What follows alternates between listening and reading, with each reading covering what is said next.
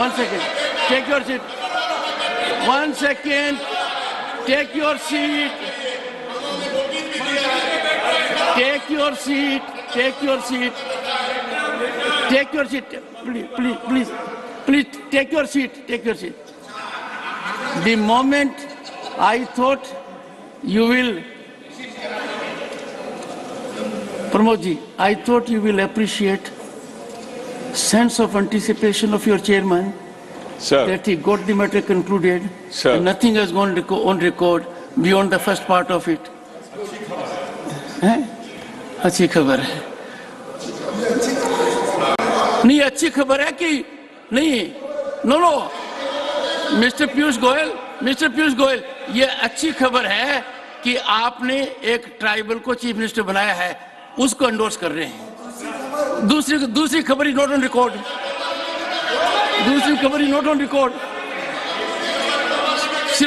सिर्फ एक ही खबर रिकॉर्ड पर है। 1 second। Please hear the leader of the opposition. Sir, you will help us calm down the atmosphere. नहीं, उनको थोड़ा मेरे पास जो इंफॉर्मेशन है उनको पास करता हूँ, क्योंकि वो प्राइवेटली कर दो सर।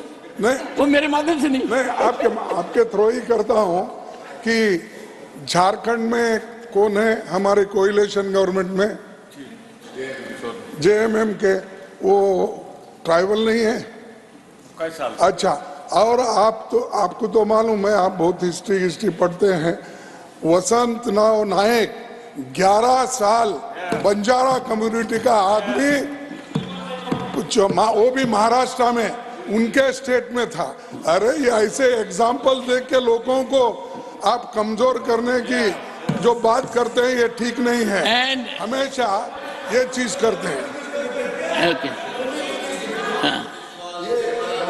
है कि माननीय वसंतराव नायक जी हमारे स्टेट में मुख्यमंत्री थे, और ये भी वास्तविकता है कि जेएमएम पार्टनर है। पर हमारा कहना तो यही है कि कांग्रेस इतिहास में रहती है, वर्तमान की कांग्रेस आज 2G के अलावा कुछ सोचती नहीं है।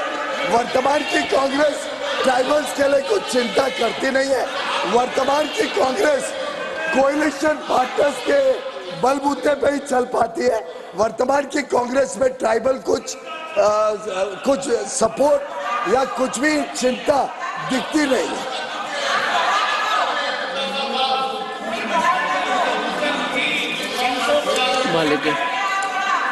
Honorable members, I have a middle ground.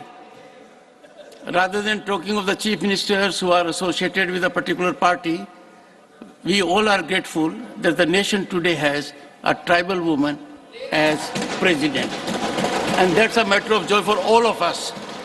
And she is our president, not a president of any specific party. So it's a sense of elation, not only nationally, but globally. That's a great achievement. Papers to be laid on the table. Shri Fagan Singh Kulaste. महोदय, मैं आपकी अनुमति से आज की कार्यसूची के क्रम संख्या 1 पर मेरे नाम पर उल्लिखित कागजात सभा पटल पर रखता हूं। धन्यवाद। General retired VK Singh. Sir, आपकी अनुमति से मैं आज की कार्यसूची में क्रम संख्या 2 पर मेरे नाम के सामने उल्लिखित कागजात सदन के पटल पर रखता हूं। श्री राव साहेब दादा राव दानवे। आदरणीय सभापति महोदय, मैं आज की कार्यवाही में मेरे नाम के सामने क्रम संख्या 3 पर उल्लेखित कागजातों को सभा पटल पर रखता हूं। Shri V Muraleedharan. Respected Chairman, sir, with your permission, I rise to lay the papers listed against my name at serial number 4 in today's list of business. Sir, is it his colleague's name, sir? I think let them use their own discretion.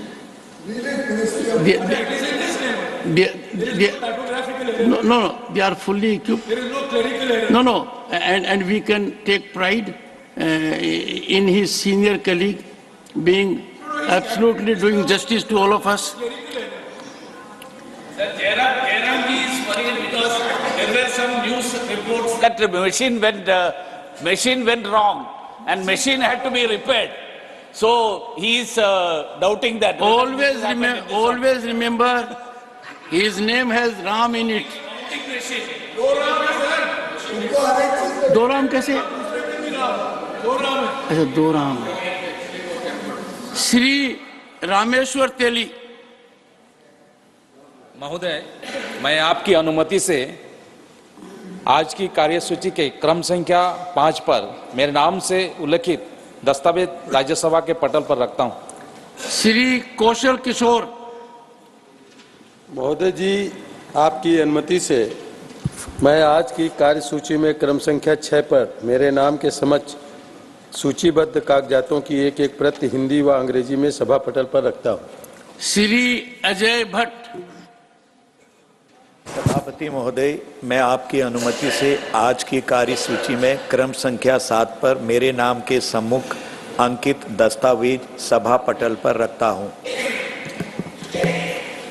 Reports of the department related parliament standing committee on personnel, public grievances, law and justice, Shri Sushil Kumar Modi.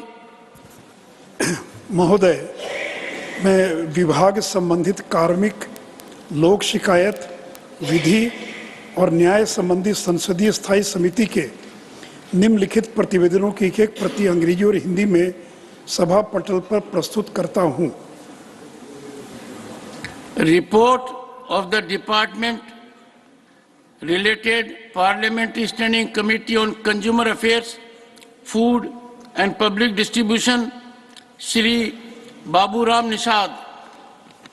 माननीय अध्यक्ष महोदय, मैं आज की कार्यसूची में मेरे नाम के सम्मुख यथा सूचीबद्ध उपभोक्ता मामले, खाद्य और सार्वजनिक वितरण संबंधी स्थायी समिति का 33वां प्रतिवेदन हिंदी और अंग्रेजी संस्करण सभा पटल पर रखता हूं.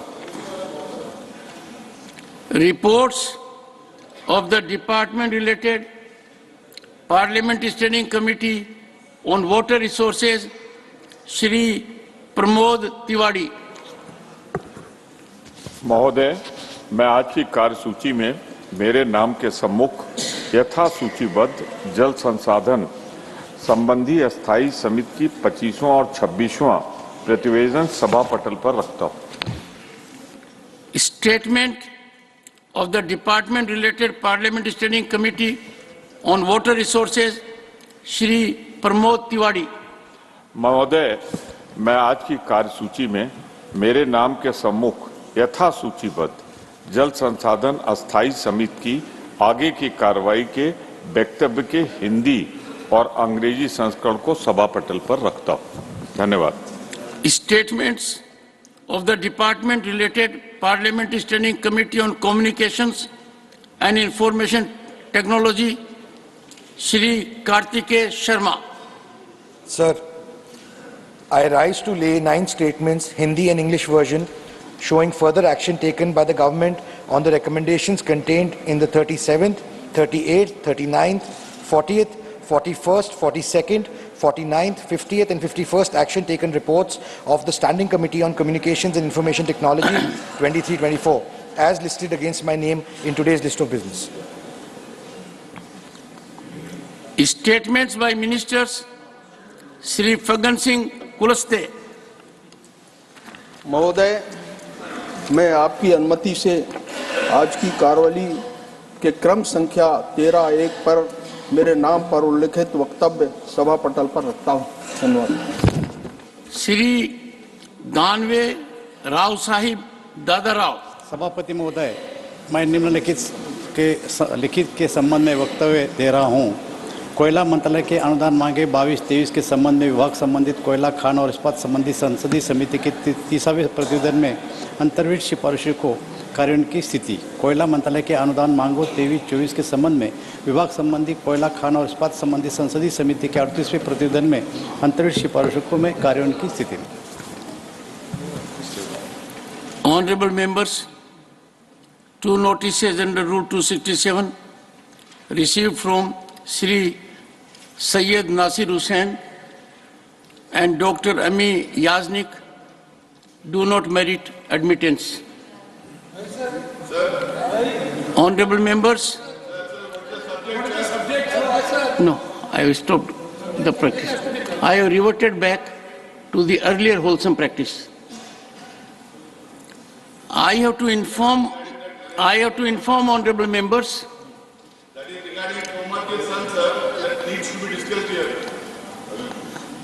I have to inform honorable members that the panel of vice chairpersons has been reconstituted with effect from 11 December 2023 with the following members: Shrimati Kanta Kardam, Miss Rose Pandey, Shrimati Jaya Bachchan, Shrimati Priyanka Chaturvedi, Dr. C.M. Ramesh, Shri Akhilesh Prasad Singh, Shri Tiruchi Shiva, Shri Sushil Kumar Modi.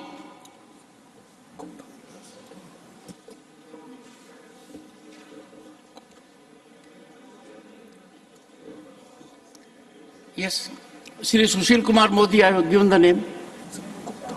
Oh, Shakespeare ने कहा था नाम में क्या रखा है, but नाम में बहुत कुछ रखा है, सरनेम में ज्यादा रखा है. I correct myself. Shri Sushil Kumar Gupta, the correct name. आपके मन में सिर्फ मोदी ही मोदी है. My secretary general is Modi. So you think I am modified?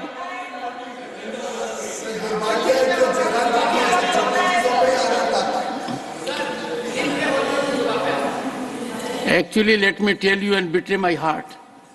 मेरे दिल में डॉक्टर सुदेश धनखड़ के अलावा कोई नहीं है. And my heart is fully occupied. And this is endorsed by the leader of the opposition. जैसा कि इन्होंने कहा, मोहब्बत हमसे, शादी उनसे. देखिए, आप तो कह रहे हैं दूसरे लहजे में, आपने सात्विक तरीके से बात कही थी. Leader of the opposition had said so in sublimity, in elegant style, with positivity. There was no sarcasm in that. I think you are so close to such a veteran, you can learn a lot. You only have to be in reception mode. Yes. Not many people here have that kind of track record in political functioning. Sharad Pawarji is another. Matters raised with permission. Dr. Prashant Nanda, demand for timely disposal of pensions under Artist Pension Scheme and Welfare Fund. धन्यवाद sir. मैं उन कलाकार के बारे में बोलना चाहता हूं जिन कलाकारों ने देश के अस्मिता के लिए अपनी सारी जिंदगी दे दिए हैं. सर, ये वो कलाकार नहीं है, वो स्टार नहीं है, उनके पास गाड़ी नहीं है, उनके पास बंगले नहीं है, उनके पास सिर्फ प्रेम है देश के लिए. सर, ये वो कलाकार हैं जब वो देश के अस्मिता के लिए काम कर रहे थे तो खाने के लिए उनके पास समय नहीं था, और वो कलाकार हैं जो आज खाने के लिए उनके पास कुछ भी नहीं है. उन्हीं के बारे में आपको ये मैं बताना चाहता हूं, और इस हाउस में मैंने और एक बार भी बोल चुका हूं. सर, ऐसे क्या है, एक सरस्वती देवी है उड़ीसा के, उन्होंने अप्रैल 2000 में उनका पेंशन बंद हो गया, और बहुत सारे हैं इस देश में जिनका पेंशन बंद हो रहा है. और आपको ये चीज भी मैं बोल दूं कि मैं भी खुद लिख के थक गया और बोल के यहाँ थका नहीं हूं, आशा रखा, पर ना कोई खबर ना कोई संदेशवा, ऋतु आए ऋतु जाए. सर, चिट्ठी तो मैं मंत्री जी को दिया था, और ये जो सरस्वती देवी, इन्होंने अंडर सेक्रेटरी को लिख के दिया था 22 को. अब सोचिए, ये कलाकार जिन्होंने अपनी अस्मिता को बचा के रखे हैं, उनका इस समय में उनको हेल्प करने के लिए सरकार ने व्यवस्था भी किया है। उनके पास है, पेंशन स्कीम है, वेलफेयर फंड स्कीम है, उसी में से उनको मिल सकता है। बहुत ज़्यादा नहीं है, 4-5 हज़ार रुपया मिलता है, और 4-5 हज़ार रुपया में भी वो जी जाते हैं। लेकिन मैं आपके माध्यम से मिनिस्टर, कल्चरल मिनिस्टर को रिक्वेस्ट करना चाहता हूं कि थोड़ा सा उनके लिए समय दीजिए। थोड़ा सा आप अगर समय देंगे तो वो जो कलाकार लोग हैं वो लोग बच जाएंगे, और ये भी हमारी जिम्मेवारी है, सबकी जिम्मेवारी है। देश की अस्मिता के लिए जो पूरा जिंदगी बर्बाद कर दिए हैं, उनके लिए क्या इतना नहीं कर सकते? और इतना बोलने के लिए, ये संवेदनशील जो मामला है, इसके लिए बोलने का मुझे मौका दिया है, इसलिए मैं आपका बहुत आभारी हूं। और ये सोचता हूं कि इस बार हमारे जो कल्चरल मिनिस्टर हैं, जो किशन रेड्डी जी में धन्यवाद माननीय Prashant Nanda ji. Doctor V Sivadasan demand to develop Kannur international airport. जो भी माननीय सदस्य एसोसिएट करना चाहते हैं अपना नाम यहाँ भेज दें। Doctor V Sivadasan for their intervention in the development of the Kannur International Airport. The airport is the hub of the people. Sir, the catchment area of the airport includes Kannur, Calicut, Kasaragod and Wayanad districts. And the people from Coorg also using this airport for their own airport. In Kannur, around 5,000 acres of land owned by the state government for the development of the Kannur International Airport project. The KIAL also heavily invested in the infrastructure facilities. The sizable number of people, NRI population is here, sir. Historically, Malabar has a great contact with the foreign countries like Arabian land. The cargo products such as marine products, handlooms and handicrafts have enormous potential in this region. Kannur, the land of looms and loaves and surrounding region, has a high and tourism potential. The biggest thriving beach in Asia, Naval Academy of Indian Navy, the great centers of Indian freedom movement and the noted places of folk arts also here, sir. The thousands of tourists visits here to see the beauty of the land, to study the historical monuments and enjoy the weather and flora and fauna. The one side of the border of the one side of the districts, Arabian Sea, other side is Western Ghats. Sir, thousands of tourists are visiting this area. The development of this area is inevitable for the sustainable development of the people, sir. Foreign airlines are requesting for providing their services on this airport, but the ministry is not ready to allow the permission. At the same time, they have given the permission to some other airport. The entire people of Kerala, together, they are requesting for granting the point of status of Kannur International Airport. Sir, but this union government is not ready to allow the permission. They are trying to catch the Kannur International Airport because they are trying to catch the dream of the people. In the ministry, some of them targeting the people of Kannur and the international airport, the dream project of Kerala. Sir, Mangalore Airport and Trivandrum Airport is running by a big corporate company. If the government is trying to protect the profit of this big corporate company, their own friend, so I am telling to them, sir, then I am sure they will be punished by the people today or tomorrow. They will be punished by the people today or tomorrow. With these words, I am concluding, sir. Please protect the airport. Please try to help them, Kannur International Airport. The government should do their duty. This is my request. Thank you, sir. Thank you. Thank you. Thank you. Mani Sant Balbir Singh ji, demand to address the problems being faced by the farmers of Punjab due to financial recession. बहुत ही सत्कारयोग उप chairman साहब, धन्यवाद थोड़ा time देने का। सो असी अज पंजाब के किसानों के जो मंदहाली वाल नूं जा रहे हैं, उन्होंने मंदहाली चों कढ़ण वास्ते सारे संसद और सरकार का ध्यान दिवाना चाहते हैं। सो किसी पंजाब की कहावत है, उत्तम खेती ਮਧਮ ਵਿਚਾਰ ਵਪਾਰ ਨਿਖਿਧ ਚਾਕਰੀ ਭੀਖ ਗੁਵਾਰ।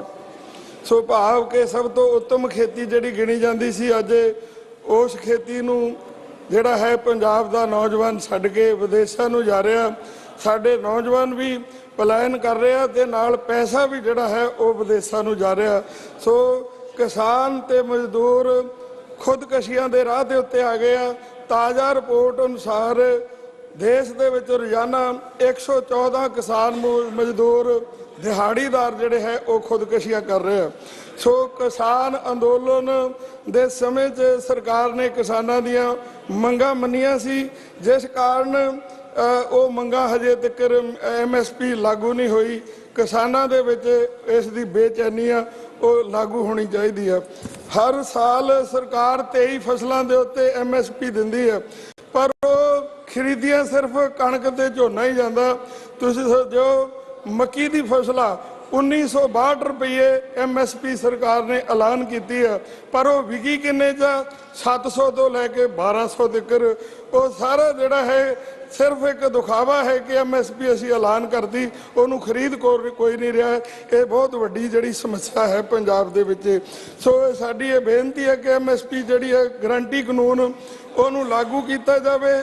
ਜੋ ਸਵਾਮੀਨਾਥਨ ਰਿਪੋਰਟ ਆ ਉਹਨੂੰ ਲਾਗੂ ਕੀਤਾ ਜਾਵੇ, ਕਿਉਂਕਿ ਸਵਾਮੀਨਾਥਨ ਇਸ ਦੁਨੀਆ ਤੋਂ ਚਲੇ ਗਏ। ਆਪਾਂ ਵੀ ਉਹਨਾਂ ਦੀ ਪ੍ਰਤੀ ਜਿਹੜਾ ਸੀ ਸ਼ਰਧਾਂਜਲੀ ਭੇਟ ਕੀਤੀ ਆ। ਸੱਚੀ ਸ਼ਰਧਾਂਜਲੀ ਇਹੀ ਹੋਊਗੀ ਕਿ ਜੋ ਉਹਨਾਂ ਨੇ ਸਿਫਾਰਸ਼ਾਂ ਕੀਤੀਆਂ ਉਹ ਸਿਫਾਰਸ਼ਾਂ ਜਿਹੜੀਆਂ ਹੈ ਖੇਤੀ ਦੇ ਵਿੱਚ ਉਹ ਲਾਗੂ ਕੀਤੀਆਂ ਜਾਣ, ਤਾਂ ਕਿ ਖੇਤੀ ਇੱਕ ਲਾਹੇਵੰਦ ਧੰਦਾ ਬਣ ਜਾਏ। ਅਸੀਂ ਧੰਨਵਾਦ ਕਰਦੇ ਹਾਂ ਸਤਿਕਾਰਯੋਗ ਪ੍ਰਧਾਨ ਮੰਤਰੀ ਨਰਿੰਦਰ ਮੋਦੀ ਜੀ ਦਾ, ਜਿਨ੍ਹਾਂ ਦੇ ਯਤਨਾਂ ਸਦਕਾ ਕਰਤਾਰਪੁਰ ਦਾ ਲਾਂਘਾ ਜਿਹੜਾ ਹੈ ਉਹ ਚੱਲਿਆ। ਪਰ ਅਸੀਂ ਮੰਗ ਕਰਦੇ ਹਾਂ ਕਿ ਵਾਹਗਾ ਬਾਰਡਰ ਜਿਹੜਾ ਹੈ ਉਹ ਬਿਜ਼ਨਸ ਵਾਸਤੇ ਉਹ ਖੋਲ੍ਹਿਆ ਜਾਵੇ, ਕਿਉਂਕਿ ਜਿਸ ਵੇਲੇ ਪੰਜਾਬ ਦੇ ਵਿੱਚ ਆਲੂ 5 ਰੁਪਏ ਕਿਲੋ ਵਿਕਦਾ ਹੁੰਦਾ, ਪਾਕਿਸਤਾਨ ਦੇ ਵਿੱਚ 150 ਰੁਪਏ ਕਿਲੋ ਵਿਕਦਾ। ਆਲੂ ਪੰਜਾਬ ਦਾ ਹੀ ਆ, ਜਾਂ ਤਾਂ ਉਹ ਜਿਹੜਾ ਹੈ ਗੁਜਰਾਤ ਰਾਹੀਂ ਜਾਂਦਾ ਜਾਂ ਵਾਇਆ ਦੁਬਈ ਹੋ ਕੇ ਪਾਕਿਸਤਾਨ ਆਉਂਦਾ।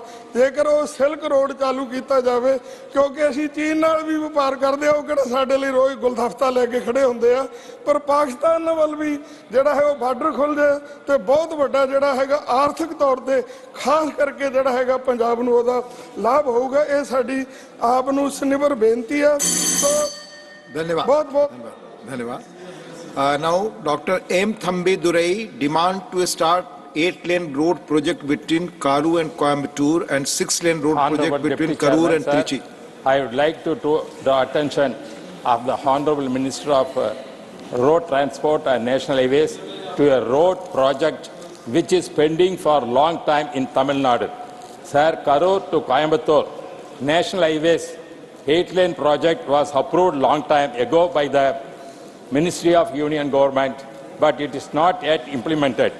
Likewise, Karur-Trichy National Highways 6-lane project is also a necessity in the present circumstances. And I request the Honourable Minister to start these projects for the reason that I am explaining now. Karur is a city in Tamil Nadu famous for production and export of handlooms, textiles and mosquitoes net. Further, it is also a famous city for bus building industries. There are also cement factories established in Karur. It is a very big city in itself, sir. Coimbatore is also a Manchester of South India, and Coimbatore it is well known. Trichy is also a major city which is producing a lot of industries in that area. Therefore, sir, you know very well, during our former Chief Minister Tamil Nadu, Edappadi Palaniswamy, he has taken a lot of effort to implement this project and tried to cooperate with the central government. He appointed many officials to acquire the land, everything. But in spite of our former Chief Minister Edappadi Palaniswamy, I don't know why this project is still pending. Because of the importance of this project, strategic city, which are all corporations themselves. Karur is a corporation, Trichy is a corporation, and Coimbatore corporation. These corporations have several thousands of travel from one to other on a daily basis. And if the 8-lane projects between Karur and Coimbatore and 6-lane project between Karur and Trichy is implemented, travel between the Trichy and Coimbatore can be reduced to 2 hours and will boost for the economy, sir. And also, because of the lack of these roads, lot of accidents are taking place, especially Karur people suffering a lot. Many accidents took place, many people died. Therefore, the tragedy thing we are seeing in the city, that area. Therefore, it is very necessary. I request the Honorable National Highways Authorities and also Minister to see that this project, that Karur to Coimbatore and also Karur to Tiruchirappalli, both can be connected. The airport also, Coimbatore Airport and Trichy Airport, connecting 2 hours we can travel. That is the facilities. Therefore, I am request the Honorable Minister and the central government and also state government also to cooperate in that, to see that project can be implemented, sir. Thank you very much. Thank you, Dr. M. Thambidurai. Dr. Santanu Senji request to change the logo of the National Medical Commission. Thank you, sir.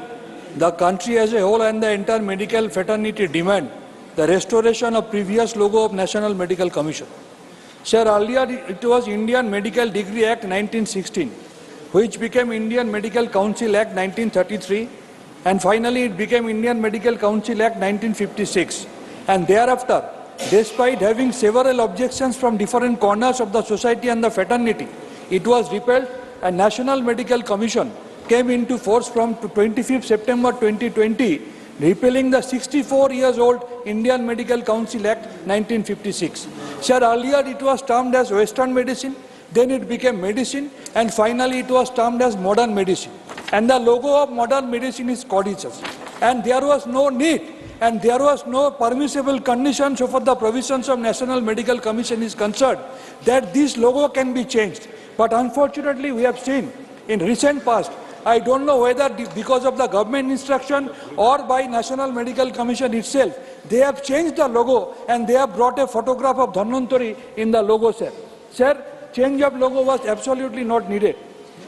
It's symbolizing one particular religion. What is the function of National Medical Commission? It regulates the medical curriculum. It gives sanction to the new medical colleges. Its function is not to promote any particular religion, sir.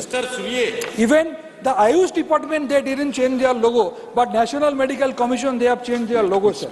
It's against the basic oath which we the doctors take after passing MBBS, be it the Charok oath or be it the Hippocratic oath. We take oath that we will treat each and every patient irrespective of their caste, creed and religion. Yes.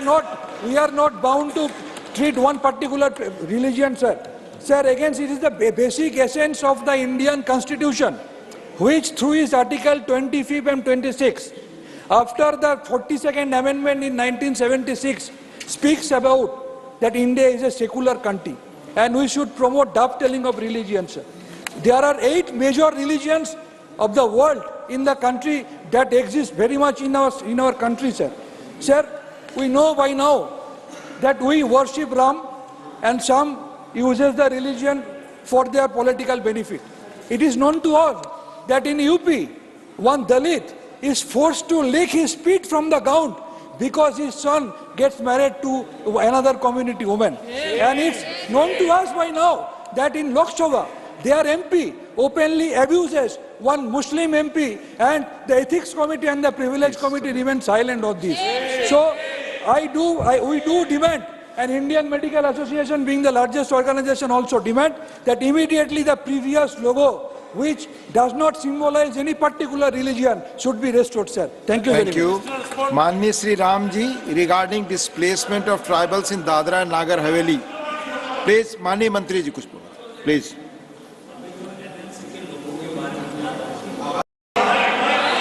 Please, Manni Mantri ji, please. Dhanvantari Hindustan के medical science के एक प्रतीक है। उसका लोगो already उसमें था ही, उसमें केवल थोड़ा सा कलर किया है और कुछ नहीं करा है। दूसरा क्या उसमें no please not allowed doctor Thambidurai ji, no please ये हमारे लिए क्या देश, माने वाइस चेयरमैन सर, हमारी विरासत से प्रेरणा लेके हम आगे बढ़ सकते हैं। ये हिंदुस्तान की विरासत है, ये मेडिकल साइंस का प्रतीक है। जिन्होंने मेडिकल साइंस में इतना रिसर्च किया था उसके प्रतीक के रूप में हमने फोटो रखा है, उसमें और कोई इरादा नहीं है। मुझे लगता है कि हमें तो प्राउड फील करने का समय है, उसके लिए क्वेश्चंस करने का समय नहीं है। धन्यवाद माननीय मंत्री जी।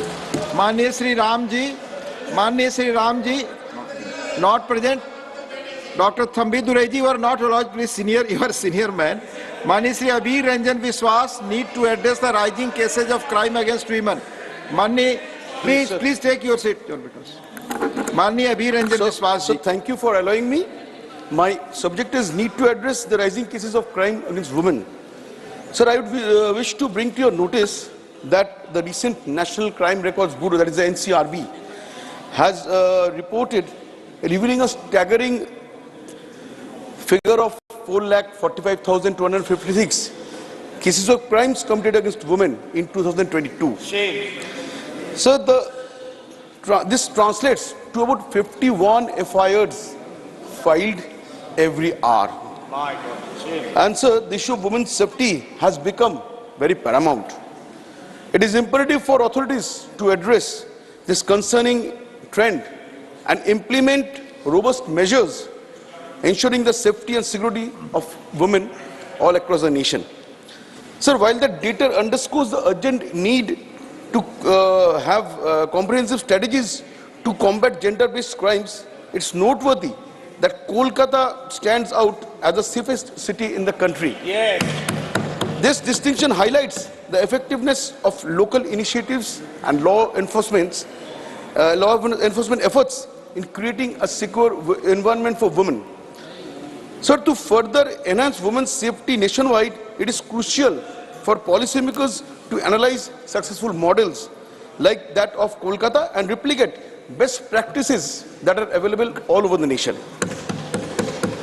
This may include increased police presence, community engagement programs, and leveraging technology for a rapid response to such incidents. This alarming statistics underscores the responsibility of both law enforcement and roping in and engaging the community to work collaboratively in tandem in creating a society where women can live without fear. Sir, it is essential to prioritize and invest in women's safety, ensuring that every city and region becomes a safe haven for women to thrive and contribute to the nation's progress. Thank you, sir.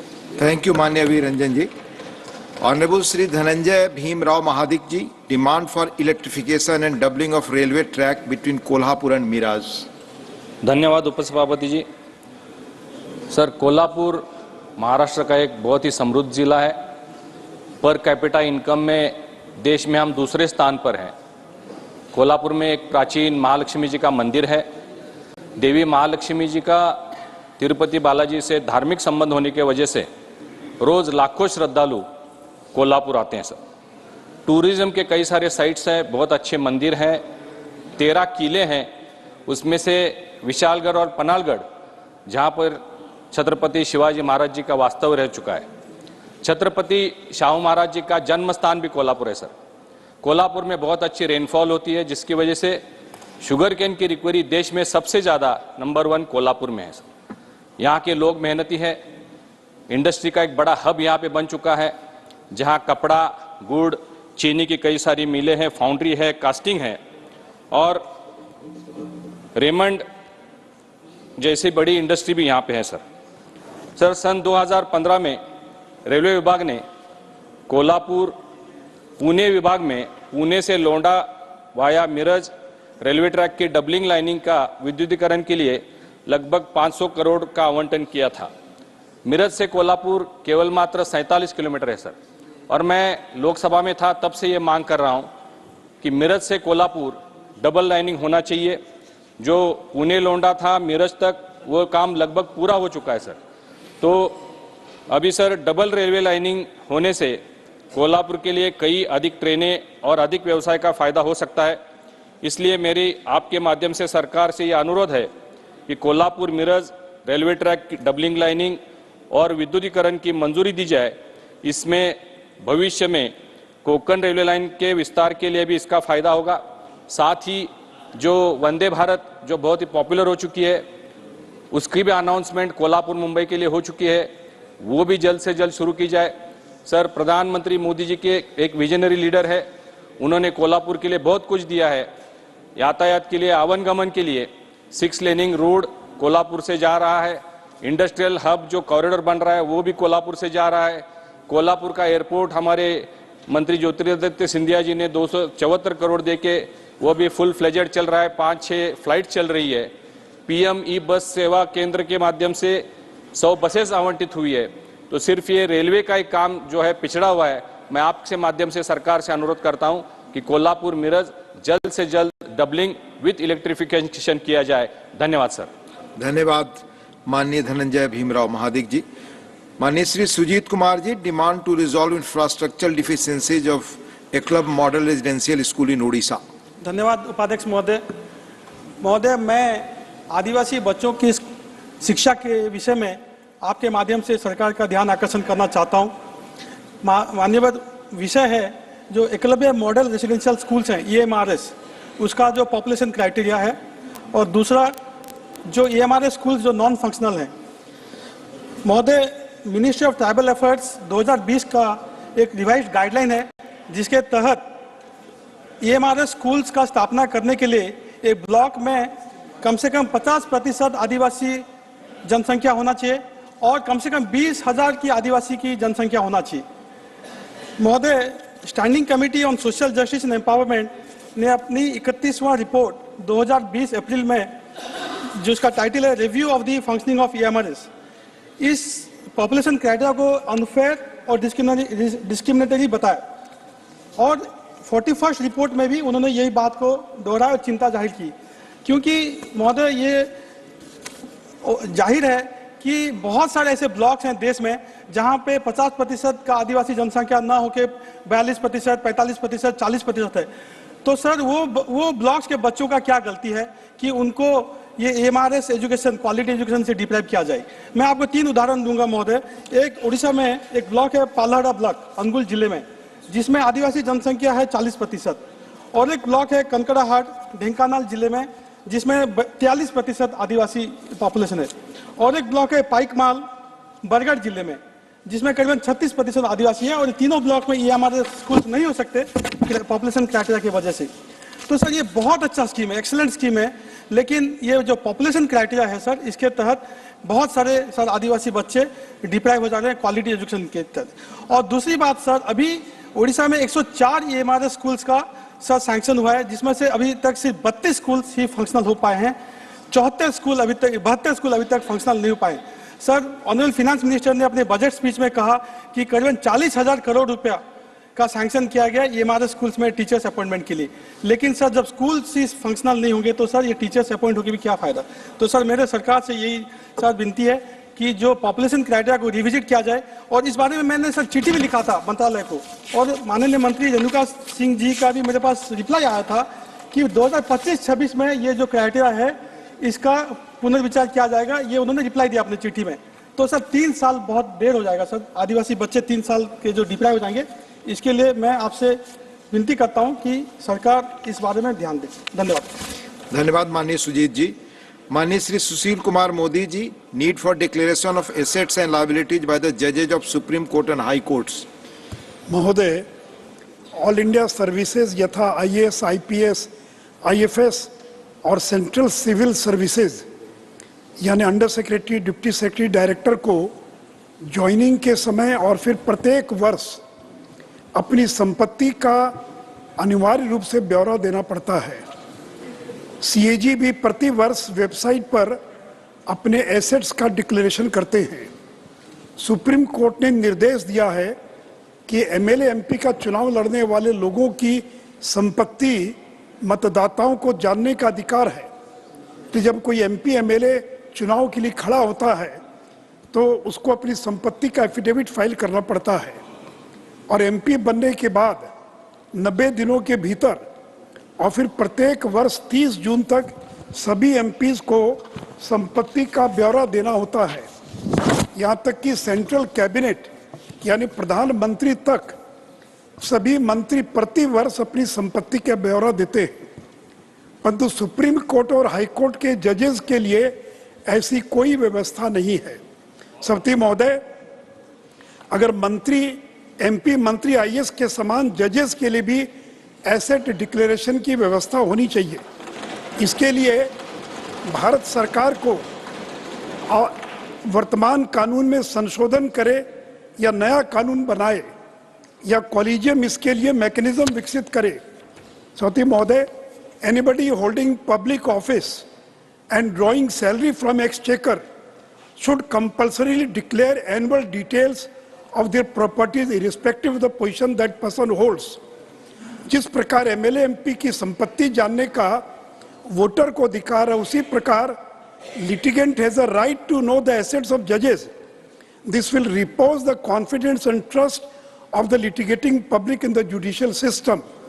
If the minister who decides about awarding a tender has to disclose his assets, why not the judge who decides if the minister decides right or wrong?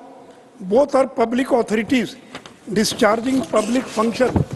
सती महोदय, मैं सदन को भी बताना चाहूँगा कि supreme court के full bench ने 7 मई 1997 को ये निर्णय लिया कि सभी जजेस अपनी प्रॉपर्टी का मैंडेटरी डिक्लेरेशन करेंगे, लेकिन बाद में उसको सुप्रीम कोर्ट के फुल बेंच ने इसको वॉलंटरी कर दिया। और आज ही सुबह मैं सुप्रीम कोर्ट की वेबसाइट पर गया, 2018 के बाद उसको अपडेट नहीं किया गया क्योंकि वॉलंटरी है, और केवल 55 जजेस की संपत्ति का ब्यौरा वेबसाइट पर उपलब्ध है।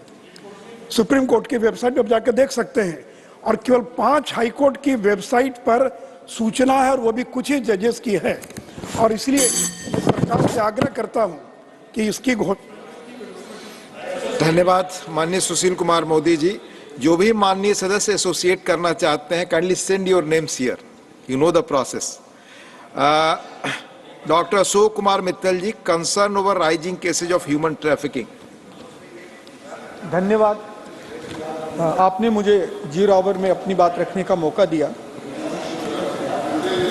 आज मैं इस सदन के समक्ष एक बहुत ही संवेदनशील और चिंताजनक मुद्दा उठाना चाहूँगा, ह्यूमन ट्रैफिकिंग का, जो कि नेशनल और इंटरनेशनल लेवल का एक बहुत ही गंभीर मुद्दा है, क्योंकि इसमें सिर्फ इंटरस्टेट ही नहीं, क्रॉस बॉर्डर ट्रैफिकिंग भी शामिल है। यह नेशनल सिक्योरिटी का भी इशू बन जाता है, क्योंकि इससे जो ब्लैक मनी जनरेट होती है वही आगे जाकर आतंकवाद, ड्रग ट्रेड, आर्म्स ट्रेड और इस जैसे अन्य गैर कानूनी कार्यों में इस्तेमाल की जाती है। हमारे संविधान में सिर्फ 2 मुद्दों को डायरेक्टली पनिशेबल बनाया गया है, ट्रैफिकिंग और अनटचेबिलिटी को, और इसे आर्टिकल 23 के माध्यम से फंडामेंटल राइट टू एक्सप्लॉयटेशन के अंतर्गत रखा गया है। यदि हम नेशनल क्राइम ब्यूरो के रिकॉर्ड पर जाएं तो 2022 में जो केस रिकॉर्डेड हुए वो 2112 थे, लेकिन ये टिप ऑफ द आइसबर्ग है। यदि हम गहराई में जाएं तो ये शायद मुद्दे लाखों में, ऐसे केसेस लाखों में आएंगे। मैं इस सदन में पंजाब से आता हूं, जहां क्रॉस बॉर्डर ट्रैफिकिंग के केसेस भी सामने आते रहते हैं, जहां महिलाओं को नौकरी के नाम से अच्छी तनख्वाह देने के लालच में दुबई, ओमान वगैरह ले जाया जाता है, और वहां ले जाकर उनसे हैरासमेंट शुरू होती है। पासपोर्ट छीन लिए जाते हैं, कैद में रखा जाता है, खाना नहीं दिया जाता, स्लेवरी कराई जाती है, डोमेस्टिक हेल्प जबरदस्ती कराई जाती है, जिसकी पेमेंट भी नहीं की जाती। इसके साथ साथ separately child labour, child marriage, prostitution, bonded labour जैसे कारण भी ह्यूमन ट्रैफिकिंग से पैदा होते हैं। भारत सरकार ने इसका संज्ञान लेते हुए D trafficking of persons prevention, protection and rehabilitation bill 2018 में लोकसभा में पास करवाया, लेकिन लैप्स होने की वजह से ये पारित नहीं हो पाया। तो मैं चाहूँगा और भारत सरकार से निवेदन करूँगा कि ह्यूमन ट्रैफिकिंग पर फिर से संज्ञान लें और एक डेडिकेटेड कानून लेके आएँ, ताकि हम इतनी बड़ी प्रॉब्लम को रोक सकें, और जो क्रॉस बॉर्डर ह्यूमन ट्रैफिकिंग हो रही है उस पर सख्त एक्शन ले सकें। धन्यवाद। धन्यवाद डॉक्टर अशोक मित्तल जी। माननीय doctor Sasmit Patra ji, demand to include ahimsa in preamble of the Indian Constitution. Honorable Deputy Chairman, sir, thank you for giving me this opportunity on this very important topic. The topic is demand to include ahimsa in the preamble of the Indian Constitution as proposed by Honorable Chief Minister Shri Naveen Patnaik ji. Sir, in May 2018, Odisha's Honorable Chief Minister Shri Naveen Patnaik ji, during the first meeting of the Committee for 150th Birth Anniversary Celebrations of Mahatma Gandhi, had proposed that the idea of ahimsa or non-violence should be included in the preamble of the Indian Constitution. Honorable Deputy Chairman, sir, he had said this would inspire future generations, not only of India, but also people around the world who would be reminded of the profound truth of this principle. He further said that this is the most important aspect of Mahatma Gandhi, the doctrine of non-violence, because it talks about poverty and social injustice as the greatest violence against humanity. Again in December 2019, Honorable Deputy Chairman, sir, Honorable Chief Minister of Odisha, Shri Naveen Patnaik ji, reiterated his demand for inclusion of ahimsa, non-violence, in the preamble of the Indian Constitution while addressing the second meeting of the National Committee for Celebration of 150th birth anniversary of Mahatma Gandhi at the Rashtrapati Bhavan in New Delhi. And he said that ahimsa is the most powerful message given by India to the world, and that ahimsa has made our freedom struggle a unique freedom struggle in the entire world, while ahimsa is the only path of peace, development and equality. You'd be happy to know, Honorable Deputy Chairman, sir, that in March 2021, the Odisha Vidhan Sabha, the Odisha Assembly, unanimously passed a resolution to include ahimsa, non-violence, in the preamble of the Indian Constitution. The resolution was passed to commemorate the 100th anniversary of Mahatma Gandhi's visit to the state of Odisha. He had first visited on March 23rd, 1921.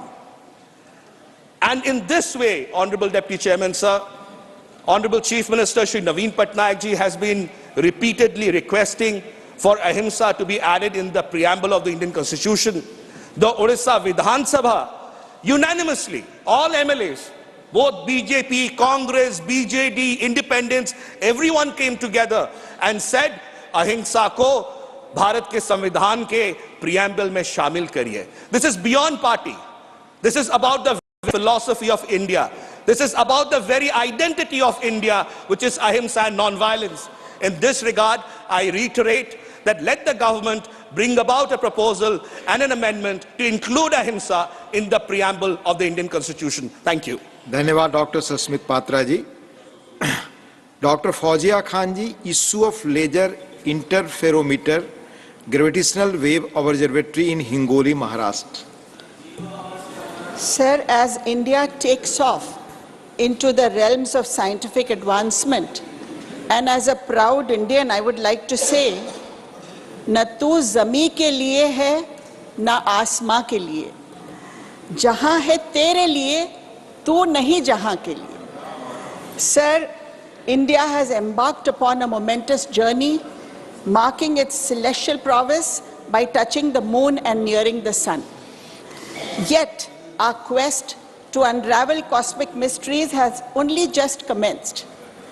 In the heart of Maharashtra's Hingoli, a barren expanse of land is poised to become the ground for one of the world's most ambitious scientific initiatives, the LIGO Observatory, dedicated to unraveling gravitational waves.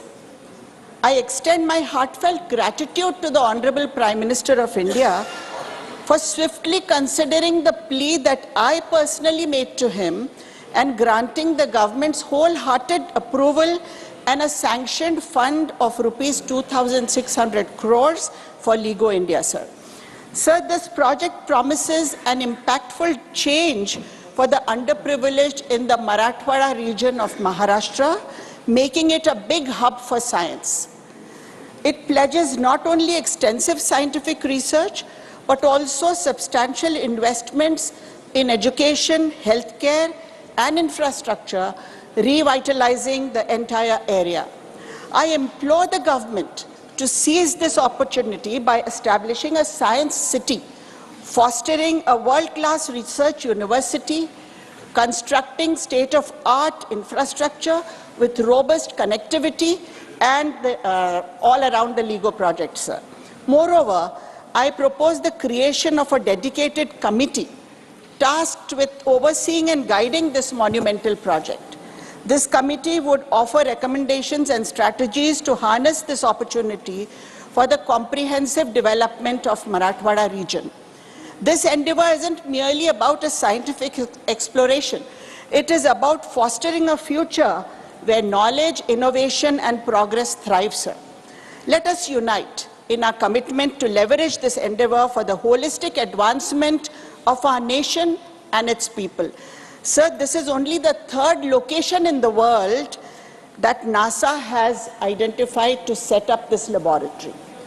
Thank you, sir. Thank you, Dr. Fauziya Khan ji.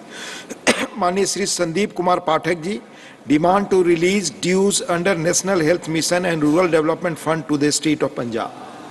धन्यवाद उपसभापति महोदय। आज मैं पंजाब के संदर्भ में एक बहुत महत्वपूर्ण मुद्दा आपके समक्ष और आपके माध्यम से इस पूरे देश और सदन के सामने रखना चाहता हूं। सर, पंजाब का बहुत सारा पैसा केंद्र सरकार के पास अटका हुआ है। केंद्र सरकार ने वो पैसा रोक के रखा हुआ है।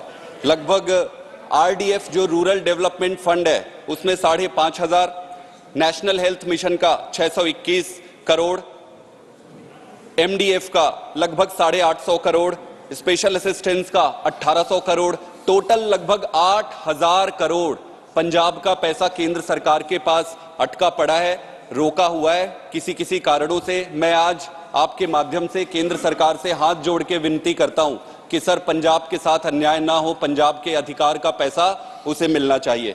अगर मैं आरडीएफ की बात करूं सर, तो रूरल डेवलपमेंट फंड मोस्टली मंडी के रखरखाव और निर्माण के लिए होता है। इसके साथ साथ लगभग 67 किलोमीटर मंडी के आसपास का जो रोड होता है, सड़कें होती है, उसकी रखरखाव के लिए होती है। पिछली सरकारों ने किसी भी कारण से वो पैसा किसी दूसरी चीजों में खर्च कर लिया, तो केंद्र सरकार ने वो पैसा रोक दिया कि भाई आप उसको सही उपयोग नहीं कर रहे हो। बिल्कुल सही है, लेकिन अब सरकार बदल गई है। पंजाब की जनता का हक सिर्फ इसलिए कि पिछली सरकार से एक गलती हुई होगी या जो भी कारण रहे होंगे, रोका नहीं जा सकता है। मेरा यह मानना है कि इसमें कई बारी चिट्ठी लिखी गई, केंद्र सरकार ने बड़े सकारात्मक तरीके से उत्तर भी दिए कि भाई आप नियम बनाइए कि उस पैसे को सही जगह उपयोग करोगे। पंजाब सरकार ने नियम बनाया, नियम के बाद केंद्र सरकार ने सहमति भी दे दी।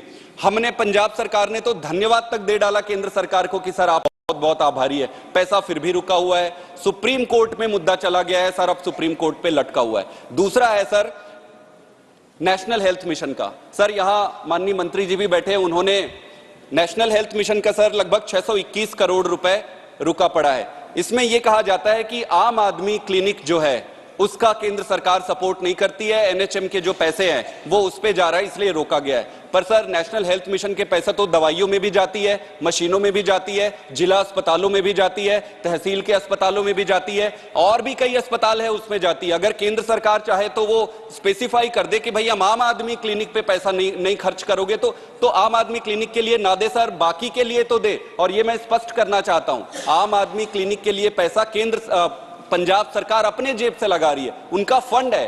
तो मेरा यह मानना है कि इस पर ध्यान देना चाहिए। सर, बड़ी मुश्किल से जीएसटी का पैसा मिला, इसके लिए मैं केंद्र सरकार को धन्यवाद देना चाहता हूं। अगर वो नहीं भी देते तो हम क्या कर लेते, सुप्रीम कोर्ट का चक्कर लगाते रहते।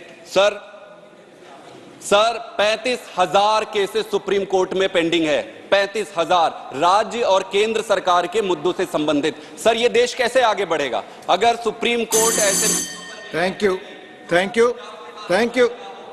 Your time is over. माननीय मंत्री जी कुछ कहना चाहते, प्लीज। क्वेश्चंस राइज किया है, मुझे लगता है कि सदन को क्लैरिफाई करना आवश्यक है, इसलिए मैं खड़ा हुआ हूँ। भारत सरकार फेडरल डेमोक्रेसी का सम्मान करती है, कोई राज्य को अपने अधिकार से वंचित ना रहे उसकी हम स्वयं चिंता करते हैं, लेकिन सरकार का दो दायित्व होता है। सरकार का दो दायित्व होता है, दो व्यवस्था के प्रति सरकार रिस्पॉन्सिबल होती है। एक सिर्फ माननीय मंत्री की बात रिकॉर्ड पे जाए। एक सरकार नीति नियमों से बंधी हुई होती है, दूसरा पार्लियामेंट के प्रति रिस्पॉन्सिबल होती है। सरकार कोई स्कीम बनाती है, पार्लियामेंट की अनुमति से कोई योजना बनाती है, और भारत सरकार जो योजना बनाती है, कोई स्कीम बनाती है, वो सरकार की योजना के लिए होता है। और ये योजना जो सरकार चलाती है, सभी सरकार को कभी हमने कोई फंड नहीं रोका है। अभी यहाँ माननीय सदस्य ने जो अपनी बात कही है नेशनल हेल्थ मिशन के संदर्भ में, नेशनल हेल्थ मिशन हो आयुष्मान आरोग्य मंदिर, जिसका पुराना नाम था health and wellness centre, health and wellness centre के लिए जो उसमें nothing is going on record, please, उसका मॉडर्नाइजेशन के लिए, please, no please, that's a process is there mister David, please sit, there is a process for it. उसमें जो contractual employees है उसकी सैलरी का 60% देने के लिए सम्मानीय सदन ने हमें अनुमति दी है। वहाँ पर जो मेडिसिन आती है, मुफ्त मेडिसिन, उसमें 60% पैसा देने के लिए सम्मानीय सदन ने हमें अनुमति दी है। जो जिस सरकार इस योजना का ये ही स्थिति में अमल करता है उसको हम भली भांति मदद करते हैं, लेकिन कोई सरकार ये योजना अपने नाम से करे और हमारी योजना ही ना रहे, जिसको पार्लियामेंट की अनुमति ना हो, जो रूल्स रेगुलेशन में आता न हो, जिसको कैबिनेट की अप्रूवल न हो, उसको तो हम कैसे पैसा दे सकते हैं? इसलिए किसी को पैसा देने के लिए हमारी माननीय Vivek Thakur, it's not, there is a process for it. Derek ji, आप जानते हैं ये प्रोसेस। धन्यवाद डिप्टी चेयरमैन सर, धन्यवाद डिप्टी चेयरमैन सर। आदरणीय उपसभापति महोदय, मैं सदन का ध्यान एक महत्वपूर्ण मुद्दे की ओर आकर्षित करना चाहूंगा, जिससे हमारे बच्चे और युवा पीढ़ी का भविष्य उनकी सेहत से जुड़ी हुई है। जैसा कि कहा जाता है आरोग्यम धन संपदा, परंतु आज युवा पीढ़ी के स्वास्थ्य के साथ जिस प्रकार ये कुछ कंपनियां जो जंक फूड के बिजनेस में हैं, एनर्जी ड्रिंक के बिजनेस में ये कर रही हैं, ये मैं आपके माध्यम से ध्यान आकर्षित करना चाहूँगा। शुगर और सॉल्ट हमारे रोजमर्रा की जिंदगी और खान पान का महत्वपूर्ण हिस्सा होता है, लेकिन इसका अति उपयोग स्वास्थ्य के लिए किस प्रकार से हानिकारक होता है ये हम जान लें, क्योंकि भारत में डायबिटीज, हाइपरटेंशन और ब्लड प्रेशर के पेशेंट की संख्या जिस प्रकार से बढ़ रही है, इसका कुछ डेटा जो है मैं आपके समक्ष रखना चाहूँगा, जो कि ICMR का एक स्टडी है जो पब्लिश हुआ है बहुत विश्व के प्रतिष्ठित जर्नल में, the Lancet diabetes and endocrinology. India is home to a whopping 315 million people with hypertension, 101 million with diabetes, 136 million Indians are pre-diabetic, 213 million people live with high cholesterol, 185 million suffer from high LDL cholesterol or bad cholesterol, while 254 million live with generalized obesity and 351 million have abdominal obesity. These non-communicable diseases were also behind 65% of deaths in India. महोदय, हमारे युवा पीढ़ी तो हम सब इस समस्या से जूझ ही रहे हैं कि जंक फूड जो है, question hour, question number 76 Shri Sushil Kumar Modi. पूछता हूं। Honorable Minister. Sir, a statement is laid on the table of the House. First supplementary, Shri Sushil Kumar Modi. सभापति महोदय, मैं सरकार से जानना चाहता हूं कि UPA 2 के दौरान कितने के ऑयल बॉन्ड इशू किए गए थे, कितने का पेमेंट हो चुका, कितना बकाया है और बाकी कब तक इसका भुगतान और सरकार करेगी? Honorable Minister. Sir, the question is on the utilization of cylinders by beneficiaries of Ujjwala. But sir, I have a learned colleague. He has asked a question which is somewhat, not directly, but somewhat distantly related to the issue. And he has sought a question which is interesting.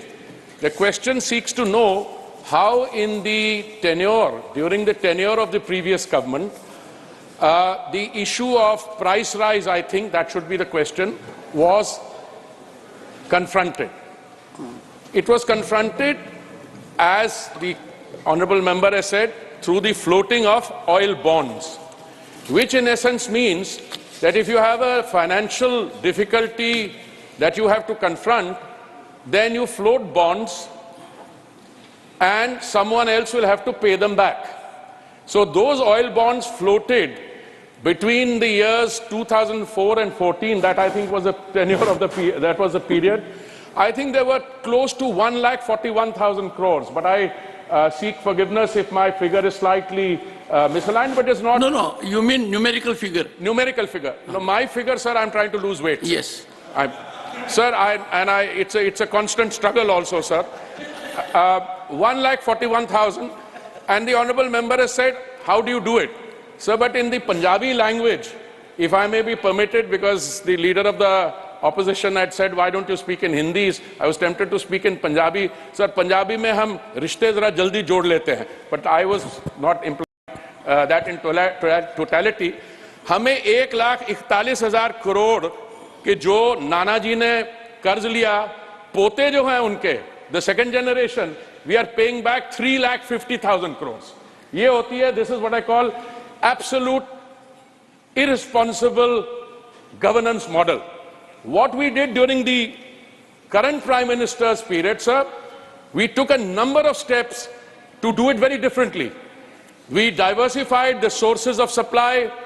The Honorable Prime Minister, who is very sensitive to the requirements of the most vulnerable sections of society, reduced the central excise duty on petrol and diesel on 2 occasions, sir, in November 21 and May 22, as a result of which, sir, I want to tell you, and this is very interesting, the loss of revenue to the government as a result of the reduction of excise was 2.2 lakh crores, sir.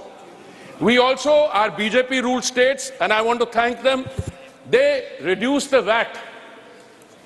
As a result of which, what happened is that we had 2 differential levels of petrol and diesel pricing. You had the BJP ruled states where petrol on an average sells for 96 rupees a litre, and you had the non-BJP states, I don't want to name any, sir, because that's not, I think, the question, but the difference is about 12 rupees per litre. And sir, you never go to a petrol bunk to just fill 1 litre of petrol. An average car which a citizen uses, or a 2-wheeler or 3-wheeler, fills many litres.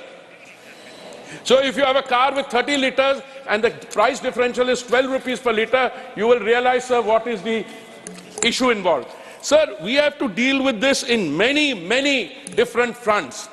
What the Honourable Prime Minister was able to do, and that is why we were able to, since the question is on utilization of gas cylinders under the Ujjwala scheme, I also want to thank the Honourable Member. Sir, there are 2 kinds of gas within quotes that I would like to refer to, and I want to do some context setting, sir. There is something called natural gas, which comes along with crude oil from below the surface or in deep sea. Sir, the other is the liquefied petroleum gas, sir. India imports approximately, sir, 60% of the LPG. And that import of 60% of the LPG, sir, has to be seen in the context of some of the crude oil which we import, which is utilized in our refineries, refined to produce LPG, sir. And I'm sure, as this answer, the body of the answer has indicated, sir, our consumption for the Ujjwala beneficiaries has gone up from very low earlier to now 3.8 per household, which means the number of Ujjwala connections is increased. 9 crores 60 lakhs is the number of, and the utilization per household for our sisters who are utilizing that has also increased, sir. So there is good news on all fronts. But when the question was asked, I think there has been a narrative which I have found very difficult to understand. कई उज्ज्वला का connection ले लिया, पर utilization नहीं है. Sir, if you look at how many people have utilized the first connection, first cylinder, second, third, fourth, fifth, it is increasing all the time. And there is a variation between urban households where there may be large families, large number of people, etc., and smaller families. But the average of 3.8 cylinders per household, sir, is a very good feature. But I think a normal family size, husband, wife, and 2 children would be utilizing about 4. I thank you very much, sir. रिश्ते जल्दी बना लेते हो, आपने कहा रिश्ते बहुत जल्दी बना लेते हैं. पंजाबी की बात छोड़िए, you opened a front on the home ground.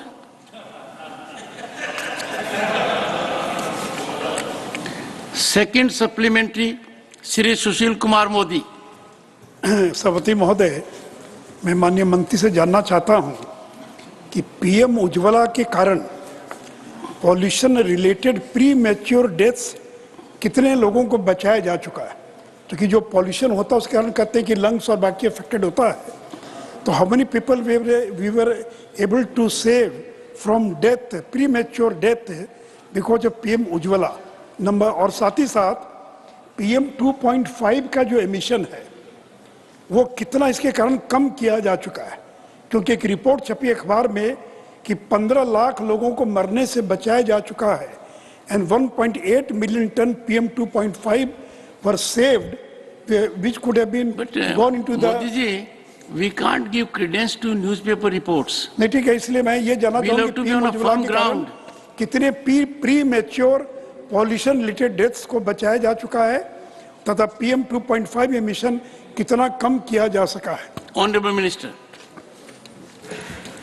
Sir, I want to thank the honorable member. Sir, जब माननीय प्रधानमंत्री जी ने दिल्ली में दायित्व संभाला था, मैं बात कर रहा हूं मई 2014 में, उस समय देश भर में जो गैस कनेक्शंस थे वो करीब 14 करोड़ के करीब थे और आज के दिन ये 14 करोड़ से बढ़कर क्लोज टू 33 करोड़ हो गए हैं। इसमें से 14 करोड़ से 33 करोड़, इसके बीच में उज्ज्वला की जो स्कीम है जो रोल आउट की गई उसमें 9 करोड़ 60 लाख उज्ज्वला के कनेक्शंस हैं और इसमें अभी माननीय प्रधानमंत्री जी ने निर्णय लिया जब कैबिनेट ने अप्रूवल दिया उसके कि 75 लाख हम और उज्ज्वला कनेक्शन कर रहे हैं। तो 75 लाख में से मैं समझता हूं जो आंकड़े मेरे पास हैं कोई करीब 34 लाख हमने उन 75 लाख में से भी दे दिए हैं। Sir, it is very clear that shifting from traditional firewood, kerosene, coal and other traditional this thing onto gas, which is a cleaner cooking medium, much cleaner, has very significant health benefits, especially impacting on the lives of rural households, especially women. Now the wood, dung, crop residues result in all kinds of air pollution, more toxicity. But sir, इसमें मैंने कई estimates देखे हैं। The honourable member has referred to one such report, जो उन्होंने figures दिए मैंने वो भी देखे हैं, मैंने कुछ और भी फिगर्स देखे हैं जो इससे भी ज्यादा। There have been also some discussion in the context of the world health assembly. But sir, मेरी सबमिशन आपके through your good officer sir की एग्जैक्ट क्वांटिफिकेशन, बिकॉज ये उज्ज्वला के भी है और जो एक्स्ट्रा गैस सिलेंडर 14 करोड़ से 33 करोड़ लगे हैं उसका भी लाभ है और there are some other steps being taken. So the exact quantification as to how many lives were saved due to this initiative, we can say that we can save millions of lives. I have no doubt in associating myself or endorsing the honorable member's assessment that a lot of lives have been saved, but the precise quantification, because when something as unfortunate as morbidity takes place, then the causation becomes a problem. There were people during the pandemic who at the end of the day suffered from COVID, but they had their actual cause of death may have been because the immune system was down to the other. But I think the honorable member is right on target. This has been, in terms of health parameters, a transformational initiative by the Prime Minister, both the number of cylinders going up from 14 to 33, and subsequently, sir, the 9 crore 60 lakhs Ujjwala connections and the additional ones which have been gagged. But I would submit that I feel a little hesitant, sir, because of my civil service training, perhaps, to put an exact number it, but I think it would be very close to the millions that my colleague, the honourable member, refers to, sir. Third supplementary, Shri Biplab Kumar Dev.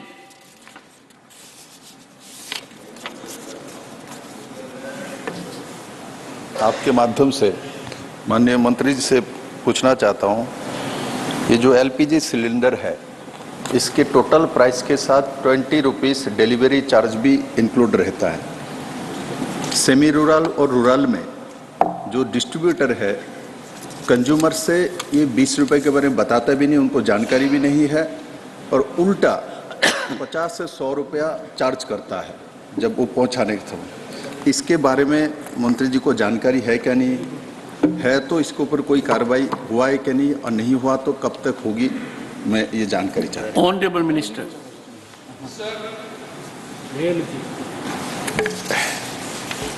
जो cylinder का दाम है 1100 रुपए जो शुरू में था, वो हमने देश भर के लिए उसको कम किया 200 रुपए का। आज उस 14.2 किलोग्राम के सिलेंडर का दाम करीब 900 रुपया है। But sir, there are regional variations. It is quite one thing to deliver a cylinder, say in Delhi, from a dispensing point, and quite another to have a cylinder reached in the far reaches of the northeast. So there are a little small differences there. We are not only aware, the honorable member has asked इसके बारे हमें जानकारी है कि नहीं, हमें पूरी जानकारी है, and we monitor it all the time. और अगर हमें कहीं लगेगा कि कोई जो additional logistical constraints के कारण जो चार्ज किया जा रहा है, whether it is unreasonable, we would be very happy to receive from others, and I keep receiving. Sir, the situation is, पहला जो डिलीवरी चार्ज होता है सिलेंडर का, उसका 30 रुपया, 20 नहीं 30 रुपया है, ये कॉस्ट ऑफ द सिलेंडर में इंक्लूडेड है। दूसरा, कहां बहुत डिफिकल्ट जो ज्योग्राफिकल एरियाज हैं, जहां पे, और ये हर एक हमारी योजना में सर बात है, हम गैस की पाइपलाइन ले जाते हैं टू अ पॉइंट, अगर बात वहां पे मल्टी स्टोरी बिल्डिंग है तो एक ही पाइपलाइन से आप hundreds of connection you can deliver. But if the point of consumption and the household are several kilometers apart, then the cost of delivering the cylinder also goes up marginally. So we are both aware of this, we monitor this, and sir, the effort is on a continuing basis to bring the price down. इसमें जो उज्ज्वला के beneficiaries हैं, जैसे मैंने पहले कहा, अगर हमने सिलेंडर का नेशनल लेवल पे 1100 से 900 कर दिया, उज्ज्वला बेनिफिशरीज को पहले हमने 200 रुपए की राहत दी, और उसके बाद अगस्त 2023 में 100 और दे दिया. So the Ujjwala cylinder is available to the beneficiaries for 603. Sir, if you compare this with the price of the cylinders in countries around India, or if you look at the price of petrol and gas in other countries of the world, including in the advanced countries, sir, I think what will stand out is that the Honorable Prime Minister, because of his compassion and because of his commitment to the vulnerable sections of our society, we were able to do it. मैं एक उदाहरण देना चाहूंगा sir, आपकी अनुमति से. India में gas का सिलेंडर जो 14.2 किलोग्राम का है 603 रुपये है. पाकिस्तान में 1059 रुपीस 46 पैसे, श्रीलंका में 1032 रुपीस and 35 पैसे, and नेपाल में 1198 रुपीस 56 पैसे. So this is the thing. We are providing the cylinders virtually at 50% of the price or thereabouts. And this in spite of the fact, sir, that we import 60% of the gas, and sir, our gas prices have to be linked to international prices because we have 60% of our gas LPG is imported. And this is linked to the Saudi CP price, which has gone up on an average in the last 2 years from about $415 to about $700 and something dollars. And yet, we have not passed on that increase to the consumer, sir. We have absorbed it. If the Saudi CP has gone up by 300% or 330%, we have only passed on 60%. And that is what makes the cylinder in India cheapest, sir. For supplementary, Srimati Sulata Dev. Thank you so much, Chairman sir, for giving me the permission. Sir, मैं आपके माध्यम से माननीय मंत्री से ये जानना चाहती हूँ कि उजाला के चलते जितना सब्सिडी मिल रहा है गरीबों को ठीक है, मगर मिडिल क्लास फैमिली को भी कुछ सब्सिडी अमाउंट डीबीटी के जरिए उनके अकाउंट में आता था. ये 2020 से बंद है. क्या माननीय मंत्री ये बताएंगे कि ये सब्सिडी फिर से देने का कोई प्रावधान है क्या? Thank you. Honourable minister. Sir, I'm very happy the honorable member has asked that question. I think there's some misunderstanding. We have what is called an eligibility criteria. The eligibility criteria, sir, consists of several markers according to which a beneficiary can receive benefits under the eligibility criteria. It's a defined criteria. Adult women belonging to any of the following categories, sir. SC households, ST households, Pradhan Mantri Awas Yojana, Grameen, most backward classes, Antyodaya Anna Yojana, T and XT garden tribes, forest dwellers, people residing in island, river island, SECC households, poor households as per 14-point declaration. But there should not be any LPG connection in the household other than the one you are applying for. So we also have a negative criteria. We have what is called a KYC form, document and undertaking, and this includes 14 points. If any beneficiary, after signing this form, is found to be in violation or in contravention of one of these 14 points, the connection could be withdrawn. What we had done earlier, the direct benefit that the honourable member is referring to, sir, is a very simple thing. Earlier, what used to happen, the consumer would go and pay 1,100 rupees upfront, buy the consumer, not allow. When we introduced the subsidy for the Ujjwala, now it's a direct transfer to the beneficiary's account. And that direct transfer takes place, sir, within 48 hours. I've never heard any complaint. So those who are entitled to receive the benefit continue to receive the benefit. It is entirely possible that the honourable member is referring to some households which don't qualify according to the criteria. As I said, there's an eligibility criteria and then there is a KYC form. And this seems to be working well. I should mention that when the decision was taken to provide 75 lakh additional household connections, out of which 15% of those 34 lakhs, sir, applications were rejected because by use of Aadhaar card, we found that those households had actually, within their definition of the household, another connection. Fifth supplementary, Srimati Vandana Chauhan.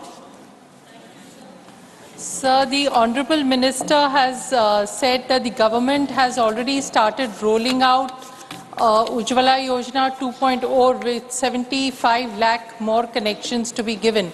So I wish to know that in the light of the fact that there was a CAG report which exposed some very, very serious discrepancies in the entire Yojana, has the government embarked upon any such exercise where this is addressed and the report comes is tabled to this House or in public domain? Thank you. Honourable Minister. Sir, I have now been around long enough, 39 years in the civil service and 6.5 years as a minister, 2.5 years with this ministry. If I am expected to respond कि एक report आई है उसमें बड़ी गंभीर सवाल issue है, मैं आपको 15 reports दिखा देता हूं जिसमें बड़े गंभीर सवाल उठाए जाते हैं, including the kind of false narrative building. If there is a report which merits attention, I'd be very happy to respond to the report. The point is, leave it. I'm here to take care of interest of everyone. Please, bear with me. Yes. Sir, today the Ujjwala scheme, as I said, started at the height of a period when there was need to provide targeted assistance to those of our sisters belonging to a defined criteria. We are providing that.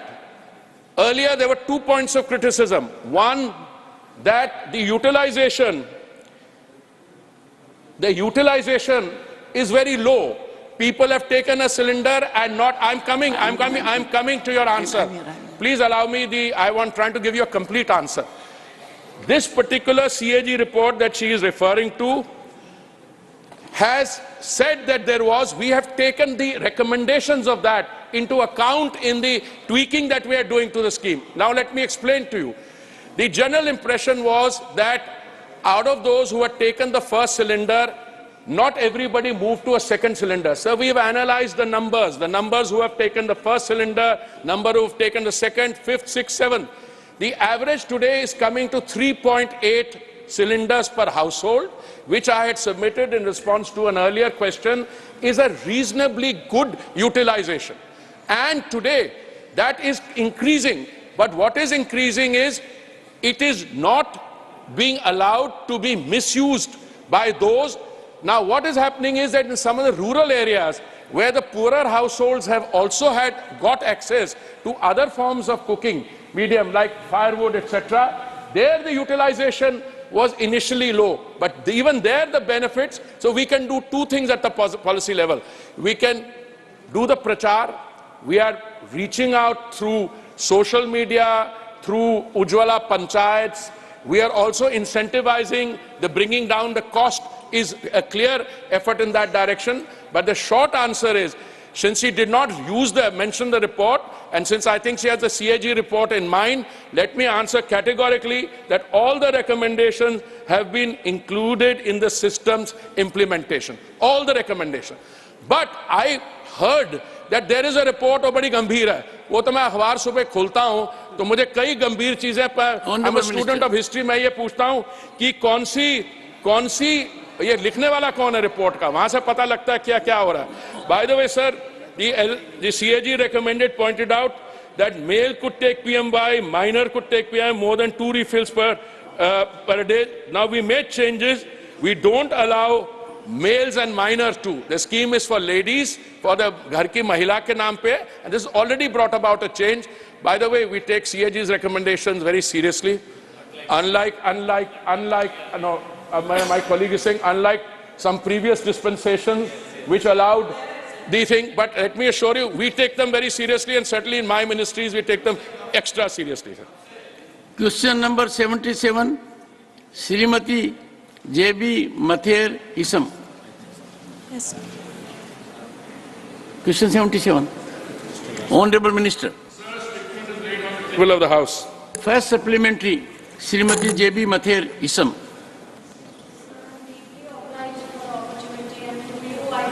Ask the Honourable Minister whether the additional excise duty imposed on petrol and diesel during COVID times will be removed soon. Honourable Minister. Sir, we have some kind of a comedy of errors here. The excise duty was removed, not added. On 2 occasions, in November 21 and May 22, the Honourable Prime Minister reduced the excise duty on petrol and diesel, resulting, as I said, in response to an earlier question, in a loss of 2.2 lakh crore to the Central Exchequer. I also took the liberty of pointing out that the BJP states, or the BJP-run states, also reduced the VAT that they were charging, unlike, I wish to submit, sir. Now, my colleague has mentioned Rajasthan. Sir, with due deference to you, sir, their petrol in Rajasthan was selling 12 rupees more expensive per litre than, say, in BJP states. In Kerala also, by the way. Second supplementary. But my submission, therefore, sir, is the Srimati J.B. Mather Isam. Also suffered losses. Second supplementary. Sir, the Minister's reply says, and I quote, prices of petrol and diesel are market determined and public sector oil marketing companies take appropriate decisions on pricing of petrol and diesel. While crude oil prices Indian basket increased from US $73.30 per barrel December 2021 to US $112.87 per barrel during March 2022 and further to US $116.01 in June 2022 and continue to remain highly volatile, OMCs have not increased or revised prices since 6th April 2022, I unquote. However, Indian petroleum companies got the benefit of rupees 27,550 crores and India's import of crude oil for almost same volume in the first half of financial year 2022-23 in the first half of financial year 23-24 was 25% lower due to subsidized crude oil from Russia. So my question, this benefit is not seen passed on to the common man. Will you pass on these benefits to the common man in India? Sir, I would advise all my friends in the political world to use better research and think tanks, sir. All these statistics which the honorable member read out, I've heard this false narrative earlier. Let me place the facts before the House. Sir, the global situation today is characterized by an extreme, a high degree of turbulence. The military operations which started in February 2022 between Russia and the Ukraine, I'm choosing my words very carefully, and subsequently the attack by the terrorist group Hamas on Israel. This Dr. John Brittas, I am responsible. You will have to give up this habit. And please, you can take the floor only when I give that sanction. Please, sir, take your seat. Honorable Minister. Sir, during this 2-year period, during this 2-year period, sir, the price per barrel, please, has gone down during the lockdown to as little as 19 degrees 56 cents, and it went up to $128 per barrel. I am not in the fortune-telling or soothsaying business, sir. All I can say is that I cannot predict where the oil prices will be, but I can predict, based on hard facts, that the oil marketing companies, I'm talking to our PSUs, because they are good corporate citizens, they incurred a loss of 21,000 crores. So we had a combination of three things. One, we had the Honorable Prime Minister reduce the excise duty which the centre charges, which meant the centre, at a time when it was providing 800 million people or 80 crore people 3 meals of dry ration in a day, it was foregoing revenue of 2.2 lakh crores. That is what the central government did. The BJP-ruled states cut their VAT. This is in sharp contrast to what my colleague asked about raising oil bond. Karza le nana or bhukte pota. This was in Hindi, sir, not in Punjabi. The Punjabi is slightly more colorful, sir. Now, my point is, for someone to be asking me a question, Please. Honorable Minister, through the chair. Honorable Sir, I say again, central government, Honorable Prime Minister reduces the excise duty on 2 occasions, November 21, May 22, reduces the reduction in price by 13 rupees and 16 rupees. OMCs, as good corporate citizens, incur a loss of 21,000 crores, BJP state, that is why the prices are lower. Now, if the question is, why don't we make oil or gas or something totally free? Well, there was a distinguished leader of this House, Prime Minister, who's still a very distinguished member of the House. He said, money does not grow on trees. I'm a student of his. All I can say is, if the resources were limitless, we could maybe reduce it. But the OMCs are also answerable to their taxpayers, to their shareholders. And I think what has been done in India, which has made our prices lower than any other major economy in the world. If you get the November figures, they'll be even lower. If today is 5%, lower by 11%. Third supplementary, Dr. Ashok Kumar Mittal.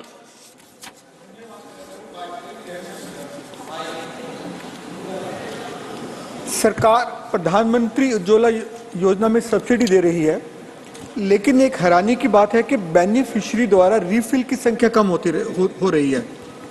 सरकार ने जुलाई 23 में संसद में बताया कि 12% beneficiary ने एक भी रिफिल नहीं कराया। मैं मंत्री जी से जानना चाहूँगा, क्या सरकार ने इस मामले में संज्ञान लिया है और इसे सुधारने के लिए कदम उठाए जा रहे हैं? धन्यवाद। माननीय मंत्री जी।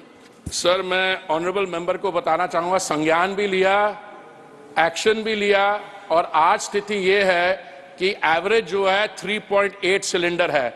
अगर कुछ लोग मान लीजिए एक सिलेंडर लेते हैं, उसके बाद कोई डिस्क्वालीफाई हो जाता है या उनको सिलेंडर की जरूरत नहीं है, हमें उस पर ज्यादा चिंता करने की जरूरत नहीं है। हमें ज्यादा चिंता करनी है कि लाभार्थी बढ़े। और मैंने जैसे कहा, टोटल गैस सिलेंडर्स देश में 14 करोड़ से 33 करोड़ पहुंच गए हैं, उज्ज्वला के लाभार्थी इस समय 9 करोड़ 60 लाख है और माननीय प्रधानमंत्री जी ने यह निर्णय लिया 75 लाख और जोड़े हैं, उसमें 34 लाख ऑलरेडी जुड़ गए हैं। और दूसरी चीज मैं बताऊं, हमने कई और कदम उठाए। आप 14.2 किलोग्राम के सिलेंडर की जगह 5 किलोग्राम का ले लो। हमने बाकी प्रोसेस बढ़ा दिया है और इस समय 100.85 करोड़ रिफिल्स पिछले 3 साल में लिया, 100 करोड़ रिफिल्स लिए गए हैं। तो ये कहना कि कहीं रिपोर्ट आई थी उसमें ये एक समय आया होगा, किसी ने किया होगा, पर आज की स्थिति क्या है? आज की स्थिति ये है कि हम 100.85 crore refills have already been taken and this process is on the increase। मुझे लगता है ये जो 75 लाख भी लिया है इसकी भी सैचुरेशन जल्दी हो जाएगी, 34 लाख तो हो गया। फोर्थ सप्लीमेंट्री श्री जवाहर सरकार, question number 77, fourth supplementary. Sir, go to your seat. I am helping you. Sri, you seem to have forgotten your seat.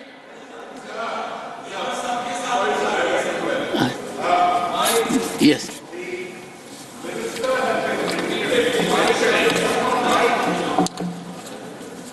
Has been repeatedly mentioning that the oil marketing companies have taken a hit and therefore the customers have been saved. He has given it to me in writing on 25th November that public sector oil marketing companies have suffered under recoveries. Admitted. At the same time, would the Honourable Minister be kind enough to state how much profits went to the private oil refiners during the same critical period? Because I have data with me at my disposal which we are exchanging, sometimes not in the best of manner, we are in regular exchange. How much profits were made by, okay, I'm naming 2 companies, Reliance and Rosneft, that has taken over SR's company in Gujarat at rock bottom prices they bought it at rock bottom spot prices from the Russians, whereas oil companies were unable to take the Russian offer despite the fact that the External Affairs Minister was defending our stand because they were bound by long-time contracts. So the benefit of the Russian Honorable oil member, went ask your straight supplementary. to 2 private limited companies. Ask your supplementary. Honorable Minister. How much profit did they make? 1 second. When you are talking of, don't make gesticulations like this. If you haven't finished, I'll wait for you to finish. Like this. We are all addressing I would appreciate only one of you some stands. manners. Yes, Honorable Minister. Sir, the Honourable Member provides me also from civil service. Honourable Member. Also from civil service. Also from? Civil service. Yes, civil service. Yes, at least there he had to take an exam to pass, to enter, like I had to. But the subsequent change in profession, I'll come to that in a minute, sir. I want to tell the Honourable Member, I want to tell through you, sir, that the Honourable Member has obliged me with a large number of letters. He raises the same 3 queries in every letter. So in the last letter, please, let the minister answer. Let the minister answer first. In the last letter, I did something which I would have done as an undergraduate student. I said, I have received your letters of this date, this date, this date. You have raised the following 3 queries. Then I drew a chart. The answer to the first query is given in para so and so. The question in the second query is given in para so and so. Sir, I am happy to make through your good offices the letters public that will show what the Honourable. If it is an MPhil degree or a, can I complete? Honourable members, 1 second. I can understand the Honourable Members, Honourable Minister, but I have the floor and Honourable I'm not Minister, yielding to him. I only yield to you, sir. 1 second. I think it will serve public interest that the communication sent by the Honourable Member and the response emanating from the Honorable Minister. Both are tabled here. Absolutely. Fifth supplementary, Dr. John Britas. Thank you very much, sir. Dr. John Britas. Thank you very much, sir. The Honorable Minister has been harping on the discounts given by the Union government at the behest of the Honorable Prime Minister. I have an answer with me which says that last year... What's your supplementary? Sir, I'm asking, sir. Let me just formulate, sir. Okay. Sir. Sir, last year, the total duty and taxes which has... Sir, please. Communications. Sir, see the quantum of money that has gone to the National Exchequer, that is Union government, is 4,28,000, whereas all states put together, it is hardly 3 lakh. And this is where he is saying that... So what's your supplementary? So my point is that, sir, that though we talk in terms of Atmanirbhar, the dependence on import has gone up from 82% to 88%. Will the government of India ensure that the dependence on import is brought down, and also cop the idea of Mr. Gadkari that 60% ethanol need to be blended so that the petroleum prices go down? Honorable Minister. Sir, I'm indeed very grateful to the honorable member who asked this question, because it helps me clarify what the reality is. Sir, we have probably about 88,000 petrol retail stations in the world, in India. Out of these, I think the bulk of them are run by OMCs. There are about 8,000 in the private sector, 20,000 in the private sector. Sir, what we did insofar as the private sector is concerned, we imposed a windfall tax. We imposed export cesses, and we enforced the Universal Service Obligation Fund, that 30% of what they were producing had to be supplied to the domestic market. I don't think, sir, in the history of India, this has ever happened. And, sir, let me clarify.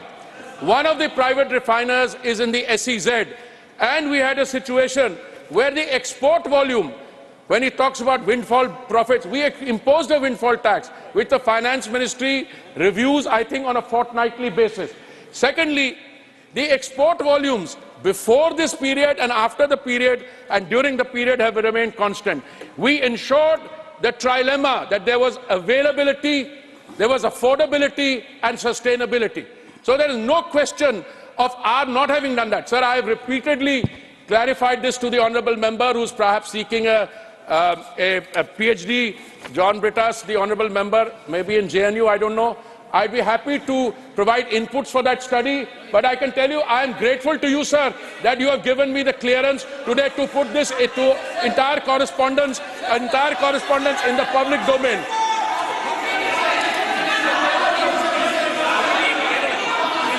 I'm told that the PhD comes cheaper in Kerala. He said he has PhD in Kerala. Take your seat, take your seat. Take your seat. Honorable Minister, 1 second. Take your seat. Take your seat. Please, all of you take your seat. Take your seat. Take your seat. Take it. Sir, Honorable Minister. I would again like to emphasize that there was a situation at one stage where some, I choose my word very, very carefully, some operators decided not to sell fuel at a lower price because that would have amounted to incurring a loss. And all these universal service obligations were invoked. Everyone fell in line. That only Modi ji's government could have done, because without fear of favor, we enforced the law, enforced windfall tax, exports act, and we enforced the universal excise. Now all manner of, yes, it's all right, all manner of decibel level raising. Sir, I am indeed grateful to you. I want to repeat this, that you have given me the permission to make that correspondence public, It will be done during the course of the day today. 1 second. So, and the economy today, so that is the proof of the pudding. Economy today is firing on all cylinders because we are reducing the import development, and what we have done, we are increasing the ENP and we have increased the biofuel mixing. I heard the word ethanol, which my dear colleague, my learned colleague, Mr. Honorable Member John Britas mentioned. I mean, there was so much decibel level there, I couldn't get the full question. We're very happy to tell him what we are doing in biofuels, in compressed biogas, and in green hydrogen. Thank you, sir. On a point, sit down. I give opportunity to Dr. John Britas to ask an additional supplementary. And 1 second. And Dr. John Britas, please, 1 second. Please put it very pointedly. Come on. Sir, first is point of clarification. I have a PhD from JNU. I am proud of it. And of course, his finance minister... Question number 78, Shrimati Priyanka Chaturvedi.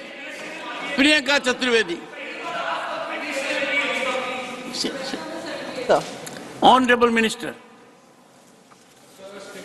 It on the table of the House, sir. Shrimati Priyanka Chaturvedi, supplementary number 1. Yes, sir, I've gone through the statement. I just wanted to check with the Honorable Minister through you, sir. Is it correct that the scheme is not available in every city? If it's true, then why not? Honorable Minister. I want to make it absolutely clear, sir. This scheme is available pan-India in all urban local bodies, and if there is some place which does not qualify on that, I'd be very happy to sit with the honourable member and sort this out. But the fact that this scheme started at the height of the pandemic, when the honourable Prime Minister wanted to insulate one of the most vulnerable sections of our society from the adversity they were facing, we rolled out the guidelines in 1 day.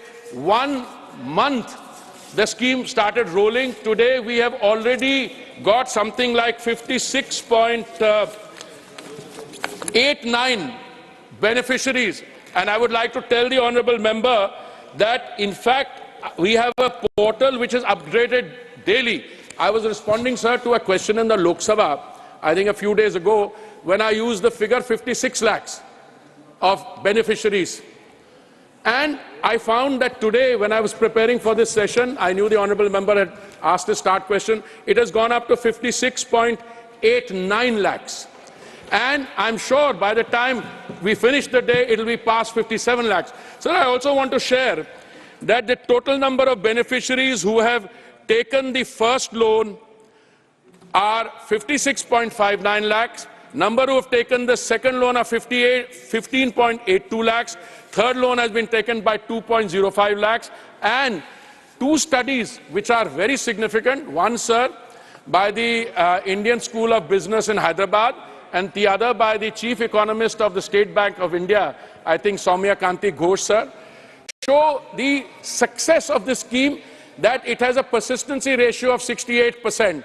Now we have a situation, the scheme has succeeded in making people who were drawing, jo ready patri pe apna karobar karte the, it has succeeded in freeing them from the vice-like grip of the money lenders from whom they were borrowing at the rate of 100 to 300% a day. And the fact that the numbers are increasing, the number of loans are increasing, shows that it's available everywhere. The second thing is, sir, each of these persons in the informal sector, their details are being onboarded and they are being made beneficiaries of 8 other Kendriya Yojanas so that they can benefit from them. We had some difficulties with some state governments who were not, because there is a old problem that the local authorities, they don't give them the respect that is due. The local authorities try to play this, I have to be careful with my words, sir, who are great difficulties in the work of the street vendors. I've been writing letters to the chief ministers, my secretary has written to the state government, and we think that those problems are being ironed out. There are 13,700 vending zones. If some place you think or anyone thinks not there, kindly bring it to my notice. And if it's an urban local area, the vendor may be living in a rural area, but the trade is to be applied because this is under the 2014 Act, which is for Urban Sector Act in 2014, sir. Second supplementary, Srimati Priyanka Chaturvedi. Sir, I got a long reply from the Honourable Minister, but he hasn't really answered the question I asked. Secondly, sir, before I ask the supplementary, I just wanted to bring it to your notice. You had come out with a very historic decision where you said the responses by the ministers would be gender neutral. When I was reading the response to my question, every answer starts with a yes, sir. So just wanted to bring it to your notice and to the Parliamentary Affairs Minister's notice. The second question, sir, is if the government is maintaining a database of number of disabled people and number of women beneficiaries that have been enrolled in this scheme. Honourable Minister. Sir, I can mention straight away, I think 44, no sir, if I have the question, I'll answer it. This is a straightforward second supplementary she's asked. 44% of the beneficiaries are Mahilas. Scheduled caste, scheduled tribe, equally. Total number, if you add minorities, 9%. Sir, the spread, when a beneficiary or a potential beneficiary comes to seek a loan, based on a letter of recommendation or a certificate, they don't ask the caste, etc. But we have done an analysis after that, and the answer is very clearly 44%, SC, ST, another 40% plus minorities. Now somebody asked me the figure, why are minorities? I said, I cannot, for instance, ask why a particularly well-to-do minority community from where the honourable member, why don't they want to ask for street vendor loans? I think they're the kind of people who run banks. They don't need to be street vendors. And the data on disability, disabled data is not available with us. That data we have tried informally to ascertain because the loan-seeking process does not have that category. It's as simple as that. And any other question, she said first, she asked a question, I gave a long. If I had got a straightforward question, I will give a straightforward answer. So please, I request her through you, sir, to send me the question. I'll send her a precise, specific response to whatever question she has in mind. Third supplementary, Sri Syed Nasir Hussain. Sir, I'd like to ask the Minister as to how will the government improvise access to credit under PM Swanidhi, given the prevalent issue of ineligibility and insufficient documentation among the street vendors. There's no documentation. How will they provide housing to them? That is one thing, sir. Second, I think the minister was telling something about JNU. I also have a PhD from JNU. I'm proud of it. It is one of the most consistent top university of the country, and it is the only university from our country which has a place in the JNU, sir. Nothing if I had, instead of going and teaching at a Delhi University college, if I had got a little time to get a PhD, I may have opted for JNU also. Sir, kindly respond to the supplementary that concerns the ministry. The question is very simple. You see, if we make cumbersome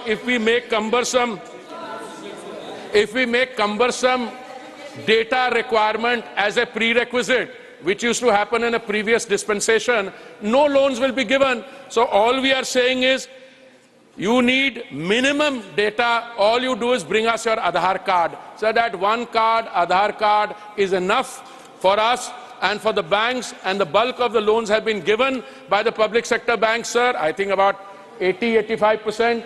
Private sector banks have been a little slow, maybe because the amounts involved in the loans are small. 10,000 for the first loan, 20,000 for the second loan, 50,000 for the third loan. But the Aadhaar card, and I may submit this to the House through you, sir, is more than sufficient for the banks to understand, and that is why we are also able. Sir, I also have the statistics, how much the public sector banks have given. Their contribution 92.8%, private banks 1.70%, small finance banks 0.17%, state cooperative banks 1.60%. I can send these statistics. There is no difficulty. But if the positive criteria and the negative criteria are not complied with, I mentioned out of the first 75 lakhs, the additional 75 lakhs, 34 lakhs, 15% were disallowed because of the very rigorous scrutiny to which the applications are being subjected, sir.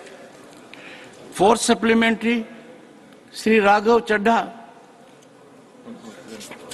not present. Sri Samirul Islam. Would the Honorable Minister give the data of the percentage of the loan given under the scheme to SC, ST and minority communities in last three years state-wise? Please go ahead. Honorable Minister. I'm afraid I didn't get the... Honorable Member may repeat. Sir, would the Honorable Minister give the data or percentage of the loan given under this scheme to SC, ST and minority communities in last 3 years state-wise?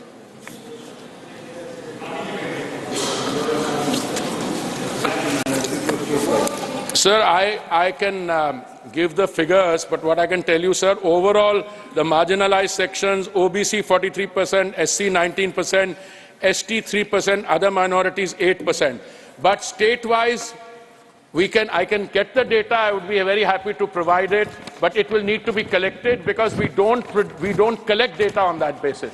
It is the banks which give the loans as per the guidelines who maintain the data. But if you want to know how many in the state of Orissa, how many in Andhra Pradesh, it's something that I'm sure we can get and try and share with the honorable members. Dr. Ashok Kumar Mittal.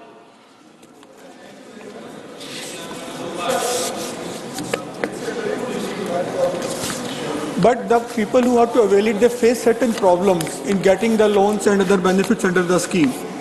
My question is, does government do any survey or take feedback from the user of these kind of facilities? Thank you. Honorable Minister. Sir, there is a presumption in what the honorable member is saying कि कई हमारे बहन भाई loan के लिए apply करते हैं, उनको मुश्किलों का सामना करना पड़ता है. क्या हम उनसे करते हैं? Sir, we monitor the portal on a daily basis. I just mentioned 3 days ago when I was answering in the Lok Sabha, the figure was 56 lakhs. Today it is 56.89 lakh. And we are running an open house. There is an open portal if anybody has a difficulty. But I find it strange to believe that a member of parliament is talking about a difficulty being faced by some loan applicant, and the loan applicant has not brought it to our attention. I don't think there is any difficulty. If there are, we are ready to iron it out. और सर्वेक्षण तो होता है, वो कुछ समय के बाद होता है. हम तो डेली इसका एनालिसिस करते हैं. Question number 79, Dr. Lakshmikant Vajpayee. Honorable Minister.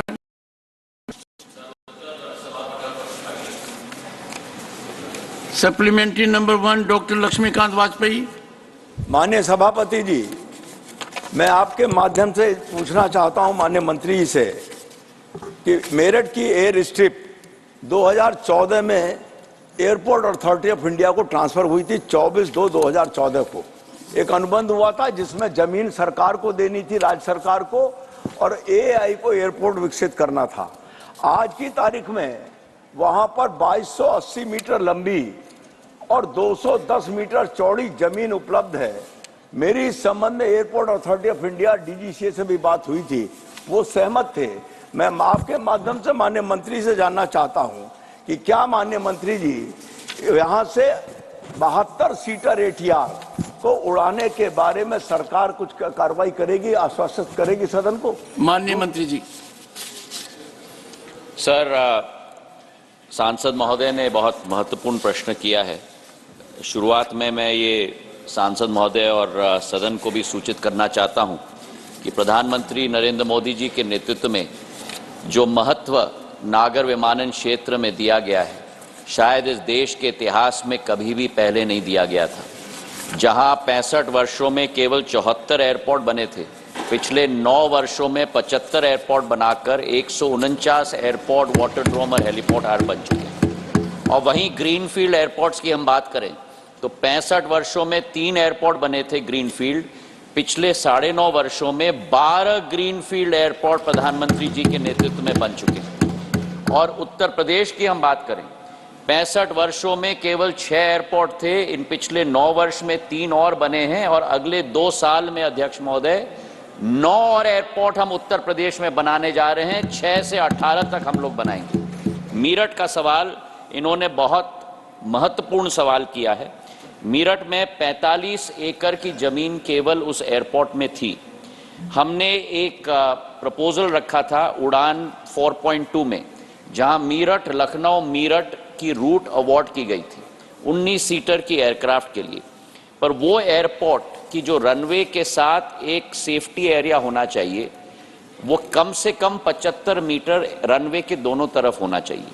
वर्तमान में केवल 40 मीटर है। ATR के लिए हम लोग ने प्रस्ताव बनाकर उत्तर प्रदेश शासन को भेजा था। 300 एकड़ की जमीन चाहिए, IFR इंस्ट्रूमेंट फ्लाइट रेटेड, जहां वेदर के आधार पे भी फ्लाइट लैंड कर सकता है। 300 एकड़ की जमीन चाहिए और बोइंग और एयरबस के लिए अतिरिक्त 200 एकड़ की जमीन चाहिए। इस सदन के पटल पर मैं आपके द्वारा माननीय सांसद महोदय जी को तहे दिल से धन्यवाद अर्पित करना चाहता हूं। सतर्कता के साथ, सकारात्मक सोच के साथ प्रशासन से बैठकर मंत्रालय के पास वे प्रस्ताव लेके आए कि 115 एकड़ जमीन हम आपको और देंगे। आप ओरिएंटेशन अगर बदलेंगे तो ATR एयरक्राफ्ट मीरठ में इंस्ट्रूमेंट फ्लाइट रेटेड नहीं, लेकिन विजुअल फ्लाइट रेटेड, मतलब केवल आंखों के आधार पर वो संभव हो सकता है। तकनीकी तौर पर हमने पूर्ण कार्य किया और सांसद महोदय जी के साथ मिलकर उत्तर प्रदेश सरकार को प्रस्ताव भेज दिया है कि अगर ये 115 एकड़ की जमीन हमको दे देंगे तो ATR एयरक्राफ्ट केवल VFR, IFR नहीं, केवल VFR विजुअल फ्लाइट रेटेड के आधार पर हम वहां लैंड कर पाएंगे। सांसद महोदय के साथ मिलकर उत्तर प्रदेश सरकार जब 115 एकड़ जमीन हमको देगी, तुरंत कार्रवाई हम लोग करके मीरठ को भी मैंने उन्हीं 9 एयरपोर्ट में शामिल किया है जहां हम लोग विमान वहां लेकर आएंगे। ये विश्वास में इनको दिलाना चाहता हूं। Second supplementary doctor Lakshmi. माननीय सभापति जी, मैं आपके माध्यम से माननीय मंत्री जी का तो धन्यवाद देना चाहता हूं, लेकिन एक बात स्पेसिफिक पूछना चाहता हूं कि IFR उड़ाने के लिए आज जगह है हमारे पास, वो जमीन एयरपोर्ट अथॉरिटी ऑफ इंडिया के कब्जे में है। VFR उड़ाने के लिए जो जमीन चाहिए उसके लिए उत्तर प्रदेश सरकार ने सहमति दे दी है। आपकी सप्लीमेंट्री। हमारा कहना यह है कि ATR 72 उड़ा दीजिए। मैं भी माननीय मंत्री से कहना चाहता हूं जनप्रतिनिधि होने के नाते कि सरकार को आवश्यक 300 एकड़ और 200 एकड़ जमीन दिलाने के लिए एड़ी चोटी का जोड़ लगा। माननीय मंत्री जी, वर्तमान रनवे पर नया रनवे। माननीय मंत्री जी, मैं दोबारा समझाना चाहता हूं। जी, माननीय मंत्री जी, मैं दोबारा समझाना चाहता हूं आपके द्वारा सर माननीय सांसद महोदय को कि 115 एकड़ की जमीन अतिरिक्त हमें जरूरत है। VFR विजुअल फ्लाइट रेटेड के लिए जमीन कम जरूरत पड़ती है, इंस्ट्रूमेंट फ्लाइट रेटेड के लिए ज्यादा पड़ती है। तो हमने ये सोचा कि तुरंत तीव्र गति से वहां ATR हम लोग लाना चाहते हैं, तो विजुअल फ्लाइट रेटेड हम लेके आए। उसके लिए 115 एकड़ जमीन और अतिरिक्त चाहिए, जो हमारे अधीन एयरपोर्ट्स अथॉरिटी ऑफ इंडिया के अधीन वर्तमान में नहीं है। इनके सहयोग के साथ वो जब 115 एकड़ जमीन मिलेगी, हम लोग कार्रवाई शुरू करेंगे। The House will meet at 2 PM today.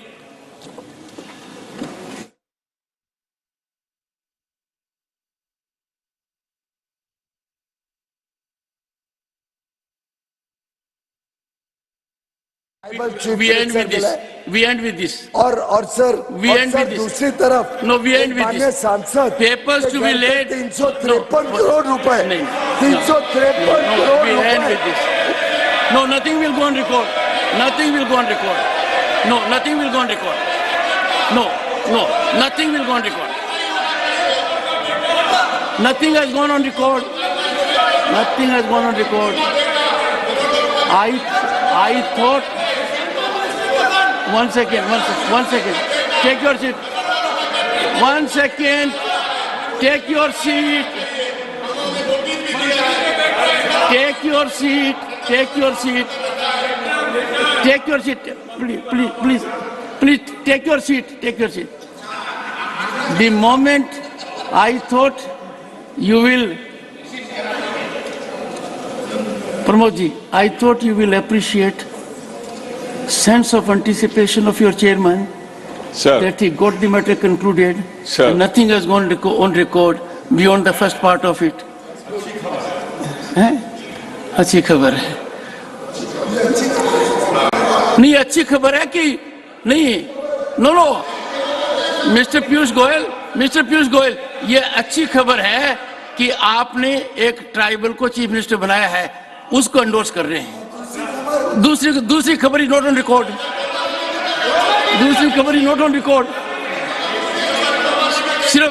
सिर्फ एक ही खबर रिकॉर्ड पर है। 1 second, please hear the leader of the opposition. Sir, you will help us calm down the atmosphere. नहीं, उनको थोड़ा मेरे पास जो इंफॉर्मेशन है उनको पास करता हूँ, क्योंकि वो प्राइवेटली कर दो सर। नहीं, वो मेरे माध्यम से नहीं, आपके थ्रू ही करता हूँ कि झारखंड में कौन है हमारे कोएलिशन गवर्नमेंट में, जेएमएम के, वो ट्राइबल नहीं है।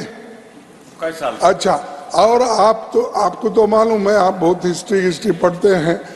वसंत नायक 11 साल बंजारा कम्युनिटी का आदमी, कुछ वो भी महाराष्ट्र में, उनके स्टेट में था।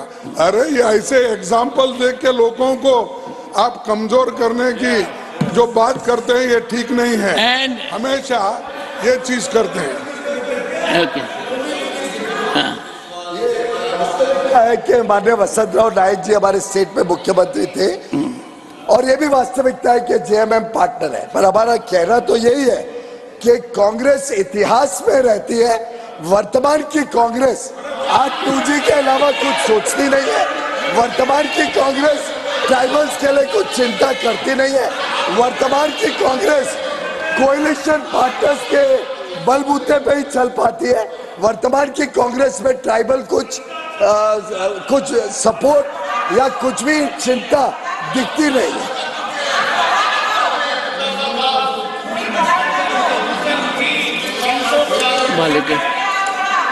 Honorable members, I have a middle ground. Rather than talking of the chief ministers who are associated with a particular party, we all are grateful that the nation today has a tribal woman as president. And that's a matter of joy for all of us. And she is our president, not a president of any specific party. So it's a sense of elation, not only nationally, but globally. That's a great achievement. Papers to be laid on the table. Sri Fagan Singh Kulaste. महोदय, मैं आपकी अनुमति से आज की कार्यसूची के क्रम संख्या 1 पर मेरे नाम पर उल्लिखित कागजात सभा पटल पर रखता हूं। धन्यवाद। General retired VK Singh. Sir, आपकी अनुमति से मैं आज की कार्यसूची में क्रम संख्या 2 पर मेरे नाम के सामने उल्लिखित कागजात सदन के पटल पर रखता हूं। श्री राव साहेब Dadarao Danve.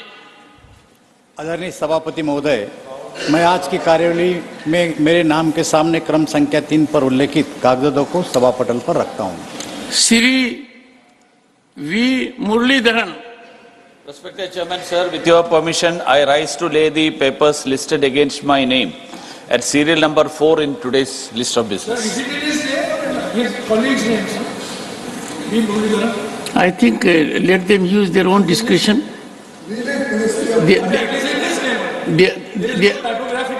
No, they are fully equipped. There is no clerical error. No, and we can take pride in his senior colleague being absolutely doing justice to all of us. Jairam is worried because there were some news reports that the machine went wrong and machine had to be repaired. So he is doubting that. Always remember, his name has Ram in it. दो राम कैसे? अच्छा, दो राम। श्री रामेश्वर तेली। महोदय, मैं आपकी अनुमति से आज की कार्यसूची के क्रम संख्या 5 पर मेरे नाम से उल्लिखित दस्तावेज राज्यसभा के पटल पर रखता हूं। श्री कौशल किशोर। महोदय जी, आपकी अनुमति से मैं आज की कार्यसूची में क्रम संख्या 6 पर मेरे नाम के समक्ष सूचीबद्ध कागजातों की एक एक प्रति हिंदी व अंग्रेजी में सभा पटल पर रखता हूं। श्री अजय भट्ट। सभापति महोदय, मैं आपकी अनुमति से आज की कार्यसूची में क्रम संख्या 7 पर मेरे नाम के सम्मुख अंकित दस्तावेज सभा पटल पर रखता हूं। Reports of the department related Parliament Standing Committee on Personnel, Public Grievances, Law and Justice, Shri Sushil Kumar Modi. महोदय, मैं विभाग संबंधित कार्मिक, लोक शिकायत, विधि और न्याय संबंधी संसदीय स्थायी समिति के निम्नलिखित प्रतिवेदनों की एक एक प्रति अंग्रेजी और हिंदी में सभा पटल पर प्रस्तुत करता हूं। Report of the Department related Parliamentary Standing Committee on Consumer Affairs, Food and Public Distribution, Shri Baburam Nishad. माननीय अध्यक्ष महोदय, मैं आज की कार्यसूची में मेरे नाम के सम्मुख यथा सूचीबद्ध उपभोक्ता मामले, खाद्य और सार्वजनिक वितरण संबंधी स्थायी समिति का 33वां प्रतिवेदन हिंदी और अंग्रेजी संस्करण सभा पटल पर रखता हूं। Reports of the department related parliament standing committee on water resources, Shri Pramod Tiwari. महोदय, मैं आज की कार्यसूची में मेरे नाम के सम्मुख यथा सूचीबद्ध जल संसाधन संबंधी अस्थायी समिति की 25वां और 26वां प्रतिवेदन सभा पटल पर रखता हूं। Statement of the department related parliament standing committee on water resources, Shri Pramod Tiwari. महोदय, मैं आज की कार्यसूची में मेरे नाम के सम्मुख यथा सूचीबद्ध जल संसाधन अस्थायी समिति की आगे की कार्रवाई के वक्तव्य के हिंदी और अंग्रेजी संस्करण को सभा पटल पर रखता हूं। धन्यवाद। Statements of the department related parliamentary standing committee on communications and information technology, Shri Kartikeya Sharma.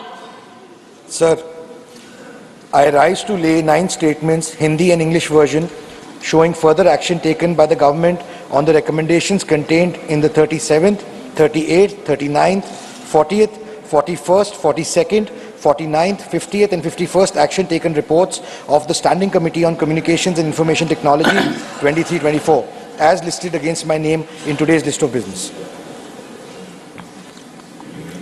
Statements by Ministers, Shri Faggan Singh Kulaste. महोदय, मैं आपकी अनुमति से आज की कार्यवाही के क्रम संख्या 13-1 पर मेरे नाम पर उल्लिखित वक्तव्य सभा पटल पर रखता हूं। धन्यवाद। श्री दानवे राव साहिब दादा राव। सभापति महोदय, मैं लिखित के संबंध में वक्तव्य दे रहा हूं। कोयला मंत्रालय के अनुदान मांगे 22-23 के संबंध में विभाग संबंधित कोयला खान और इस्पात संबंधी संसदीय समिति के 30वें प्रतिवेदन में अंतर्वित सिफारिशों को कार्यान्वयन की स्थिति। कोयला मंत्रालय के अनुदान मांगों 23-24 के संबंध में विभाग संबंधी कोयला खान और इस्पात संबंधी संसदीय समिति के 38वें प्रतिवेदन में अंतर्वित सिफारिशों में कार्यान्वयन की स्थिति। Honorable members, 2 notices under Rule 267 received from Sri Syed Nasir Hussain and Dr. Ami Yaznik do not merit admittance. Honorable members, no, I have stopped the practice. I have reverted back to the earlier wholesome practice. I have to inform honorable members that is regarding former son, sir, that needs to be discussed here. I have to inform honorable members that the panel of vice chairpersons has been reconstituted with effect from 11 December 2023 with the following members: Shrimati Kanta Kardam, Miss Rose Pandey, Shrimati Jaya Bachchan, Shrimati Priyanka Chaturvedi, Dr. C.M. Ramesh, Shri Akhilesh Prasad Singh, Shri Tiruchi Shiva, Shri Sushil Kumar Modi.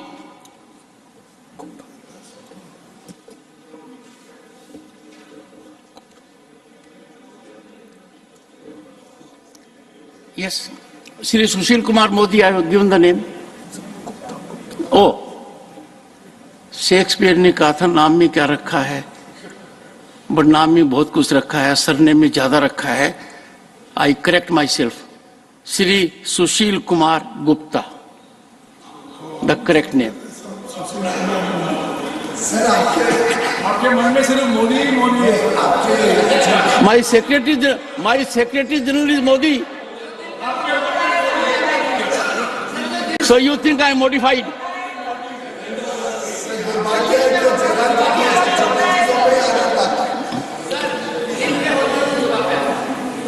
Actually, let me tell you and betray my heart. मेरे दिल में doctor Sudesh Dhankhar के अलावा कोई नहीं है. And my heart is fully occupied. And this is endorsed by the leader of the opposition. जैसा कि इन्होंने कहा, मोहब्बत हमसे, शादी उनसे. देखिए, आप तो कह रहे हैं दूसरे लहजे में, आपने सात्विक तरीके से बात कही थी. Leader of the opposition had said so in sublimity, in elegant style, with positivity. There was no sarcasm in that. I think you are so close to such a veteran, you can learn a lot. You only have to be in reception mode. Yes. Not many people here have that kind of track record in political functioning. Sharad Pawar ji is another. Matters raised with permission.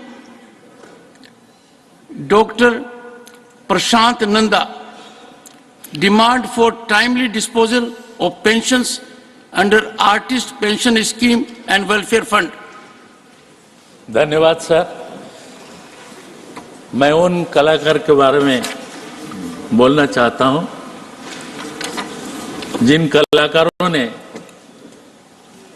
देश के अस्मिता के लिए अपनी सारी जिंदगी दे दिए हैं. Sir, ये वो कलाकार नहीं है, वो स्टार नहीं है, उनके पास गाड़ी नहीं है, उनके पास बंगले नहीं है, उनके पास सिर्फ प्रेम है देश के लिए.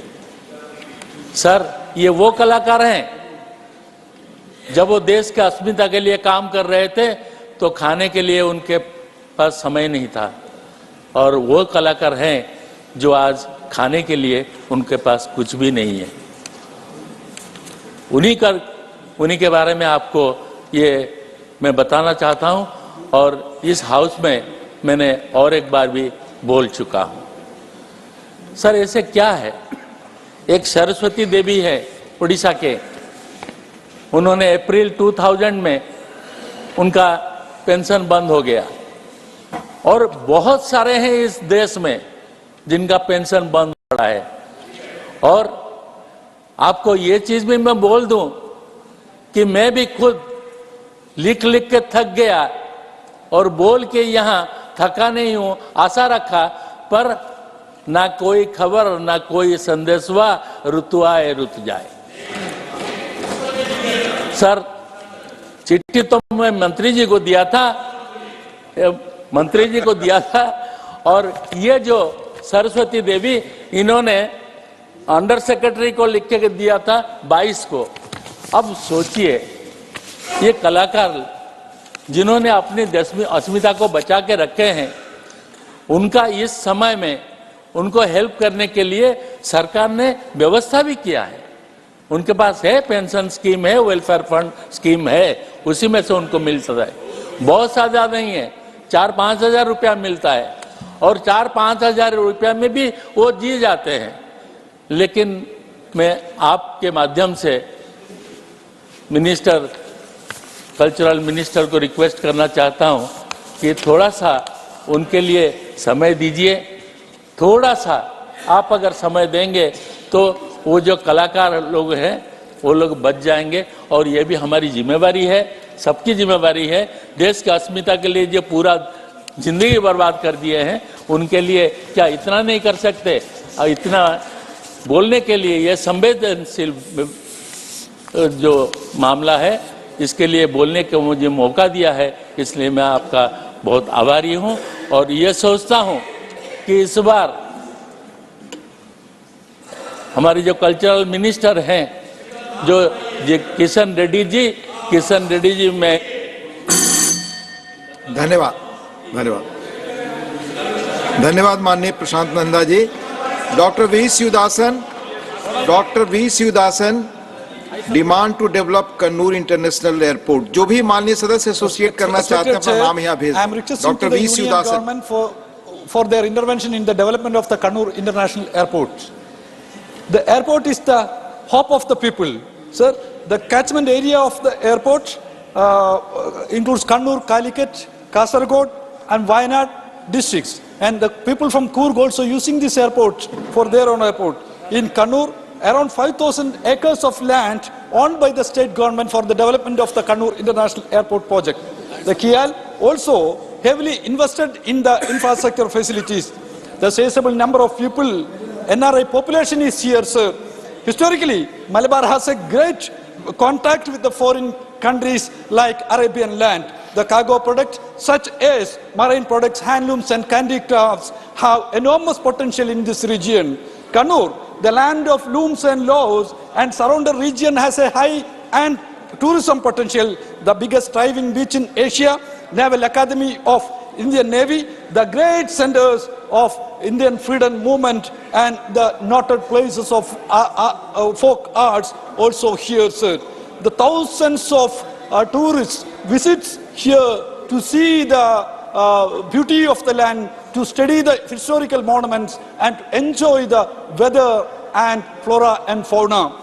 The one side of the border of the one side of the districts, Arabian Sea, other side is Western Ghats. Sir, thousands of tourists are visiting this area.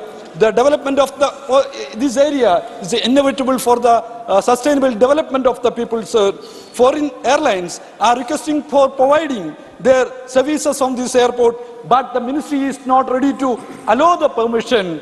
At the same time, they have given the permission to some other airport. The entire people of Kerala, together, they are requesting for granting the point of status of Kannur International Airport. Sir, but this union government is not ready to allow the permission. They are trying to catch the Kannur International Airport because they are trying to catch the dream of the people. In the ministry, some of them targeting the people of Kannur and the international airport, the dream project of Kerala. Sir, Mangalore Airport and Trivandrum Airport is running by a big corporate company. If the government is trying to protect the profit of this big corporate company, their own friend, so I am telling to them, sir, then I am sure they will be punished by the people today or tomorrow. They will be punished by the people today or tomorrow. With these words, I am concluding, sir. Please protect the airport. Please try to help them, Kannur International Airport.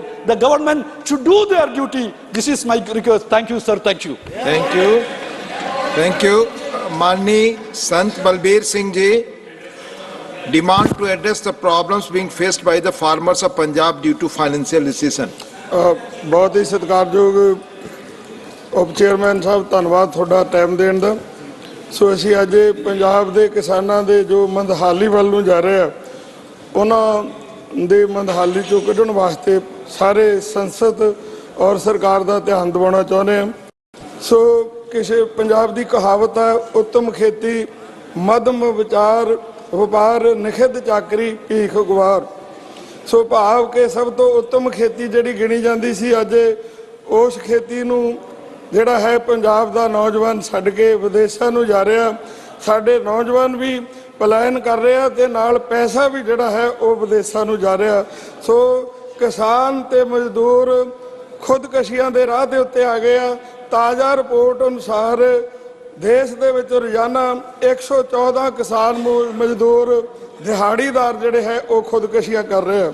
ਸੋ ਕਿਸਾਨ ਅੰਦੋਲਨ ਦੇ ਸਮੇਂ 'ਚ ਸਰਕਾਰ ਨੇ ਕਿਸਾਨਾਂ ਦੀਆਂ ਮੰਗਾਂ ਮੰਨੀਆਂ ਸੀ, ਜਿਸ ਕਾਰਨ ਉਹ ਮੰਗਾਂ ਹਜੇ ਤੱਕ MSP ਲਾਗੂ ਨਹੀਂ ਹੋਈ। ਕਿਸਾਨਾਂ ਦੇ ਵਿੱਚ ਇਸ ਦੀ ਬੇਚੈਨੀ ਆ, ਉਹ ਲਾਗੂ ਹੋਣੀ ਚਾਹੀਦੀ ਆ। ਹਰ ਸਾਲ ਸਰਕਾਰ 23 ਫਸਲਾਂ ਦੇ ਉੱਤੇ MSP ਦਿੰਦੀ ਹੈ, ਪਰ ਉਹ ਖਰੀਦੀਆਂ ਸਿਰਫ ਕਣਕ ਤੇ ਝੋਨਾ ਹੀ ਜਾਂਦਾ।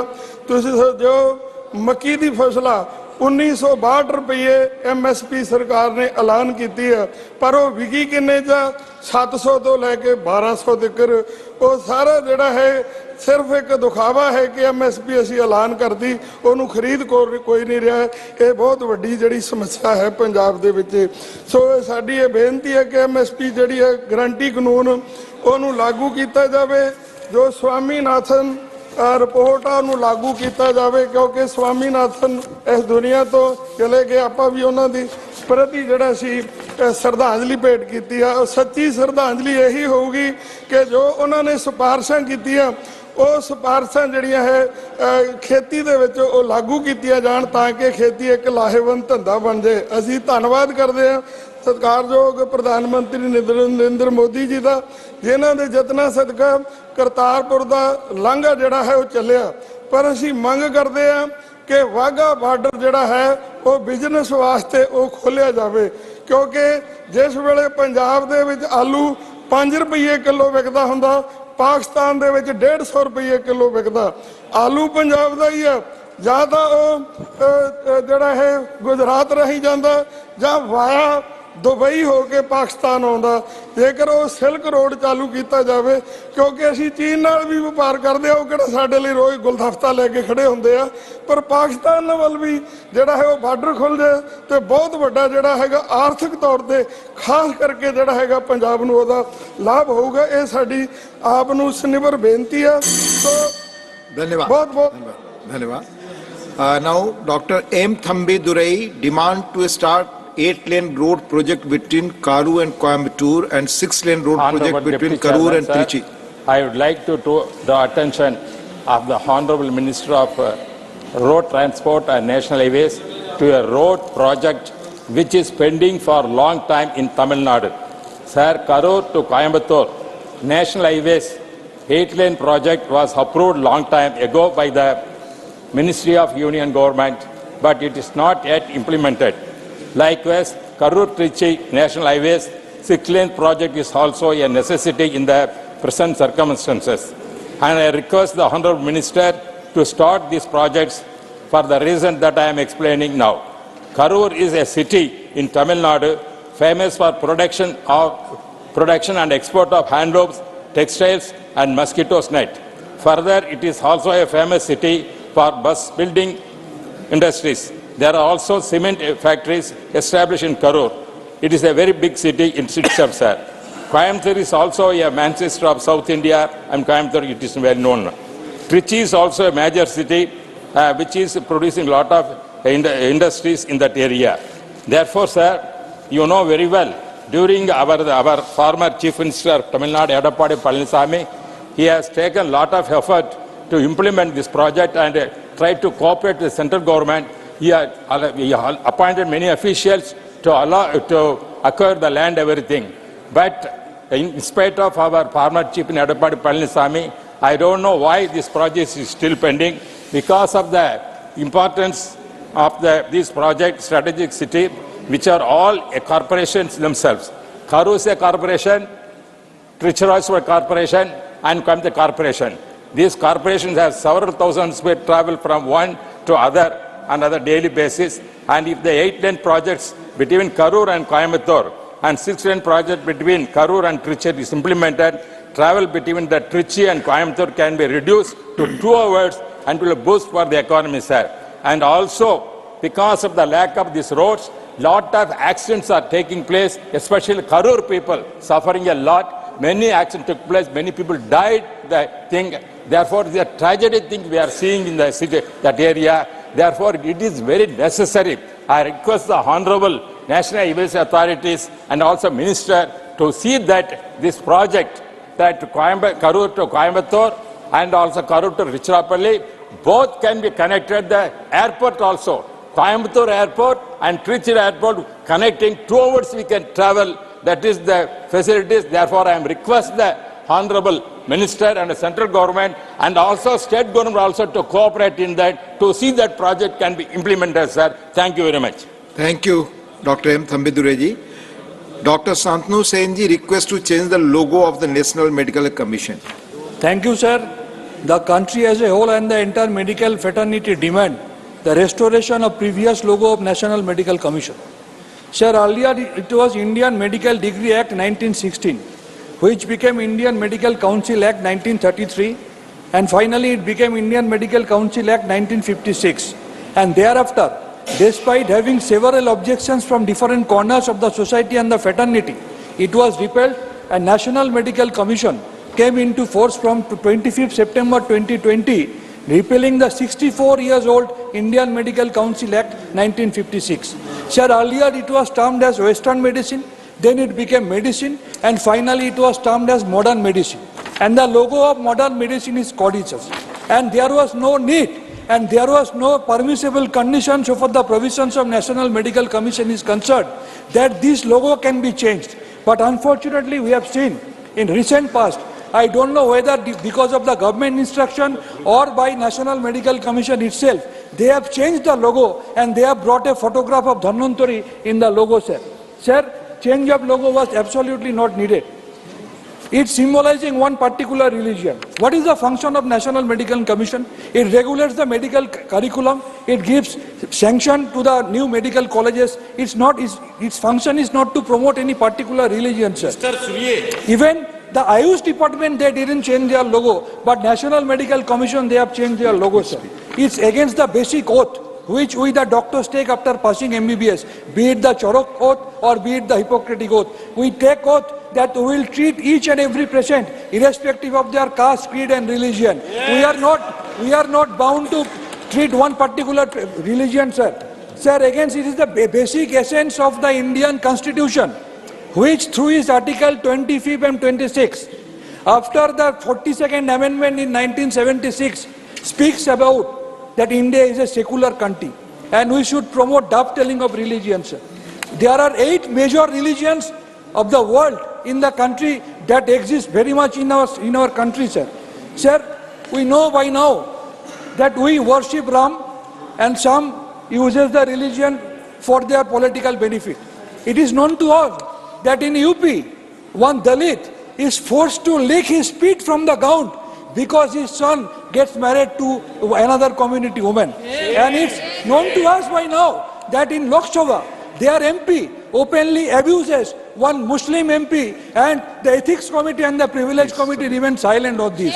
So we do demand, and Indian Medical Association being the largest organization also demand that immediately the previous logo, which does not symbolize any particular religion, should be restored, sir. Thank you very much. Thank you. Manni Sri Ramji, regarding displacement of tribals in Dadra and Nagar Haveli. Please, Manni Mantri ji, kuch bolo. Please.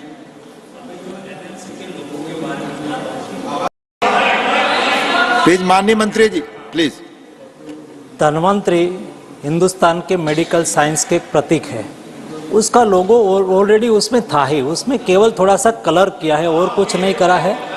दूसरा क्या उसमें No, please, not allowed. Dr. Thambidurai ji, no, please. ये हमारे लिए क्या देश, माननीय vice chairman साहब, हमारी विरासत से प्रेरणा लेके हम आगे बढ़ सकते हैं। ये हिंदुस्तान की विरासत है, ये मेडिकल साइंस का प्रतीक है। जिन्होंने मेडिकल साइंस में इतना रिसर्च किया था उसके प्रतीक के रूप में हमने फोटो रखा है, उसमें और कोई इरादा नहीं है। मुझे लगता है कि हमें तो प्राउड फील करने का समय है, उसके लिए क्वेश्चंस करने का समय नहीं है। धन्यवाद माननीय मंत्री जी। माननीय Shri Ram ji not present. Doctor Thambidurai ji were not allowed, please senior man. माननीय Shri Abir Ranjan Biswas need to address the rising cases of crime against women. माननीय प्लीज टेक योर सीट। माननीय Abir Ranjan Biswas ji, thank you for allowing me. My subject is need to address the rising cases of crime against women. Sir, I would wish to bring to your notice that the recent National Crime Records Bureau, that is the NCRB, has reported revealing a staggering figure of 4,45,256 cases of crimes committed against women in 2022. Shame. So this translates to about 51 FIRs filed every hour. My God. Shame. And so the issue of women's safety has become very paramount. It is imperative for authorities to address this concerning trend and implement robust measures ensuring the safety and security of women all across the nation. Sir, while the data underscores the urgent need to have comprehensive strategies to combat gender-based crimes, it's noteworthy that Kolkata stands out as the safest city in the country. Yes. This distinction highlights the effectiveness of local initiatives and law enforcement efforts in creating a secure environment for women. So, to further enhance women's safety nationwide, it is crucial for policymakers to analyze successful models like that of Kolkata and replicate best practices that are available all over the nation. This may include increased police presence, community engagement programs, and leveraging technology for a rapid response to such incidents. This alarming statistics underscores the responsibility of both law enforcement and roping in and engaging the community to work collaboratively in tandem in creating a society where women can live without fear. Sir, it is essential to prioritize and invest in women's safety, ensuring that every city and region becomes a safe haven for women to thrive and contribute to the nation's progress. Thank you, sir. Thank you, Manya V. Ranjan ji. Honorable Sri Dhananjay Bhim Rao Mahadik ji, demand for electrification and doubling of railway track between Kolhapur and Miraz. धन्यवाद उपसभापति जी। Sir, Kolhapur Maharashtra का एक बहुत ही समृद्ध जिला है। Per capita income में देश में हम दूसरे स्थान पर हैं। कोल्हापुर में एक प्राचीन महालक्ष्मी जी का मंदिर है। देवी महालक्ष्मी जी का तिरुपति बालाजी से धार्मिक संबंध होने की वजह से रोज लाखों श्रद्धालु कोल्हापुर आते हैं। सर, टूरिज्म के कई सारे साइट्स हैं, बहुत अच्छे मंदिर हैं, 13 किले हैं, उसमें से विशालगढ़ और पनालगढ़ जहां पर छत्रपति शिवाजी महाराज जी का वास्तव रह चुका है। छत्रपति शाहू महाराज जी का जन्म स्थान भी कोल्हापुर है। सर, कोल्हापुर में बहुत अच्छी रेनफॉल होती है, जिसकी वजह से शुगर केन की रिकवरी देश में सबसे ज़्यादा नंबर 1 कोल्हापुर में है। सर, यहाँ के लोग मेहनती हैं। इंडस्ट्री का एक बड़ा हब यहाँ पे बन चुका है, जहाँ कपड़ा, गुड़, चीनी की कई सारी मिलें हैं, फाउंड्री है, कास्टिंग है और रेमंड जैसी बड़ी इंडस्ट्री भी यहाँ पे है। सर, सन 2015 में रेलवे विभाग ने कोल्हापुर पुणे विभाग में पुणे से लोंडा वाया मिरज रेलवे ट्रैक की डबलिंग लाइनिंग का विद्युतीकरण के लिए लगभग 500 करोड़ का आवंटन किया था। मिरज से कोल्हापुर केवल मात्र 47 किलोमीटर है। सर, और मैं लोकसभा में था तब से ये मांग कर रहा हूँ कि मिरज से कोल्हापुर डबल लाइनिंग होना चाहिए। जो पुणे लोंडा था मिरज तक, वो काम लगभग पूरा हो चुका है। सर, तो अभी सर डबल रेलवे लाइनिंग होने से कोल्हापुर के लिए कई अधिक ट्रेनें और अधिक व्यवसाय का फायदा हो सकता है। इसलिए मेरी आपके माध्यम से सरकार से यह अनुरोध है कि कोल्हापुर मिरज रेलवे ट्रैक की डबलिंग लाइनिंग और विद्युतीकरण की मंजूरी दी जाए। इसमें भविष्य में कोंकण रेलवे लाइन के विस्तार के लिए भी इसका फायदा होगा। साथ ही जो वंदे भारत जो बहुत ही पॉपुलर हो चुकी है, उसकी भी अनाउंसमेंट कोल्हापुर मुंबई के लिए हो चुकी है, वो भी जल्द से जल्द शुरू की जाए। सर, प्रधानमंत्री मोदी जी के एक विजनरी लीडर है, उन्होंने कोल्हापुर के लिए बहुत कुछ दिया है। यातायात के लिए, आवागमन के लिए 6 लेनिंग रोड कोल्हापुर से जा रहा है। इंडस्ट्रियल हब जो कॉरिडोर बन रहा है वो भी कोल्हापुर से जा रहा है। कोल्हापुर का एयरपोर्ट हमारे मंत्री ज्योतिरादित्य सिंधिया जी ने 274 करोड़ देके वो भी फुल फ्लेजेड चल रहा है। 5-6 फ्लाइट चल रही है। PM ई बस सेवा केंद्र के माध्यम से 100 बसेस आवंटित हुई है। तो सिर्फ ये रेलवे का एक काम जो है पिछड़ा हुआ है। मैं आपके माध्यम से सरकार से अनुरोध करता हूं कि कोल्हापुर मिरज जल्द से जल्द डबलिंग विथ इलेक्ट्रिफिकेशन किया जाए। धन्यवाद सर। धन्यवाद माननीय धनंजय भीमराव महादिक जी। माननीय Shri Sujeet Kumar ji, demand to resolve infrastructural deficiencies of Eklavya model residential school in Odisha. धन्यवाद उपाध्यक्ष महोदय। महोदय, मैं आदिवासी बच्चों की शिक्षा के विषय में आपके माध्यम से सरकार का ध्यान आकर्षण करना चाहता हूँ। माननीय विषय है जो एकलव्य मॉडल रेजिडेंशियल स्कूल्स हैं EMRS, उसका जो पॉपुलेशन क्राइटेरिया है, और दूसरा जो EMRS स्कूल्स जो नॉन फंक्शनल हैं। महोदय, मिनिस्ट्री ऑफ ट्राइबल अफेयर्स 2020 का एक रिवाइज्ड गाइडलाइन है जिसके तहत EMRS स्कूल्स का स्थापना करने के लिए एक ब्लॉक में कम से कम 50% आदिवासी जनसंख्या होना चाहिए और कम से कम 20,000 की आदिवासी की जनसंख्या होना चाहिए।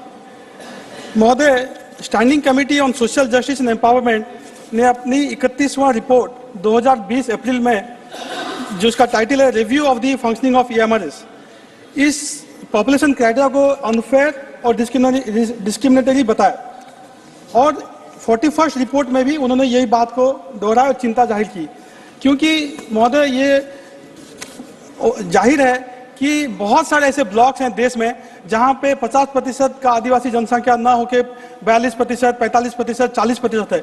तो सर वो ब्लॉक्स के बच्चों का क्या गलती है कि उनको ये EMRS एजुकेशन, क्वालिटी एजुकेशन से डिप्राइव किया जाए। मैं आपको 3 उदाहरण दूंगा महोदय।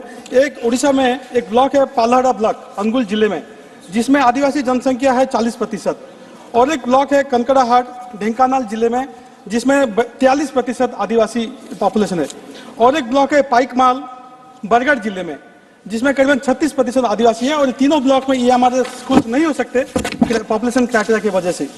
तो सर ये बहुत अच्छा स्कीम है, एक्सीलेंट स्कीम है, लेकिन ये जो पॉपुलेशन क्राइटेरिया है सर, इसके तहत बहुत सारे सर आदिवासी बच्चे डिप्राइव हो जा रहे हैं क्वालिटी एजुकेशन के तहत। और दूसरी बात सर, अभी उड़ीसा में 104 EMRS स्कूल्स का सर सैंक्शन हुआ है, जिसमें से अभी तक सिर्फ 32 स्कूल्स ही फंक्शनल हो पाए हैं। 72 स्कूल अभी तक फंक्शनल नहीं हो पाए। सर, ऑनरेबल फाइनेंस मिनिस्टर ने अपने बजट स्पीच में कहा कि करीबन 40,000 करोड़ रुपया का सैंक्शन किया गया EMRS स्कूल्स में टीचर्स अपॉइंटमेंट के लिए, लेकिन सर जब स्कूल्स ही फंक्शनल नहीं होंगे तो सर ये टीचर्स अपॉइंट होकर भी क्या फायदा। तो सर मेरे सरकार से यही सर विनती है कि जो पॉपुलेशन क्राइटेरिया को रिविजिट किया जाए, और इस बारे में मैंने सर चिट्ठी भी लिखा था मंत्रालय को, और माननीय मंत्री रेणुका सिंह जी का भी मेरे पास रिप्लाई आया था कि 2025-26 में ये जो क्राइटेरिया है इसका पुनर्विचार किया जाएगा। ये उन्होंने रिप्लाई दिया अपनी चिट्ठी में। तो सर 3 साल बहुत देर हो जाएगा सर, आदिवासी बच्चे 3 साल के जो डिप्राइव हो जाएंगे। इसके लिए मैं आपसे विनती करता हूं कि सरकार इस बारे में ध्यान दे। धन्यवाद। धन्यवाद माननीय सुजीत जी। माननीय Shri Sushil Kumar Modi ji, need for declaration of assets and liabilities by the जजेज of supreme court and high courts.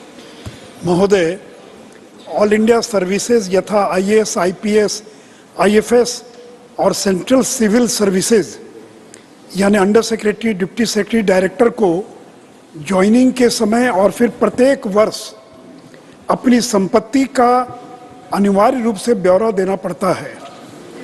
CAG भी प्रति वर्ष वेबसाइट पर अपने एसेट्स का डिक्लेरेशन करते हैं।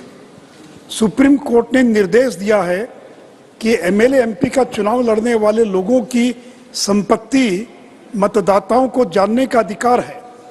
तो जब कोई MP MLA चुनाव के लिए खड़ा होता है तो उसको अपनी संपत्ति का एफिडेविट फाइल करना पड़ता है, और MP बनने के बाद 90 दिनों के भीतर और फिर प्रत्येक वर्ष 30 जून तक सभी MPs को संपत्ति का ब्यौरा देना होता है। यहाँ तक कि सेंट्रल कैबिनेट यानी प्रधानमंत्री तक सभी मंत्री प्रति वर्ष अपनी संपत्ति का ब्यौरा देते हैं, परंतु सुप्रीम कोर्ट और हाई कोर्ट के जजेस के लिए ऐसी कोई व्यवस्था नहीं है। सभापति महोदय, अगर मंत्री MP, मंत्री IAS के समान जजेस के लिए भी एसेट डिक्लेरेशन की व्यवस्था होनी चाहिए।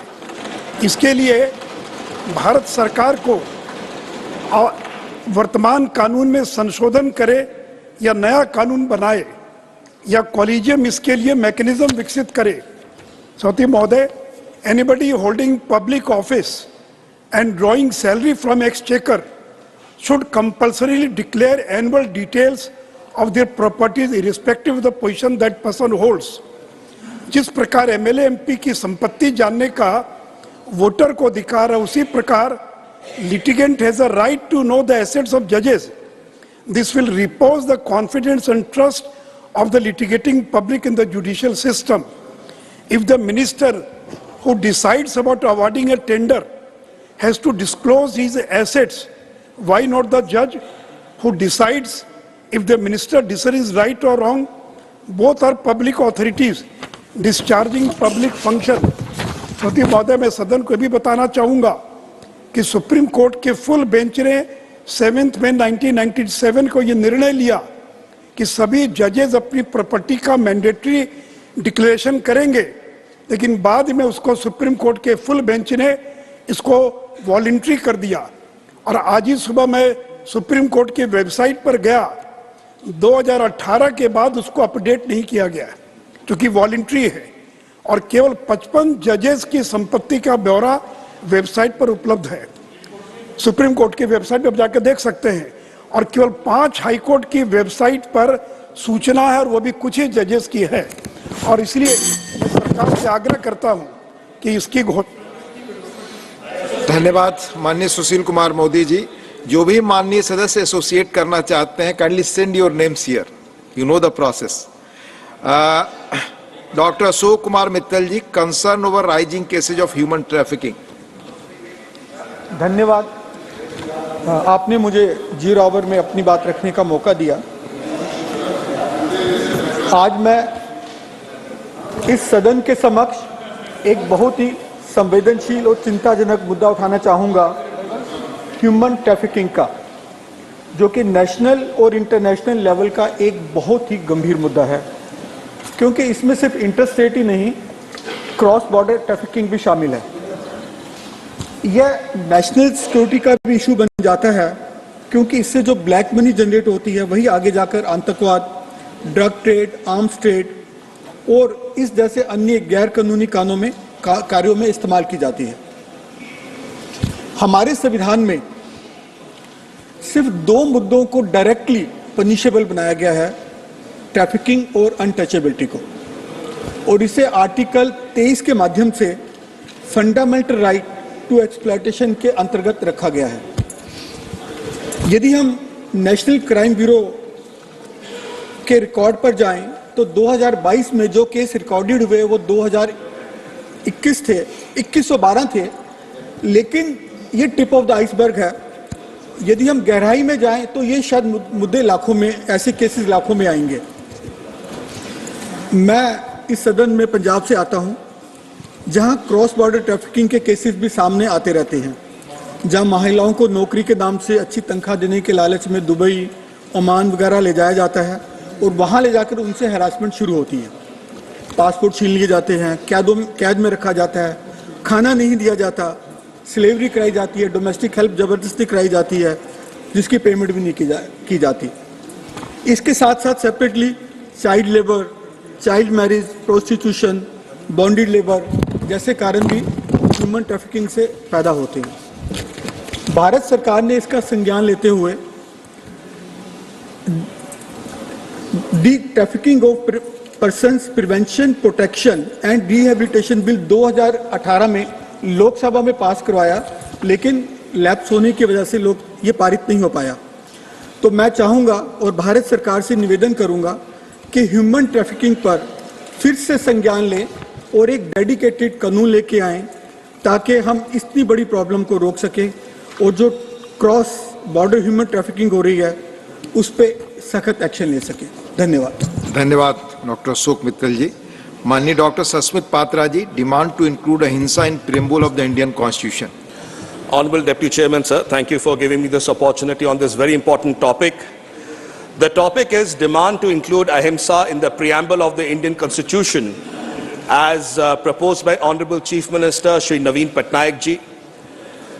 Sir, in May 2018, Odisha's Honorable Chief Minister Shri Naveen Patnaik ji, during the first meeting of the Committee for 150th birth anniversary celebrations of Mahatma Gandhi, had proposed that the idea of ahimsa or non-violence should be included in the preamble of the Indian Constitution. Honorable Deputy Chairman, sir, he had said This would inspire future generations, not only of India, but also people around the world who would be reminded of the profound truth of this principle. He further said that this is the most important aspect of Mahatma Gandhi, the doctrine of nonviolence, because it talks about poverty and social injustice as the greatest violence against humanity. Again in December 2019, Honorable Deputy Chairman, Sir, Honorable Chief Minister of Odisha, Shri Naveen Patnaik ji, reiterated his demand for inclusion of ahimsa, non-violence, in the preamble of the Indian Constitution while addressing the second meeting of the National Committee for Celebration of 150th birth anniversary of Mahatma Gandhi at the Rashtrapati Bhavan in New Delhi. And he said that ahimsa is the most powerful message given by India to the world, and that ahimsa has made our freedom struggle a unique freedom struggle in the entire world, while ahimsa is the only path of peace, development and equality. You'd be happy to know, Honorable Deputy Chairman, Sir, that in March 2021, the Odisha Vidhan Sabha, the Odisha Assembly, unanimously passed a resolution to include ahimsa, non-violence, in the preamble of the Indian Constitution. The resolution was passed to commemorate the 100th anniversary of Mahatma Gandhi's visit to the state of Odisha. He had first visited on March 23rd, 1921. And in this way, Honorable Deputy Chairman, Sir, Honorable Chief Minister Shri Naveen Patnaik ji has been repeatedly requesting for ahimsa to be added in the preamble of the Indian Constitution. The Odisha Vidhan Sabha, unanimously, all MLAs, both BJP, Congress, BJD, independents, everyone came together and said, ahimsa ko Bharat के संविधान के preamble में शामिल करिए. This is beyond party. This is about the philosophy of India. This is about the very identity of India, which is ahimsa and non-violence. In this regard, I reiterate that let the government bring about a proposal and an amendment to include ahimsa in the preamble of the Indian Constitution. Thank you. धन्यवाद doctor Sasmit Patra ji. Doctor Fauzia Khan ji, issue of laser interferometer gravitational wave observatory in Hingoli, Maharashtra. Sir, as India takes off into the realms of scientific advancement, and as a proud Indian, I would like to say, न तू ज़मी के लिए है, न आसमां के लिए. जहां है तेरे लिए, तू नहीं जहां के लिए. Sir, India has embarked upon a momentous journey, marking its celestial prowess by touching the moon and nearing the sun. Yet, our quest to unravel cosmic mysteries has only just commenced. In the heart of Maharashtra's Hingoli, a barren expanse of land is poised to become the ground for one of the world's most ambitious scientific initiatives, the LIGO Observatory, dedicated to unraveling gravitational waves. I extend my heartfelt gratitude to the Honorable Prime Minister of India for swiftly considering the plea that I personally made to him and granting the government's wholehearted approval and a sanctioned fund of rupees 2,600 crores for LIGO India, sir. Sir, this project promises an impactful change for the underprivileged in the Marathwada region of Maharashtra, making it a big hub for science. It pledges not only extensive scientific research, but also substantial investments in education, healthcare, and infrastructure, revitalizing the entire area. I implore the government to seize this opportunity by establishing a science city, fostering a world-class research university, constructing state-of-art infrastructure with robust connectivity and all around the LIGO project, sir. Moreover, I propose the creation of a dedicated committee tasked with overseeing and guiding this monumental project. This committee would offer recommendations and strategies to harness this opportunity for the comprehensive development of Marathwada region. This endeavor isn't merely about a scientific exploration. It is about fostering a future where knowledge, innovation, and progress thrive, sir. Let us unite in our commitment to leverage this endeavor for the holistic advancement of our nation and its people. Sir, this is only the third location in the world that NASA has identified to set up this laboratory. Thank you, sir. Thank you, Dr. Fauziya Khan ji. Mani Shri Sandeep Kumar Pathak ji, demand to release dues under National Health Mission and Rural Development Fund to the state of Punjab. धन्यवाद उपसभापति महोदय। आज मैं पंजाब के संदर्भ में एक बहुत महत्वपूर्ण मुद्दा आपके समक्ष और आपके माध्यम से इस पूरे देश और सदन के सामने रखना चाहता हूं। सर, पंजाब का बहुत सारा पैसा केंद्र सरकार के पास अटका हुआ है। केंद्र सरकार ने वो पैसा रोक के रखा हुआ है। लगभग आरडीएफ जो रूरल डेवलपमेंट फंड है उसमें 5,500, नेशनल हेल्थ मिशन का 621 करोड़, एमडीएफ का लगभग 850 करोड़, स्पेशल असिस्टेंस का 1800 करोड़, टोटल लगभग 8,000 करोड़ पंजाब का पैसा केंद्र सरकार के पास अटका पड़ा है, रोका हुआ है किसी कारणों से। मैं आज आपके माध्यम से केंद्र सरकार से हाथ जोड़ के विनती करता हूं कि सर, पंजाब के साथ अन्याय ना हो, पंजाब के अधिकार का पैसा उसे मिलना चाहिए। अगर मैं आरडीएफ की बात करूं सर, तो रूरल डेवलपमेंट फंड मोस्टली मंडी के रख रखाव और निर्माण के लिए होता है।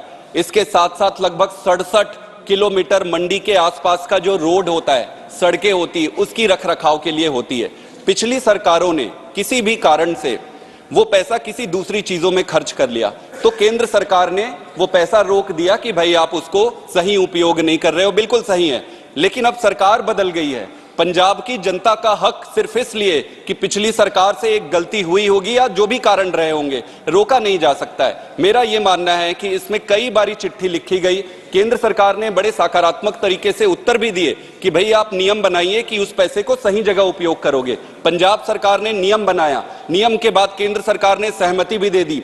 हमने, पंजाब सरकार ने तो धन्यवाद तक दे डाला केंद्र सरकार को कि सर आप बहुत बहुत आभारी है। पैसा फिर भी रुका हुआ है, सुप्रीम कोर्ट में मुद्दा चला गया है सर, अब सुप्रीम कोर्ट पे लटका हुआ है। दूसरा है सर नेशनल हेल्थ मिशन का। सर, यहां माननीय मंत्री जी भी बैठे हैं, उन्होंने नेशनल हेल्थ मिशन का सर लगभग 621 करोड़ रुपए रुका पड़ा है। इसमें यह कहा जाता है कि आम आदमी क्लिनिक जो है उसका केंद्र सरकार सपोर्ट नहीं करती है, एनएचएम के जो पैसे हैं वो उस पे जा रहा है, इसलिए रोका गया है। पर सर, नेशनल हेल्थ मिशन के पैसा तो दवाइयों में भी जाती है, मशीनों में भी जाती है, जिला अस्पतालों में भी जाती है, तहसील के अस्पतालों में भी जाती है, और भी कई अस्पताल है उसमें जाती है। अगर केंद्र सरकार चाहे तो वो स्पेसिफाई कर दे कि भाई हम आम आदमी क्लिनिक पे पैसा नहीं खर्च करोगे, तो आम आदमी क्लिनिक के लिए ना दे सर, बाकी के लिए तो दे। और ये मैं स्पष्ट करना चाहता हूं, आम आदमी क्लिनिक के लिए पैसा पंजाब सरकार अपने जेब से लगा रही है, उनका फंड है। तो मेरा यह मानना है कि इस पर ध्यान देना चाहिए। सर, बड़ी मुश्किल से जीएसटी का पैसा मिला, इसके लिए मैं केंद्र सरकार को धन्यवाद देना चाहता हूं। अगर वो नहीं भी देते तो हम क्या कर लेते, सुप्रीम कोर्ट का चक्कर लगाते रहते।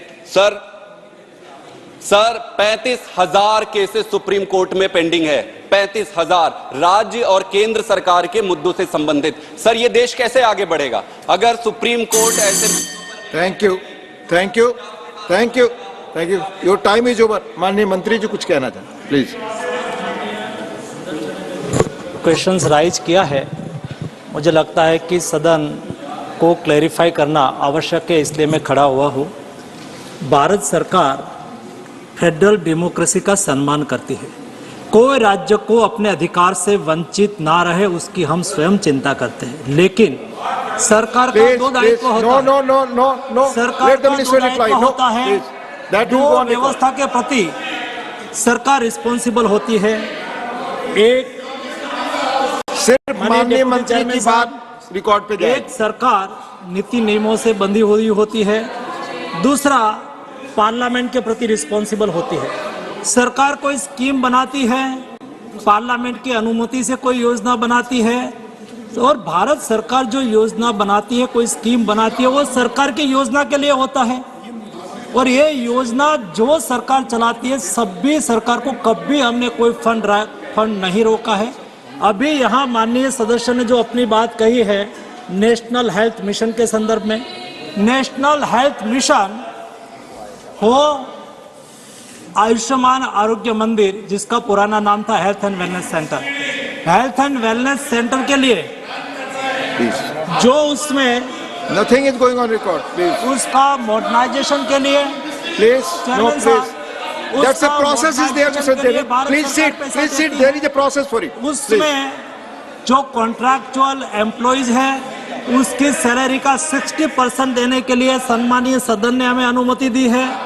वहां पर जो मेडिसिन आती है, मुफ्त मेडिसिन, उसमें 60% पैसा देने के लिए सम्मानीय सदन ने हमें अनुमति दी है। जिस सरकार इस योजना का ये ही स्थिति में अमल करता है उसको हम भली भांति मदद करते हैं, लेकिन कोई सरकार ये योजना अपने नाम से करे और हमारी योजना ही ना रहे, जिसको पार्लियामेंट की अनुमति ना हो, जो रूल्स रेगुलेशन में आता न हो, जिसको कैबिनेट की अप्रूवल न हो, उसको तो हम कैसे पैसा दे सकते? इसलिए किसी को पैसा देने के लिए हमारी माननीय विवेक ठाकुर, माननीय Vivek Thakur, it's not, there is a process for it. Derek ji, आप जानते हैं प्रोसेस। धन्यवाद डिप्टी चेयरमैन सर, धन्यवाद डिप्टी चेयरमैन सर। आदरणीय उपसभापति महोदय, मैं सदन का ध्यान एक महत्वपूर्ण मुद्दे की ओर आकर्षित करना चाहूंगा, जिससे हमारे बच्चे और युवा पीढ़ी का भविष्य उनकी सेहत से जुड़ी हुई है। जैसा कि कहा जाता है, आरोग्यम धन संपदा, परंतु आज युवा पीढ़ी के स्वास्थ्य के साथ जिस प्रकार ये कुछ कंपनियां जो जंक फूड के बिजनेस में हैं, एनर्जी ड्रिंक के बिजनेस में ये कर रही हैं, ये मैं आपके माध्यम से ध्यान आकर्षित करना चाहूंगा। शुगर और सॉल्ट हमारे रोजमर्रा की जिंदगी और खान पान का महत्वपूर्ण हिस्सा होता है, लेकिन इसका अति उपयोग स्वास्थ्य के लिए किस प्रकार से हानिकारक होता है ये हम जान लें, क्योंकि भारत में डायबिटीज, हाइपरटेंशन और ब्लड प्रेशर के पेशेंट की संख्या जिस प्रकार से बढ़ रही है, इसका कुछ डेटा जो है मैं आपके समक्ष रखना चाहूंगा, जो कि ICMR का एक स्टडी है जो पब्लिश हुआ है बहुत विश्व के प्रतिष्ठित जर्नल में, the Lancet diabetes and endocrinology. India is home to a whopping 315 million people with hypertension, 101 million with diabetes, 136 million Indians are pre-diabetic, 213 million people live with high cholesterol, 185 million suffer from high LDL cholesterol or bad cholesterol, while 254 million live with generalized obesity and 351 million have abdominal obesity. These non-communicable diseases were also behind 65% of deaths in India. महोदय, हमारे युवा पीढ़ी तो हम सब इस समस्या से जूझ ही रहे हैं कि जंक फूड जो है, क्वेश्चन नंबर 76 श्री सुशील कुमार मोदी। पूछता हूं। Honourable minister. Sir, a statement is laid on the table of the House. First supplementary Shri Sushil Kumar Modi. सभापति महोदय, मैं सरकार से जानना चाहता हूं कि UPA 2 के दौरान कितने के ऑयल बॉन्ड इशू किए गए थे, कितने का पेमेंट हो चुका, कितना बकाया है और बाकी कब तक इसका भुगतान और सरकार करेगी? Honourable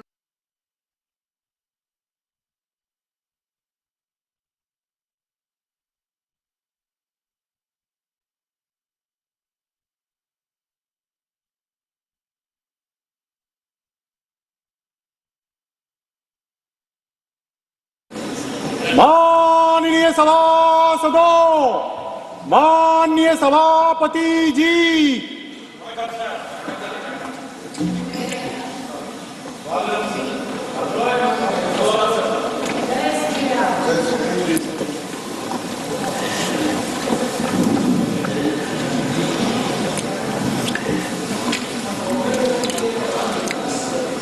The Jammu and Kashmir Reservation Amendment Bill 2023 and the Jammu and Kashmir Reorganization Amendment Bill 2023 to be discussed together. Shri Amit Shah to move the motions for consideration of the following bills: the Jammu and Kashmir Reservation Amendment Bill 2023 and the Jammu and Kashmir Reorganization Amendment Bill 2023.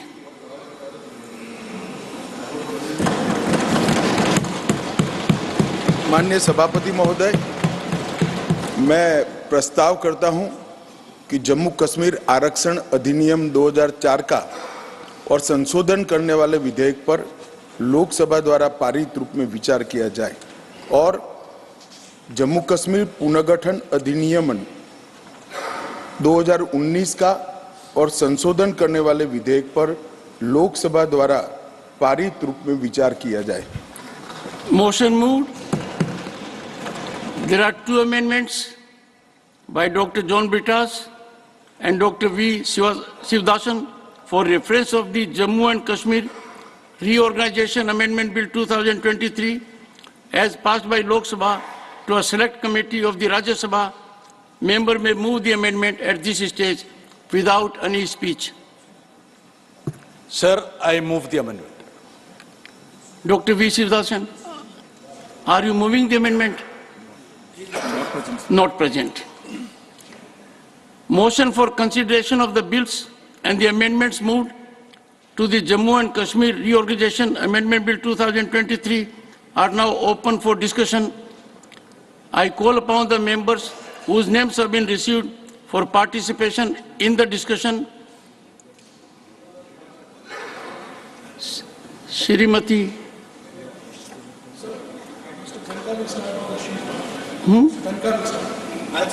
I'll start. You gave the name of Shrimati Rajni Ashok Rao Patil. She'll come second. All right. Shri, quite fine, quite fine. I was going by the system as per the input given. Shri Vivek Tanka.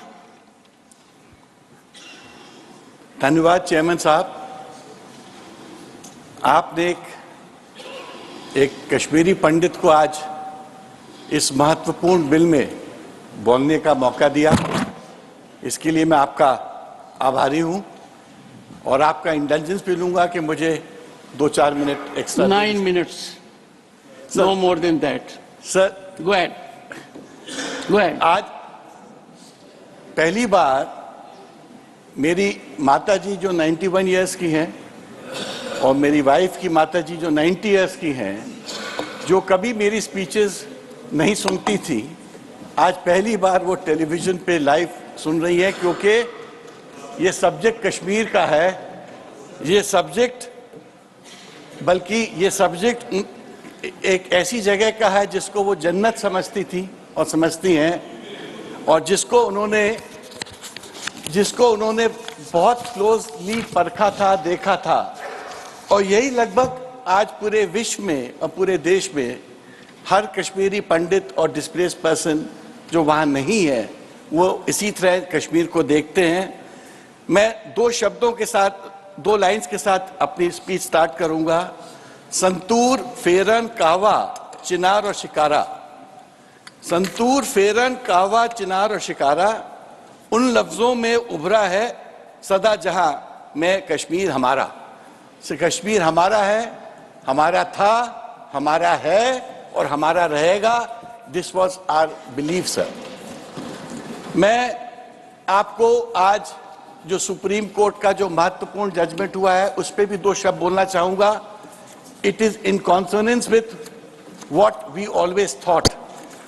हमारे opinion में और जवाहरलाल नेहरू ने 1963 में इस parliament में बोला था, this is a transitory provision, it's a temporary provision, it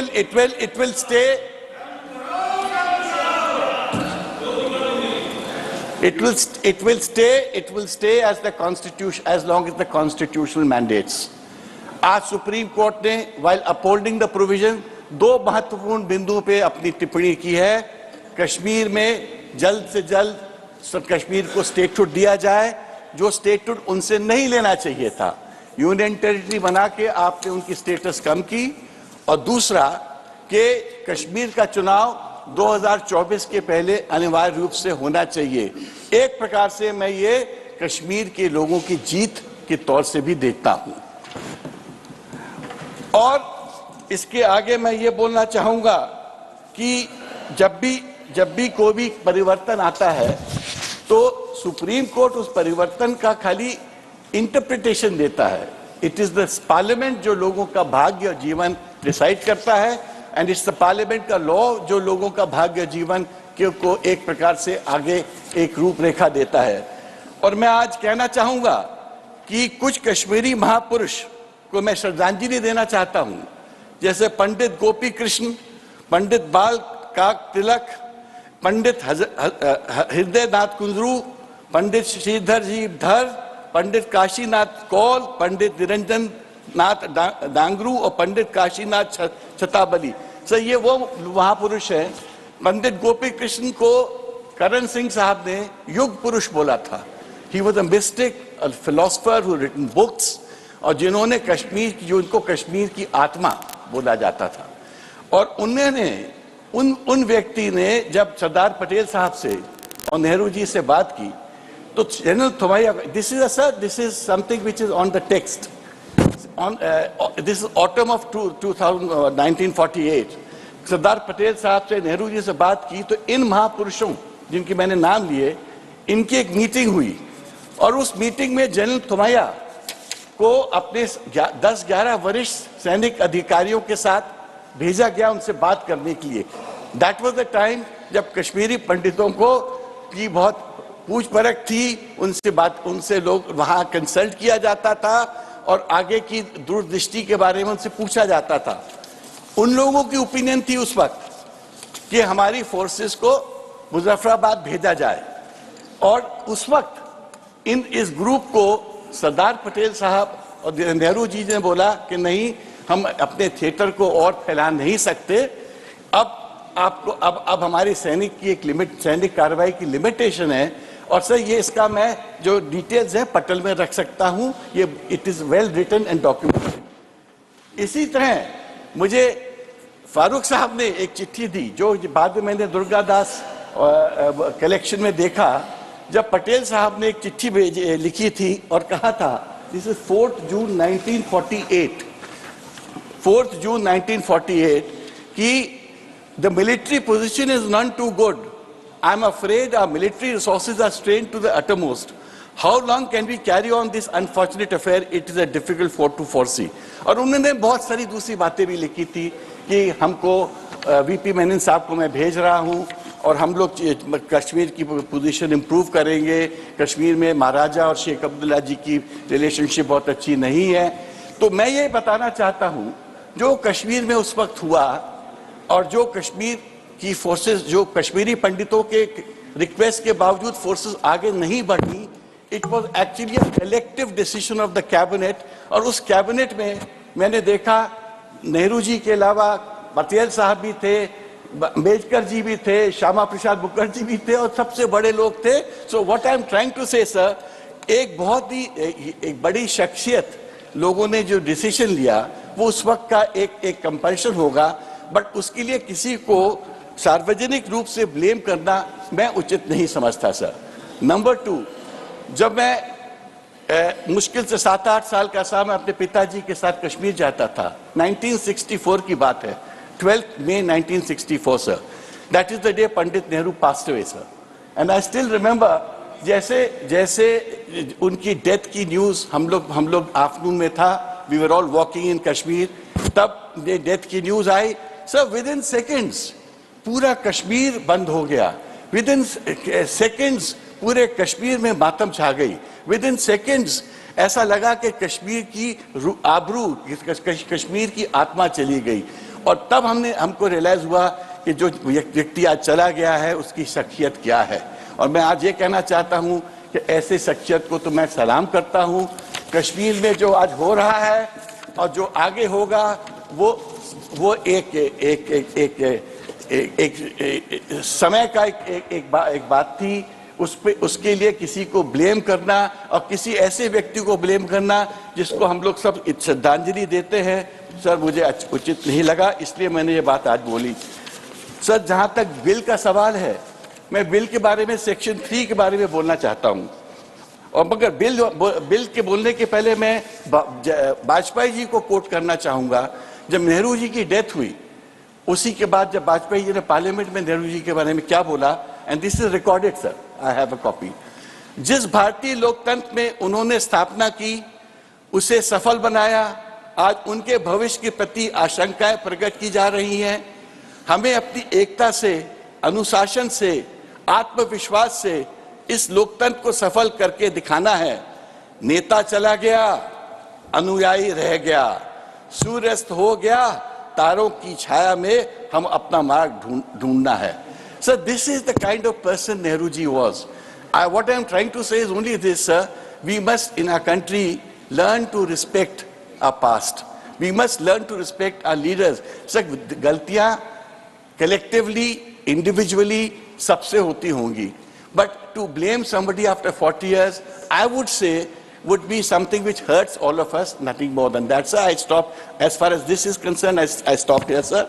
Now, as far as the legal points are concerned, sir, आपने एलिजिबिलिटी के क्राइटेरिया बनाया।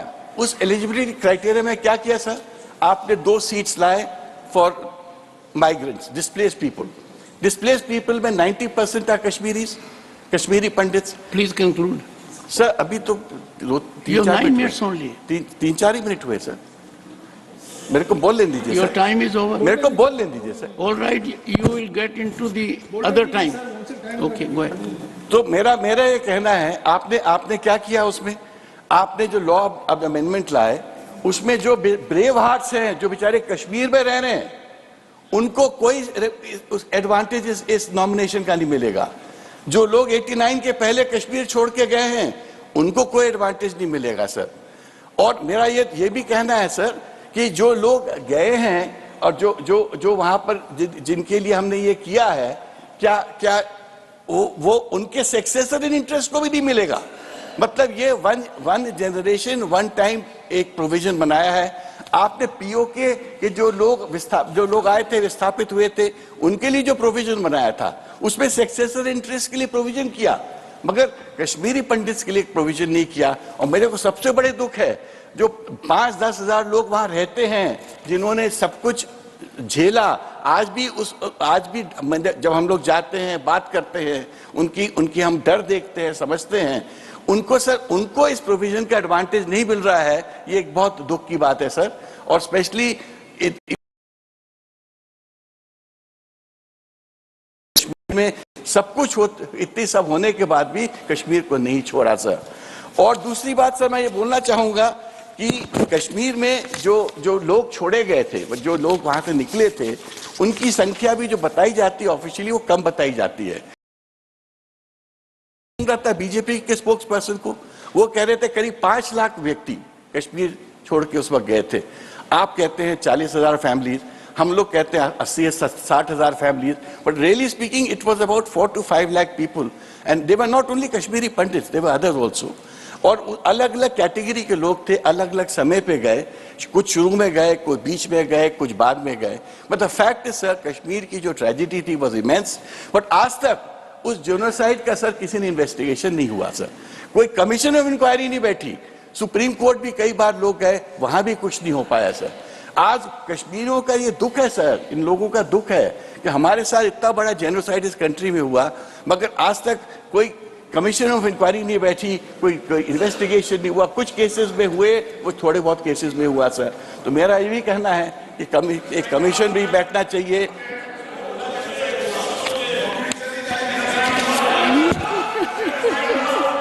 अब तो दैट इज कश्मीरी पंडित्स का, मैं कश्मीरी पंडित्स की बात कर रहा हूं।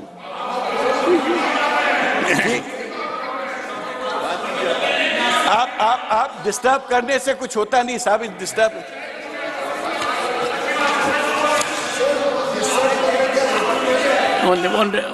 One second. मान्यवर, इस विषय पर उनको 5 मिनट ज्यादा दीजिए। मैं स्वागत करता हूं कि कांग्रेस पार्टी इंक्वायरी मांग रही है।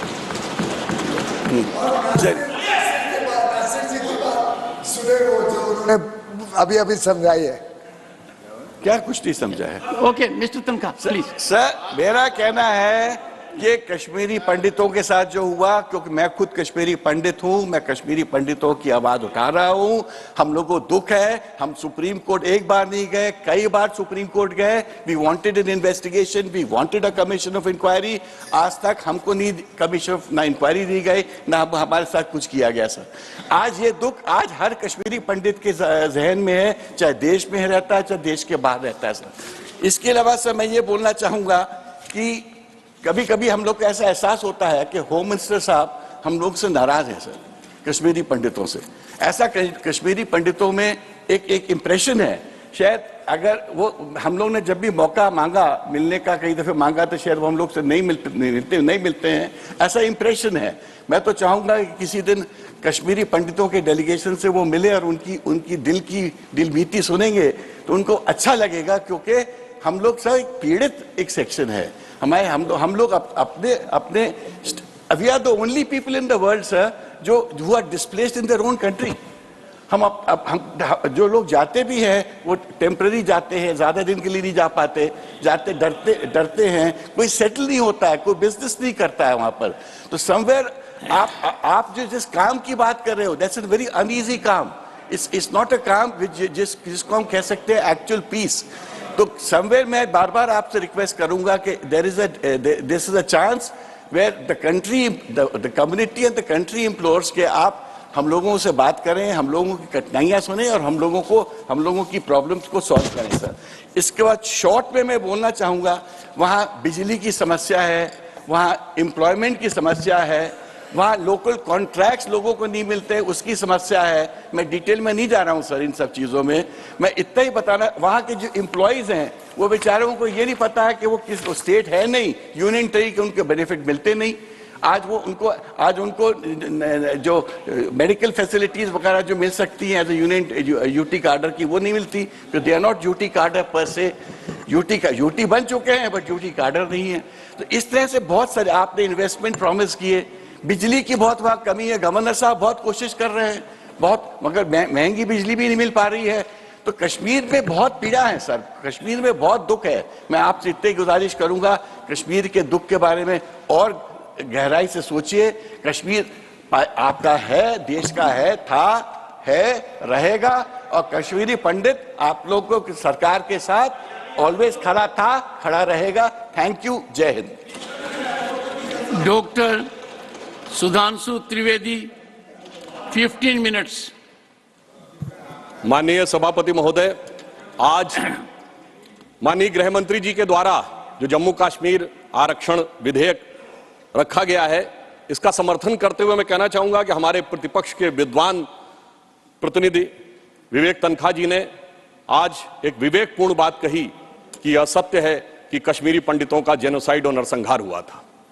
परंतु यह कहते हुए मुझे कष्ट भी होता है कि एक दौर था जब उस नरसंहार के आरोपी और समर्थक दिल्ली में आते थे तो रेड कारपेट वेलकम के साथ आते थे, जलवाए जलाल से दिल्ली की सरजमी पर जलवा अफरोज होते। और सभापति महोदय, आज भी वो आते हैं, मगर ईडी के सम्मन पे आते हैं, एनआईए की पेशी में आते हैं। ये अंतर आया है हमारी सरकार और उस सरकार के दौर में। जम्मू कश्मीर के सामने स्वतंत्रता के बाद से अगर मैं कहूं तो एक मिश्रित भावना आती है, क्योंकि हम कहते हैं कि भारत दुनिया का सबसे प्राचीनतम राष्ट्र है, मोस्ट एंशिएंट सिविलाइजेशन है, लिविंग सिविलाइजेशन। उत्तर से दक्षिण तक सारे राज्यों के नाम बदल गए, एक ही राज्य है जिसका प्राचीन काल में जो नाम था, नीलमत पुराण में यदि कश्मीर था तो आज भी कश्मीर है।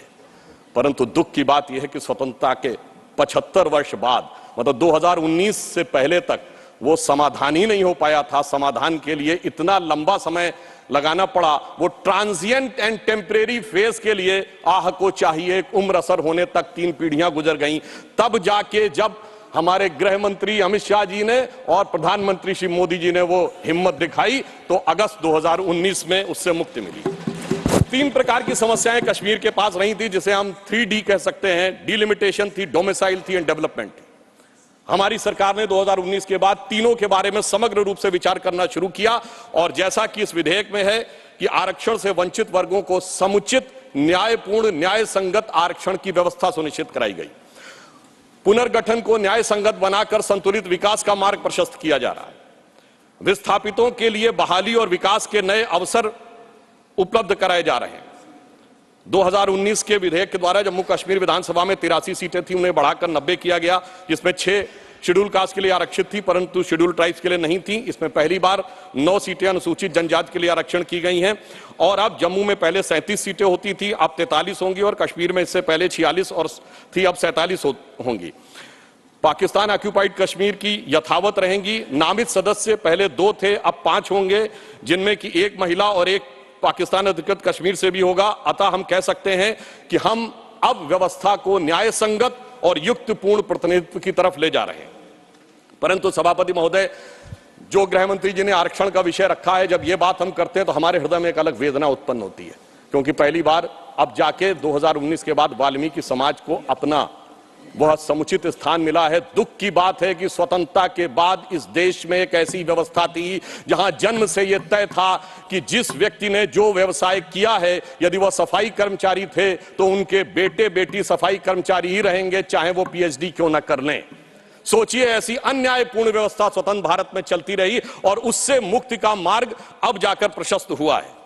एक वो थे जिन्होंने वाल्मीकि समाज के साथ यह किया, एक हमारी सरकार है कि जब भव्य श्री राम मंदिर बन रहा है तो उस परिसर में महर्षि वाल्मीकि का भी एक मंदिर बन रहा है। यह हमारी सोच और उनकी सोच में यह अंतर है। विकास की नई ऊंचाइयों की तरफ जम्मू कश्मीर आज बढ़ता हुआ नजर आ रहा है। आज 70% आतंकवाद की घटनाओं में कमी आई है। 9 साल पहले सिविलियन जो कैजुअलिटीज थी उनमें 72% की कमी आई है। सुरक्षा बलों में 60% की कमी आई है। 2010 में जो पत्थरबाजी की घटनाएं थी 2654 होती थी, अब 2023 में कोई नहीं होती। 2010 में 112 लोग पत्थरबाजी की घटनाओं में नागरिक मारे गए थे, 2023 में एक भी नहीं है। 2010 में 6235 सिक्योरिटी पर्सनल इंजर्ड हुए थे, 2023 में एक भी नहीं है। और 2010 में 132 ऑर्गेनाइज स्ट्राइक हुई थी, 2023 में कोई भी नहीं है। 2010 में 70 घटनाएं हुई थी सीज फायर वायलेशन की, 2023 में 2 हुई हैं। और इस प्रकार हम ये कह सकते हैं कि कश्मीर के अंदर एक भारी बदलाव और एक सकारात्मक दिशा में दिखाई पड़ रहा है। और इसके लिए विकास के नए मार्ग के ऊपर कश्मीर इस प्रकार से प्रशस्त होता हुआ जा रहा है कि धारा 370 के हटने के बाद जो कश्मीर का डोमेस्टिक प्रोडक्ट था, जीएसडीपी था, जो 1 लाख करोड़ रुपए था, वो 5 साल में बढ़कर 2,27,000 करोड़ रुपए से अधिक हो गया है। सरकार ने कई लार्ज रिक्रूटमेंट ड्राइव स्टार्ट किए हैं, जिसमें 29,813 लोग अब तक रिक्रूट किए जा चुके हैं और एडिशनल 5,523 वैकेंसीज क्रिएट की गई हैं। जम्मू कश्मीर ने इन्वेस्टमेंट के जो प्रपोजल आए हैं वो 66,000 करोड़ रुपए के हैं और जो डायरेक्ट एम्प्लॉयमेंट और उसके द्वारा जो इनडायरेक्ट एम्प्लॉयमेंट क्रिएट होगा वो 2.9 लाख तक के व्यवसाय के अवसर क्रिएट हो सकते हैं। 2 मेडी सिटीज जम्मू और कश्मीर में क्रिएट की जा रही हैं। इस ढंग से स्थानीय चीजों को बढ़ावा दिया जा रहा है कि ऊखू गांव अब पेंसिल वाले गांव के रूप में पूरे देश में विख्यात होता जा रहा है। और इसी के साथ साथ हिमायत स्कीम जैसी योजनाओं के द्वारा लोगों को रोजगार के नए अवसर प्रदान किए जा रहे हैं। यूनियन टेरिटरी गवर्नमेंट ने जीआई टैगिंग भी की है। सैफरन यानी केसर, जिसके लिए कश्मीर बहुत प्रसिद्ध है, उसमें और बासमती राइस की जीआई टैगिंग की व्यवस्था की, जिससे कि उसको एक अंतर्राष्ट्रीय स्तर तक एक मान्यता प्राप्त हो सकती है। जम्मू कश्मीर में इंफ्रास्ट्रक्चर डेवलपमेंट फाइनेंस कॉर्पोरेशन की भी स्थापना की गई है, जिसके द्वारा अनेक प्रोजेक्ट बहुत सफलतापूर्वक चल रहे हैं। कल्चरल एस्पेक्ट पे अगर हम देखें तो दिवाली शारदा देवी टेम्पल में 75 साल के बाद पहली बार मनाई गई है और कश्मीरी पंडितों का प्रसिद्ध त्योहार नवरेह इस बार पूरे उत्साह के साथ मनाया गया है। और हमारी गवर्नमेंट आने से पहले कुल 14 लाख टूरिस्ट आते थे, 2022-23 में 2 करोड़ पर्यटक आए हैं। इससे आप समझ सकते हैं कि जम्मू कश्मीर की अर्थव्यवस्था को कितना। आगे मैं एक और बात कहना चाहता हूं कि पहली बार 30 साल के बाद 27 जुलाई को शियाओं का मुहर्रम का जुलूस भी शांतिपूर्ण ढंग से और पूरे अकीदत के साथ चला। महोदय, मैं एक बात याद दिलाना चाहता हूं। मैं लखनऊ का रहने वाला हूं। वहां भी मैंने बचपन में हिंदू मुस्लिम कॉन्फ्लिक्ट नहीं सुना था, शिया सुन्नी कॉन्फ्लिक्ट सुने थे। इनकी सरकार के समय में शियाओं का जुलूस, मदे साहबा का जुलूस रोक दिया गया था। 22 साल तक रुका रहा। जब हमारी सरकार आई उसके बाद वहां पर शियाओं का मदे साहबा का जुलूस निकलने की स्थिति आई। मैं पूछना चाहता हूं, भाई हिंदू मुस्लिम के लिए हमारे ऊपर आरोप लगाते हो, ये शिया सुन्नी के बीच में जो होता था वो भी शांतिपूर्वक हमारे दौर में हुआ, कश्मीर हो या देश का कोई और हिस्सा हो। यह दर्शाता है कि हमारी सरकार सभी समुदायों को समान रूप से उन्नति का अवसर देती है। और 30 साल के बाद सिनेमा हॉल खुले। अब मैं एक बात और कहना चाहूंगा। बहुत बताया जाता है कि जम्मू कश्मीर सूफी का बहुत बड़ा सेंटर था। मैं पूछना चाहता हूं कि विगत 30 वर्षों से सूफीज्म के 4 बड़े सिलसिले हैं, नक्शबंदी, सोहरावर्दी, चिश्ती और कादरी, एक का भी कोई मरकज बचा हो तो बता दीजिए। बहुत से लोग विवादित ढांचा गिरने की बात करते हैं, मगर इस हिंदुस्तान में कश्मीर में एक चरारे शरीफ की मजार थी जो सैकड़ों साल पुरानी थी, उसे जला के ध्वस्त कर दिया गया और जलाने वाला कश्मीर भाग गया। उसके बारे में कोई नहीं बोलता। सेकुलरिज्म का सूरमा उत्तर से दक्षिण तक चुप बने रहते हैं। हमारे दिल में उसके लिए भी दर्द है। और मैं ये भी याद दिलाना चाहता हूं कि मुस्लिम समाज के लिए सबसे मुकद्दस मस्जिद हजरत बल पे नवंबर 1993 में आतंकवादियों ने कब्जा कर लिया था। ये वो भी दौर था, मगर इसके बावजूद किसी को उस दौर में खराब नजर नहीं आती थी। आज जब सब कुछ शांतिपूर्ण और सही ढंग से चल रहा है, तब यह समस्याएं नजर आती हैं। सेंट्रल गवर्नमेंट ने बहुत सारे इंफ्रास्ट्रक्चर प्रोजेक्ट्स अप्रूव किए हैं, सेंट्रल यूनिवर्सिटीज बनाई हैं, लद्दाख में सेंटर फॉर बुद्धिस्ट स्टडीज भी बनाया गया है, और इसके अलावा IITs, IIMs और 2 एम्स बनाए गए हैं। प्रधानमंत्री ग्राम सड़क योजना में पहले 158 किलोमीटर की सड़कें बनती थी, अब 8068 किलोमीटर की सड़कें बनी हुई हैं। परंतु इसी के साथ साथ मैं ये भी कहना चाहता हूं कि मोदी सरकार के शासनकाल में आने के बाद अब मॉर्टेलिटी रेट जो 22 पे था वो अब 14.3 पे आ गया है। पहले केवल 47 जन औषधि केंद्र थे 2019 से पहले, अब 227 हो गए हैं। और सबसे बड़ी बात यह है कि आज दुनिया का सबसे ऊंचा पुल जो 1315 मीटर का है, वो आज चिनाब नदी के तट के ऊपर बना हुआ है। यह दर्शाता है कि कश्मीर किस नई ऊंचाई की तरफ जा रहा है। महोदय, मैं याद दिलाना चाहता हूं, हमारे बचपन में जिस जमाने में कश्मीर में आतंकवाद फैला था, तो हम लोग कहते थे झेलम नदी का प्राचीन वैदिक नाम है वितस्ता और चिनाब का है अक्सिनी। तो हम कहते थे बोध ये विष बीज किसने, अब वितस्ता ने पुकारा, क्यों झुलसता जा रहा कश्मीर नंदन वन हमारा। आज मोदी जी की सरकार आने के बाद हम कह सकते हैं, पर आज दुनिया का सबसे ऊंचा पुल अक्सिनी पर हमारा जो उभरता जा रहा, जो निखरता जा रहा कश्मीर नंदन वन हमारा। अब मैं एक और भी बात यह कहना चाहता हूं कि 21 हाइड्रो पावर प्रोजेक्ट्स भी चल रहे हैं। G20 जिस शानदार तरीके से हुआ वो हम सब ने देखा, परंतु यहां मैं एक बात कहना चाहूंगा कि यह विषय इतना आसान नहीं था जितना समझा जाता है। जिस समय आतंकवाद शुरू हुआ था, जस्टिस नीलकंठ गंजू की हत्या उस समय हुई जब श्री राजीव गांधी जी के नेतृत्व में भारत के इतिहास की सबसे मजबूत सरकार थी। वो तो लोगों को याद होगा, मुझे याद है मान्यवर, बचपन में बहुत से लोगों को नहीं याद होगा। वर्ल्ड कप 1983 का जीतने के बाद इंडिया का पहला वनडे इंटरनेशनल कहां हुआ था? 13 अक्टूबर 1983 को श्रीनगर में, भारत और वेस्ट इंडीज के बीच में। और वहां पर भारतीय टीम के खिलाफ नारे, चलिए वो तो अलग है, पाकिस्तान जिंदाबाद के नारे, भारतीय टीम के लोगों के ऊपर चीजें फेंकी गई, पिच खोद दी गई। उस समय तो सर्वकालीन शक्तिशाली प्रधानमंत्री जिन्हें विपक्ष मानता है श्रीमती इंदिरा गांधी जी का शासन था। परंतु उसके बाद ऐसा दौर भी आया कि वो सब लोग आरोप से छूट गए। कल माननीय गृह मंत्री जी ने जब लोकसभा में कहा था, कुछ गलतियों के बारे में कहा था, तो वहां पर नेता प्रतिपक्ष ने कहा था कि साहब गलतियां अगर हैं तो इस बारे में चर्चा कर ली जाए। तो मैं सिर्फ ये बताना चाहता हूं कि अगर गलतियों की बात होगी तो बहुत सी ऐसी गलतियां हैं जिन्हें विशेष रूप से ध्यान रखने की आज आवश्यकता है। मैं सिर्फ 1-2-3 तथ्य लोगों के सामने रखना चाहता हूं। जब स्वतंत्रता के उपरांत रियासतों के विलय का महकमा सरदार पटेल के पास था, तो केवल कश्मीर नेहरू जी ने अपने पास क्यों रखा था? नंबर 2, 1946 में महाराजा हरि सिंह जी के विरुद्ध विद्रोह के आरोप में जब शेख अब्दुल्ला जेल में बंद थे, तो पंडित नेहरू स्वयं उनको छुड़ाने के लिए कश्मीर गए और वो भी गिरफ्तार हो गए। यह बात मौलाना आजाद ने अपनी किताब इंडिया विंस फ्रीडम में लिखी है कि इससे तत्कालीन कांग्रेस नेता बुरी तरीके से हतप्रभ हो गए। और इस परिस्थिति में जिस समय पाकिस्तान ने आक्रमण किया, उसे कबायली आक्रमण क्यों कहा गया, सेना का आक्रमण क्यों नहीं कहा गया? और इसके अतिरिक्त मैं यह भी कहना चाहूंगा कि जिस समय यह कश्मीर का संघर्ष हुआ, एक फैक्ट रखना चाहता हूं, उस समय तो माउंटबेटन 30 जून 1948 तक वाइसरॉय थे। भारत की सेना अध्यक्ष जनवरी 1949 तक जनरल रॉय बूचर था, और पाकिस्तान की सेना का अध्यक्ष जनवरी 1951 तक अंग्रेज था। तो भाई यूनाइटेड नेशंस में जाने की क्या आवश्यकता थी? गृह मंत्री जी ने बिल्कुल सही बात कही कि भाई उनको 1 साल तक माउंटबेटन को इसलिए रोका गया था कि बचे हुए कुछ मामले रिजॉल्व करने हैं। तो भाई मैं पूछना चाहता हूं कि उनको क्या मेहमान नवाजी के लिए रखा गया था? जब यहां थे, दोनों तरफ के सेना अध्यक्ष भी अंग्रेज थे, तो यूनाइटेड नेशंस क्यों गए? इसलिए मैं कह सकता हूं एक गलती नहीं, भयंकर गलती थी, जिसका खामियाजा आज तक सरकार को भुगतना पड़ रहा है।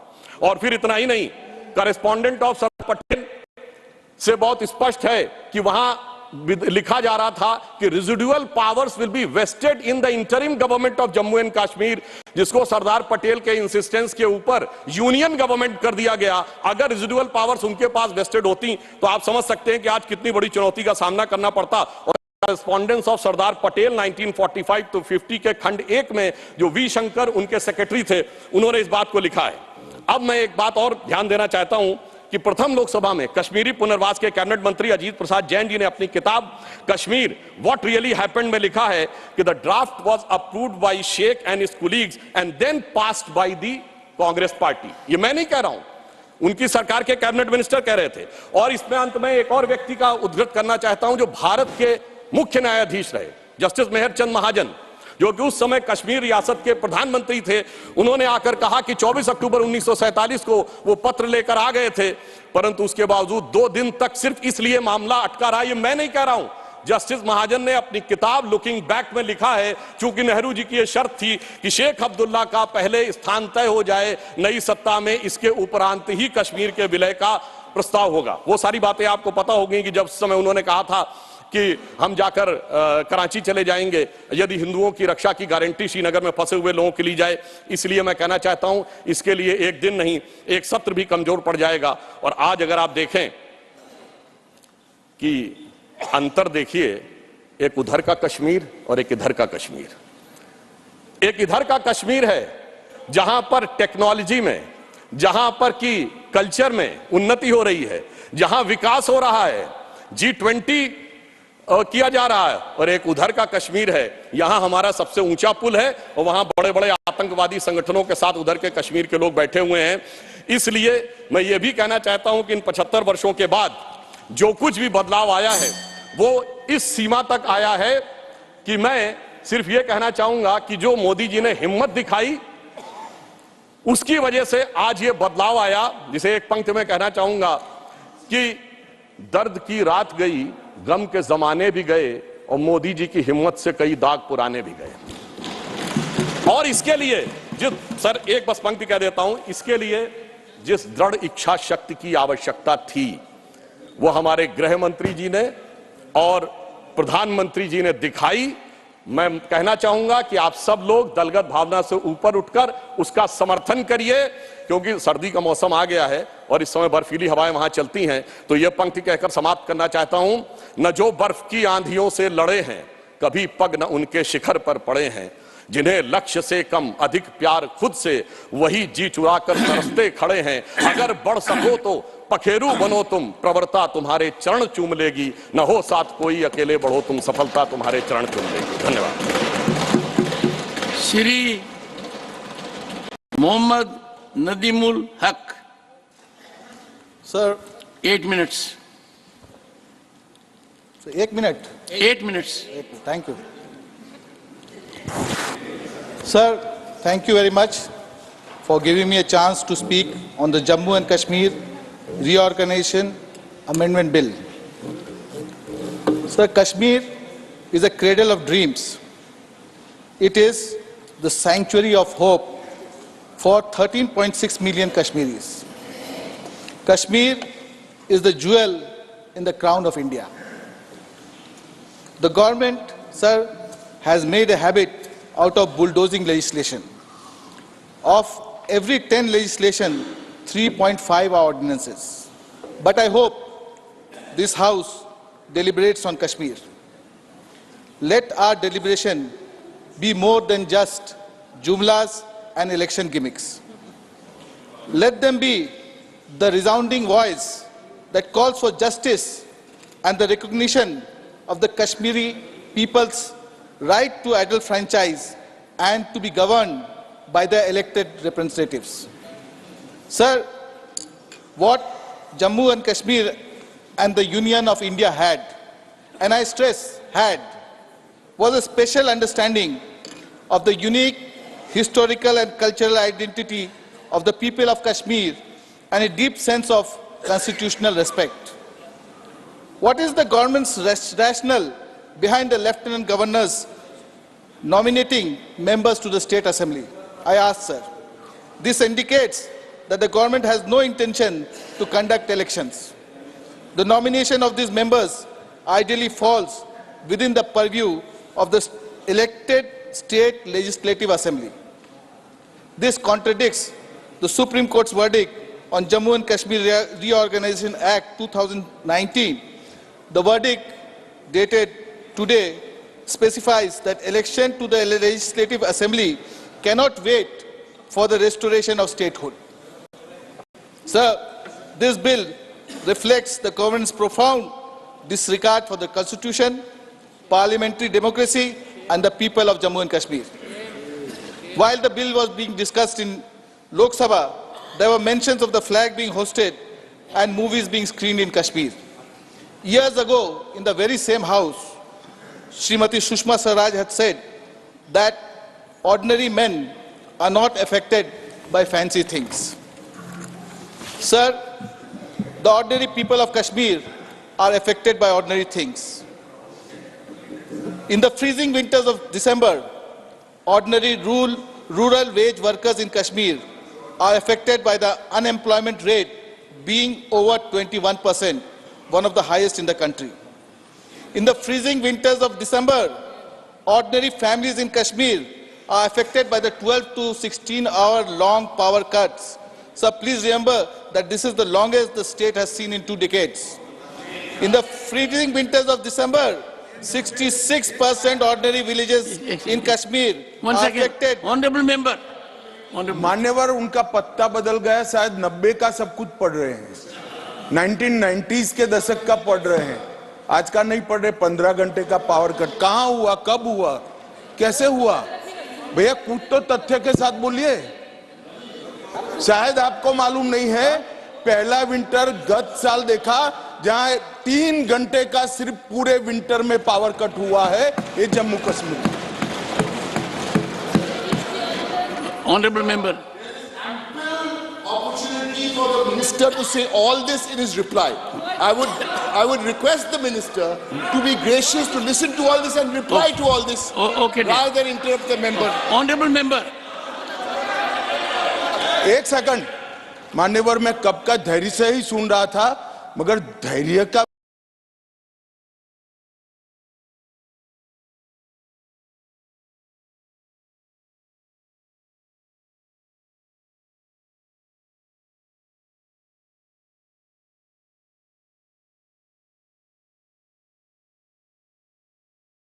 Minister.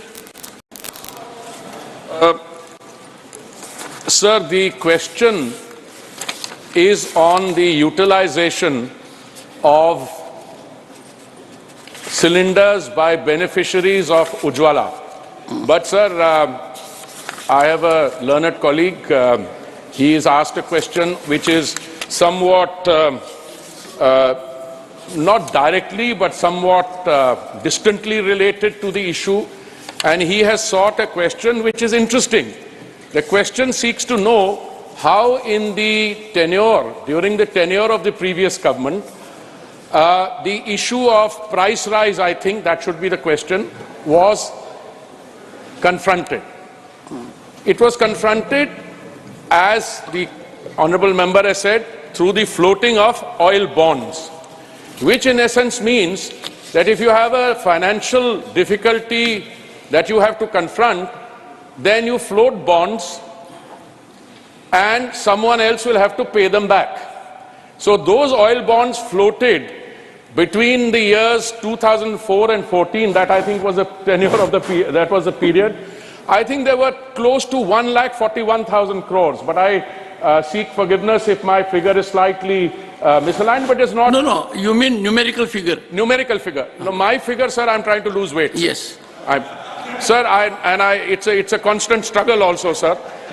1,41,000, and the honourable member has said, how do you do it? Sir, but in the Punjabi language, if I may be permitted, because the leader of the opposition had said, why don't you speak in Hindi? I was tempted to speak in Punjabi. Sir, Punjabi में हम रिश्ते जरा जल्दी जोड़ लेते हैं. But I was not implying that in totality. हमें 1,41,000 करोड़ के जो नाना जी ने कर्ज लिया, पोते जो हैं उनके, the second generation, we are paying back 3,50,000 crores. ये होती है, this is what I call absolute irresponsible governance model. What we did during the current Prime Minister's period, sir, we took a number of steps to do it very differently. We diversified the sources of supply.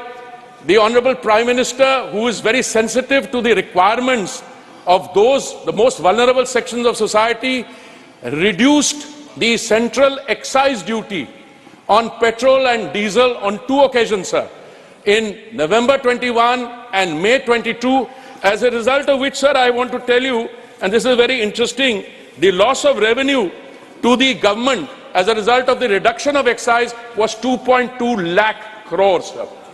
We also, our BJP ruled states, and I want to thank them, they reduced the VAT. As a result of which, what happened is that we had 2 differential levels of petrol and diesel pricing. You had the BJP ruled states where petrol on an average sells for 96 rupees a litre, and you had the non-BJP states, I don't want to name any, sir, because that's not, I think, the question, but the difference is about 12 rupees per litre. And sir, you never go to a petrol bunk to just fill 1 litre of petrol. An average car which a citizen uses, or a 2-wheeler or 3-wheeler, fills many litres. So if you have a car with 30 litres and the price differential is 12 rupees per litre, you will realize, sir, what is the issue involved. Sir, we have to deal with this in many, many different fronts. What the Honorable Prime Minister was able to do, and that is why we were able to, since the question is on utilization of gas cylinders under the Ujjwala scheme, I also want to thank the Honorable Member. Sir, there are 2 kinds of gas within quotes that I would like to refer to, and I want to do some context setting, sir. There is something called natural gas, which comes along with crude oil from below the surface or in deep sea. Sir, the other is the liquefied petroleum gas, sir. India imports approximately, sir, 60% of the LPG. And that import of 60% of the LPG, sir, has to be seen in the context of some of the crude oil which we import, which is utilized in our refineries, refined to produce LPG, sir. And I'm sure, as this answer, the body of the answer has indicated, sir, our consumption for the Ujjwala beneficiaries has gone up from very low earlier to now 3.8 per household, which means the number of Ujjwala connections is increased. 9 crores, 60 lakhs is the number of, and the utilization per household for our sisters who are utilizing that has also increased, sir. So there is good news on all fronts. But when the question was asked, I think there has been a narrative which I have found very difficult to understand. कई उज्ज्वला का connection ले लिया, पर utilization नहीं है. Sir, if you look at how many people have utilized the first connection, first cylinder, second, third, fourth, fifth, it is increasing all the time. And there is a variation between urban households where there may be large families, large number of people, etc., and smaller families. But the average of 3.8 cylinders per household, sir, is a very good feature. But I think a normal family size, husband, wife, and 2 children would be utilizing about 4. I thank you very much, sir. रिश्ते जल्दी बना लेते हो, आपने कहा रिश्ते बहुत जल्दी बना लेते हैं. पंजाबी की बात छोड़िए, you opened up front on the home ground.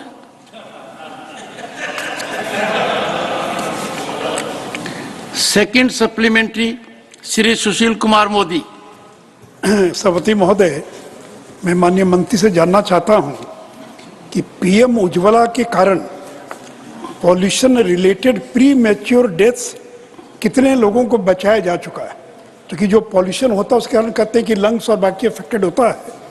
तो how many people we were able to save from death, premature death, because of PM Ujjwala number. और साथ ही साथ पीएम 2.5 का जो एमिशन है वो कितना इसके कारण कम किया जा चुका है.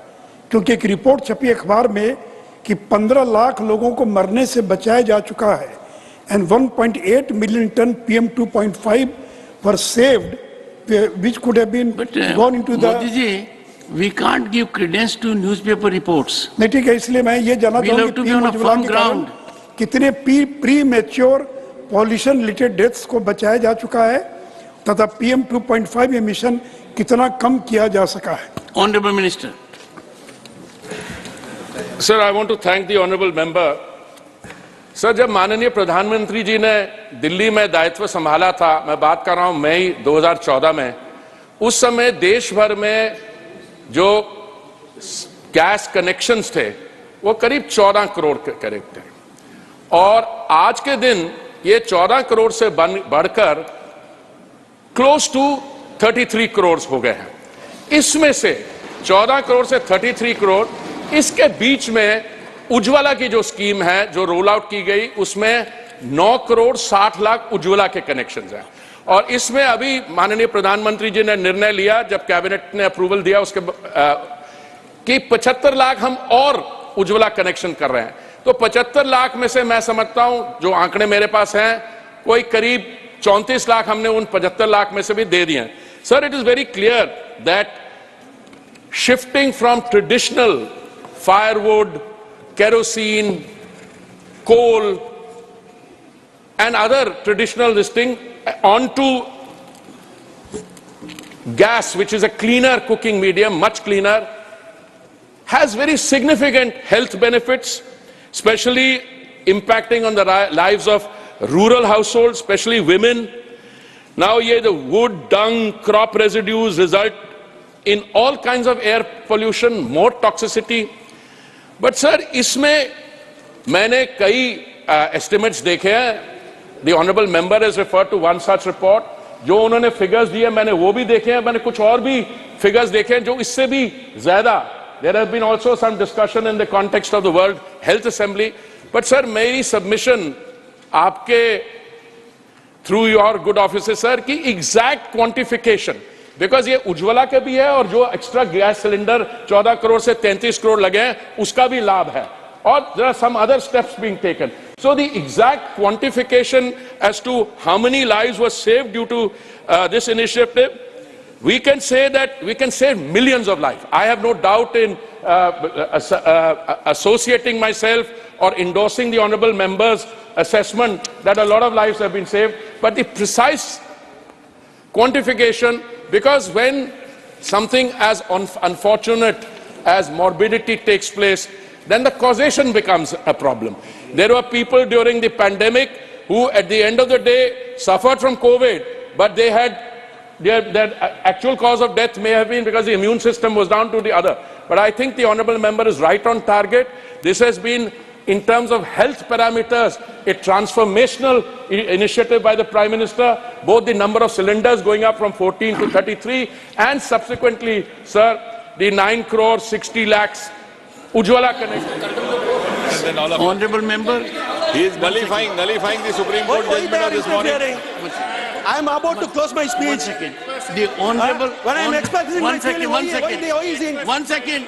When I am expressing my one feeling, second. why is intervening? Honorable member need to be alive to the fact that in a historic judgment today, yes, the Honorable Supreme Court yes, sir, I got the judgment, sir, but what the Parliament has done. And therefore, to speak against a judgment which is law of the land is not appropriate. Your assertion was 100% to the contrary.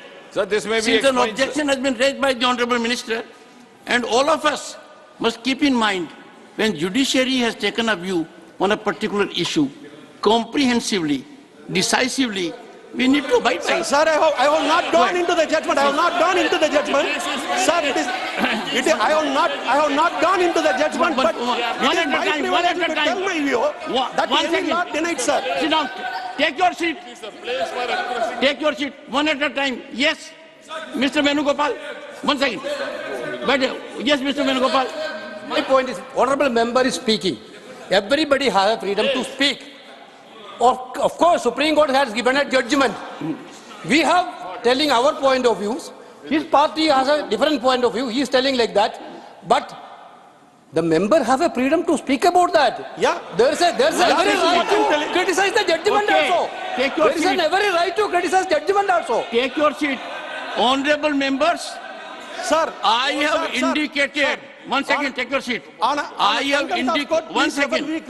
have indicated on several occasions your freedom of speech in this house is not unqualified. It does not give you license to say whatever you feel. You have to be highly accountable. This house is for that only, you have sir. to be accountable.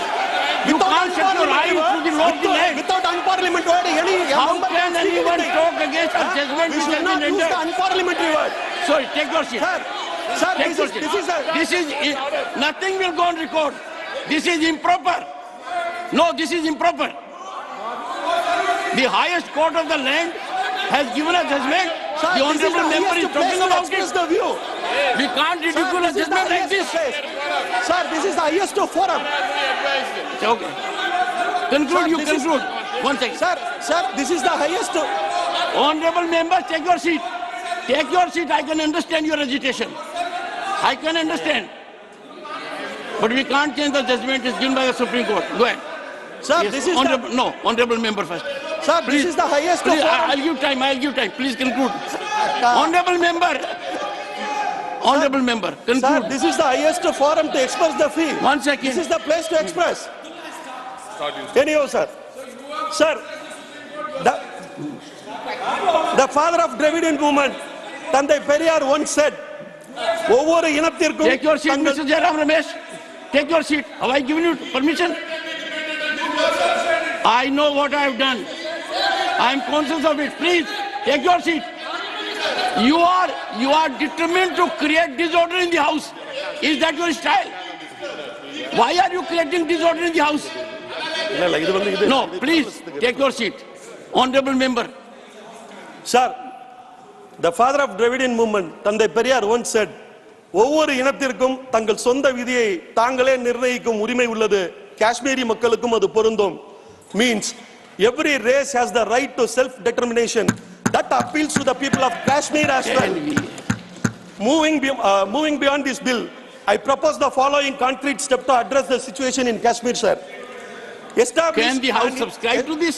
Establish an independent commission of inquiry to investigate human rights violation in Kashmir. Can we believe in constitution with such kind of observations? Repeal. These will be deleted. Repeal. Your observations are expunged. Like Armed Forces Special Power Act that grant immunity to honorable member forces. You are abusing the platform. Abusing the platform. You are not aware what you are saying. You have gone too far. Sorry? You have gone too far. I expunge your observations. You indicate of racial determination. No. That's what you said. It is there. Every race. Sorry, it's expunged. I repeat. Please conclude. Please understand what I say. Every race has the right to self-determination. That how can it be there? It is there. It was said I'm so sorry. You are in the wrong. No, sir.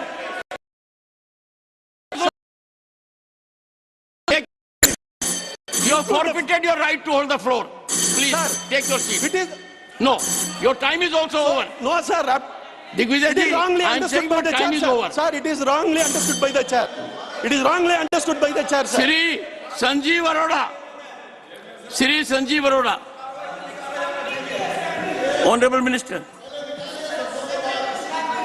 Brought into this house, and I appeal to you that that should not be entertained. It should be expunged. I take very strong exception to this. I would like to ask the Congress party members who are in alliance with them, if they go along with that, how could that house be hearing this? How those observations are expunged. Congress should stand up and say. I am sure, Honorable, 1 second, please.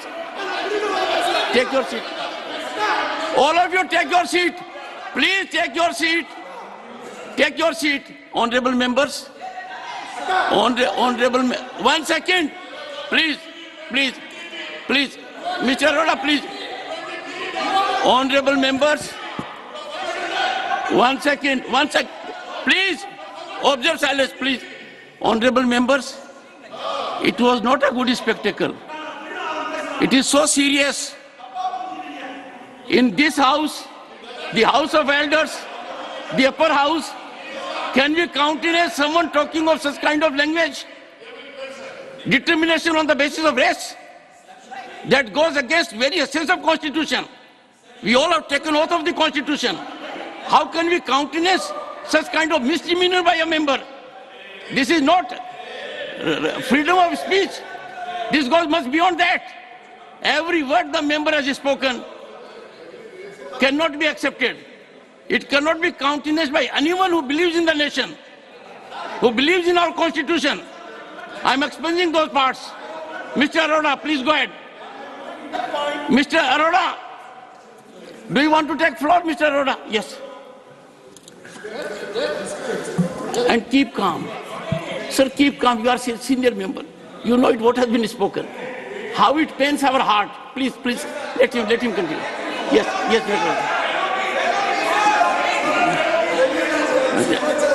Mr. Arora, take your seat. Leader of the opposition. Sir, before you speak, I'll make fervent appeal to you. We have freedom of speech here. That freedom comes with great responsibility. That message goes to the entire world. We have a member who talks of that principle. Please go ahead. बोलिए sir. आपने smile तो किया कम से कम. नहीं, smile करता हूँ, लेकिन उतना नहीं आता जितना आप करते हैं. Thank you.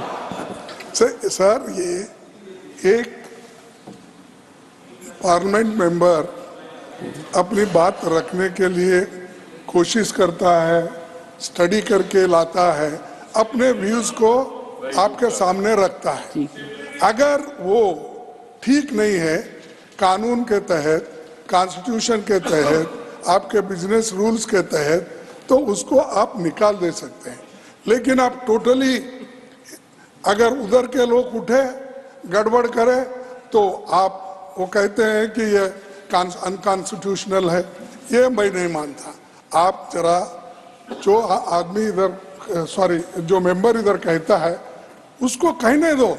और रिपोर्ट करने के लिए तो चाणक्य है ना, रिपोर्ट करने के लिए यहाँ तो होम मिनिस्टर बैठे हैं, यहाँ तो होम मिनिस्टर बैठे हैं, वो हर चीज का रिप्लाई देने के लिए समर्थ है. दूसरे लोग क्यों इंटरफेयर कर रहे मुझे मालूम नहीं.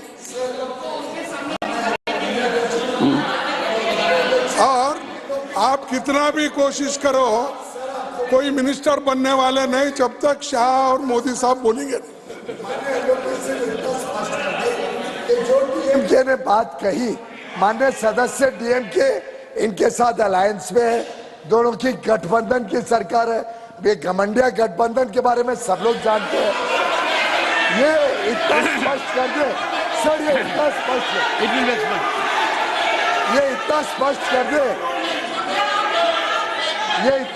कर दे कि वो कहते हैं कि सबका अधिकार है. तो जो माननीय सदस्य डीएमके ने कहा उससे वो सहमत है या नहीं है, हम इतना ही अनुरोध कर रहे हैं. कांग्रेस स्पष्ट कर दे कि वो सहमत है कि नहीं है. और रही बात घमंडिया गठबंधन की, उन्होंने माननीय गृह मंत्री को अभी चाणक्य कहा. वैसे हमें कोई दिक्कत नहीं है, हमारे गृह मंत्री पे हमें गर्व है, लेकिन इन्होंने ही अभी ये शब्द. Okay, leader of the house. Okay, one second. I'll give floor. One second. I'll give floor to the. One second. Take your seat. No. You don't allow me. Sorry. Take your seat. No. Take your seat. Do you want me to name you? No, do you want me to name you? You can't take your seat. Do you want me to name you? Sorry, take your seat. I would, since it is a very important issue. One second. Honorable members. One second, ma'am. You are forcing me. Take your seat. Take your seat. Honorable members, I don't want to raise my voice. I have a bad throat. Take your seat. No. Take your seat first. Allow me to say something. This is your senior member. Sit down. Please sit down. Sit down. Take your seat. Nothing will go on record. Take your seat. No, take your seat first. Take your seat. Take your seat. Mr. Gokhale, take your seat. Honorable members, what the honorable member had spoken is too serious. One second.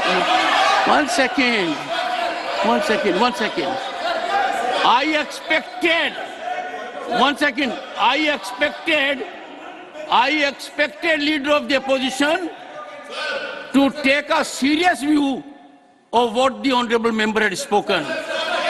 It outraged the spirit and essence of the Constitution. It questions our integrity. It questions our existence. It can't be put under the carpet because right of freedom. I would expect the honorable leader of the opposition to make his point known on the issue. I had intervened because the honorable member had crossed all limits. Yes. Sir, self-determination. An issue of self-determination being talked about in sorry. Take your seat first. Take your seat. One second. No. Unless you take your seat, I will not allow anyone to hold the floor. Take your seat. Yes, Mr. Venugopal. In a cool manner, in a composed manner, taking note of the serious assertions of the honorable member. I heard your serious observation on Abdullahji's speech, honorable member's speech. But what my request to you, you please go through the records.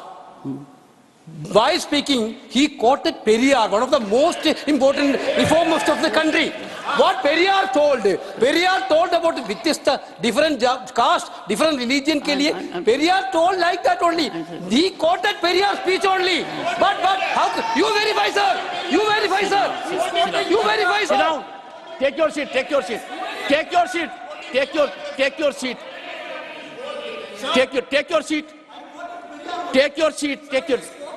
One second. Would you take your seat? Take your seat first. Take your seat. Don't become a shouting brigade. Take your seat. Honorable members, can we quote anything in this house? Can we quote to the extent of it being sedition, challenging our integrity, going against our constitution, going against the judgment of the Supreme Court this day? No, that will not be acceptable. Mr. Arora will take the floor. No, I will not allow it. Sorry. No. I thought you will contradict him, sir. I thought you will contradict him. No. Honorable Home Minister.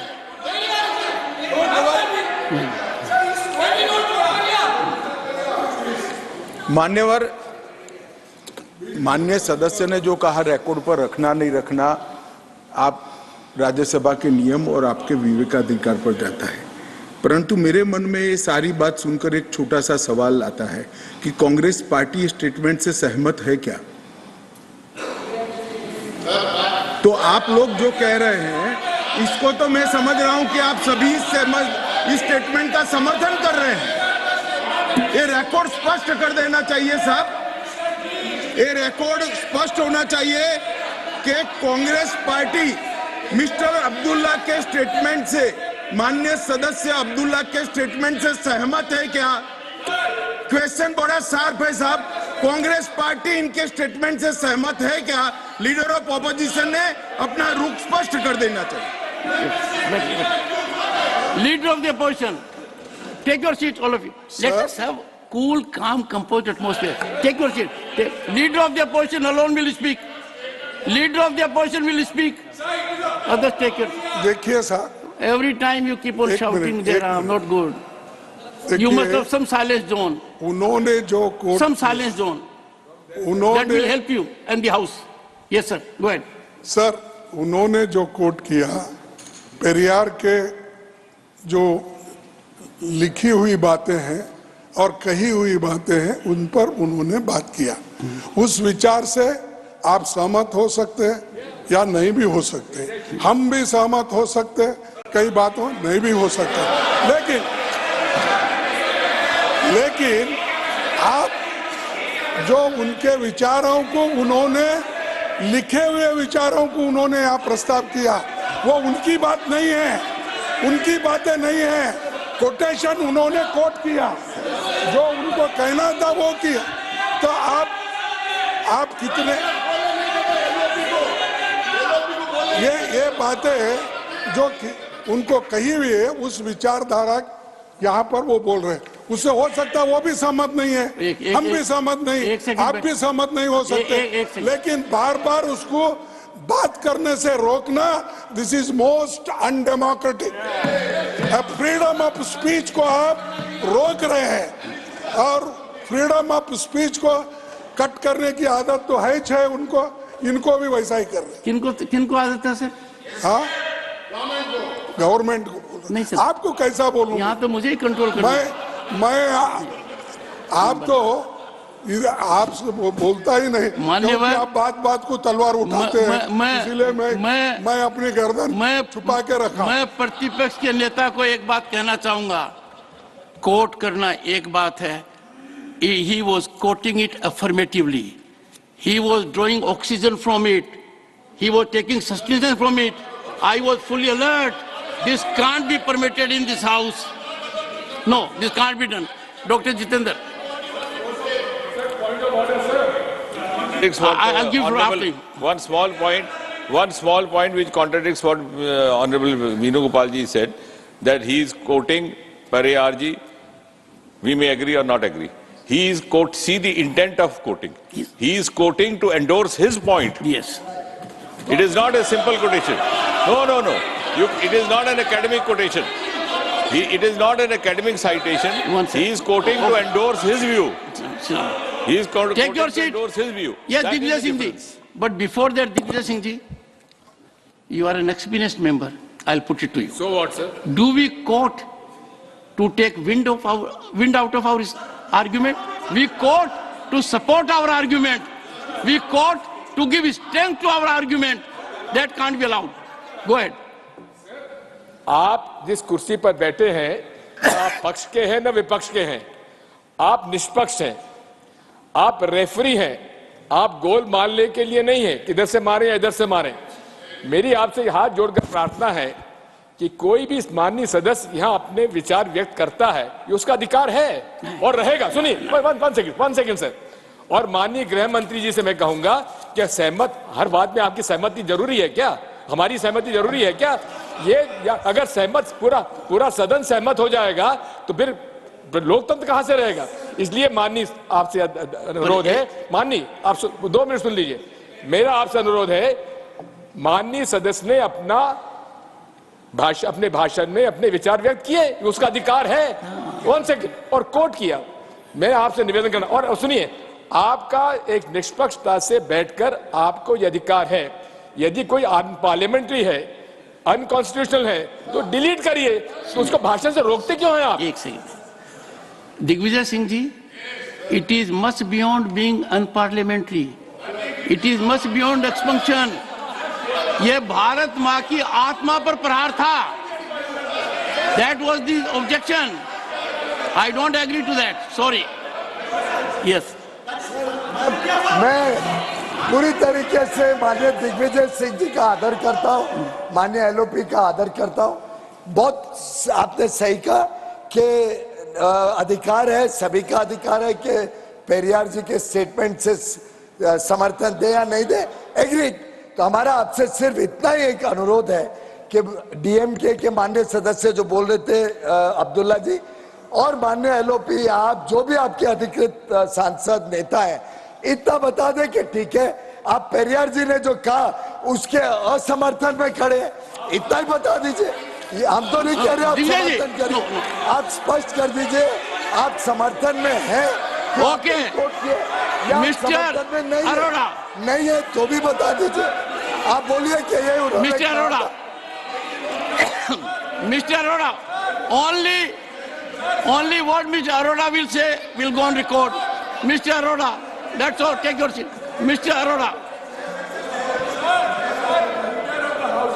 एक second take one second. मैं स्पष्ट कहना चाहता हूं, पेरियार ने जो court का इस्तेमाल किया है उस कोर्ट का हम समर्थन नहीं करते हैं।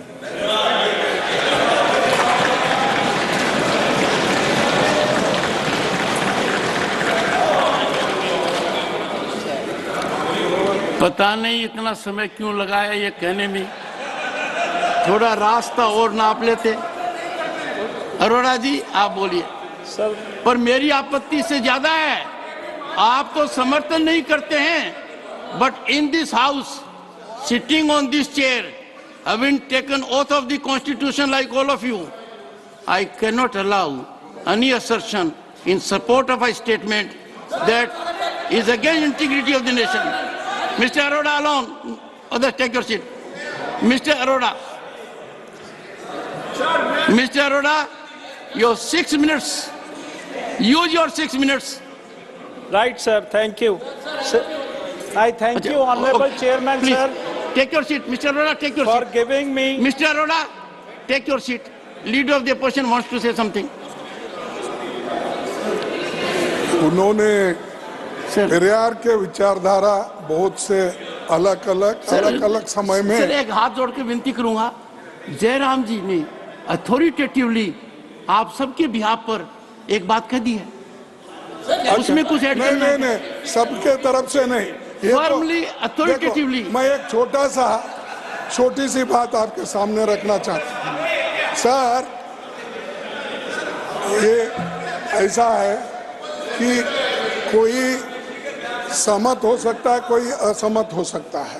जैसा कि मनुस्मृति को कोई लोग मानते हैं, कोई लोग नहीं मानते, ये तो सच है ना।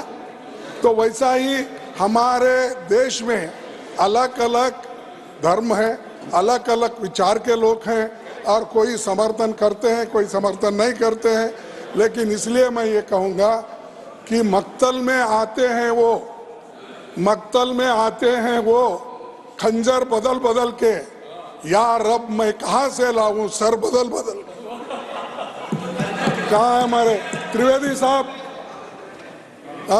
तो ये मक्तल है जैसा है, हमारा सर काटने के लिए तैयार हो गए हैं। तो हम मक्तल में जो भी आएंगे वो खंजर बदल बदल के ही आएंगे, लेकिन सर तो हमारे पास एक ही है, इसीलिए सर बदल बदल के तो नहीं हम कर सकते। सर मेरी हालत समझिए, मैं लीडर ऑफ द हाउस और लीडर ऑफ द अपोजिशन के बीच में हूँ। ऐसे ही रही साहब, ये अच्छा है, आप ऐसा ही रहे। Yes mister Goyal.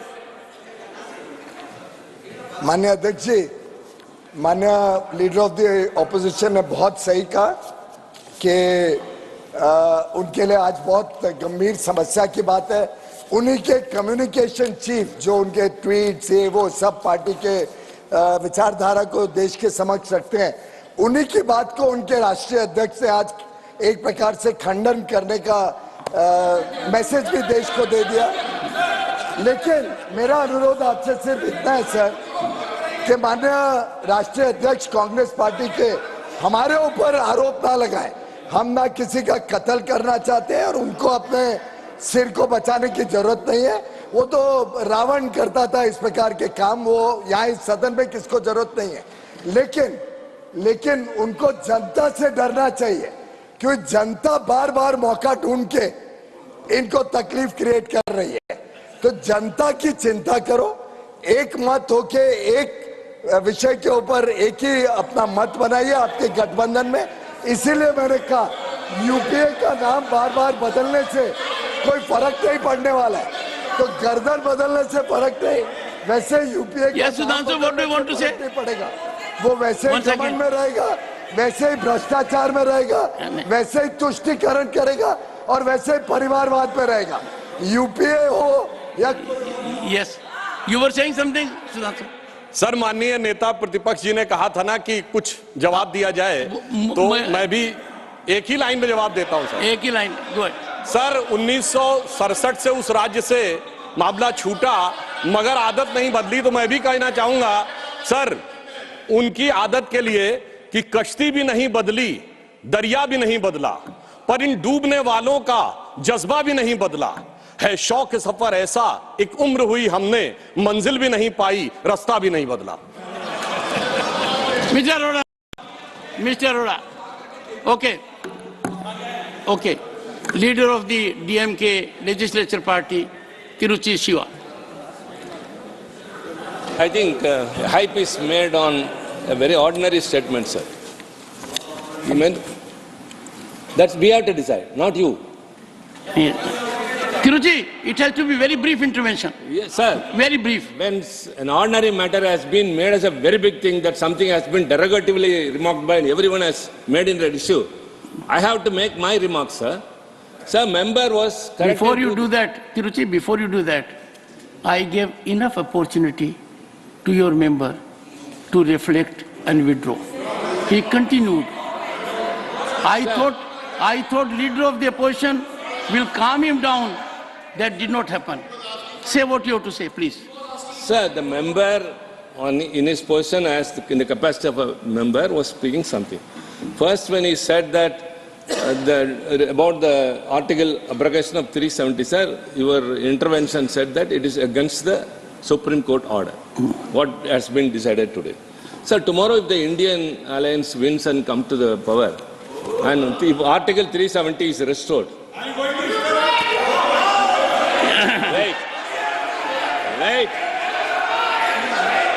Wait. One second. Let me speak, sir. Let me speak. नहीं शिवा साहब एक मिनट। शिवा साहब डीएमके का एजेंडा बता रहे हैं कि आर्टिकल 370 फिर से लाएंगे या पूरा इंडी अलायंस का एजेंडा है, उसकी स्पष्टता कर देनी चाहिए। We were against the abrogation. Still now, that's happened. Again, he quoted Periyar, sir. What Periyar said was that every race has a right to determine its own rights. What is wrong in that? What is wrong in that, sir? Sir, no. They don't agree. Sir, let me complete.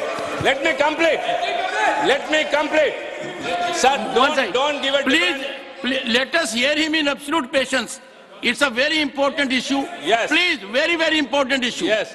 Sir, don't. The entire nation is watching us. Yes, sir. Very important issue. We are very much aware of it. They are just trying to give a different color to us. Sir, DMK in 63, when the Chinese aggression came, we gave up our then slogan, separate Dravida Nadu. Later, we were very firm that DMK is for the unity and integrity of this nation, and every state should have its rights, and federalism was supported by us, and we stood with the policy of state autonomy. So don't try to give DMK a different color. We are second to none, sir. During the Chinese aggression, we gave up our policy. And during the Bangladesh war, we gave the largest money. And every time, whenever India is in distress because of external aggression, we are... What is your stand on what he said? Sir, he quoted Periyar, sir. What is it? Can this be quoted? Sir, you're right. To back up an argument? Sir, what is it, sir? Please, you have to enlighten me, sir. You have to enlighten me. No. What is wrong in quoting Periyar? Periyar has said nothing, sir, in favor only of a particular race of people. There is nothing wrong, and every race has a right to self-determine. So is the Indian alliance as a common? Well, let the people take note of it. Mr. Arora. Sir, Mr. Arora. One second. Mr. Arora now. Mr. Arora will hold the floor. Sir, I am concerned very seriously if determination takes place on such a plank and that argument is used to buttress your point. Nothing can be more outrageous than this. Nothing can be more outrageous than this. Yes. Mr. Arora. Nothing will go on record now. Mr. Arora. Mr. Arora, your 6 minutes start now. Start. Nothing else will go on record except what Mr. Arora says. Yes, Mr. Arora. No, only Mr. Arora. बोलो sir, बोलो. Mr. Arora. Sir, please. Mr. No. I don't want a situation to further worsen. Let me tell you, everyone in the country is concerned. Everyone is concerned. No, I have given enough indulgence. Okay.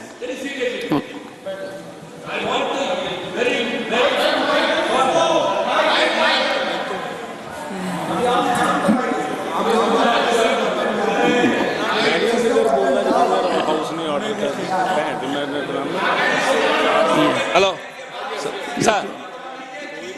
Sir, DMK need not be given any other color. I am again making it clear not to create any confusion. We want to achieve any rights of the states only within the framework of Indian Constitution and as a nation on the whole with integrity and sovereignty. Mr. Arora now. But states should have their rights. That's all, sir. Mr. Arora. Mr. Arora.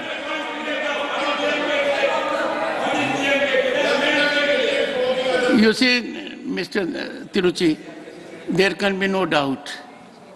It's a very pernicious thought. This thought is antithetical to constitutional values. This is against integrity of the nation. Such kind of determination is unacceptable. Mr. Arora. Yes, you can understand. Yes, Mr. Arora. Go ahead.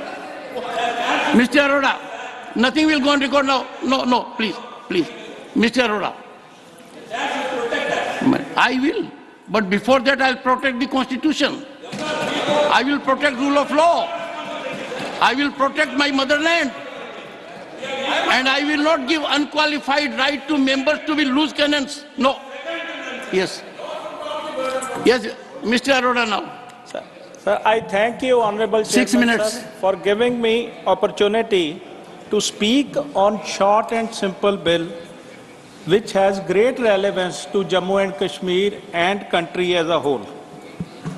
Sir, एक speech चालू करने से पहले मैं एक छोटी सी बात आपको बताता हूँ. आपका समय है सर, दायरे में बोलिए. 4 बार मैं खड़ा होके बैठ गया. मैं 1 मिनट बताता हूँ. मैं सर, मेरी ग्रैंड डॉटर है 7 years old.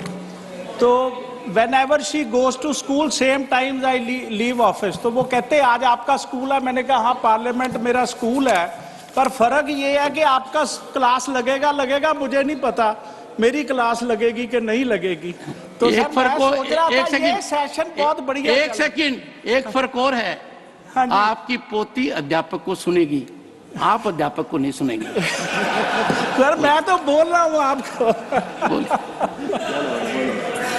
अच्छा, तो सर बहुत मजा आ रहा है इस बार के सारी पार्टीज, कोई इस बिल को सपोर्ट कर रहा है, कोई नहीं सपोर्ट कर रहा, पर डिस्कशन हो रही है और बड़ी यूजफुल और अच्छी डिस्कशन हो रही है और हाउस बढ़िया चल रहा है. इसकी सबसे पहले मैं सबको बधाई देता हूँ. Other than this last incident which happened in last 10 minutes. Sir, this bill brings 2004 Act and in line with rest of country. Sir, मेरा इसमें 2 चीज़ें सिर्फ मुझे बोलनी है. एक तो हिंदू पंडित्स का इन्होंने reservation the, which I am with it. जब मैं स्पीच बोलने लगा तो बाबा जी कहते आप, हमारे एमपी साहब कहते आप बोल रहे हो. मैं क्या हाँ मैं बोल रहा हूँ. कहते आपने ये जरूर रिक्वेस्ट करनी है कि हमारे पंजाबी भाई जो सिख थे उन्होंने भी उतना जुल्म सहा जितना पंजाबी पंडित्स ने सहा, तो उनके लिए भी कुछ सोचना चाहिए. अगर उनको 2 दिया तो कहते आप रिक्वेस्ट जरूर कर लेना कि 1 जरूर दे. तो मैं ऑनरेबल होम मिनिस्टर को रिक्वेस्ट करता हूँ कि हमारे पंजाबी भाइयों का भी, जो सिख भाई हैं, उनका कुछ समझे, जिन्होंने जुल्म सहा ड्यूरिंग जिस टाइम पे हिंदू पंडित्स ने भी सहा. और सर, ऑनरेबल मिनिस्टर साहब इधर बैठे हैं, इनके हाथ में है कि हमारे जो भाई जम्मू कश्मीर के हैं जो राज्य सभा में आ सकते हैं वो कब आए. जितनी जल्दी ये इलेक्शन करवाएंगे उतनी जल्दी वो आएंगे. तो मेरी ये रिक्वेस्ट है, अगर लोकसभा के साथ ही इलेक्शन करा दें तो बहुत अच्छा लगेगा और जम्मू कश्मीर में ज़्यादा नॉर्मलिटी आएगी.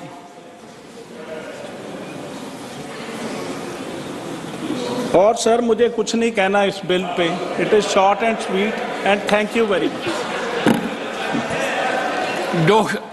Dr. Sasmit Patra, 6 minutes. Thank you, Honorable Chairman, sir.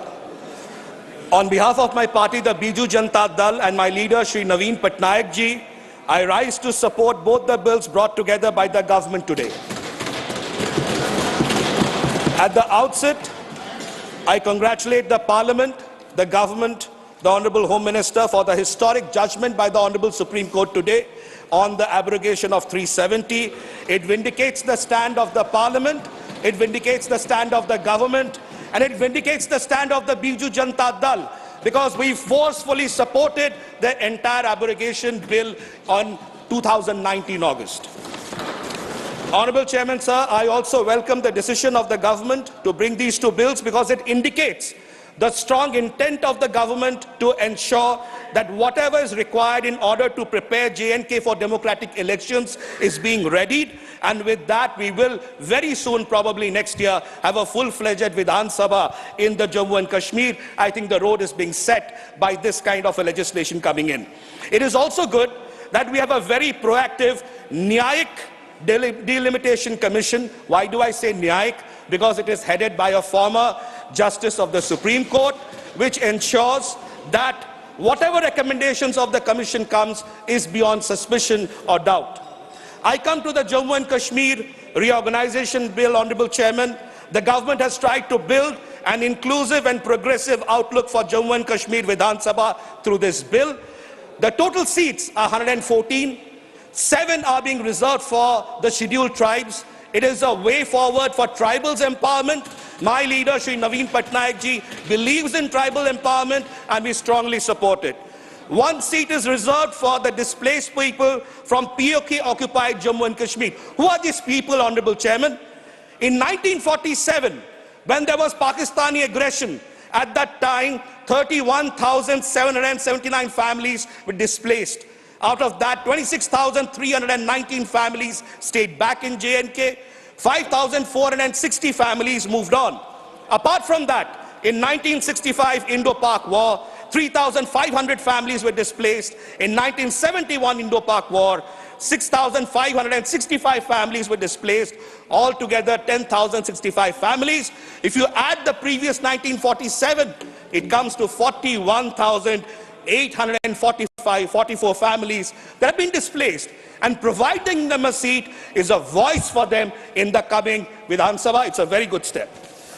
Kashmiri migrants, genocide, what Vivek Tankhaji said, I strongly support his view. There was a genocide in 89-90 in Kashmir, where our Kashmiri brothers and sisters had to forcibly leave their land in the middle of the night and run away for fear of life. We are providing them a voice today. I think this is a very good step. In this, we are adding one more, that a woman's representative will be there among these two. It's a very good women's empowerment move. Let's come to the data. The relief organization of Jammu and Kashmir says 46,517 families are recorded to have moved, which comes to 1,58,976 people who were displaced because of this. Don't they deserve a voice, Honorable Chairman?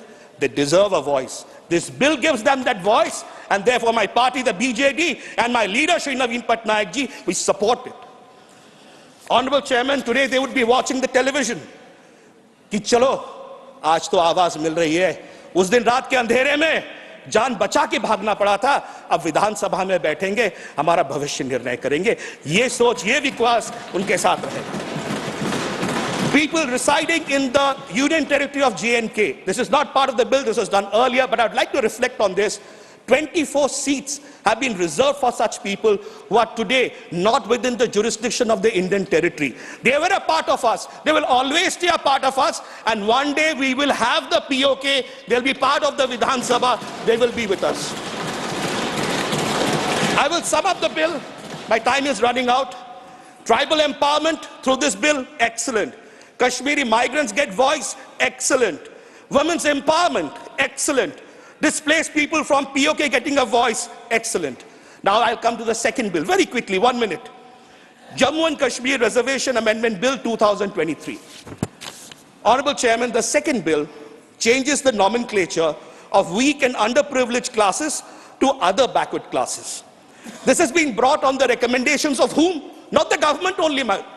It has been brought on the recommendations of the Jammu and Kashmir Social and Educationally Backward Classes Commission. A commission has gone into it and said, we must have it. So by the commission's recommendation it has come. This is to do away with any confusion in giving out certificates. Any doubts, any confusions would be moved away. And ये सिर्फ नाम के वास्ते नहीं है. This is not the change of name. नाम के साथ सम्मान भी जुड़ रहा है और ये सम्मान की बात है और सिर्फ नाम के वास्ते नहीं सोचना चाहिए, सम्मान के साथ जोड़ के सोचना चाहिए. I'll summarize 30 seconds more. Both the bills stand to empower the people of Jammu and Kashmir. By this bill, we reiterate our stand that the entire country, 1.4 billion people, stand with the people of Jammu and Kashmir. We stood with them, we stand with them, we will stand with them. This is a way towards new Kashmir. This is a way towards Naveen Kashmir. This is a way towards a prosperous, peaceful and strong Kashmir. With these words, on behalf of my leader, Shri Naveen Patnaik ji, and my Biju Janata Dal Party, we support the bills. Thank you. Sri V. Vijay Sai Reddy. Thank you, Chairman, sir. 6 minutes. Yes, sir. Sir, these two bills that have been presented by the Honorable Home Minister are supported by YSR Congress Party, by our party President Sri Jagan Mohan Reddy Garu, and we will support the bill and we are going to vote in favor of the bill. Sir, this is a right step towards undoing the wrongs done to the Kashmiri Pandits by the successive governments in the state and also by the successive central governments during the Congress regime, sir. Sir, it all started, I would like to say that it all started during the regime of the Persian king, that is Sultan Sikandar, during 1389 to 1413, when the mass exodus, first mass exodus of took place, sir. It is the Persian kings, which the Congress party has supported subsequently, sir. Sir, 1 lakh migrants were drowned in the Dal Lake. Women were raped, Kashmiri Pandit women were raped. And sir, and they have been sold also. Sir, Hindus were given the choice of 3 choices. Either Hindus had to convert or flee Kashmir or perish. This is three options that have been given to Kashmiri Pandits, sir. The temples, the sacred temples have been destroyed, demolished, and they were not even allowed to wear sacred that is Janevu, and also tilak. They were not allowed to even to put the tilak also, sir. Because of the tyranny, only 11 Kashmiri migrant families survived during the regime of that Persian king, sir. Sir, since then, 6 exodus of Kashmiri migrants have taken place, each more heinous than previous one, sir. Their properties were taken over under the grab of land to tiller policy and through the use of unconstitutional, unfair and unequal laws, sir. Terrorism has reigned through supreme in Jammu and Kashmir through political violence subsequently, which was aimed at separating Jammu and Kashmir from India and securing its annexation to Pakistan, sir. Sir, now I'll have to explain. I will not be discharging my responsibilities properly unless and until I highlight the issues that highlight the blunders that have been committed by the Congress government, sir.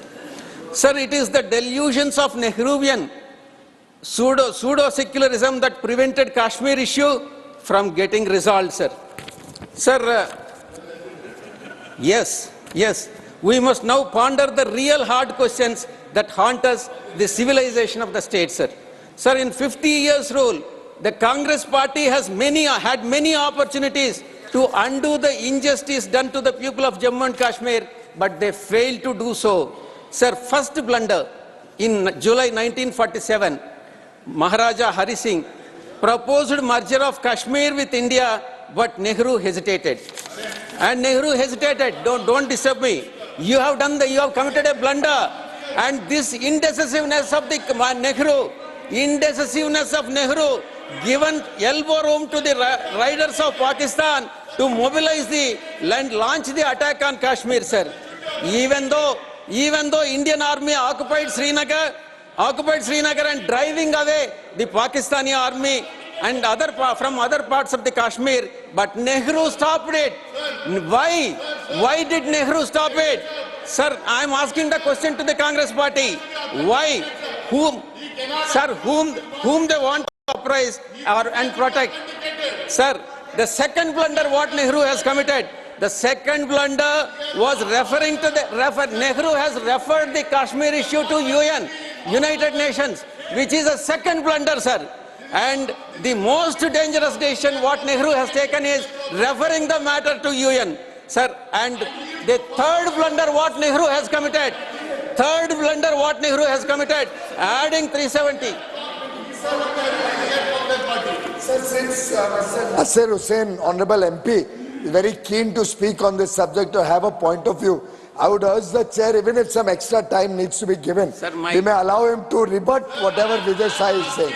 We may give him some time to rebut whatever he is saying. Piyush ji, it is left to me. This is a good debate.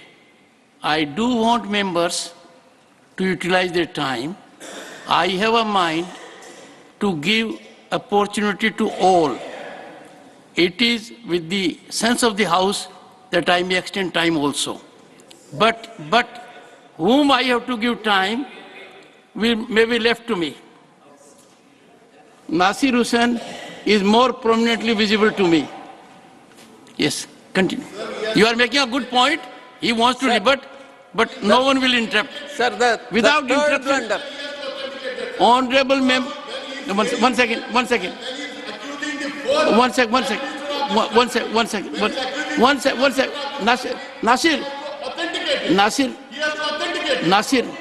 Nasir, take your time. No, 1 second. 1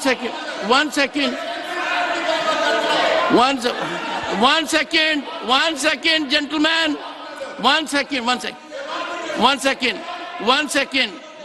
Vijay Sai Reddy ji, 1 second.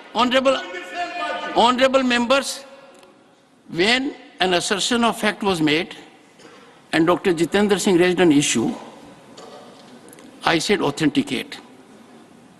Authentication is important.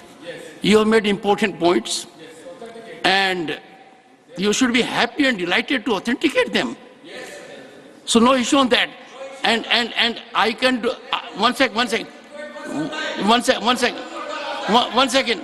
And I can order authentication on my own. I also get input from the honorable members. If some member takes an exception, we do it. Dr. Jitendra has done a good thing.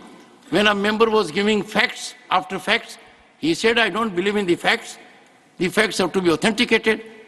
So go ahead. Once he concludes, then I'll hear you. You will have to precisely indicate what authentication you want.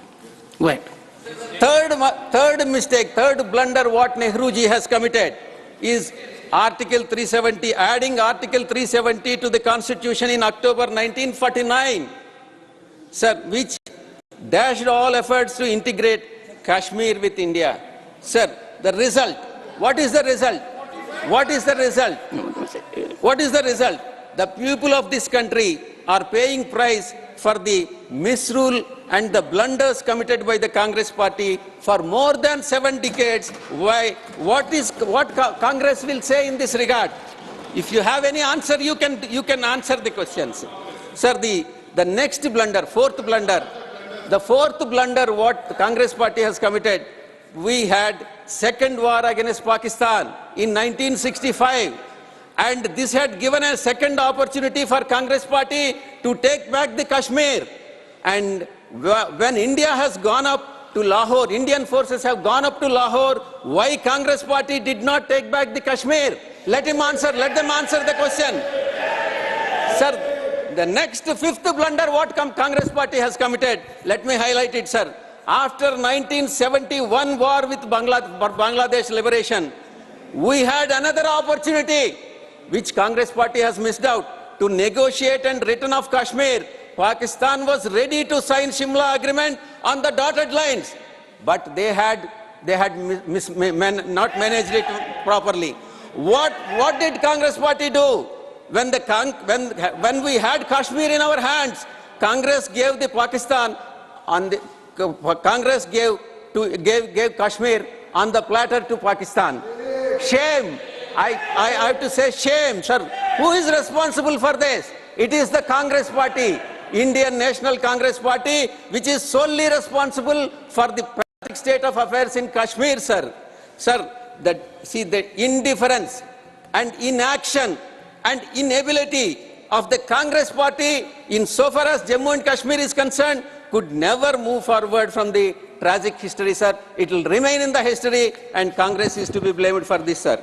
And, sir, there are two positive developments, and, sir, you have, in fact... continue. Sir, I have no hesitation in saying that the central government, Honorable Home Minister, has taken the right steps in undoing the wrongs of the previous Congress government, sir. Modi ji came to power, and we have moved the Congress party, we have moved from the Congress policy, do Vidhan, do Pradhan, or do Nishan, to new policy of Ek Vidhan, Ek Pradhan, or Ek Nishan. I appreciate, sir. And kudos to Honorable Home Minister and Modi ji. Sir, the abrogation of Article 370, please keep quiet. You speak when your turn comes. The abrogation of Article 370, which is a blunder committed by the Congress party when it was added in the Constitution. Sir, 370 has already begun to show positive results. The abrogation has started showing positive results. Jammu and Kashmir has undergone tremendous transformation in last 9 years, sir. Sir, improved law and order, thanks to Home Minister. Decentralization of power, thanks to Home Minister. New infrastructure projects, thanks to Modi government. Sir, revival of economy, thanks to Modi ji government. Sir, agriculture, focus on tourism, investment, agriculture, and renewable energy, sir. Sir, last, sir. One suggestion I would like to make to the Honorable Home Minister, sir. Sir, nomination of POK seats, sir. Very important, sir. Please, Chairman, sir. Chairman, sir. Chairman. Go ahead. Please, sir. Last, one suggestion, sir. Sir, currently, we have 24 seats in POK region which are not going for elections. We are not able to conduct the elections for 24 seats. But there have been no elections to these seats. To rectify the blunder committed by Nehruji, I suggest the government and Honorable Home Minister should make nominations to these 24 seats. Also, those who have migrated from POK to Kashmir, sir. It is not 2 nominated members. It is 24 nominated members who should be present in the Jammu and Kashmir Assembly, sir. These 24 from POK. Thank you, Kashmir, sir. Last one, sir. Sir, ensure stricter implementation of JK migrant immovable property, preservation, protection, and restraint on distress sales, sir. 1997.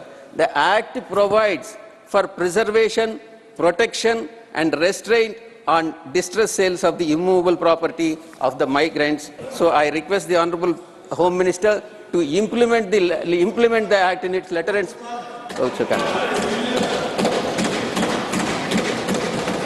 Sir, increasing the cash relief. Sir, right now, the cash relief that is given to the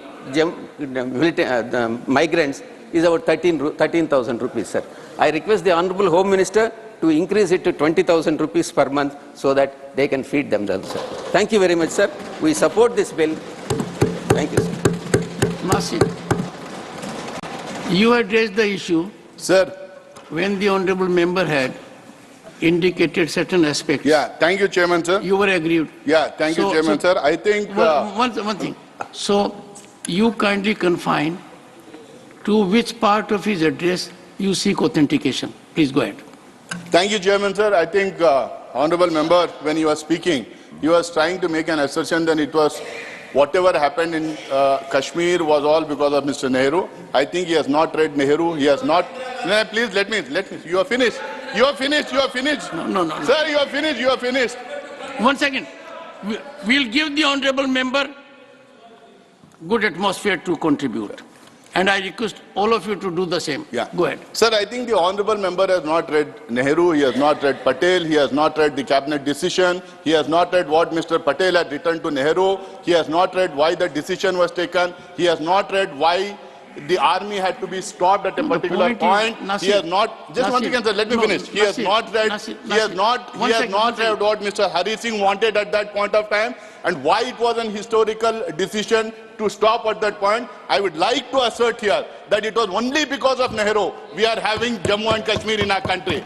Only because of Nehru. If Nehru was not there, if the cabinet had not taken the decision, Pakistan army would have captured the entire Jammu and Kashmir. So you don't want authentication? Would have captured the entire Jammu and Kashmir. Okay. It was because of the decision of the Nehru's cabinet that the present Jammu and Kashmir is in India. So that they should understand. Okay. And for all the blunders, nothing will go on record.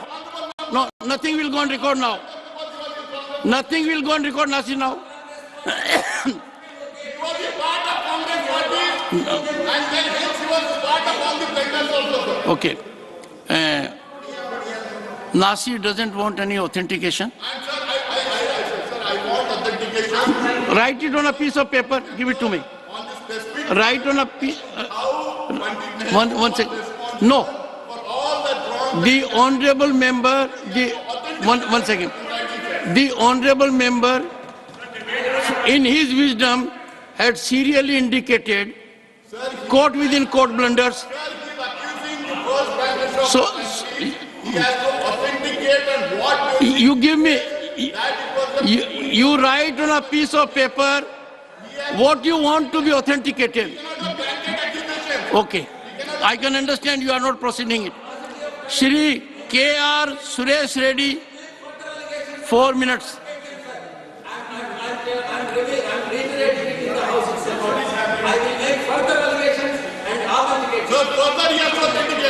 If he makes allegation, he has to authenticate. But you are not telling me what does he... The honorable member has... One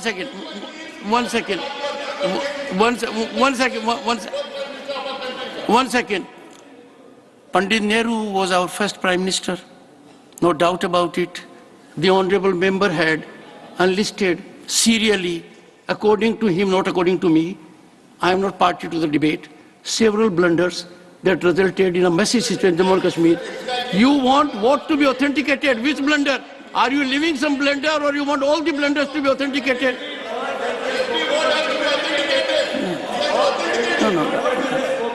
No. He is asserting, Digvijay Singh ji, he is maintaining his stand that there were blunders. Okay. Both sides. One second. If the honorable member or anyone wants that some authentication should take place with respect to the assertion, I quote within court, blunders as indicated by him, the honorable member may, during course of the day, send a communication to me to that effect, precisely indicating what authentication is sought. Shri K.R. Suresh Reddy. Thank you, Chairman, sir.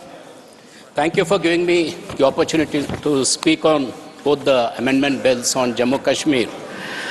Chairman, sir, there's a very good comparison between my region, that is Telangana state, and Kashmir. Both the regions have faced a lot of extremism, a lot of terrorism. We had faced drought, migration, and so on and so forth. So my heart continues to beat for Kashmir, because when Telangana was carved out, all what was promised, all what was missing has been delivered in the last 9.5 years. So today when we hand over the government to the Congress party, we feel satisfied that a region which was totally undeveloped, which was facing the worst migrations, has turned out to be the country's #1 state, and I wish them luck. And coming to Kashmir, sir, I do hope that the very idea of making the state into a UT, and when the UT is changed into a state, when the union government hands over to the local government, they have a similar situation to govern like how the government in Telangana has. So I will not like to dwell into the past of who did what, but going with our experience in Telangana, I would like to make a couple of suggestions to the Honorable Minister, which could be beneficial to the people of Kashmir, sir. The fundamentals required for any state to progress is education, sir. And in education, primary education is the best investment we can make in this regard, sir. So when I was looking at the figures of Kashmir, the primary school dropouts, when we compare it to the national average, which is at 1.9, Kashmir's average is at 4%. So the fundamentals are getting wrong. So this is an area where the Honorable Minister needs to look into it, come out with it. Midday scheme might be working in the country. In Telangana, we started even the breakfast scheme to attract the students, especially the young students. Similar things have to be worked out in Kashmir. You cannot allow a primary school-going student to sit in his house. That will culminate into various other factors which has led to the situation, sir. And then as the student progresses from a primary to the higher secondary level, unfortunately, Kashmir again has got in 2021, sir, 21-22 figures say the secondary school dropout is very high in Kashmir. We have this PMSS program, the Prime Minister Special Scholarship Scheme, which is happening in Kashmir also, but you have limited that only to 5,000 students. This gives a facility, a student in Kashmir, if he passes out in the 12th class, he can go study anywhere in the country. He can study in Hyderabad, he can study in Ahmedabad, he can study in Bangalore. Once he leaves the state and goes to a new state, there's a different perception he develops, different ideas comes in when he goes back. So that quota, you have blocked it at only 5,000. I request the Honorable Home Minister, try to increase the quota. As many number of Kashmiri students who want to go out and study, please give them an opportunity. And as we graduate out of secondary school and once we get into the university level, unfortunately there is no provision for any of the students to go to any overseas universities. There is no grant from the state government which facilitates that opportunity. There is only scholarship given by some UK-based, Israel-based, where the Kashmiri students get eligible. But there's nothing tangible coming from the government. If that opportunity is given to the Kashmiri students, definitely we'll get to see them more in the Harvards and the MITs, where our Kashmiri students will tend to bring in a lot of laurels to us, sir. So, and on the other front, a lot has been spoken on the tourism part. Well, the gates have opened up for Kashmir. It's a fact. Just another 2 minutes with your kind, sir, where a lot of tourists are going. But what is glaring there is the lack of infrastructure, the falling infrastructure. And the reason for that, fundamentally, the hotels. I'm not talking about the five-star hotels. The mid-level hotels, where most of the tourists tend to stay, they are all on leased properties. The hotel is not able to refurbish them. They are not able to maintain them because since 1985, the leases of these properties have not been renewed by in Kashmir. A small effort has been done by Mufti Saab when he was the Chief Minister, but unfortunately he passed away and the matter is still pending. So I would really appreciate the government. Look at the Rajasthan model. That is really working. Look into it. And finally, sir, finally on the POK. On the POK, well, we are speaking about 24 seats being reserved, but the danger is, if you look back in 2007, POK made an appeal to the CPA, the Commonwealth Parliamentary Association, stating that they have become a region, they have an assembly, so they are entitled for membership in CPA. At that point of time, Government of India, through the Parliament, the then Speaker Somnath Chatterjee, we led a delegation and thwarted the efforts. So it's not the question of being happy by nominating 24 members here. What are the efforts the government is doing to ensure that POK becomes part of our country legitimately? So what are the directions through CPA, through CHOGM, through UN the government is doing? With these words, sir, I thank you for the opportunity. Professor Manoj Kumar Jha. शुक्रिया sir, आपका बहुत बहुत धन्यवाद। माननीय सभापति महोदय, संसदीय कार्यकाल में कुछ ऐसे क्षण आते हैं जब ये नहीं कह सकता कि मैं इसका सपोर्ट कर रहा हूं या मैं इसका विरोध कर रहा हूं। कई सारी चीजें हैं इसमें जो वेलकम इनिशिएटिव है, मैं मानता हूं। बस कुछ सुझाव दूंगा, क्योंकि अक्सर मैं देखता हूं कि हमारे बीच का संवाद, माननीय सभापति महोदय, विपक्ष का अलग से कोई प्रधानमंत्री नहीं होता या विपक्ष का अलग से कोई गृह मंत्री नहीं होता। विपक्ष को भी अपनी शिकायत, अपने मुद्दे अपने प्रधानमंत्री के समक्ष, अपनी आलोचना अपने गृह मंत्री के समक्ष रखनी होगी। सर, आज कश्मीर का कोई नहीं है इस सदन में। मैं था उस दिन जब नहीं सॉरी, आई टेक ये नॉमिनेटेड मेंबर है। माननीय सदस्य अपने एक सेकंड सर, उन्होंने बड़ा ग्रॉस स्टेटमेंट किया है कि कश्मीर का इस सदन में कोई नहीं है। वो अपने बारे में कह सकते हैं, हमारे बारे में क्यों कह रहे? हम तो सदैव कश्मीर के हैं, हमेशा के। आपके बारे में वो सच हो सकता है, हमारे बारे में आप कैसे स्टेटमेंट कर सकते हो भाई? आप कह दो मैं कश्मीर का नहीं हूं, कश्मीर के लिए नहीं हूं, मगर मैं इस देश का कश्मीर से लेकर कन्याकुमारी और द्वारका से लेकर नॉर्थ ईस्ट तक हर व्यक्ति का कश्मीर है और हर कश्मीरी का देश है। क्या बात कर रहे हैं आप? माननीय सभापति महोदय, सदन की एक व्यवस्था के तहत मैंने ये बात कही थी। वो नॉमिनेटेड मेंबर है, मैं जानता हूँ। माननीय गृह मंत्री जी ने दूसरी बात कही है। सर, मैं समझ गया सर, या तो मुझे बात कहने दी जाए। मैं ये कह रहा था कि जैसे मैं बिहार से चुन के आता हूं, उस संदर्भ में मैंने ये बात कही थी, देश तो सबका है सर, तिरंगा यहां कहीं किसी से छोटा नहीं है सर। मैं सिर्फ इतना कहना चाहता था। माननीय सभापति महोदय, इसमें बहुत अच्छी चीजें, जैसा मैंने शुरू में ही कहा कि विरोध के लिए विरोध करूं ये उचित नहीं है। माननीय सभापति महोदय, महत्वपूर्ण है कि जब हम ये कहते हैं कि ये नॉमिनेशन होंगे, पहले तो मैं तारीफ करूं कि अंडर प्रिविलेज्ड के बदले एक शब्द जो कि कॉन्स्टिट्यूशनली वैलिड टर्म है, अदर बैकवर्ड क्लासेस, आपने उसका इस्तेमाल किया, तारीफ के काबिल। ये जो नॉमिनेट करने का अधिकार एलजी साहब को है आज की डेट में, कल राज्य बन जाएगा तो गवर्नर साहब होंगे, क्या ये स्टेट असेंबली को डेलीगेट नहीं होना चाहिए? और अगर करना चाहे तो on the aid and advice of, ये व्यवस्था मैं समझता हूं कि होनी चाहिए थी। तारतम्य थोड़ा टूटा है, लेकिन फिर भी मैं अपनी बात कहूं। आरक्षण को लेकर के भी हम पीस मील में करते हैं। हर सत्र में मैं देखता हूं कुछ बिल आते हैं। एक समेकित योजना पूरे देश के संदर्भ में हमें इसके लिए बनाने की आवश्यकता है, वो बहुत बेहतर होगा। आज 370 पे फैसला आया, सदन की जिम्मेदारी आज बढ़ गई है। उस फैसले के बाद सरकार की जिम्मेदारी बढ़ गई है। मैं मानता हूं इतिहास, आपने यहां एक फैसला लिया था, तब संसद वहां थी सर, ये लगभग घिस चुका था, हम भी जानते हैं, लेकिन एक मनोवैज्ञानिक पहलू था।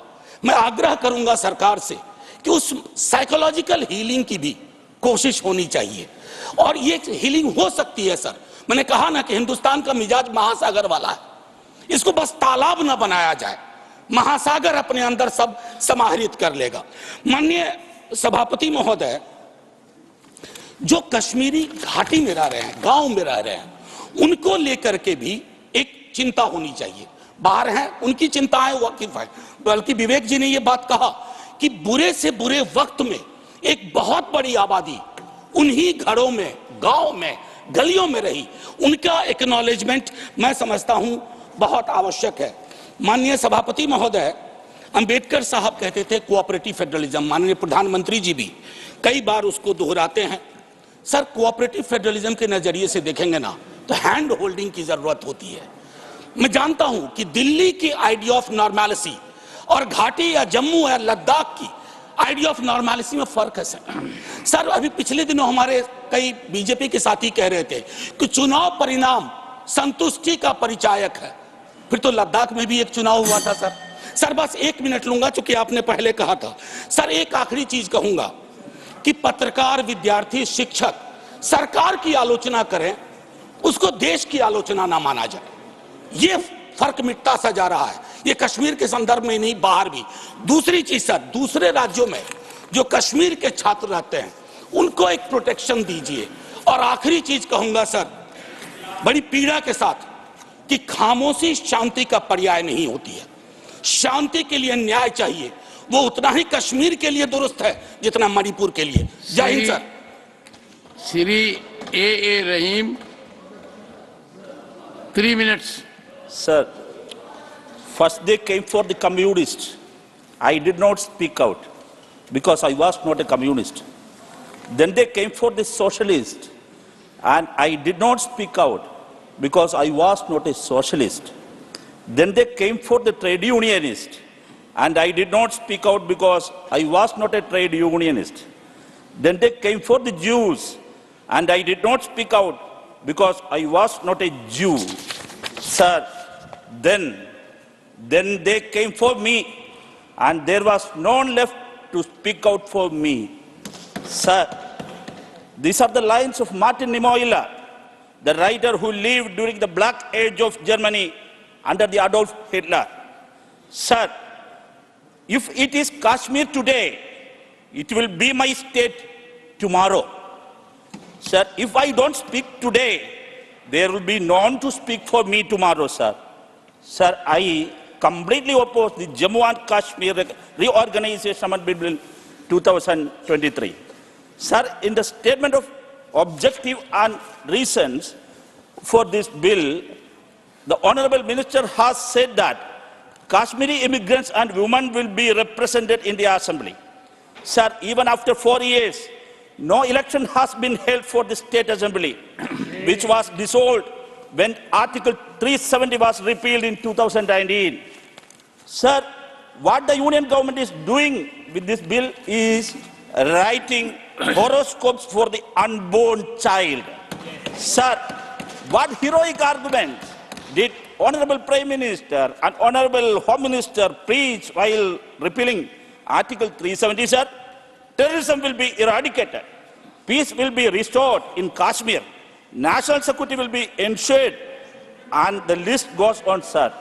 Sir, but what is going on, sir? Sir, Jawans are dying there every month. Does a week go by without reading the news of a terrorist attack in Kashmir, sir? Sir, another claim of the Union government was to ensure national security. Sir, I am not quoting here the words of the former governor of Jammu and Kashmir, which country was shocked to hear. Sir, what the qualification does the BJP government have to talk about the national security? Sir, our parliament, the sanctum of the Indian democracy, has been attacked only once in the history. Who ruled at that time, sir? Yes. BJP was in power at that time. Sir, in January 2016, our airbase in Pathankot attacked for the first time. Who was in power at that time, sir? None other than BJP. Sir, when the shocking terrorist attack in Uri took place in September 2016, who was the Prime Minister at that time, sir? None other than Sri Narendra Modi ji. Sir, the country is facing a serious security threat under the BJP rules, sir. Sir, according to this bill, the lieutenant government can nominate certain number of members to the assembly. Sir, which means a nominee will nominate members. Sir, please, sir. Sir, giving too much power to such nominee can have far-reaching consequences, sir. The fear that if another election is held, the people will not choose BJP. Sir, sir, just a minute. Just wait a minute. Conclude, 30 seconds. Yes, sir, 30 seconds, conclude. Yes, sir. I will conclude. Sir, the people will not choose BJP as their representative. You forcing the union government to nominate people with lieutenant government, sir. Sir, why the central government, why the union government is running away from the election? Even the Supreme Court in today's verdict has asked for immediate election.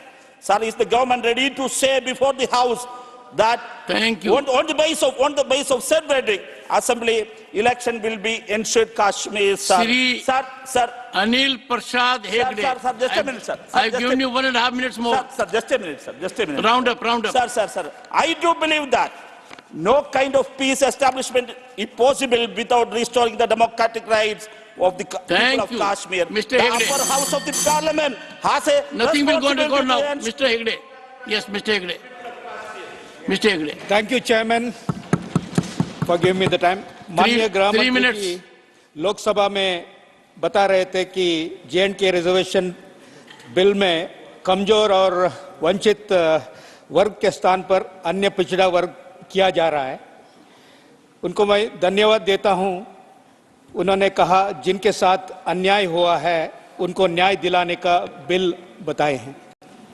Sir, my party led by Mr. Nitish Kumar and Raju Ranjan Lalan Singh ji and founded by socialists like late George Fernandez is a democratic socialist party, sir, fighting for the removal of man-made inequalities against violation of human rights, whether in Kashmir or elsewhere in the world, championing the cause of social justice and democracy in Kashmir and all over the world, whether in extending solidarity with His Holiness the Dalai Lama, Aung San Suu Kyi of Myanmar, Abdullah Öcalan, leader of the Kurdish people, who is incarcerated in Turkish prison for the last 24 years. I humbly request our External Affairs Minister is here and Home Minister is here. Through you, I request the government to immediately intervene and with Mr. Erdogan and get Abdullah Öcalan released, sir.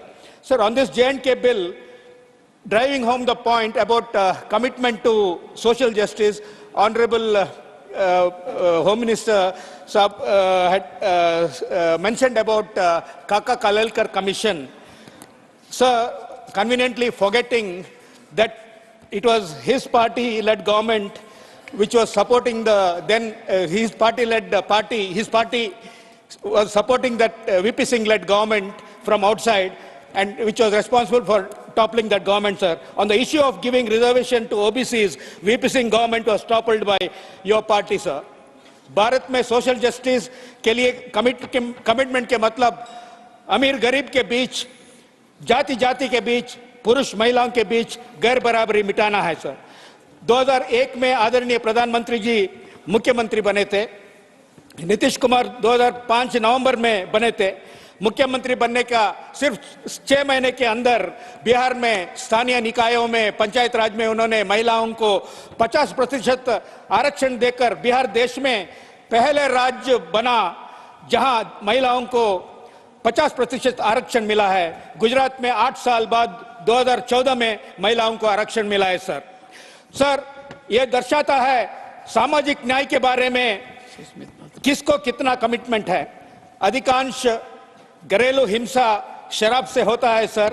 महिलाओं को राहत देने के लिए गांधी जी के अति प्रिय और अति कठिन मुद्दा को मेरे मुख्यमंत्री नीतीश कुमार ने 8 साल से लागू रखे हैं। कश्मीर में किस जाति का सामाजिक, आर्थिक और राजनीतिक स्थिति क्या है इसका पता नहीं है। अगर सरकार का मंशा अन्य पिछड़े वर्ग के लिए न्याय देने की बात है तो और डेमोक्रेसी के लिए कमिटमेंट है तो सरकार बिहार में Nitish Kumar Kanakamedala Ravindra Kumar, Shri Kanakamedala Ravindra Kumar not present. Oh, sir. You are really present, sir. Yes. Honorable Chairman. You are present with presence of mind. I am very thankful you, sir, for giving this opportunity to speak on Jammu and Kashmir Reorganization Amendment Bill 2023 and Jammu and Kashmir Reservation Amendment Bill 2023. Sir, the bill seeks to reserve the seats for Kashmir migrants, people displaced from Pakistan-occupied Kashmir and scheduled tribes. Sir, the reservation of seats for Kashmir migrants who were displaced from their own homes in the 1990s will ensure that the voice of the community is heard loud and clear in the Jammu and Kashmir Assembly. The bill intends to increase the seats of the Jammu and Kashmir Assembly from 107 to 114. This also introduced a new section 15A and vests power with the Lieutenant Governor to nominate and not more than 2 members, one of whom will be a woman, from the community to Kashmir migrant to the Jammu and Kashmir Assembly. Sir, as far as the first bill is concerned, Jammu and Kashmir Reservation Bill, it is absolutely a harmless bill. The socially and educationally backward classes definitely have to be substituted from weak and underprivileged classes. That should be passed. By virtue of the section 15B, the LG of the Union Territory of Jammu and Kashmir may nominate one member from displaced persons from Pakistan occupied Jammu and Kashmir to the Jammu and Kashmir Legislative Assembly. Sir, you have to get ready for an election process, that the delimitation process had already been completed, that the elections will be conducted at the earliest and the populistic government would be put in place. Major steps have already been taken to bring the normalcies to hold the elections also. Today, the Honorable Supreme Court in his verdict, the Honorable Chief Justice says that the Article 370 was a temporary provision. The Article 370 was meant for constitutional integration of Jammu and Kashmir within the Union and was not for disintegration, and the President can declare that Article 70 ceases to exist, that the Honorable CJI says. And the Honorable CJI further stated, interrogation of Jammu and Kashmir into India and application of the Constitution of India, is it an entity to Jammu and Kashmir, is also upheld by the Supreme Court. The Jammu and Kashmir state elections have to be done by September 2024. The Honorable Supreme Court has also directed the government to conduct these elections to the Jammu and Kashmir. The Honorable CJI further says, we hold exercise of presidential power to issue constitutional power to issue order, abrogating Article 370 of Constitution as valid. Your 3 minutes are over. Please continue. In view of the judgment of the Honorable Supreme Court, and also the amendments sought to be these 2 bills will restore the normalcy, I request the central government to take immediate steps to hold the elections in the Jammu and Kashmir. I wholeheartedly support this bill. I conclude it. Thank you, sir. Thank you. Honorable Member Shri Ghulam Ali. You have 6 minutes.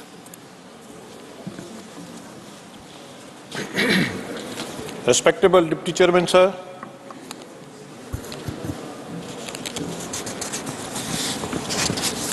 आज जो bill है ये 2002 reservation act, amendment act और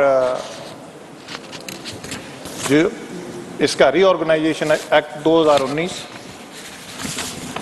मैं इसकी support में खड़ा हुआ हूं और इसमें ये जो लोकसभा में पास हुआ है और इसका जो जम्मू कश्मीर में लाभ होगा वो 3 जंगों में जो लोग पाकिस्तान के पास जो ऑक्युपाइड हमारा नाजायज कब्जे में इलाका है उससे जो माइग्रेंट हुए हैं उनको लाभ होगा और इलेक्शन की रिगिंग के बाद कश्मीर में जब टर्माइल आया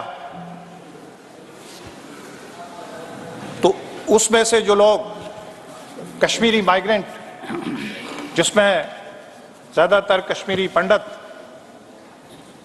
जो उस वक्त अपनी इज्जत लेकर अपनी जायदाद, प्रॉपर्टी, इज्जत, आबरू, नेटिविटी सब छोड़ के जम्मू में या देश के अन्य अन्य जगह में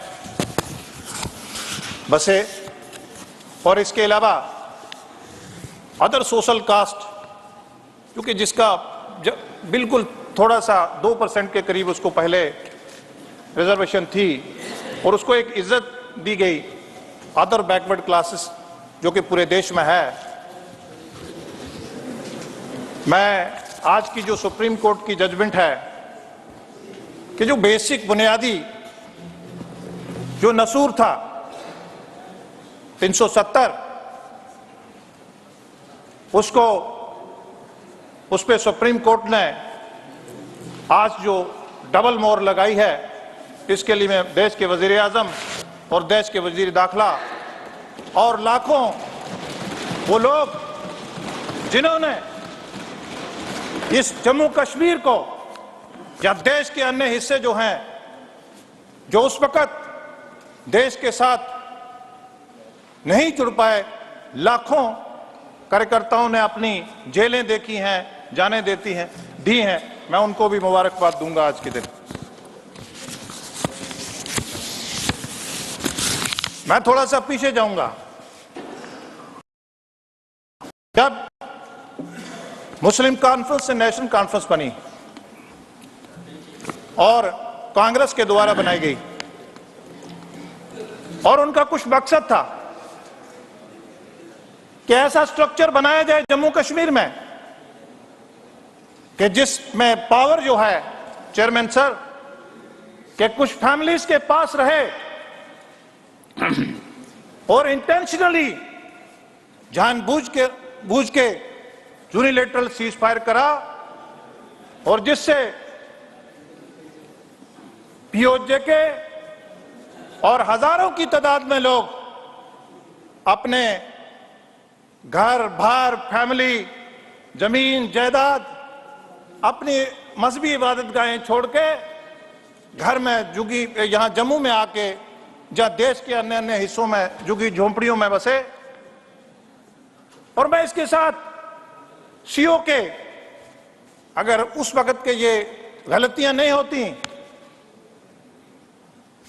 तो करगिल की जो इतनी शहादतें हुई हैं, जो करगिल युद्ध नहीं, ये पॉसिबल ही नहीं था।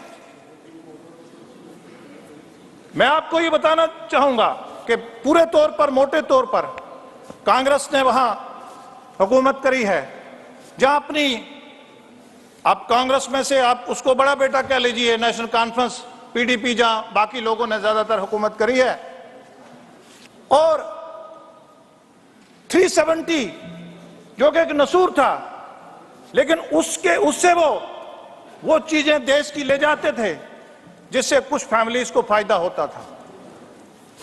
और कभी भी उनको किसी ने नहीं रोका था कि हमारी बहनें अगर जम्मू कश्मीर की हद से बाहर शादी कर लेती थी तो उनको जमीन पे, जायदाद पे हक नहीं था, हक उनका कट जाता था। हालांकि उनको शरीयत इजाजत देती है, शरीयत भी इजाजत देती है मालिकाना हकूक पे, लेकिन चेयरमैन सर बदकिस्मती यह है कि जो भी वहां सत्ता में रहे, जो भी उनको सूट करा, अपनी पीढ़ी दर पीढ़ी, नस्ल दर नस्ल ट्रांजिशन के लिए वो उन्होंने कानून बनाए।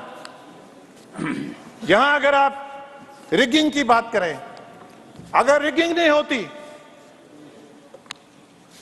अगर 87 इलेक्शन में रिगिंग ना होती तो आज कश्मीर जो है उसमें अमन होता।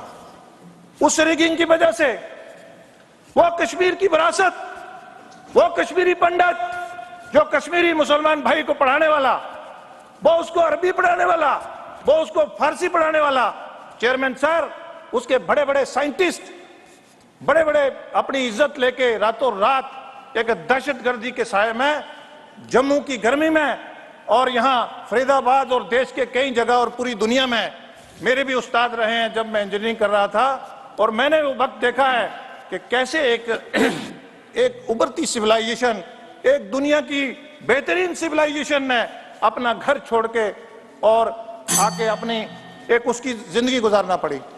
चेयरमैन सर अभी शुरुआत है, मैं जम्मू कश्मीर का होता हूं। कुछ और ले लीजिए सर। लैंड रिफॉर्म्स की बात यहां कर रहे थे सर, वहां राजपूत फैमिलीज लैंड रिफॉर्म्स के लिए मतलब उनको मालिकाना हक से उनकी सरकारी जमीनें हो गई। दो ही कम्युनिटीज जहां वहां ज्यादातर राजपूत और गुजर, लेकिन वो पिछले 70 साल से उनको मालूम नहीं, उन्होंने पूरी दुनिया में ढंडोरा फेरा कि लैंड रिफॉर्म्स हो गए। सर मैं आपको एक और बात बताना नहीं चाहूंगा तो नाइंसाफी होगी। वो कह रहे थे हमारे भाई ऑपोजिशन के मेंबर तनखा जी कि बहुत अच्छा है, मुझे अच्छा लगा, मेरे कश्मीर के भाई है, और जब जज्बात से बोल रहे थे तो होम मिनिस्टर साहब ने भी उनका स्वागत करा। लेकिन कभी आपने ये सोचा कि किस प्राइम मिनिस्टर ने ये कहा कि sky is the limit? Chairman sir, Kashmir के लोगों में दोहरी ज़हनियत क्रिएट करी, कश्मीर के नौजवान में के दिमाग में दोहरी ज़हनियत क्रिएट करी, ताकि वो टू बी और नॉट टू बी के चक्कर में रहे।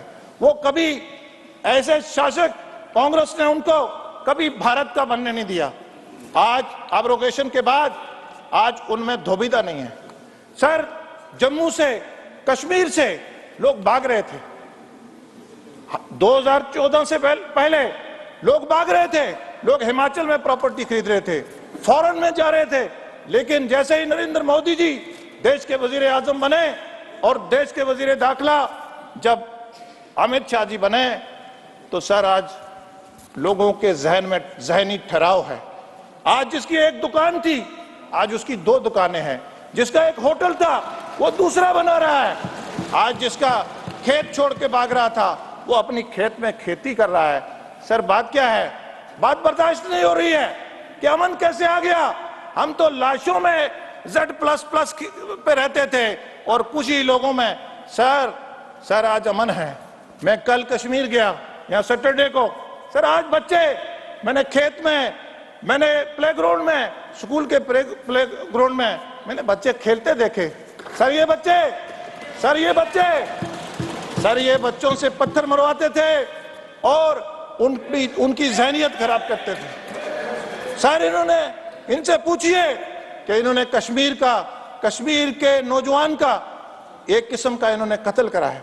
सर आज मैं गवर्नेंस की बात कर रहे थे यहाँ, आज मेरा भाई बिजली की बात कर रहा था। अरे हमें थैंक्स होना चाहिए होम मिनिस्टर साहब का। अरे जम्मू कश्मीर के बारे में सियासत मत करिए। अरे आज अमन है वहां। अरे आप लोग भी तो बड़े 30 साल के बाद गुलमर्ग में खेल लेंगे, गुलमर्ग में सैर व तफरी करने गए। कल तक आपको कौन चढ़े थे? कल तक आप साए के उसके नीचे थे। अरे कल तक 100 रुपया चेयरमैन सर जाता था और 10 रुपए लगते थे। आज स्टेट की बात क्यों करते हैं ये? आज नरेंद्र मोदी जी देश के वजीर आजम हैं।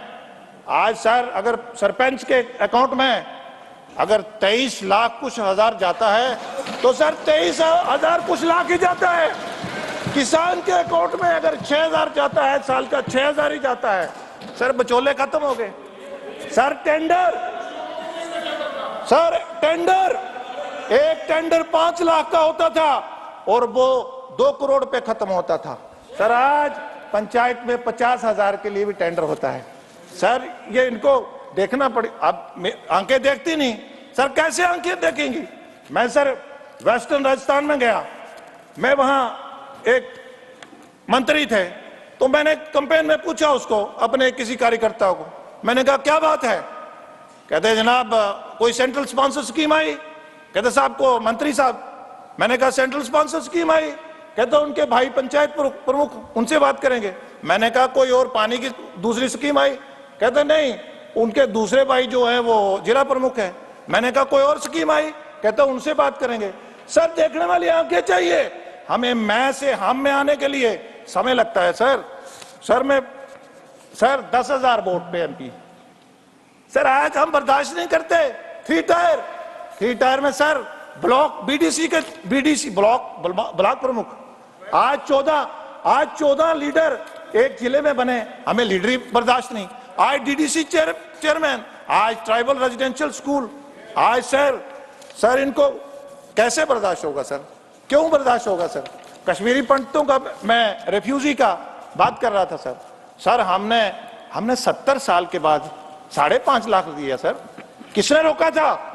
किसने 370 उधर को लेने में थोड़ी रोकता, मतलब जो मर्जी वाला ले गए। सर, वो जो वहां से आए हुए ना, जो माइग्रेंट होता उसी को मालूम।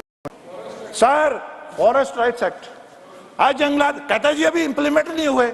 अरे, अट्रोसिटीज एक्ट। सर, दुनिया भर के सर मैं क्या करूं कि delimitation commission, sir backward commission, sir एक कॉन्स्टिट्यूएंसी का सिर कहीं पैर कहीं, मुझे कौन सी सूट करती है सर यहां नहीं।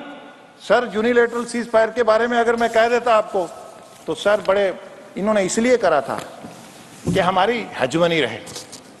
सर कहीं सर इन्होंने कश्मीर के कश्मीरी को भी, वहां कश्मीरी नहीं सब उसको भी गुजर बोलते हैं। सर पहाड़ी या गुज्जर या डोगरा तो दूर की बात है। सर ये मैं मुबारकबाद दूंगा नरेंद्र मोदी जी को कि कम से कम सर आज इतने, सर टूरिज्म की बात 2 crore, sir 2 crore tourism, sir 10 चीजों को जीआई टैग, सर टूरिज्म के लिए मैं आपको कहूंगा कि बुजुर्ग जो ओल्ड कपल्स हैं कश्मीर को बेस्ट डेस्टिनेशन इस वक्त अपनी एनिवर्सरी मनाने जा रहे हैं। सर फॉरेन टूरिस्ट, सर आज फॉरेन से इन्वेस्टमेंट करने जम्मू कश्मीर लोग आते हैं। सर ये चाहते हैं कि खून खराबा हो, हम 5,000 10,000 वोट लेके एमएलए एमपी बनेंगे। अरे भूल जाओ, वो वक्त चला गया, अब वो वक्त आने वाला नहीं है, वो दफना दिया, अब वो नहीं आएगा। अब वो जब हम कमिटमेंट करते थे ना, कहां से लंदन में बैठ के बार्गेनिंग करते थे, मैं चीफ मिनिस्टर बनाओगे तब आऊंगा, अब वो वक्त चला गया। अरे इतनी रेस, मुझे बड़े अफसोस की बात है। अब मैं डॉक्टर फरूक साहब को कहूंगा कि अब बार्गेनिंग अब लंदन से नहीं होगी, अब ओबीसी, अरे ओबीसी से आपने, अरे झाड़ू, अरे लकड़ी वाले से, अरे लोहार वाले से, अरे ओबीसी कम्युनिटी, अरे 70 सालों में आपने पूरे देश में 27%, आपने उनको 2% दिया, आपने सर्वे तक करना गवारा नहीं समझा। ये देश के, मैं होम मिनिस्टर साहब को मुबारकबाद दूंगा कि इन्होंने सर्वे करवाया और आज इज्जत से बिल ला रहे हैं। सर अपनी पीड़ा वही बयान कर सकता है। आज नरेंद्र मोदी जी ही पीड़ा ओबीसी की फील कर सकते हैं क्योंकि वो ओबीसी से है और ओबीसी की feeling, one can not feel beyond his judgement. Sir ये कहते हैं मुसलमान वहां खतरे में है। सर एक बाहर जम्मू कश्मीर ऐसी इलाका है देश में इकोनॉमिक वीकर सेक्शन पे उनको वो मिलता है आयुष कार्ड पे facility. Sir Jammu Kashmir Muslim majority इलाका है, वहां सबको, छोटे को, बड़े को, किसान को, गरीब को, अमीर को, सर 5 लाख का फ्री इलाज है। सर इनको देखते नहीं, आंखें नहीं है। सर इकोनॉमिक वीकर सेक्शन, अपर जाति के लोग जो गरीब थे उनको भी भारतीय जनता पार्टी नरेंद्र मोदी जी के रहनुमाई में भी इकोनॉमिक वीकर सेक्शन मिला है। सर इनको नहीं, सर बहुत सारी चीज, minority act, SC ST atrocity act, sir इनको जुवेनाइल एक्ट, दुनिया भर की। सर आज कश्मीर में मैं वुमेन एम्पावरमेंट पे कल अनंतनाग में एक प्रोग्राम करा, शिक्षित भारत पे मैंने एक प्रोग्राम। सर लोग सुनने आते हैं, सर लोग देखने आते हैं। आज कश्मीर में पहले 2 फसल होती थी, आज 3 हो रही हैं। सर बम्बों के उसमें टेरर में सर वो इतने बम्बारमेंट होती थी कि आप सोच नहीं सकते। आज टेररिज्म की बात करते हैं। सर 1000 बार पाकिस्तान से जब इन्फिल्ट्रेशन होती है 1000 बार सोचता है कि मैं जाऊं कि नहीं, और 99% वो भाग जाते हैं। आज हमारी जो फोर्सेस है बॉर्डर पे इतनी मजबूत है। सर आज टेररिज्म जो है बखलाट में, आज हमारा भाई कोई टेररिज्म की बात कर रहा था कि अभी खत्म नहीं हुई है। अरे आपने टेररिज्म को देखा नहीं। एक जो पॉलिटिकल पार्टी सत्ता में थी कश्मीर में, आप जानते हैं, मैं क्यों नाम लूं कि कौन सत्ता में थे, वो डेड बॉडीज पे, वो लाशों पे हुकूमत करते थे। आज लाशों में कोई हुकूमत नहीं कर रहा। आज कश्मीर के लोग खुद चुनेंगे और खुद अपने लोगों को चुनेंगे और वक्त आने वाला है। मैं जानता हूं, मैं उनकी प्रॉब्लम को मैं समझता हूं। अब वो पैसा डाइवर्ट नहीं होगा सर। अब वो पैसा डाइवर्ट, अब टेक्निकल एयरपोर्ट में मेरे गेस्ट नहीं आएंगे सर। आज देश का प्रधानमंत्री नरेंद्र मोदी जी हैं, आज देश के वजीर दाखिला अमित शाह जी हैं। आज आप पैसा डाइवर्ट, आज जिसको भेजेंगे उसी को जाएगा। आज कश्मीरी पंडित भाइयों को हमने आज वो सोचते हैं कि अगर हम अपनी जायदाद छोड़ के भाग गए थे, आज ऐसा कानून भी आ गया है कि आज उनको जायदाद वापस मिलेगी। सर, जायदाद वापस मिलने का किसने मना करा? पिछले 35 साल से वो दरबदर थे। सर, किसने मना करा उनको? सर, आज टेररिज्म के इकोसिस्टम को खत्म करा है। सर, टेररिज्म का इकोसिस्टम क्या होता था? सर, हम ऊपरी तौर पे टेररिज्म को, आज उनका जो फंडिंग थी, उनका जो नेटवर्क था, उनका जो ओवरग्राउंड वो था, सर, NIA, SIA ने आज थोड़ा सा, सर, जरा जो मुखालफत करते हैं, अरे जरा सिविलियन डेथ, अरे कंपेयर करो ना, पढ़ो ना, किसने मना करा? सिविलियन डेथ का कंपैरिजन करो, नील है। स्टोन पेल्टिंग नील है। आज कैलेंडर नील है। आज सिविलियन किलिंग नील है। अरे थोड़ा थैंक्स तो कर देना चाहिए था। अरे कश्मीर के लोग, आप भी सब लोग मेरे ख्याल से घूम के आए होंगे, डायरेक्ट बताते नहीं है, वो एक अलग बात है। हमें थैंक्स करना चाहिए जम्मू कश्मीर के मामले में कि वहाँ अमन पीस से बढ़ते हुए हम एक इलेक्शन और सब चीजें होंगी। 3 टायर के इलेक्शन को भी आप इलेक्शन समझिए। शुक्रिया, जय हिंद।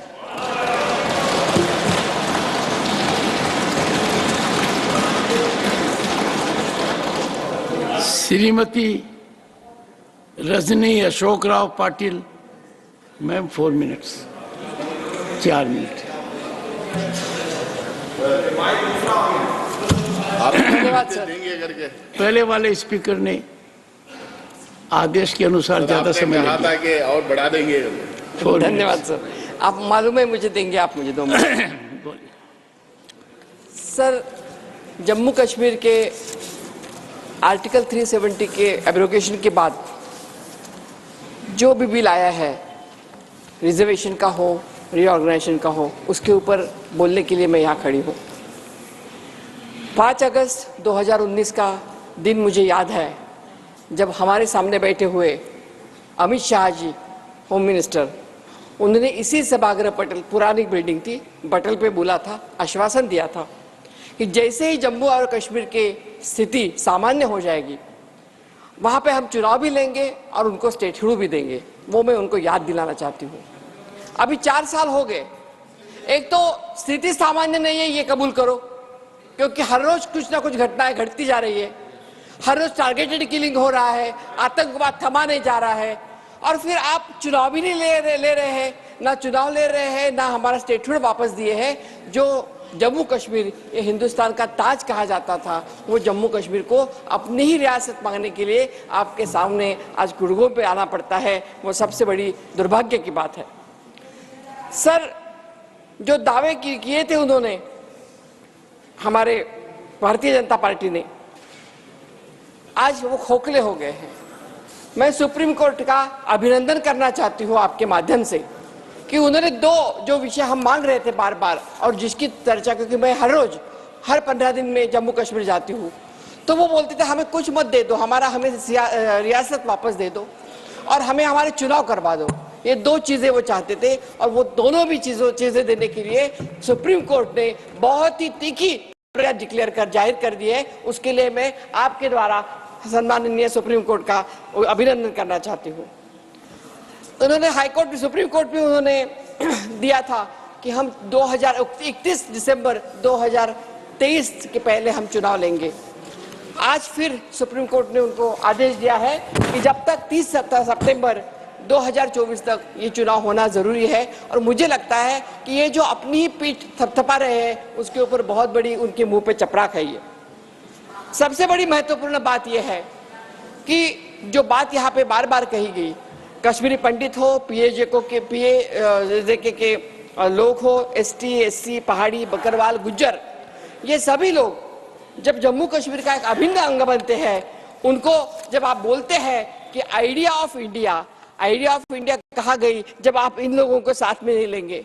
कश्मीरी पंडित 33 साल से, 33 ईयर्स से विस्थापित होकर अपने ही देश में रह रहे हैं। सर, आपको मुझे बताना बहुत दुख की बात होती है कि उनके बहुत बड़ी लोगों से हम मिले, लेकिन जब अपने ही देश में विस्थापित होकर कहीं रहना पड़े तो ये सबसे दुख की बात होती है, और वो कश्मीरी पंडितों को करनी पड़ी। जब तक उनको पूरी सहूलियत से घाटी नहीं ले जाते तब तक आइडिया ऑफ इंडिया का दावा अपना खोखला रह जाएगा। जो भी उन्होंने दिया है 2 जगह कश्मीरी पंडितों के लिए, उसमें से एक महिला है, एक पुरुष है, और एक हमारे SC ST बकरवाल के लिए, it's too little too good. लेकिन मैं एक बात यहाँ पे पटल पे रखना चाहूंगी कि भारत जोड़ो यात्रा में जब हमारे नेता राहुल गांधी जी जम्मू कश्मीर आए थे तो राहुल जी ने हर कश्मीरी पंडित का दुख महसूस करने की कोशिश की। जगती में जहाँ पे रिहेबिलिटेशन कैंप है उनके, वहां पे वो गए, उनको मिले वो, और सब लोगों से बात करके उनको गले लगा के उनका दुख दर्द समझने की कोशिश की। 370 की बात जब निकलती है तो इस देश के प्रथम प्रधानमंत्री, जो स्वयं, मैं बताना चाहूंगी कि स्वयं एक कश्मीरी पंडित थे, पंडित जवाहरलाल नेहरू कश्मीरी पंडित साहब। और सर 1 मिनट सर, लेकिन उनको भी कटघरे में खड़ा करने के लिए कसर नहीं अमित शाह जी ने। मुझे बहुत दुख होता है जिस तरह से उनके ऊपर चर्चा की जाती है, जिस तरह से उनके ऊपर कुत्सित नजर से बोला जाता है, ये हमारे लिए अच्छी बात नहीं है। आने वाला जमाना कभी माफ नहीं करेगा आपको, क्योंकि जब कश्मीर का हिंदुस्तान में शामिल होना या नहीं तय नहीं हुआ था, तब फारूक अब्दुल्ला के कहने से हमारे पंडित नेहरू जी, हमारे वल्लभ भाई पटेल, उन्होंने फैसला लिया था, लेकिन महाराजा हरि सिंह ने उसके ऊपर साइन नहीं किया। जो हमारा ऑर्डर होता है उसके ऊपर साइन नहीं किया। तो इसलिए फिर जब तक जम्मू कश्मीरी जो पाकिस्तान के जो लोग हैं कबाइली, वो जब तक एयरपोर्ट तक आ गए थे तब उन्होंने बोला कि अभी मैं साइन करता हूँ। फिर साइन करने का निर्णय लिया गया और ये कबाइली लोगों के साथ फिर उन्होंने एक हमला कर दिया। सर, जम्मू कश्मीर को अगर इस देश का अभिन्न अंग बनाने का श्रेय अगर इस देश में किसको जाता है तो मैं सभी आपको नम्रता से कहना चाहती हूँ कि सिर्फ और सिर्फ पंडित जवाहरलाल नेहरू है जिनकी वजह से जम्मू कश्मीर हमारे हिंदुस्तान में आया। और ये सच है, अगर सच नहीं सुनना पसंद करोगे तो मत सुनो, लेकिन सिर्फ पंडित नेहरू जी ने ही जम्मू कश्मीर को अपने स्टेट देश में संलग्न कर दिया। हमारे परिवार में, हमारे परिवार में जब कोई पुरुष बहुत अच्छा काम करता है, जब वो बूढ़ा हो जाता है तो उनके जो बच्चे होते हैं, उनके बच्चे होते हैं, वो बोलते तुमने हमारे लिए क्या किया, और पूछते हैं। हमें भी सबका अनुभव आता है, इतना बेचारे ने किया होता है, पूरे घर के लिए, बच्चों के लिए क्या होता है, उनको ही आप आग दिखाओगे और पूछोगे कि आपने हमारे लिए क्या किया, तो ये सही बात नहीं है। कम से कम उनकी अवहेलना मत करो, इतना ही मेरा यहाँ पे कहना है। आंतरिक सुरक्षा के लिए 2 मिनट में कहूंगी सर मैं। आंतरिक सुरक्षा जो है, जिसके बारे में बड़े बड़े दावे इन लोगों ने किए हैं, लेकिन ज्यादा पीछे नहीं जाते हुए मैं बोलूंगी कि फरवरी 2021 में स्वर्गीय आकाश मेहरा, जो श्रीनगर के मशहूर कृष्णा ढाबा का मालिक था, वो आतंकी हमले में मारा गया। गुलाम अली साहब, मैं सब लिस्ट दे देती हूँ आपको कितने लोग मारे गए। वो मार्च 2025 लावेपुरा में एक आतंकित हमले में 3 जवानों की शहादत हुई। मार्च के महीने में म्युनिसिपल काउंसिलर और एक जवान सिपाही को अपनी जान गंवानी पड़ी। और ये सब बातें सरकार के खोखले दावों को खुला कर देती है। सर, कांग्रेस का नाम लेते हैं, लेकिन जब अत्यंत कठिन परिस्थिति थी और जब आतंकवाद का थैमान मच रहा था, तब श्रीनगर में हमारे कितने लोग मारे गए कश्मीर कांग्रेस के। इसका अगर लिस्ट आपको चाहिए तो मैं ऑथेंटिकेट कर दूंगी। सबसे ज्यादा कांग्रेस के लोग इसमें, मंत्री, स्पीकर सब मरे हैं उसमें। और हमारा कांग्रेस का खानदानी हम था, डीएनए ही यहाँ ऐसा है कि हमारे यहाँ हर एक ने जान दी है इस देश के लिए, चाहे वो इंदिरा जी हो, चाहे वो राजीव जी हो, हर एक ने जान दे कर यहाँ तक यहाँ आइए। और ये आजकल के बच्चे पूछते हैं कि तुमने हमारे लिए क्या किया। अरे ये देश अगर खड़ा है, ये देश में आप बोल रहे हो, इस देश में आप बोल रहे हो, तो ये हिम्मत, ये ताकत आपको कांग्रेस पार्टी की वजह से मिली है, ये आप डिनाई नहीं कर सकते। मिलिटेंसी के टाइम में आप कहाँ थे तब? सरकार के दावों को झुटलाते हुए बहुत मासूमों ने अपनी जान गंवाई। सर, इन्होंने बोला, गुलाम अली साहब का मैं ध्यान से देख रहे थे क्योंकि अपने गवर्नमेंट, अपने सदन में एकमात्र सदस्य है कि जो जम्मू कश्मीर से आता है, जम्मू से आते हैं। पहले तो मैं उनको नहीं जानती थी, अभी मुलाकात हो गई। तो उन्होंने बोला कि अभी एक दुकान था, 2 दुकान हो गए, ठेकेदारी बढ़ गई। अरे ठेके किसको देते हैं गुलाम अली साहब? गुजरात के लोग लाके उनको ठेके देते हैं आप।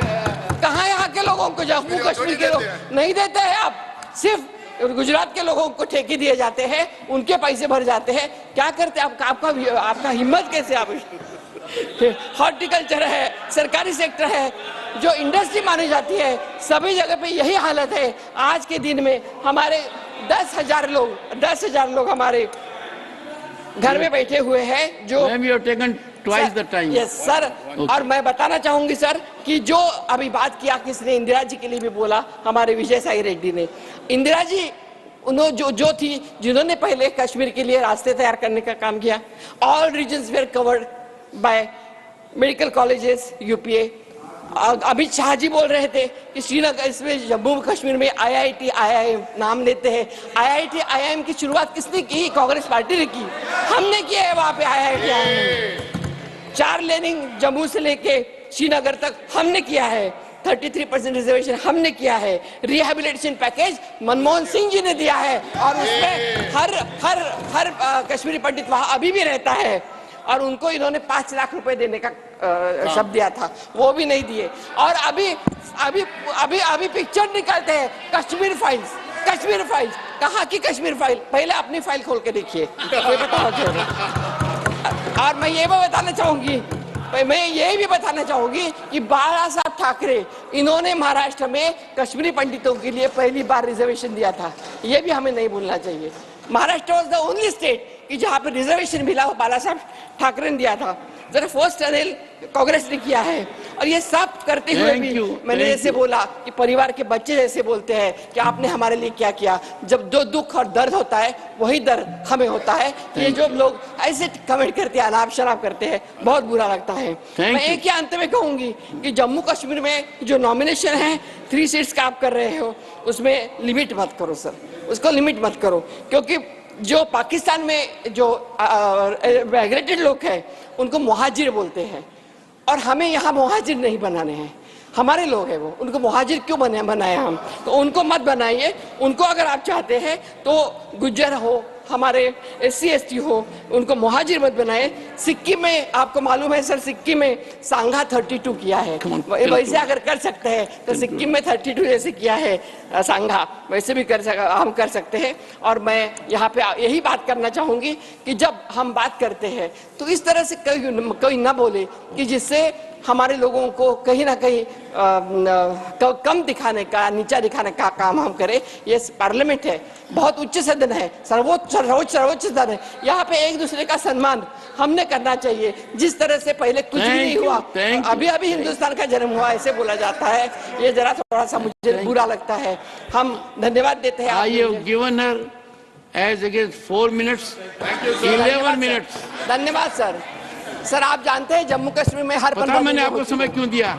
जी थैंक यू सर, धन्यवाद। जब जम्मू एंड कश्मीर में जी आप श्रीनगर में थी जी, हंस रही थी, आनंदित थी, मैंने आपको फोन किया था जी।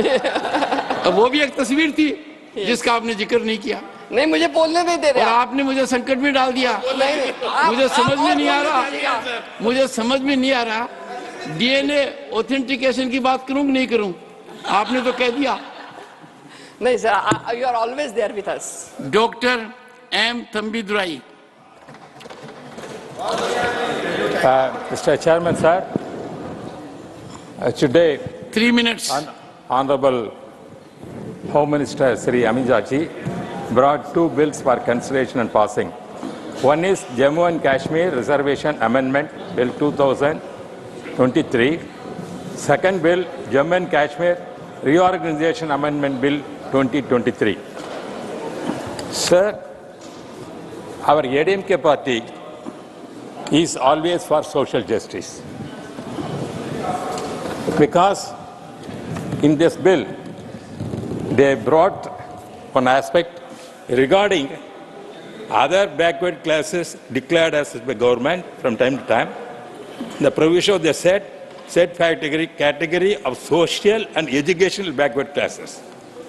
Sir, socially backward classes is you're as a lawyer, you know that is the accepted thing. Educationally backward, it may change. It is not a permanent thing. Anybody can, but socially, our caste system is one of the part system what we are facing in India. That is why, especially our DIMK party is for social justice. Our former Chief Minister, MGR, made reservation 69% for the backward classes and scheduled caste.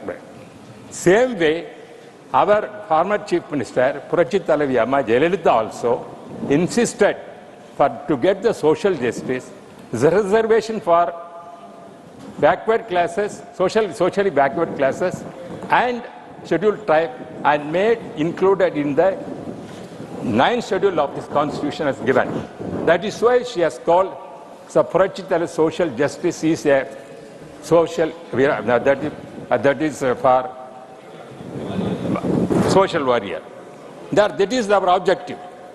Therefore, in that way, if they are included in that sense, if they are added, now the present government has recognized socially backward.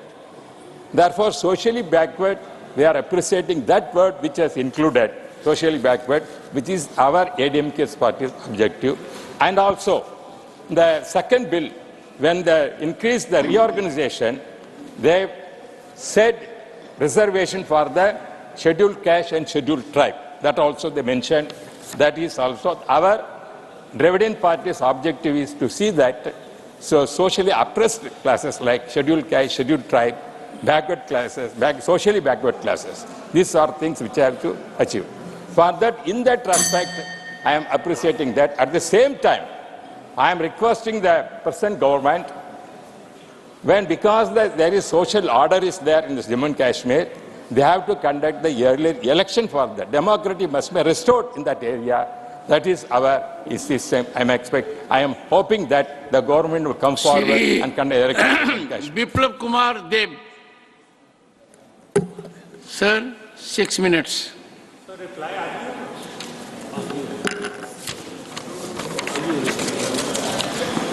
माननीय सभापति महोदय,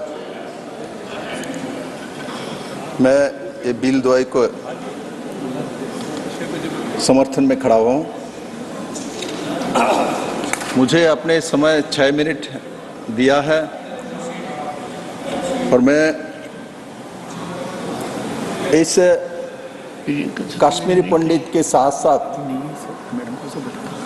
जो हिंदुस्तानियों को वहाँ निर्मम तरीके से अत्याचार करके मार दिया गया है, बहुत सारी बच्चियों को, माताओं को, बुजुर्गजन को, उस आत्मा को स्मरण करते हुए मेरे 6 मिनट से 1 मिनट मैं ओम शांति के नाते देना चाहता हूँ। मैं उस आत्मा को स्मरण करना चाहता हूँ। विस्थापित हुए, दुनिया में बहुत विस्थापित होते हैं, किंतु जम्मू कश्मीर में जिस तरीके से कश्मीरी पंडित को विस्थापित किया गया, उसका जो दर्द है वो हम सभी लोगों को उसका एहसास करना चाहिए।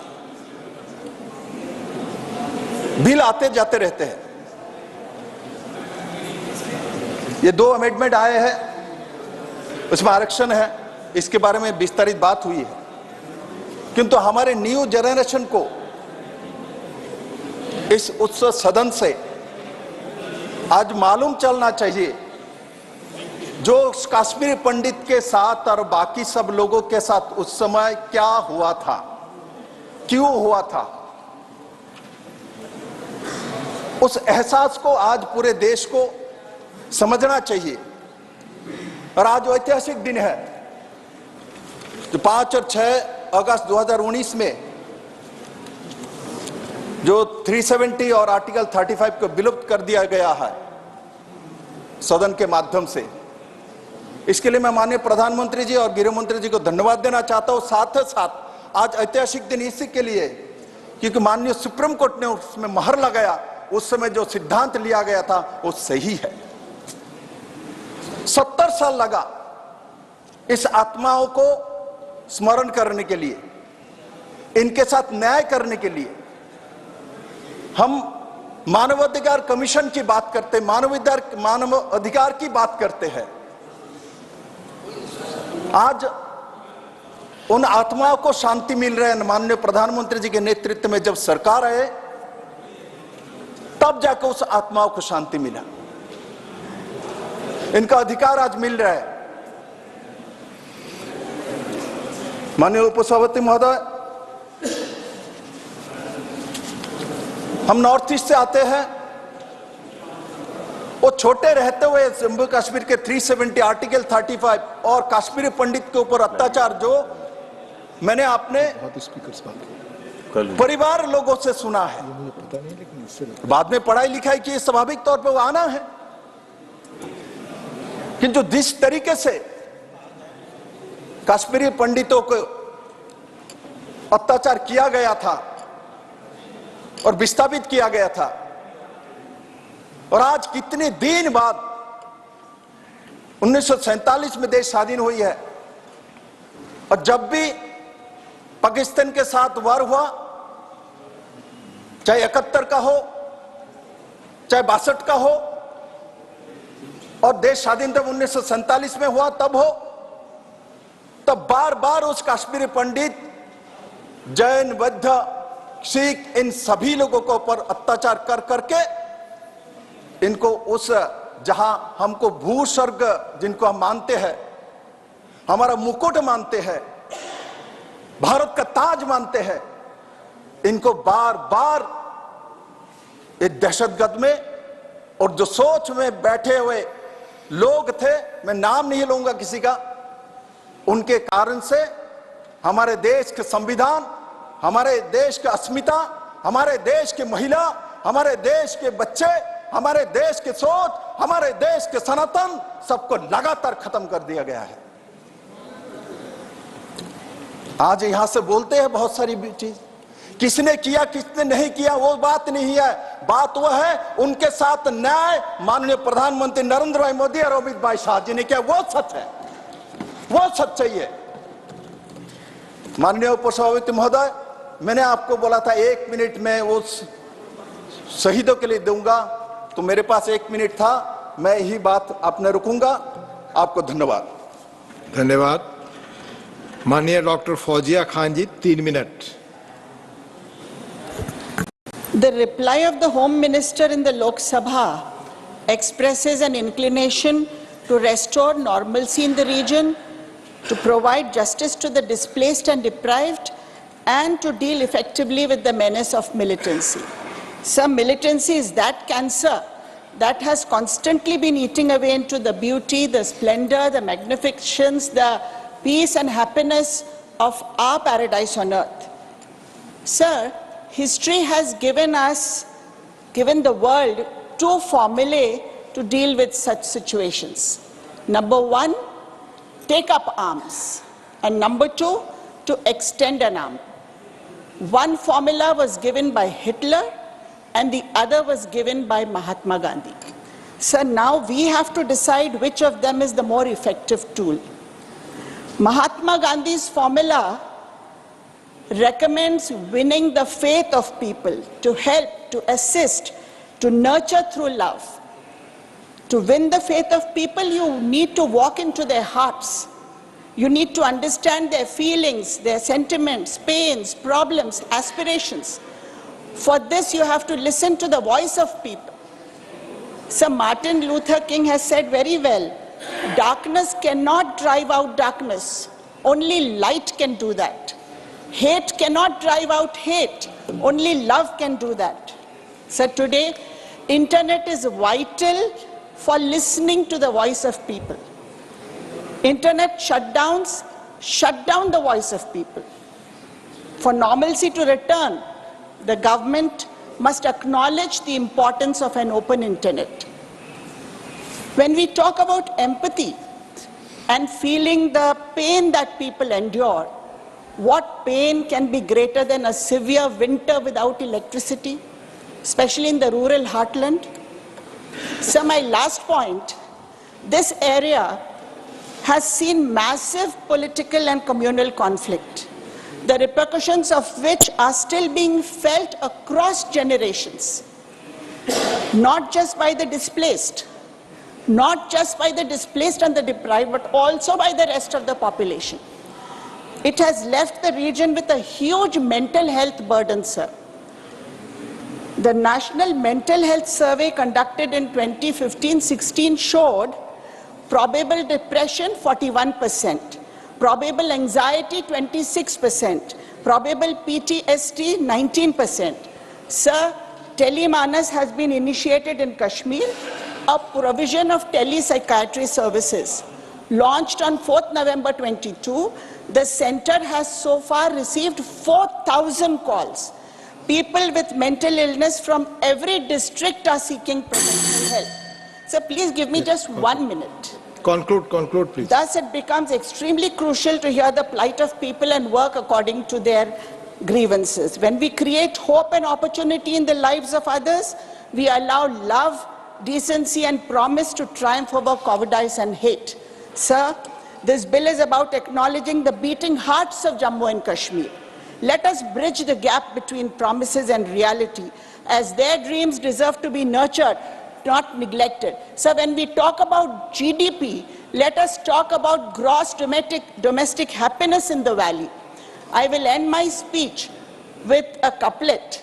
गृह मंत्री जी ने कहा था कि वहाँ वो हर 3 महीने में जाते हैं सर और सिचुएशन को असेसमेंट करते हैं, और उन्होंने कहा था कि वो वहाँ हर चीज उनको सुखी समाधानी नजर आती है। तो सर मैं इतना ही कहूंगी कि कहीं ऐसा ना हो जाए कि उनके देखे से आ जाती है जो मुंह पे रौनक, वो समझती है कि बीमार का हाल अच्छा है, तो कहीं बीमार का हाल वो अच्छा ना समझते हो। धन्यवाद। इतना कहती हूँ और जगह लेती हूँ। धन्यवाद। श्रीमती सुमित्रा बाल्मीक जी, माननीय श्रीमती सुमित्रा बाल्मीक, 3 मिनट।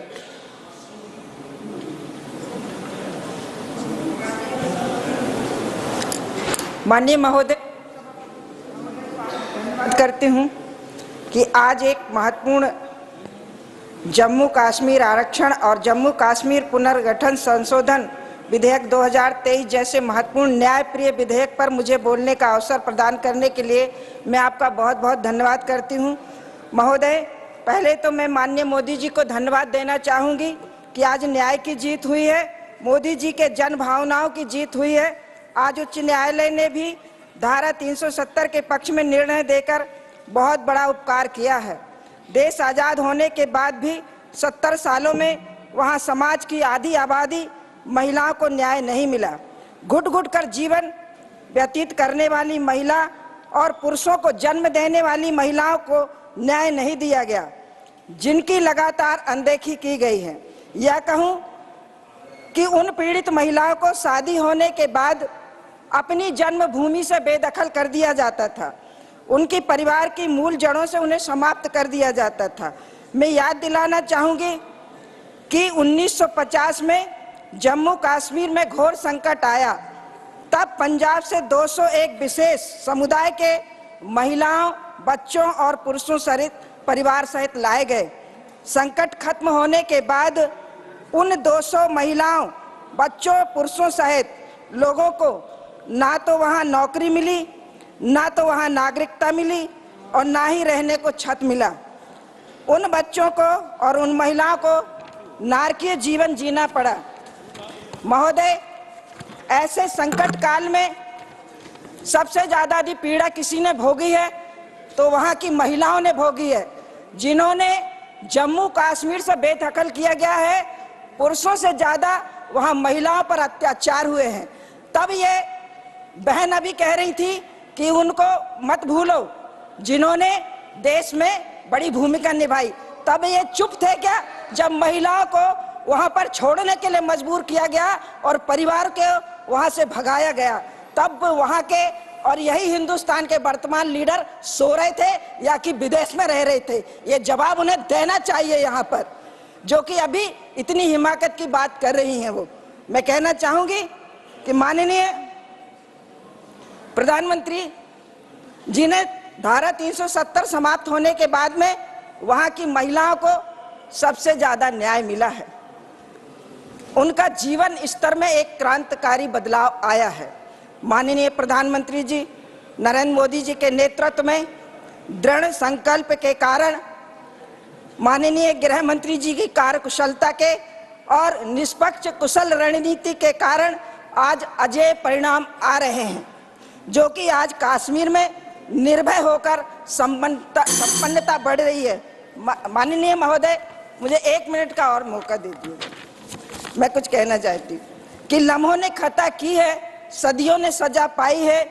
मैं विपक्ष को एक और आईना दिखाना चाहती 2 लाइन में कि एक आंसू भी हुकूमत के लिए खतरा था। तुमने आंखों में देखा नहीं वह आंसुओं का समंदर। माननीय महोदय, सच कहूं तो सदी में एक महामानव आता है और वो महामानव आज मोदी के रूप में पूरे हिंदुस्तान को मिला है, जिसने वर्षों से जम्मू कश्मीर में महिलाओं के पैरों में चक्री बेड़ियों को आज धारा 370 हटाकर जम्मू कश्मीर को आरक्षण संशोधन बिल और 2023 में जम्मू कश्मीर के पुनर्गठन संशोधन को लाकर काट दिया। मैं इस विधेयक का पुरजोर समर्थन करती हूँ। जय हिंद। Thank you. माननीय Shri Kartikeya Sharma ji, 3 minute. Honorable Chairman, sir, I rise in the favor of these 2 bills, the Jammu and Kashmir Reservation and Reorganization Amendment Bill. Thank you very much for allowing me to speak on this historic bill. The passage of this bill shall undo the injustice that has been done to the people of Jammu and Kashmir. Those who oppose this bill should understand what people of this country want. I would like to quote a शेर by Nawaz Deobandi. जलते घर को देखने वालों, फूस का छप्पर आपका है। जलते घर को देखने वालों, फूस का छप्पर आपका है। पीछे तेज हवा है, आगे मुकद्दर आपका है। आप ही को दिखा रहा था। Sir, it was the year 2022. I was at Lal Chowk at Srinagar, the infamous Lal Chowk, which was once the townhouse of terrorism. It was a place that remained heavily guarded and where peace and freedom were unheard of. I happened to be at that place and had the pleasure of hosting the first ever live television debate from Lal Chowk. And when I was doing that show, sir, I saw tirangas everywhere. And I was compelled to think of our Honorable Prime Minister when he undertook the Ekta Yatra in 1991 and hoisted the tricolour at Lal Chowk at a time when it was unimaginable to hoist even a single tiranga, let alone a rally. Sir, I remember I was 10 years old and it left an imprint in my mind which still stays with me today. So the place has become completely reformed by 2022. It has become a place of calm, positivity and vigor. Today there is peace. People can easily go in hundreds and thousands numbers. Jammu Kashmir has broken various records in the field of tourism after decades. So last year the Union Territory welcomed 1.88 crore tourists, and this year it is set to cross 2 crore tourists this year. The festival of democracy is being celebrated in Jammu Kashmir from a time where Tiranga was not visible. Today almost every household fearlessly hoists the Tiranga, celebrating Ek Desh, Ek Samvidhan, Ek Jhanda, Har Ghar Tiranga. So as per the data available, there are currently 46,517 families having 1,58,976 persons registered with the relief organization of the government of Jammu and Kashmir who have got registered over a period of last 3 decades. Sir, while we talk of the rights and justice for the people of Jammu and Kashmir, we must think of it as social, political and economic rights. The original Reorganization Act is proposed to be amended with a view to provide representation to Kashmiri migrants, displaced persons from Pakistan-occupied Jammu and Kashmir and scheduled tribes in the Legislative Assembly of the Union Territory of Jammu and Kashmir, so as to preserve their political rights as well as for their overall social and economic development. So the Reservation Amendment Bill proposes to change the nomenclature of weak and underprivileged class, social class, to other backward classes, which is a wider, constitutionally valid and more empowering definition. So the abrogation of 370 has spurred unprecedented economic growth in the valley. Travel and tourism has picked up thanks to the environment of peace and prosperity that has been made possible by the Modi government. Local business and industries have started to thrive again with the ease of doing business measures undertaken. Multiple large corporations are now looking to set up their offices in Jammu and Kashmir. Sir, I'm an independent. I don't have a party to take time from, so I will seek your indulgence to complete my speech. Sir, From hosting of the G20 meetings to the social sector, which is also thriving with open, fearless and productive public interactions, education and healthcare is finding itself in the middle of policy implementation with multiple youth-centric initiatives being taken. डर के माहौल को इस सरकार ने आशा, अमन और उम्मीद के वातावरण में बदलने का काम किया है. So the youth of Kashmir is not different from the youth of the rest of the country. They want opportunities, they want education, they want growth, they want prosperity. This bill seeks to undo the political injustice and usher in an era of new energy and representation to the people of Jammu and Kashmir equitably. So no speech about Kashmir is complete without the famous couplet by Amir Khusro. Gar firdaus barue zami ast, ami asto, ami asto, ami ast. If there is paradise on earth, it is this, it is this, it is this. Prime Minister Shri Narendra Modi and the Honorable Home Minister are committed to restore the region of Jammu and Kashmir back to its rightful title, Firdaus. And hence I support the bill. As today the Honorable Supreme Court has ratified the decision, bringing an end to any dissent that has been made out to this bill. So I support this bill and I urge all members to heartily welcome this initiative. Thank you very much. Thank you. Thank you. माननीय Shri Rakesh Sinha ji 6 minute. उपसभापति महोदय, 1 जून 2023 को माननीय प्रधानमंत्री श्री नरेंद्र मोदी जी ने मन की बात में इशरत नबी से बात की. इशरत नबी वह महिला है जो उस जिले से आती है जो जिला आतंकवाद से पीड़ित था, बारामूला. आज इशरत नबी एक डेयरी चलाती है और 150 लीटर दूध बेचती है, जो बारामूला आतंकवाद का केंद्र था. आज 5.5 लाख लीटर दूध का उत्पादन कर रहा है. न्यू व्हाइट रिवॉल्यूशन का केंद्र बन गया. जहां खून की नदी बहती थी, वहां प्रधानमंत्री श्री नरेंद्र मोदी जी ने अपनी योग्यता से, कर्मठता से आज दूध की नदी बहा दी है. यह इस सरकार का वह कर्तव्य है, वह कार्य है जो दुनिया देख रही है.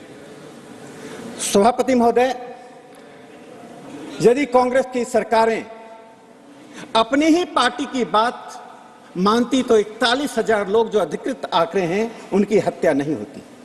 41,000 लोग जो मारे गए जम्मू कश्मीर में 1990 से लेकर 2017 तक.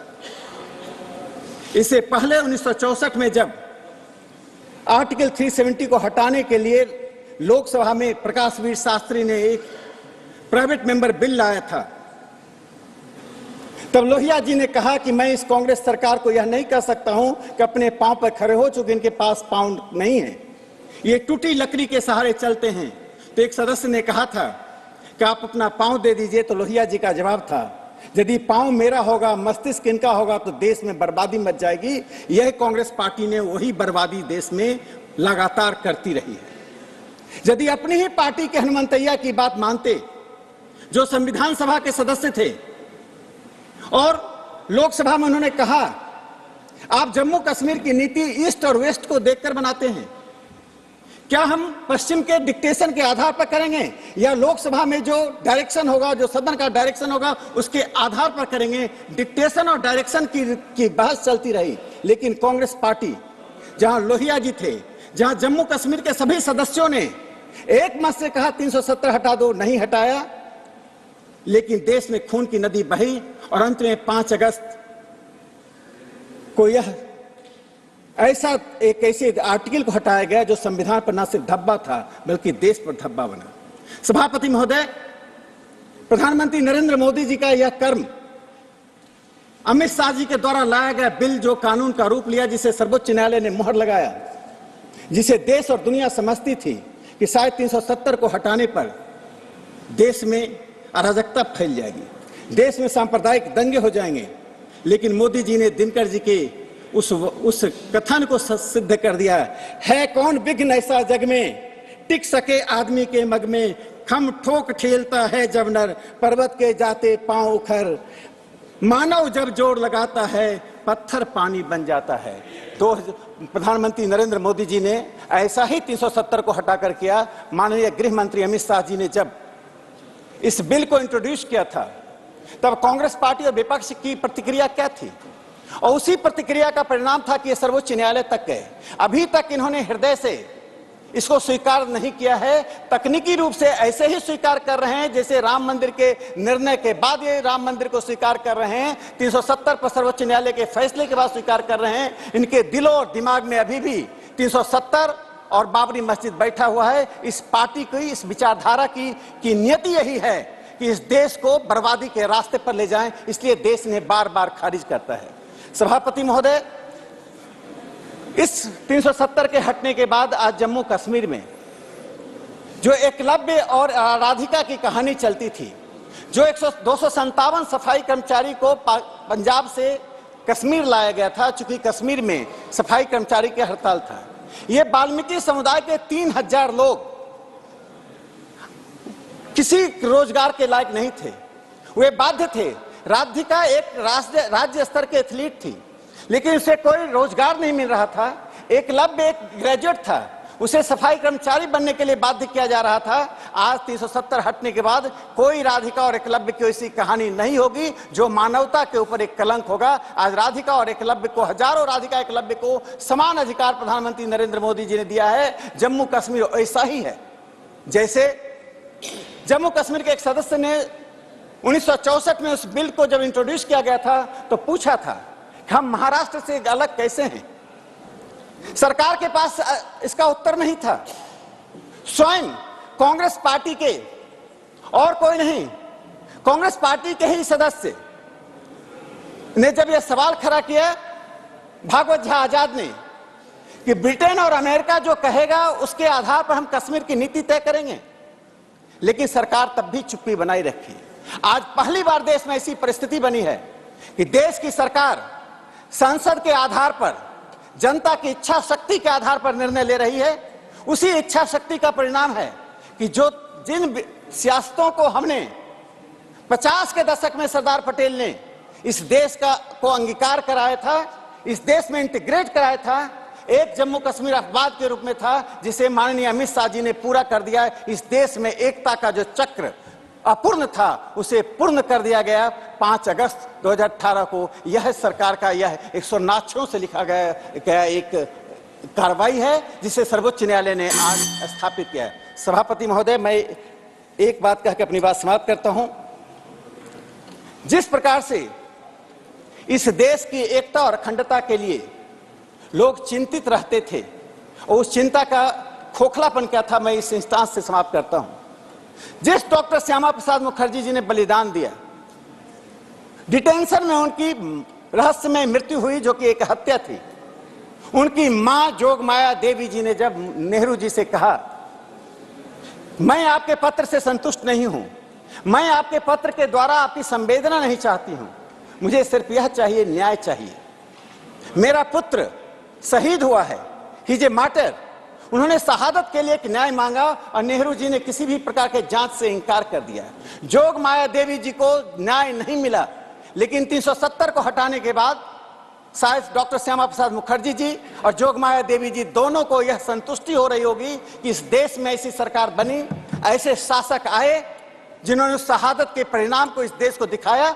डॉक्टर श्यामा प्रसाद मुखर्जी जी ने जो कहा था, एक देश में एक निशान, एक प्रधान, आज वही साबित हो रहा है। यह देश कश्मीर से कन्याकुमारी तक, हिमालय पर्वत के नीचे आज हम कश्मीर से कन्याकुमारी तक एक होकर इस दुनिया में खड़े हैं। विकास और समृद्धि इस देश का चरण चूम रही है। आज मैं विपक्ष से इतना ही अंत में अपील करना चाहता हूं कि प्रधानमंत्री नरेंद्र मोदी जी के विकास के कार्यों को, देश के एकता और अखंडता के रास्ते को आप स्वीकार कीजिए। इसको अस्वीकार करके आप देश की जनता में दिनों दिन अस्वीकृत होते जाते हैं। यदि अपनी अस्वीकृति को थामना है, रोकना है, तो अपने पांव में लगाम लगाइए और टूटी लकड़ी के सहारे मत चलिए। यदि चलना है तो ऐसी लकड़ी ढूंढिए जो लकड़ी आपको सहारा दे सके। आज प्रधानमंत्री नरेंद्र मोदी जी को मैं पुनः एक बार हृदय से धन्यवाद देता हूं कि उन्होंने इस देश की एकता और अखंडता को समृद्ध किया। धन्यवाद माननीय राकेश जी। माननीय श्री अब्दुल वहाब जी, 3 minute. Well, nor supporting the bill or opposing the bill. We are neutral. Why? Because supporting because of the reservation. Our party remains every time for reservation. This is happening in the bill. but I don't know it is according to the will of the LG. What is happening in Delhi, it should not be happening in Jammu and Kashmir. So immediately the statehood should be there. BJP is always trying. Even yesterday, one of RSS leader with me, he was asking me, one nation, one election, what Abdul Wahab think? I don't give the name to you. I will authenticate here. So he was telling, what about the one nation? So if there is the thinking, then in Kashmir also, next election, general election, there should be a state election also. Not a delay up to September 30, because there is a, this one from what you call Supreme Court, that before September 30. So it should not be September 29. That is my first request. Second request is the statehood, not just like Delhi statehood. The LG business should stop. That let them do, the Lucky Gold Star Koreans, let them do the LG business.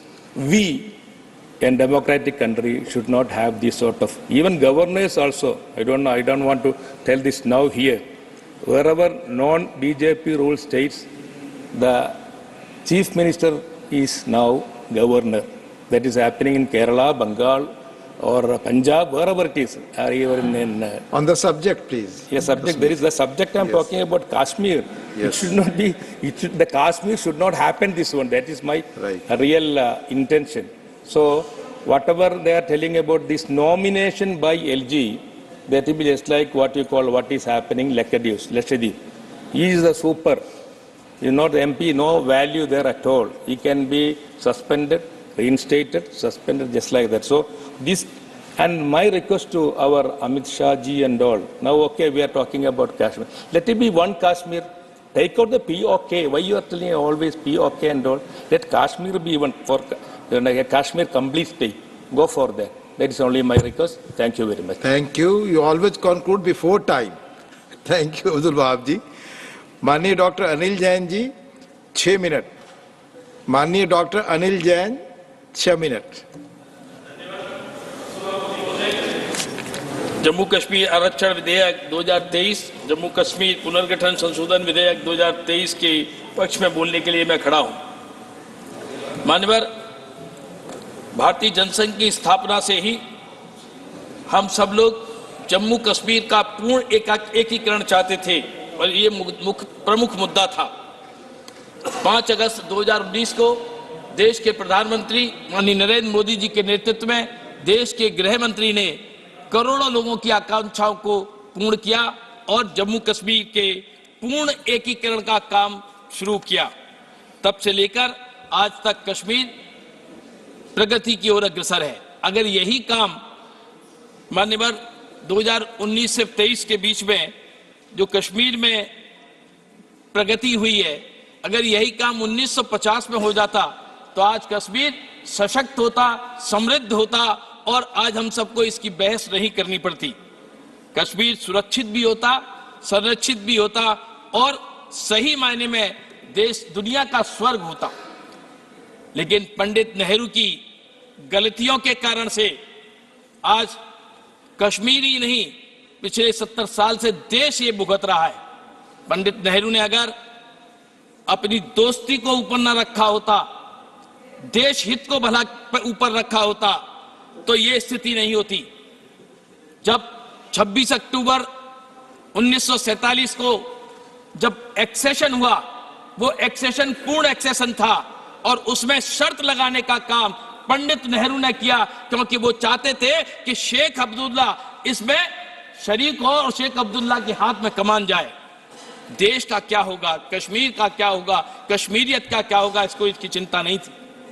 मान्यवर नेहरू जी ने एक गलती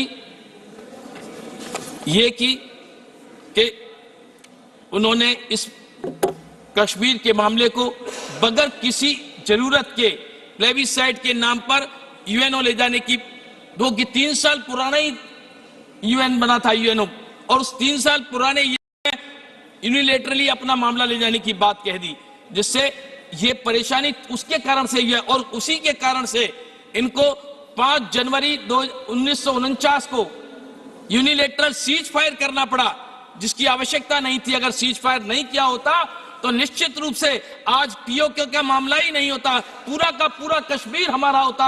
हम अब आज भी यही नारा लगाते हैं, जहां बलिदान हुए मुखर्जी, वो कश्मीर हमारा है, वो कश्मीर हमारा है, वो सारे का सारा है, ये सारे का सारा कश्मीर हमारा होता और हम इसको लेके रहेंगे, ये हमारा प्लेज है मान्यवर। लेकिन नेहरू जी ने प्लेबिसाइट में ले गए, नेहरू जी ने यूनिलैटरल सीज फायर कर दिया। नेहरू जी ने एक और गलती की, बैठ कर चर्चा। डॉक्टर राजेंद्र प्रसाद जी की इच्छा के बगैर 35A को भी लादा। डॉक्टर राजेंद्र प्रसाद नहीं चाहते थे इस देश 35A आए, लेकिन नेहरू जी ने जबरदस्ती मनवाने का काम किया।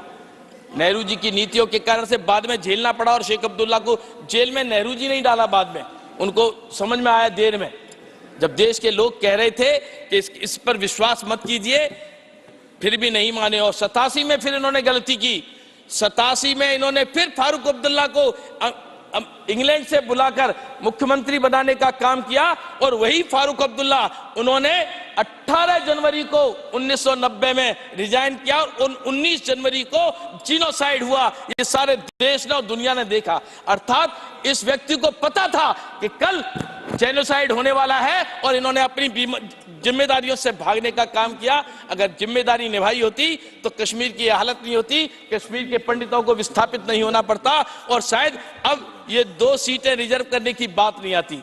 मान्यवर प्लीज मान्यवर, क्योंकि समय कम है, ये 2 बिल हैं। कांग्रेस ने हमेशा पिछड़ों के साथ भी विश्वासघात किया है। पिछड़ों के लिए कांग्रेस ने काका कालेलकर से लेकर मंडल कमीशन तक कांग्रेस ने लागू नहीं होने दिया। कांग्रेस ने लागू नहीं होने दिया। जब कांग्रेस गई मंडल कमीशन लागू हुआ। कांग्रेस ने पिछड़े वर्ग आयोग को संवैधानिक दर्जा देने का काम नहीं किया, रोके रखा। 70 वर्ष तक कांग्रेस ने जो कश्मीर में जिनको कमजोर और वंचित वर्ग कहा, उनको अपमानजनक शब्द से नवाजा गया, उनको सम्मान देने का काम नरेंद्र मोदी जी के नेतृत्व में भारत की सरकार कर रही है और उनका नाम अब अन्य पिछड़ा वर्ग में शामिल किया जा रहा है। मान्यवर महोदया, मैं बड़ी जिम्मेदारी के साथ कहना चाहता हूं कि जब से धारा 370 हटी है 2019 से और 23 तक कश्मीर में अब पर्यटन की बहार आई है। पिछले साल 1.88 करोड़ पर्यटक थे, टूरिस्ट थे, और इस साल 2 करोड़ से ऊपर टूरिस्ट हैं। जब टूरिस्ट कश्मीर में आते हैं तो कश्मीर के लोग, कश्मीरियत सारी दुनिया में जाती है और टूरिस्ट के कारण से वहां की इकोनॉमी बनती है, चलती है और देश कश्मीर खुशहाल होता है। लेकिन कश्मीर में टूरिस्ट आए, ऐसी हालात तो पैदा किए जाए। ऐसे हालात जब से धारा 370 हटी है, अब स्टोन पेल्टिंग की घटनाएं समाप्त हुई हैं, आतंकवाद अपने निम्न स्तर पर जा रहा है, तब ऐसी स्थिति आई है और कश्मीर के बच्चों के हाथ में अब पत्थर की जगह कलम आने लगी है। कश्मीर के खेतों में अब केसर की सुगंध आने लगी है। ये काम नरेंद्र मोदी जी के नेतृत्व में केंद्र सरकार ने किया है। अब लोग चाहते थे कश्मीर से, अनिल जी प्लीज कंक्लूड। पाकिस्तान से, आतंकवाद से, बम और बंदूक की आवाजों से निजात मिले, कोई आए ऐसा मसीहा। अब उनकी इंतजार की घड़ियां समाप्त हुई हैं। अब कश्मीर में मोदी जी के नेतृत्व में अब कश्मीर में विकास की गंगा बह रही है।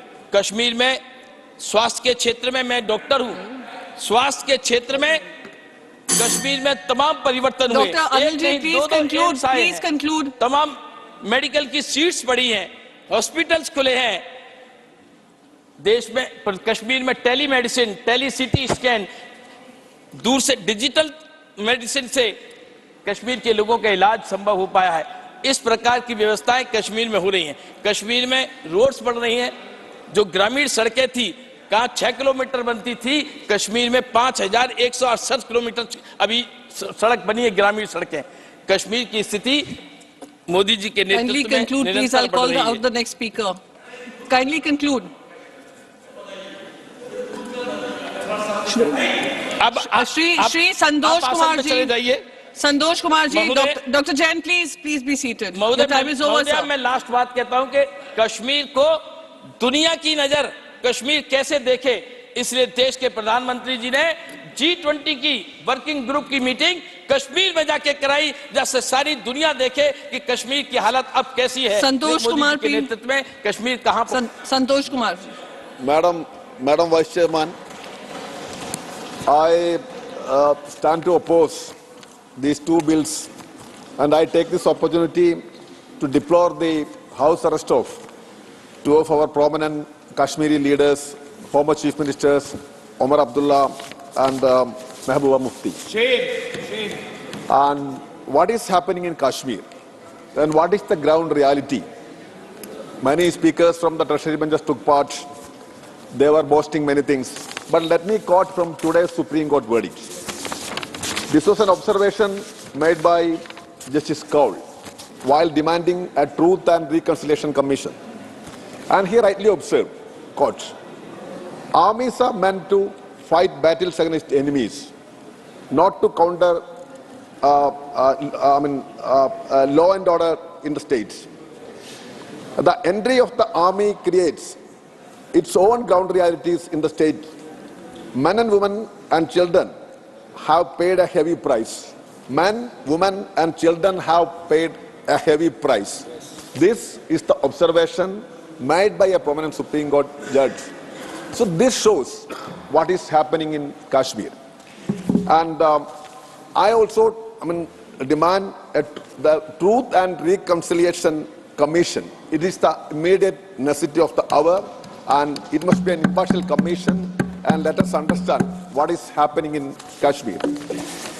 And Madam Vice Chairman, let me add this, the problem of the BJP is acting as a self-imposed constable in Kashmir. And using that, they want to divide the whole country. And they think they are the protectors of the interest of Kashmiri people, and they are for the state of Kashmir. I can tell you, we had many home ministers in this country. Unlike Amit Shah, there was a sensible home minister in this country. Let me remind his name, Indrajit Gupta. He was a former home minister, one of the outstanding home ministers of this country. It was his initiative, and of course, Devagowda ji was the prime minister. There was a coalition government, and these people are always opposing coalition governments also. Indrajit Gupta took initiative to see a fair election in Kashmir. Yes. All parties were boycotting, major stakeholders were boycotting Kashmir elections. But it was Indrajit Gupta's initiative which made a fair, peaceful, all-party participatory election in 1996. So what does it mean? It means that we should take into account all stakeholders. A confidence-building process is the most important need of the hour. And what is their approach? This is for the first time in the history of this country, a state was made into union territory. Shame. Always the other way around was happening. So and what does it show? It shows that they have no faith in federalism. They have no faith in this, the constitution of this country. When the constitution was adopted by the Constituent Assembly, the first remark came from their parent organization. Nothing Bharat in it. This was their first comment. So they started their attack, assault on constitution way back in 1949, and still they are continuing. Today it is in the case of Kashmir, and it's continuing. Can they ensure that this will not happen to any other Indian state tomorrow? I'm just asking you. There are many Indian states. There are many special provisions also. So can they ensure that this abrogation, of course it happened in the case of Kashmir. So can they ensure that this arbitrary activities will not happen in the case of any other Indian state? They can't say, because they stand for the very abolition of the constitution. That is the basic thing. So I have no way to support this bill. This is a highly technical bill, and I oppose this bill, and we stand with the people of Kashmir and their genuine rights. Thank you. Dr. Sumer Singh Solanki, you've got 3 minutes.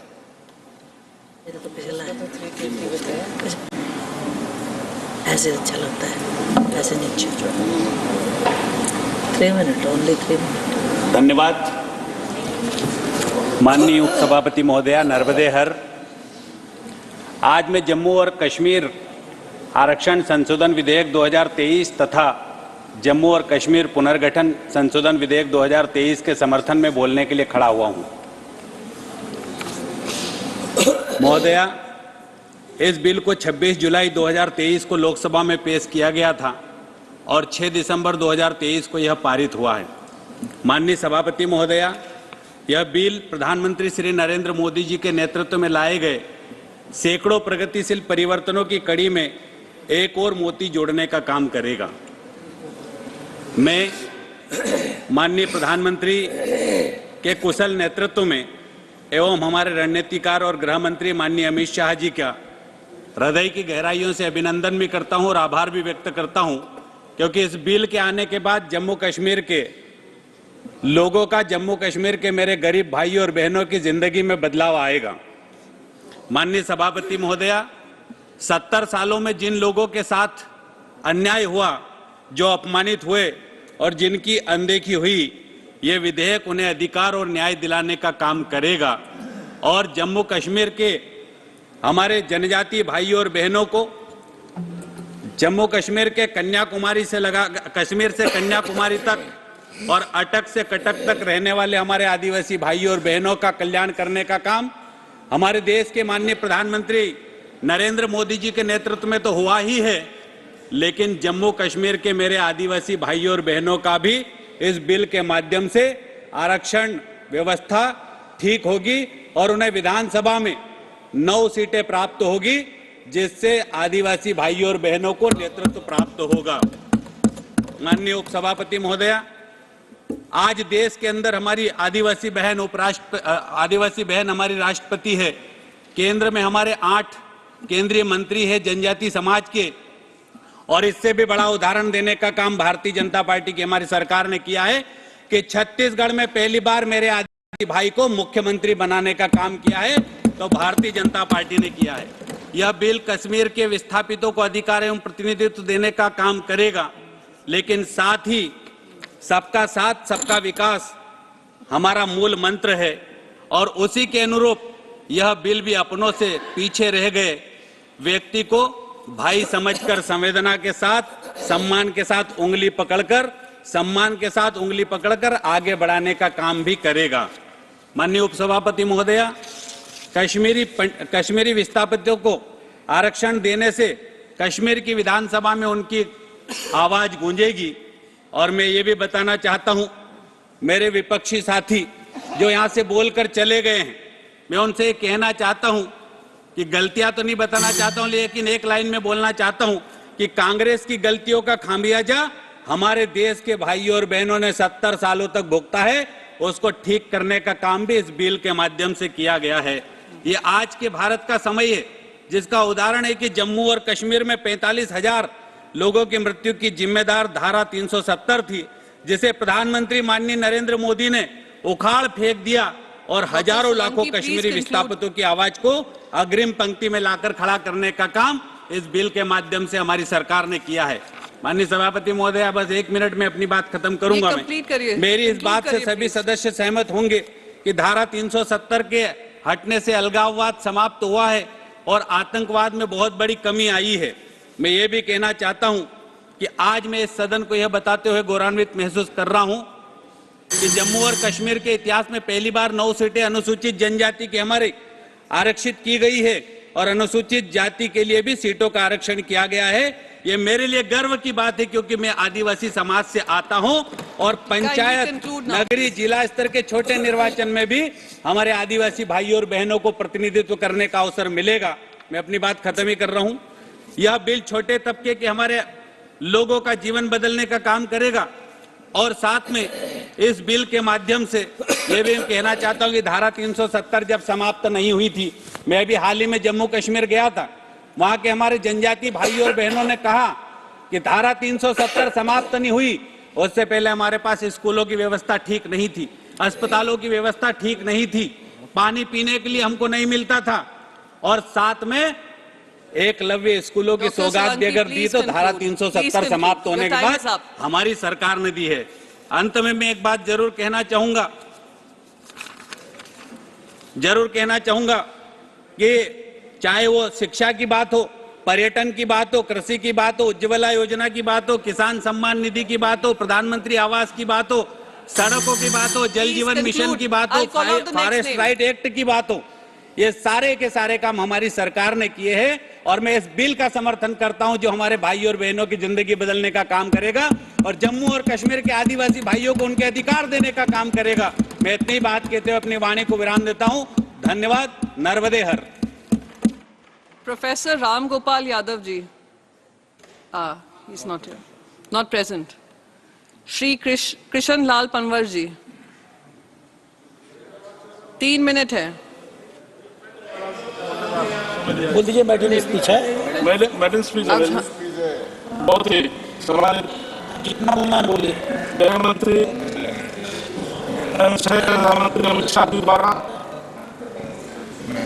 Jammu Kashmir का जो पुनर्गठन संशोधन विधेयक 2023, जम्मू कश्मीर आरक्षण संशोधन विधेयक 2023 को पेश किया, उसका समर्थन करता हूँ। चेयरमैन मौलिया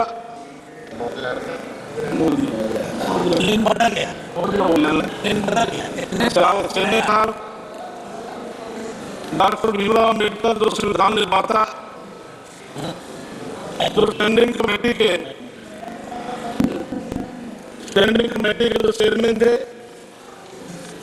उन्होंने एक स्टैंडिंग नोट दिया था कि धारा 370 स्थायी तौर पर न लगाई जाए, लेकिन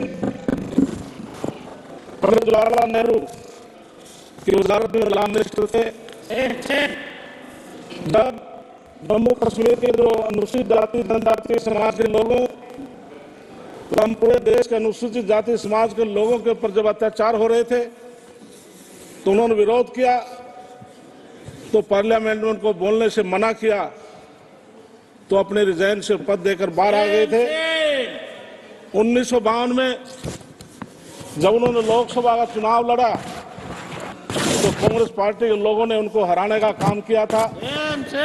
1954 में भंडारा संसदीय सीट से फिर लोकसभा का चुनाव लड़ा, फिर उनको वहां से हराने का काम किया। आज विशेष तौर से कांग्रेस पार्टी के लोग बाबा साहब का चित्र लगाकर वाई लूटने की कोशिश करते हैं, लेकिन सबसे ज्यादा अपमान कांग्रेस पार्टी ने किया।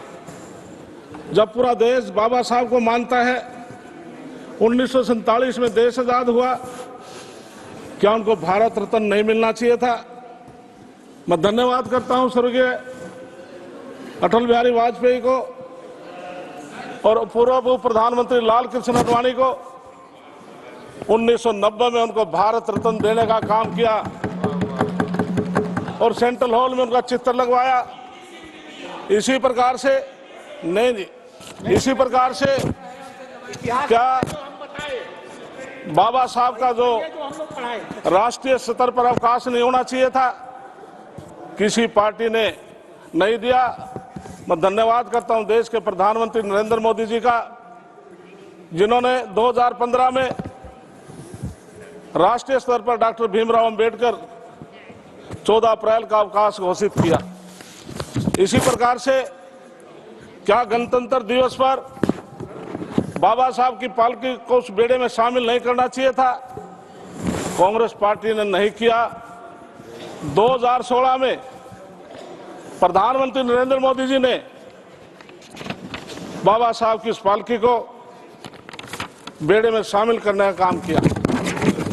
धारा 370 जब तोड़ी गई तो मैं प्रधानमंत्री नरेंद्र मोदी जी का और गृह मंत्री का धन्यवाद करता हूं, क्योंकि सबसे ज्यादा वहां पर पीड़ित थे तो अनुसूचित जाति समाज के लोग थे।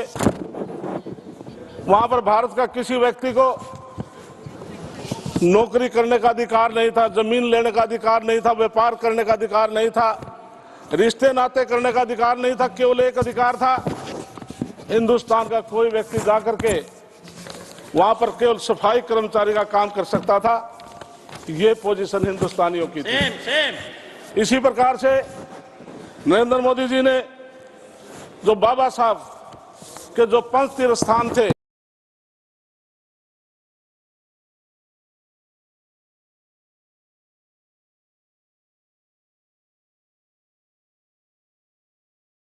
पर रहते थे, 5 तीर्थ स्थान बनाए और वहां पर 100 करोड़ से ज्यादा पैसे, लाखों लोग वहां दर्शन करके आते हैं।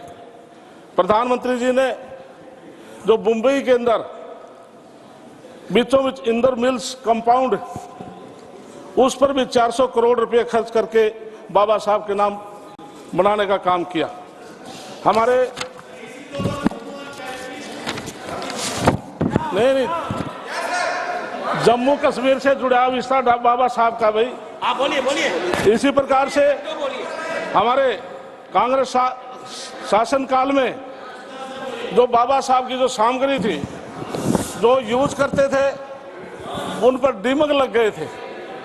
लेकिन प्रधानमंत्री नरेंद्र मोदी जी ने चिचोली में 50.76 करोड़ की लागत से 11.5 एकड़ जमीन पर वो खर्च करके वो संग्रहालय बनाने का काम किया। इसी प्रकार से कांग्रेस पार्टी ने सदा उनका अपमान करने की कोशिश की। तो इसलिए देश का अनुसूचित जाति समाज आज प्रधानमंत्री नरेंद्र मोदी जी का धन्यवाद करता है कि उन्होंने भीम ऐप के नाम से ऐप बनाया, डॉक्टर भीमराव अंबेडकर के नाम से आवास योजना बनाई। तो कितने काम बाबा साहब के नाम से उन्होंने नहीं किए। इसलिए कांग्रेस पार्टी देश आजाद होने के बाद लगभग देश पर राज किया, लेकिन अनुसूचित जाति का 5 साल में केवल वोट हासिल करने के लिए ये वोट बहुत आसानी से ले जाते थे। आज की जो कैबिनेट है नरेंद्र मोदी जी की, 12 हमारे एससी समाज के मंत्री हैं, ये पहली बार ऐसा हुआ है। और इसी प्रकार से जिस प्रकार से संत गुरुदास जी महाराज ने कहा था, ऐसा चाहूं राज में सभी को मिले हम, छोट बड़े सम बसे रहे दास रहे पेंशन। इसलिए 80 करोड़ लोगों को कोरोना काल से लेकर आज तक और 5 साल आगे के लिए भी माननीय प्रधानमंत्री ने गरीब आदमियों की सहायता के लिए उनके लिए फ्री अनाज देने की बात भी कही है। इसी प्रकार से हमारा जो समाज है आज पूर्ण रूप से बाबा साहब का जो सम्मान नरेंद्र मोदी जी ने किया और भारतीय जनता पार्टी ने किया है, हम नमन करते हैं। और आने वाले समय में भी दलित समाज भारतीय जनता पार्टी और नरेंद्र मोदी जी के पक्ष में है। तो इसलिए मैं दोबारा फिर आपका धन्यवाद करता हूं, बोलने का अवसर दिया। धन्यवाद। Thank you, Krishnalal ji. Now, next is Honorable Priyanka Chaturvedi. Sir, Vice Chairman, sir. Sir, 2019 अगस्त में लोकसभा में माननीय गृह मंत्री ने एक बात रखी थी, जब 370 हट रही थी, और शिवसेना ने पूरी तरीके से उस पर समर्थन दिया था। और आज सुप्रीम कोर्ट के फैसले को हमने होल हार्टेडली वेलकम किया है और इस बिल का भी हम समर्थन करेंगे। उन्होंने एक बात कही थी कि सदन के सामने जो बिल लेकर मैं उपस्थित हुआ हूं, इसमें पीओके और अक्साई चिन्ह का उल्लेख है और 1-1 इंच जमीन का उल्लेख है। पर उनकी लोकसभा की स्पीच में या इस बिल में कहीं भी हमें पीओके का तो दिख रहा है, अक्साई चिन्ह के ऊपर ना उन्होंने अपने पक्ष रखा है, ना उसके बारे में कोई विचार रखा है। सर, जब 2019 में ये बिल आ रहा था, 3 चीज़ों का वादा किया गया था कि जम्मू और कश्मीर में पीस बहाल होगा, आतंकी हमले खत्म होंगे। दूसरा कहा था जल्द से जल्द स्टेटहुड मिलेगा, चुनाव होंगे, जैसे ही पीस बहाल होगा स्टेटहुड भी वापस आएगा और चुनाव भी होंगे।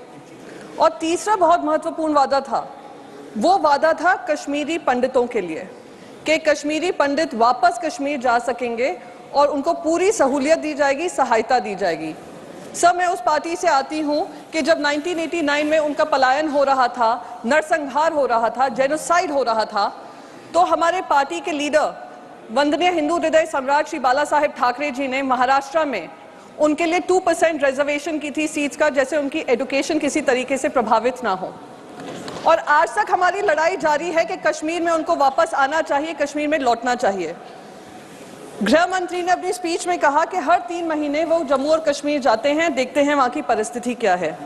मैं उनका ध्यान आकर्षित करना चाहती हूं, जून 2022 में एक पिक्चर रिलीज हुई थी, कश्मीरी फाइल्स। पूरी राजनीति हुई उस पर, पूरा उसको समर्थन दिया गया, टैक्स फ्री की गई, सब किया गया। पर वहीं पर जून 2022 में कश्मीरी पंडितों को कश्मीर से निकाला जा रहा था, उनकी टारगेटेड किलिंग हो रही थी, उनको बार बार वो कहा जा रहा था कि कश्मीर खाली कर कर जाएं। तभी भी हमारे गृह मंत्री ने उसके ऊपर कोई संज्ञान नहीं लिया, ना उसके ऊपर कोई ट्वीट किया होगा, ना प्रधानमंत्री नरेंद्र मोदी जी ने उसके बारे में किसी तरीके की ट्वीट की होगी, जैसे मणिपुर में हो रहा है। कश्मीरी पंडितों के बारे में पूरा जो प्रोटेस्ट था उसमें गृह मंत्री वहां पर गए भी नहीं, संज्ञान लिया भी नहीं। वहां पर मैं पहुंची थी क्योंकि ये मेरी पार्टी के विचार हैं कि कश्मीरी पंडित भाई बहन कहीं भी पीड़ित हो, प्रताड़ित हो, हम उनके साथ खड़े रहेंगे। मैंने ये मांग आकर यहाँ पर उठाई भी, पर उसको दरकिनार कर दिया गया। मैं बस यहाँ पर ये कहना चाहूंगी, आखिरी में समय कम है सर, मैं बस ये कहना चाहूंगी सर, आई नो मैं ज्यादा समय नहीं लूंगी, वो चेयर पे बैठने का अनुभव मुझे भी मिल गया है, सो आई बी मोर कॉन्शियस। लास्ट चीज मैं ये कहना चाहूंगी, जो बिल में कहा गया है कि 2 सीट्स जो हैं, 2 सीट्स रिजर्व की जाएंगी उन कश्मीरी पंडित भाई बहनों के लिए जिनका वहां से पलायन हुआ। मैं पूछना चाहूंगी, जो वहां पर रुके हुए हैं, इतने नरसंहार के बाद भी उन्होंने कश्मीर को नहीं छोड़ा, उनको एडिक्वेट रिप्रेजेंटेशन असेंबली में मिलेगा या नहीं मिलेगा?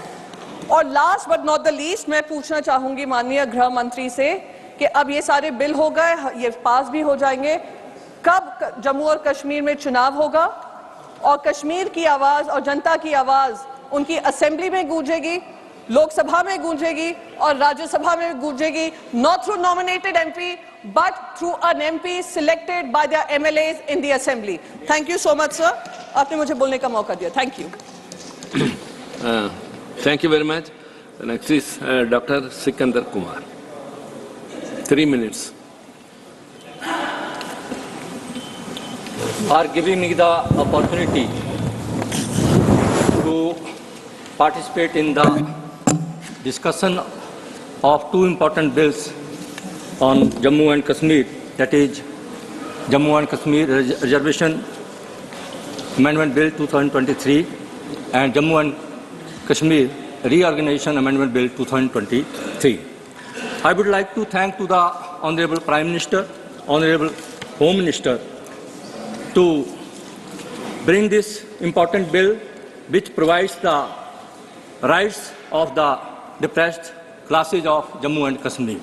I also welcome the today's verdict of Honorable Supreme Court of India which regarding the aggravity of the Article 370 and 35A, which further endorse the decision of this Parliament and the Government of India. Sir, the Jammu and Kashmir Reservation Amendment Bill 2023 was introduced in Lok Sabha on July 2023 and passed on December 6, 2023. It amends the Jammu and Kashmir Reservation Act 2004. The Act provides for reservation in jobs and admission in professional institutions to members of scheduled caste, scheduled tribes, and other socially and educationally backward classes. Under the Act, socially and educationally backward classes include people residing in villages declared as socially and educationally backward by the Union Territory of Jammu and Kashmir, people residing in areas adjoining the actual line of control and international border. This Act also provides the weak and underprivileged classes, social castes, as notified, the government may make inclusion or exclusion from category of weak and underprivileged classes on the recommendation of a commission. The bill substitutes weak and underprivileged classes with the other backward classes as declared by the UT of Jammu and Kashmir. The definition of weak and underprivileged classes is deleted from the Act. Sir, the Jammu and Kashmir Reorganization Amendment Bill 2023 aims to add new Section 15A and 15B to the Jammu and Kashmir Reorganization Act 2019. These amendments empower the Lieutenant Governor of the Union Territory to nominate not more than 2 members, one of whom shall be a woman from the community of Kashmiri migrants, and 1 member from displaced person from Pakistan occupied Jammu and Kashmir to the Jammu and Kashmir Legislative Assembly. The Jammu and Kashmir Reorganization Amendment Bill 2023 also proposes amendments in subsection 3 and 10 of section 14 of the Jammu and Kashmir Reorganization Act of 2019. These changes aim to extend reservation benefit to the scheduled tribe community in the Legislative Assembly of Jammu and Kashmir. Additionally, the bill seeks to expand the total composition of the Assembly from 107 to 114 members. The inclusion of representatives from displaced and migrated communities does undermine the essence of the elected government, a practice observed in several union territories and some states. In this context, the BJP government has expanded the total seats from 107 to 114, encompassing 90 for the general category, 7 for scheduled caste, 9 for scheduled tribes, and 3 designated for nominated members. This breakdown underscores the commitment to fair representation, ensuring that no community faces unjust treatment. It reflects a balanced approach, providing adequate representation for all communities, including minority groups such as Hindus and Sikhs. With these words, I support these two bills and also urge all the honourable members to support and to pass these bills. Thank you very much. Shri G.K. Vasan.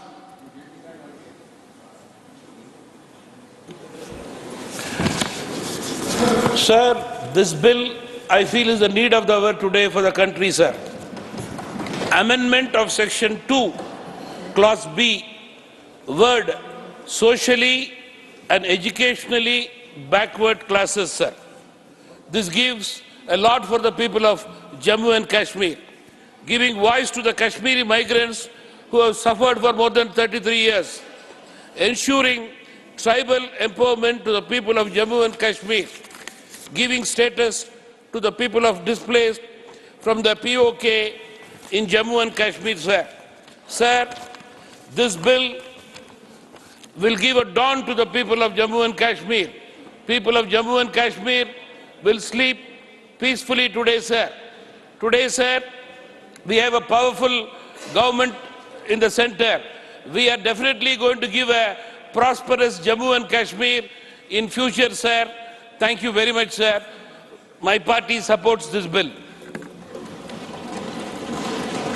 Honorable members, this being a very important bill, if someone would like to make intervention, they may give the names. Shri Samir Uraon. बहुत बहुत आभार सभापति महोदय, आपने माननीय गृह मंत्री जी के द्वारा लाए गए Jammu Kashmir reorganisation and reservation bill के बारे में बोलने का अवसर दिया है। महोदय, सर्वप्रथम तो मैं 370 धारा को खत्म करने तथा धाराओं के समाप्त होने के पश्चात जम्मू कश्मीर में जनजातीय वर्ग को प्राप्त हुए अधिकारों के लिए तथा अभी जो है तुरंत में हमारे छत्तीसगढ़ में एक आदिवासी को प्रदेश का मुख्यमंत्री बनाने के लिए माननीय प्रधानमंत्री जी और माननीय गृह मंत्री जी को बहुत बहुत मैं आभार व्यक्त करता हूं। सभापति महोदय, 2019 से पहले जब हम जम्मू कश्मीर का नाम सुनते थे तब हमारे मन में और औरों के मन में भी सिर्फ यही ध्यान में आता था कि आतंकवाद, अलगाववाद, हिंसा आदि जैसे सबके मन में विचार आते थे। पहले की सरकार की नीतियों के कारण जम्मू कश्मीर को वैचारिक रूप से देश से अलग कर दिया गया था, परंतु 2014 में देश के लोगों ने हमारे राष्ट्रवादी विचारों को समर्थन देते हुए अपने माननीय नरेंद्र मोदी जी को जो समर्थन किया और देश के अंदर भारतीय जनता पार्टी की सरकार स्थापित हुई, तब से लगातार हमारे प्रधानमंत्री जी द्वारा देश के विभिन्न क्षेत्रों में विभिन्न प्रकार के विकास के कार्यों को शुरू किया और उनके ध्यान में था कि जहां हुए बलिदान मुखर्जी वह कश्मीर हमारा है। यह भाव माननीय प्रधानमंत्री जी के मन में रहने के कारण, सरकार के दृढ़ इच्छा शक्ति के कारण 2019 में धारा 370 को समाप्त कर दिया गया और धारा 370 समाप्ति के पश्चात लगातार कश्मीर प्रगति की ओर बढ़ रहा है।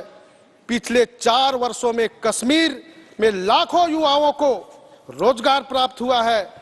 आज सरकार की नीतियों के कारण कश्मीर पर्यटन, औद्योगिक विकास एवं रोजगार उपलब्ध करने वाले अन्य महत्वपूर्ण देश में से सभी केंद्र पर शासित राज्यों में प्रथम स्थान पर है। पिछले 4 वर्षों में जम्मू कश्मीर से निर्यात लगभग 2 गुनी बढ़ी है। सभापति महोदय, मैं बताना चाहता हूं, सरकार जम्मू कश्मीर के विकास के लिए निरंतर कार्य कर रही है। इसी क्रम में यह विधेयक सदन में लाया गया है। धारा 370 को खत्म करने के पश्चात अब जम्मू कश्मीर में एक लोकतांत्रिक व्यवस्था से चुनी हुई सरकार के गठन की प्रक्रिया का वादा जो हमारे माननीय गृह मंत्री जी ने किया था, वह वादा सरकार इस विधेयक के माध्यम से पूरा करने जा रही है। महोदय, जम्मू कश्मीर की विधानसभा में 5 अगस्त 2019 से पहले विधानसभा की 111 सीटें होती थी। इनमें 24 पाक अधिकृत कश्मीर में थी। पाक अधिकृत कश्मीर पर पाकिस्तान के अवैध कब्जे के कारण वहां चुनाव संभव नहीं हो पा रहा था। इस तरह कुल 87 सीट जम्मू कश्मीर विधानसभा में थी, जिसमें लद्दाख के अलग होने से और कम हो गई थी। इस विधेयक के माध्यम से सरकार जम्मू कश्मीर विधानसभा में सीटों की संख्या 83 से बढ़ाकर 90 करने जा रही है। कश्मीरी प्रवासियों के लिए तथा पीओके के विस्थापित नागरिकों के लिए भी विधेयक में सीटें आरक्षित करने का प्रावधान हमारे गृह मंत्री जी कर रहे हैं। महोदय, मैं जनजाति समुदाय से आता हूं। विधेयक में जम्मू कश्मीर के अनुसूचित जनजाति वर्ग के लिए एक अत्यंत महत्वपूर्ण प्रावधान किया गया है।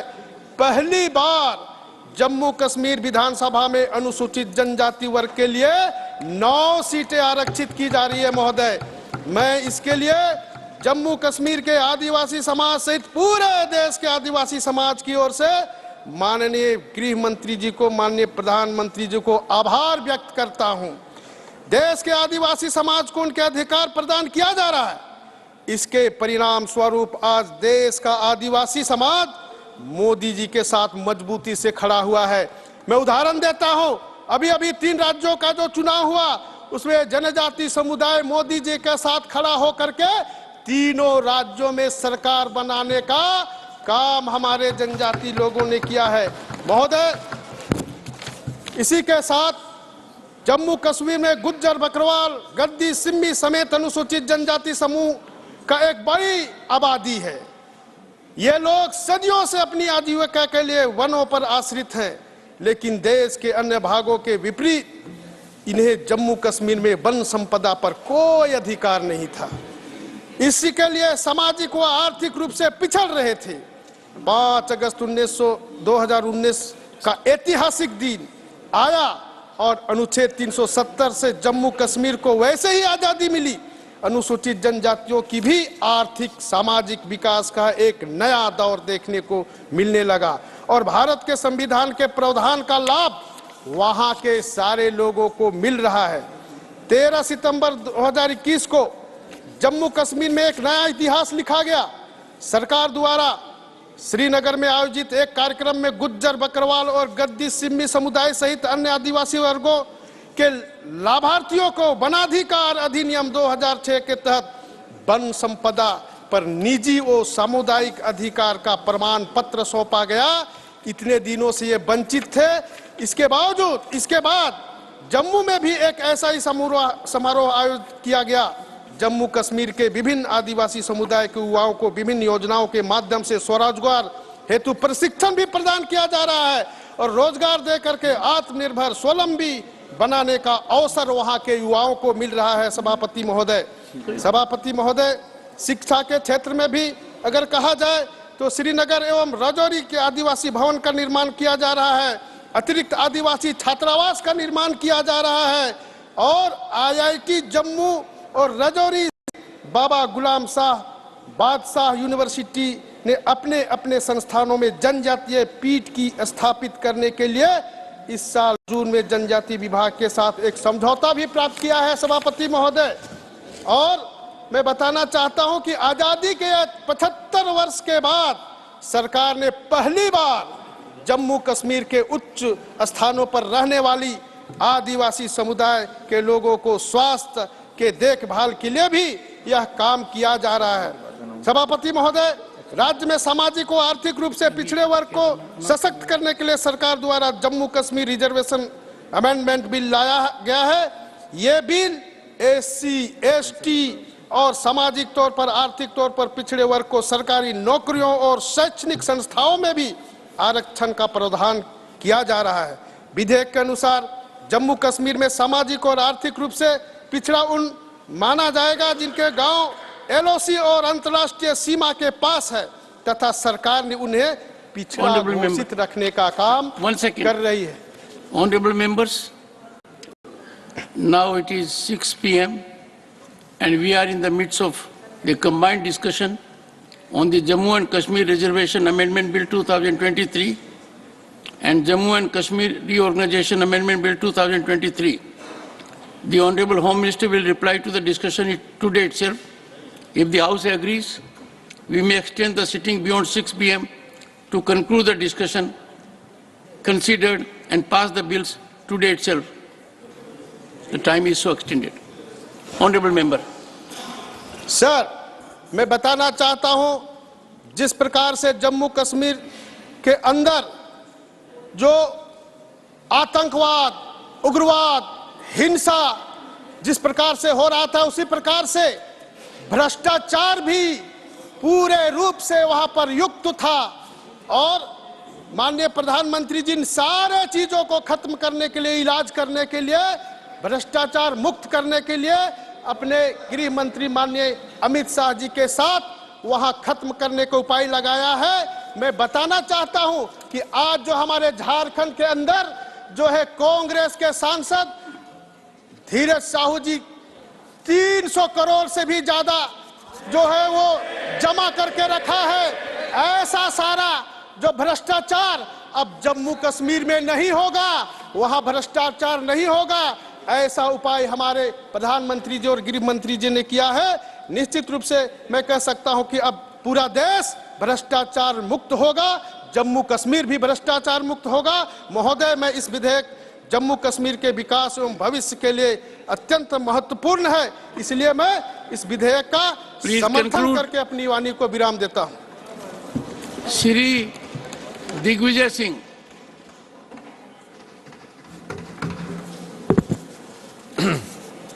माननीय अध्यक्ष महोदय, माननीय गृह मंत्री जी ने 2019 में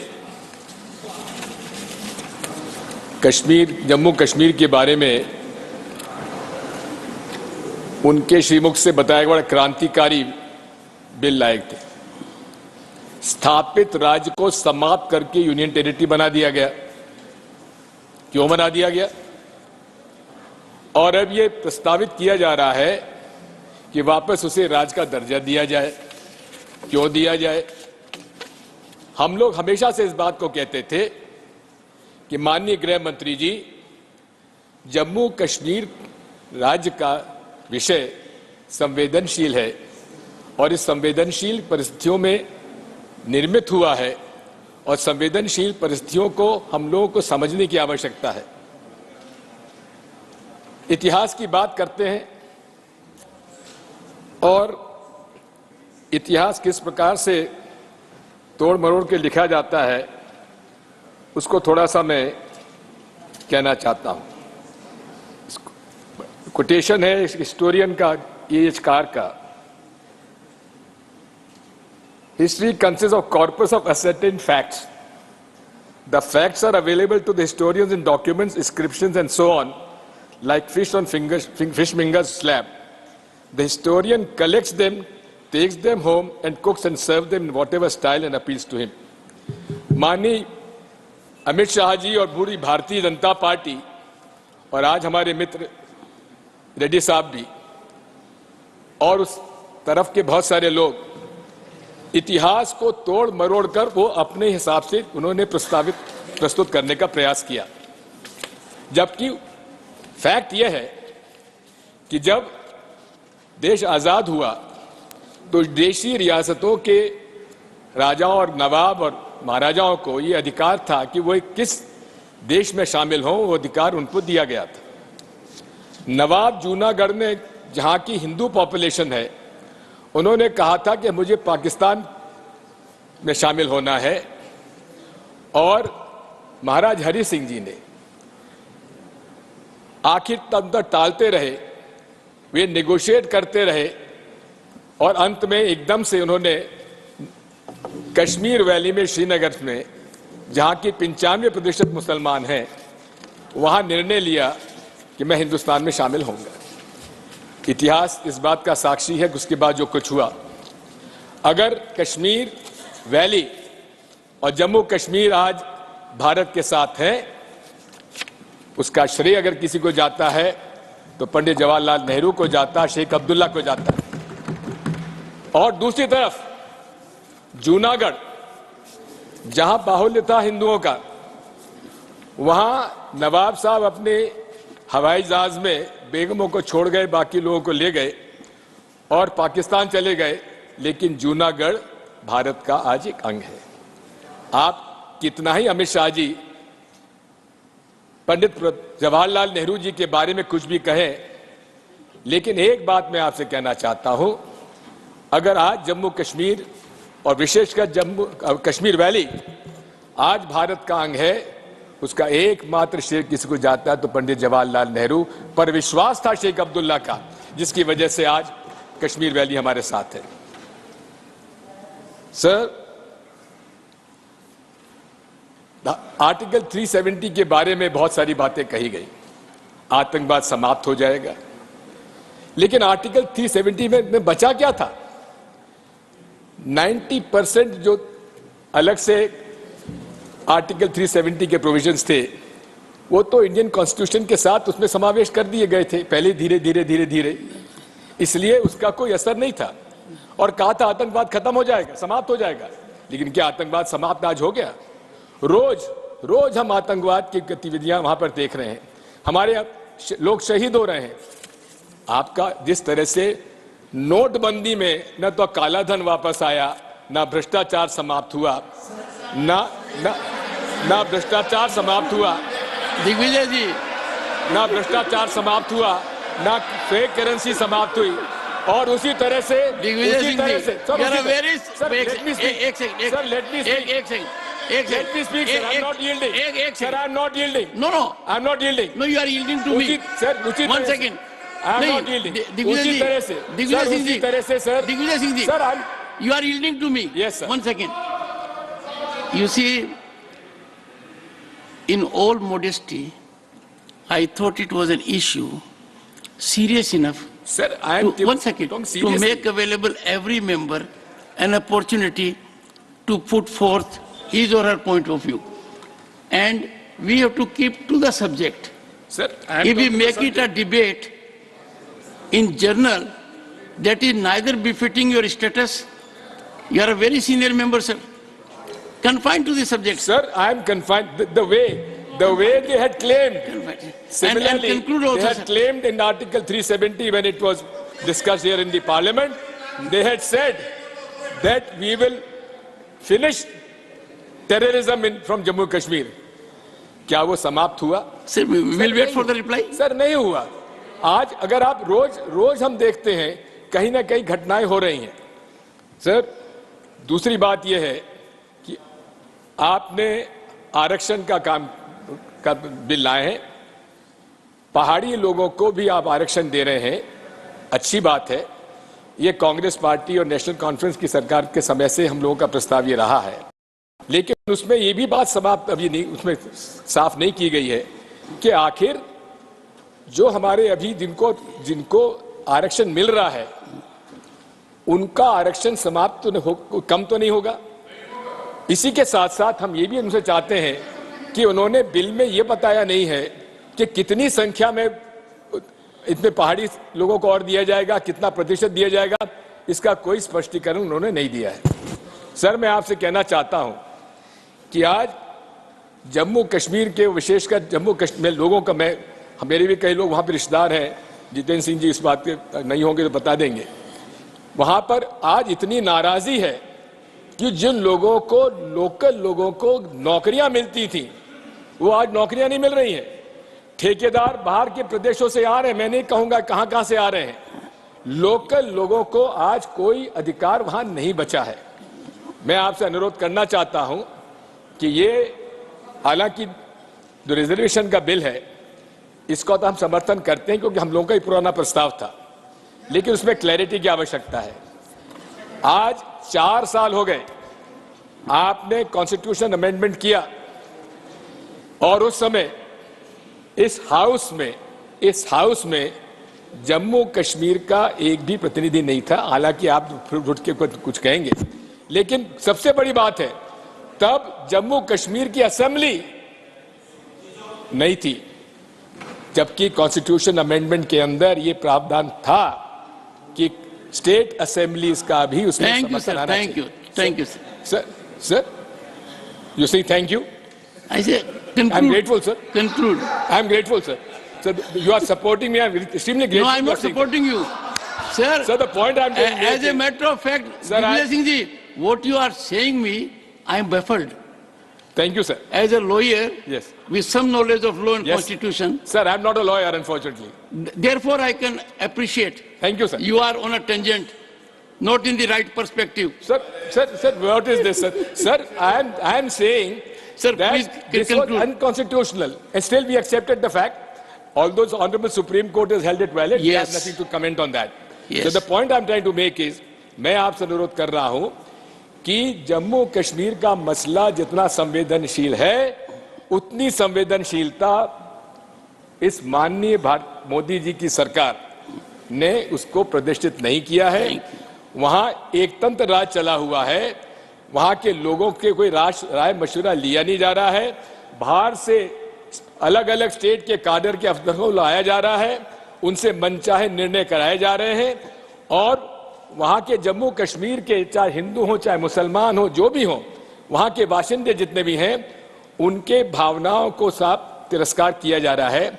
4 साल से वहां कोई असेंबली नहीं है, केवल माननीय राज्यपाल महोदय उसमें काम कर रहे हैं। मैं उनकी भी प्रशंसा करूंगा, उन्होंने बड़ा मुश्किल में काम किया है, लेकिन साथ में संवेदनशील राज्य की असंवेदनशील तरीके से उसका कानून लाए हैं, और वहां का प्रशासन जो है, शासन जो है, बाहरी ताकतों के माध्यम से चलाया जा रहा है। वहां के लोगों को, वहां के बाहरी ताकतें मतलब आउटसाइड द स्टेट, और वहां के लोकल लोगों का कोई पार्टिसिपेशन उसमें नहीं है। इसलिए मैं सारी बातें आपके सामने रखना चाहता था। बहुत बहुत धन्यवाद। और चुनाव तारीख भी तत्काल इनको लागू उसको करना चाहिए, क्योंकि डिलिमिटेशन के अंदर जो भी हुआ, एक तरफा काम हुआ है, वहां के आपके हर पार्टी के लोगों से भी संपर्क आपका है कि नहीं, मैं नहीं जानता। Leader of the house. और दूसरा ही नहीं सर, ये भी बात समझ लीजिए, पीडीपी के नेता महबूबा जी को आज हाउस अरेस्ट करने का क्या कारण है? ऑनरेबल होम मिनिस्टर, ये खड़ा हुआ हूं, सुबह एलजी साहब ने स्पष्टता कर ली है, वो जहां जाना चाहे हम सिक्योरिटी भी देंगे, जा सकती है। अब जबरदस्ती कोई बाहर नहीं ले जा सकता, कोई हाउस अरेस्ट नहीं हुआ है, मैं रिकॉर्ड पर कहना चाहता हूं। Leader of the house, leader कुछ है, ये मेरी सर, ये तो बड़ा गलत आरोप है। ये कैसे आप टॉलरेट करेंगे?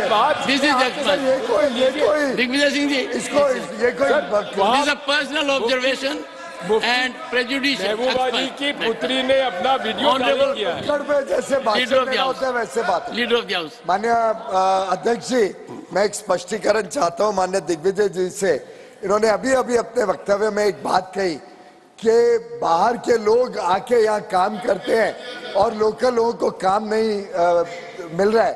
मैं इनसे जानना चाहता हूँ क्या ये जस्टिफाई कर रहे हैं जिस प्रकार का वहाँ व्यवहार हुआ क्या ये जस्टिफाई करने के लिए उन्होंने वक्तव्य दिया कि जिसके कारण इनके सरकार के रहते इनके सरकार के रहते बहुत बड़े वर्ग को, बहुत बड़े समाज को वहां से विस्थापित कर दिया गया और आज भी जो लोग वहां काम कर रहे हैं उनके साथ जो दुर्व्यवहार होता है, क्या ये उसको जस्टिफाई करने की कोशिश कर रहे हैं? Honourable parliamentary affairs minister, honourable one second I would wait for a minute.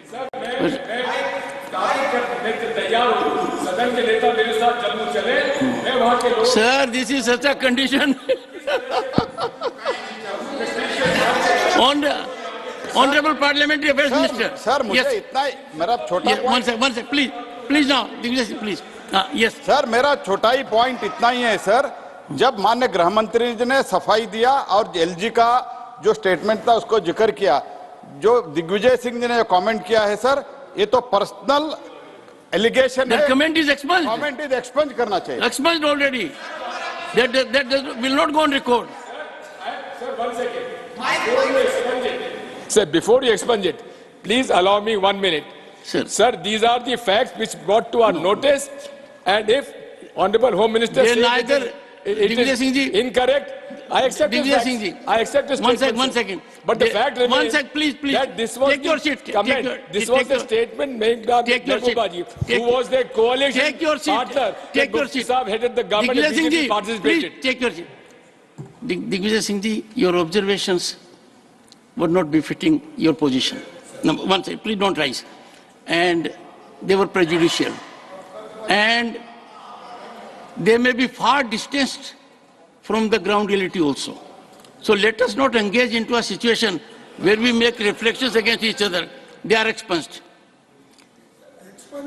Dr. Radha Mohan Das Agarwal. Doctor Radha Mohan Das Agarwal. मैं अपनी बातें माननीय अध्यक्ष जी, डॉक्टर राधा मोहन अग्रवाल। माननीय अध्यक्ष जी,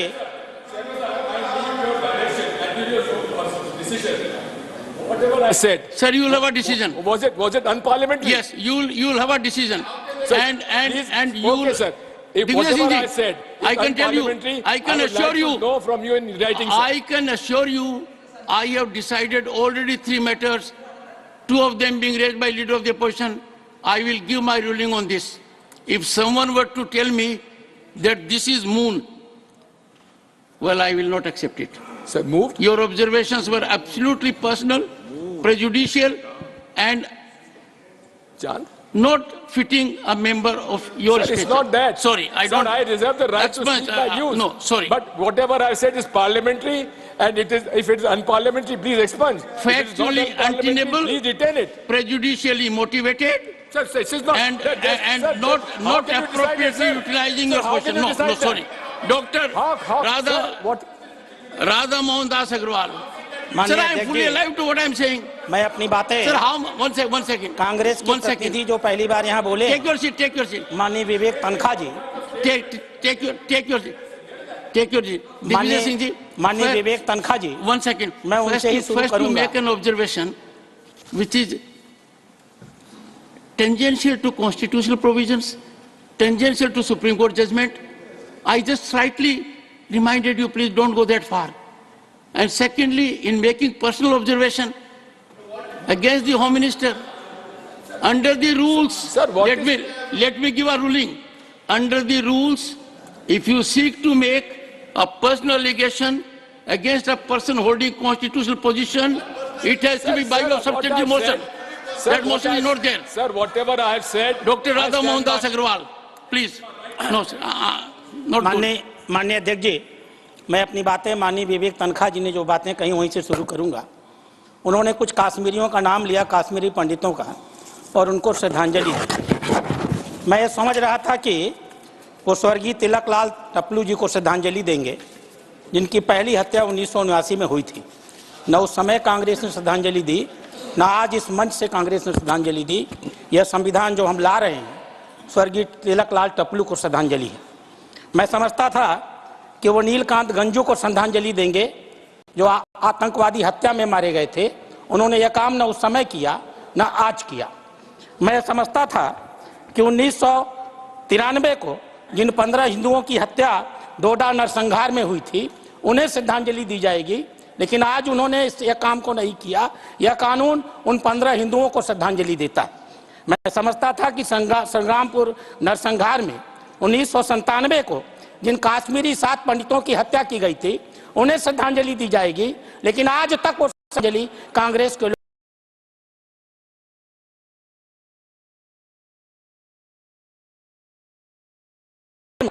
1998 को जिन 23 हिंदुओं को गोलियों से भून करके मार दिया गया था माननीय तनखा जी, उन्हें श्रद्धांजलि देंगे, लेकिन वो चुप रहे।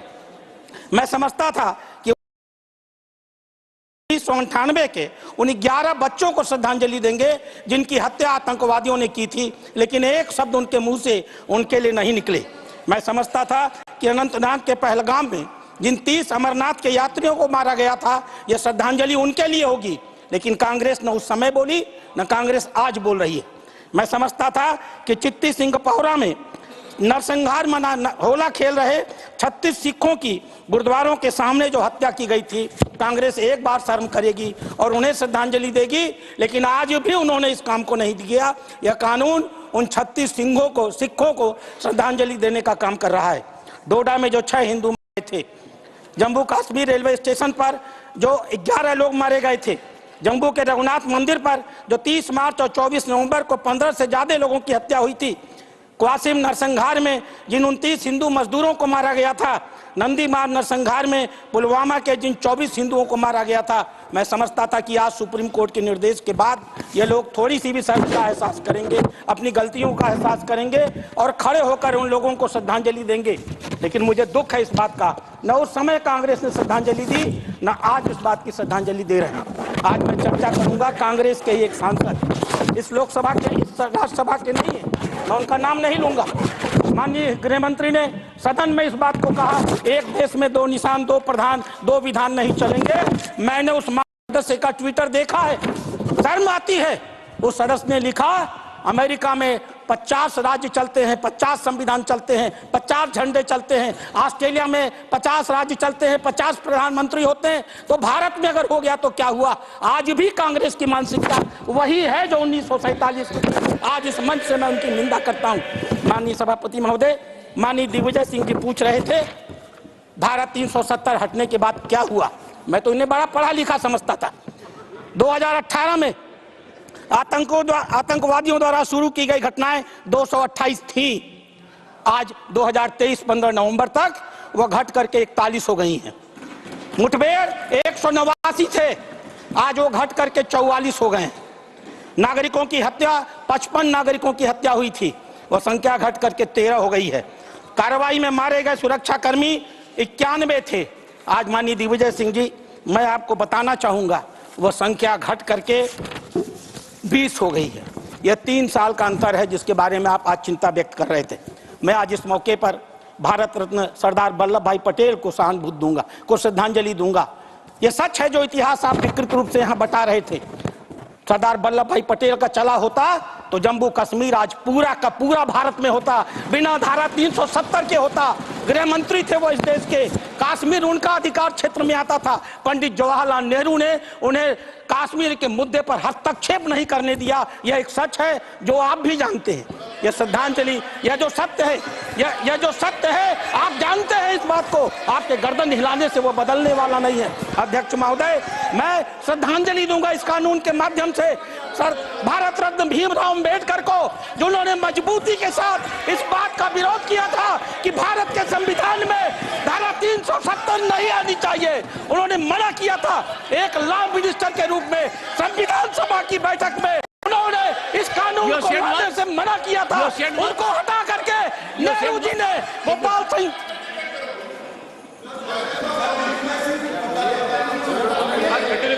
ऑथेंटिकेट होगा दिग्विजय सिंह जी।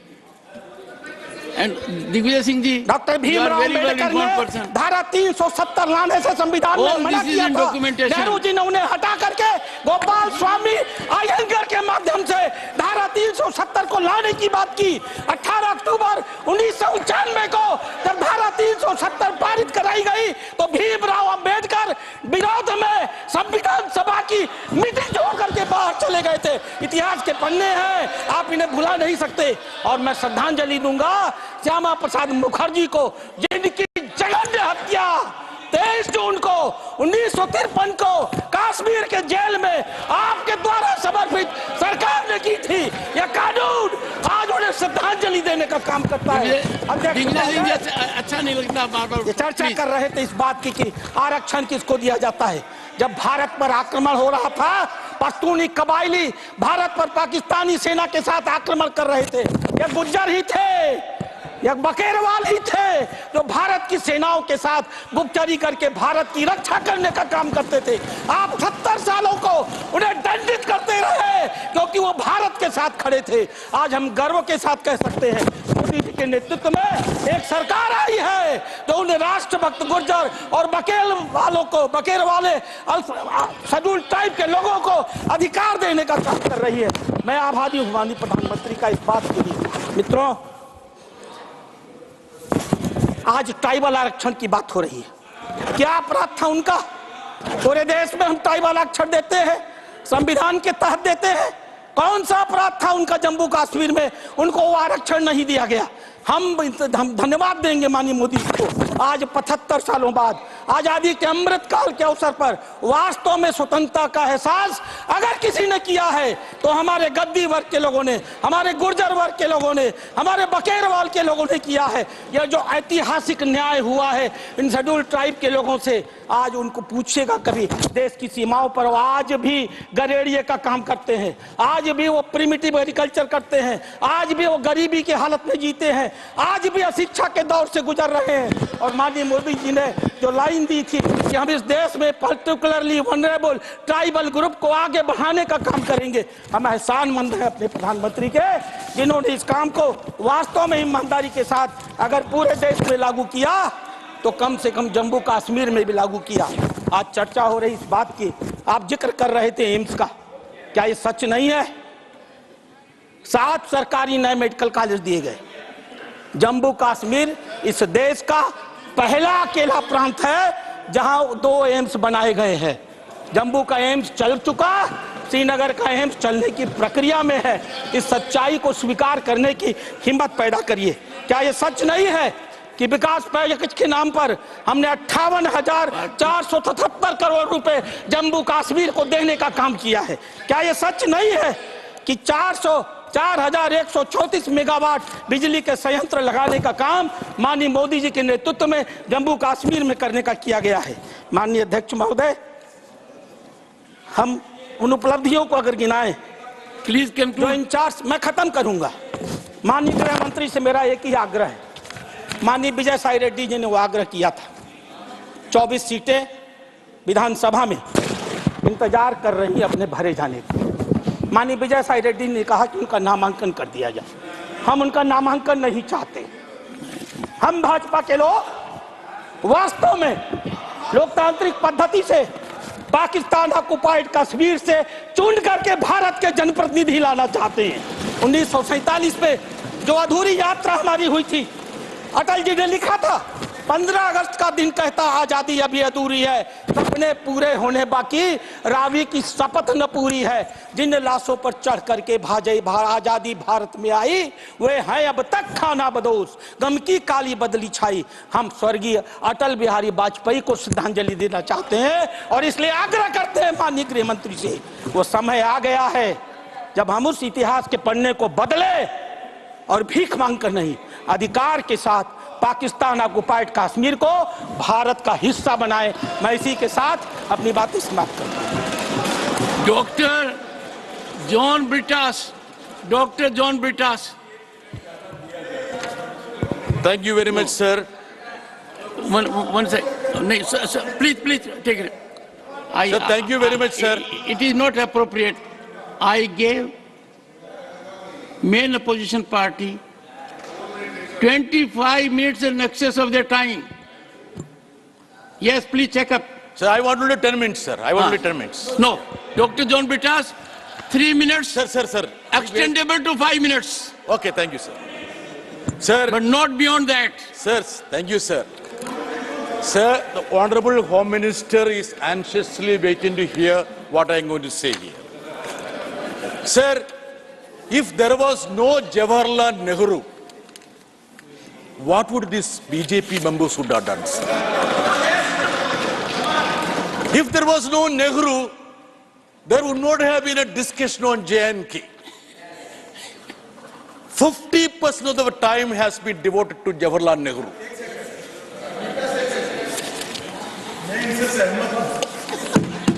नेहरू जी न होते तो समस्या ही नहीं होती, डिस्कशन करने की जरूरत ही नहीं पड़ती. Dr. John Britas. Sir,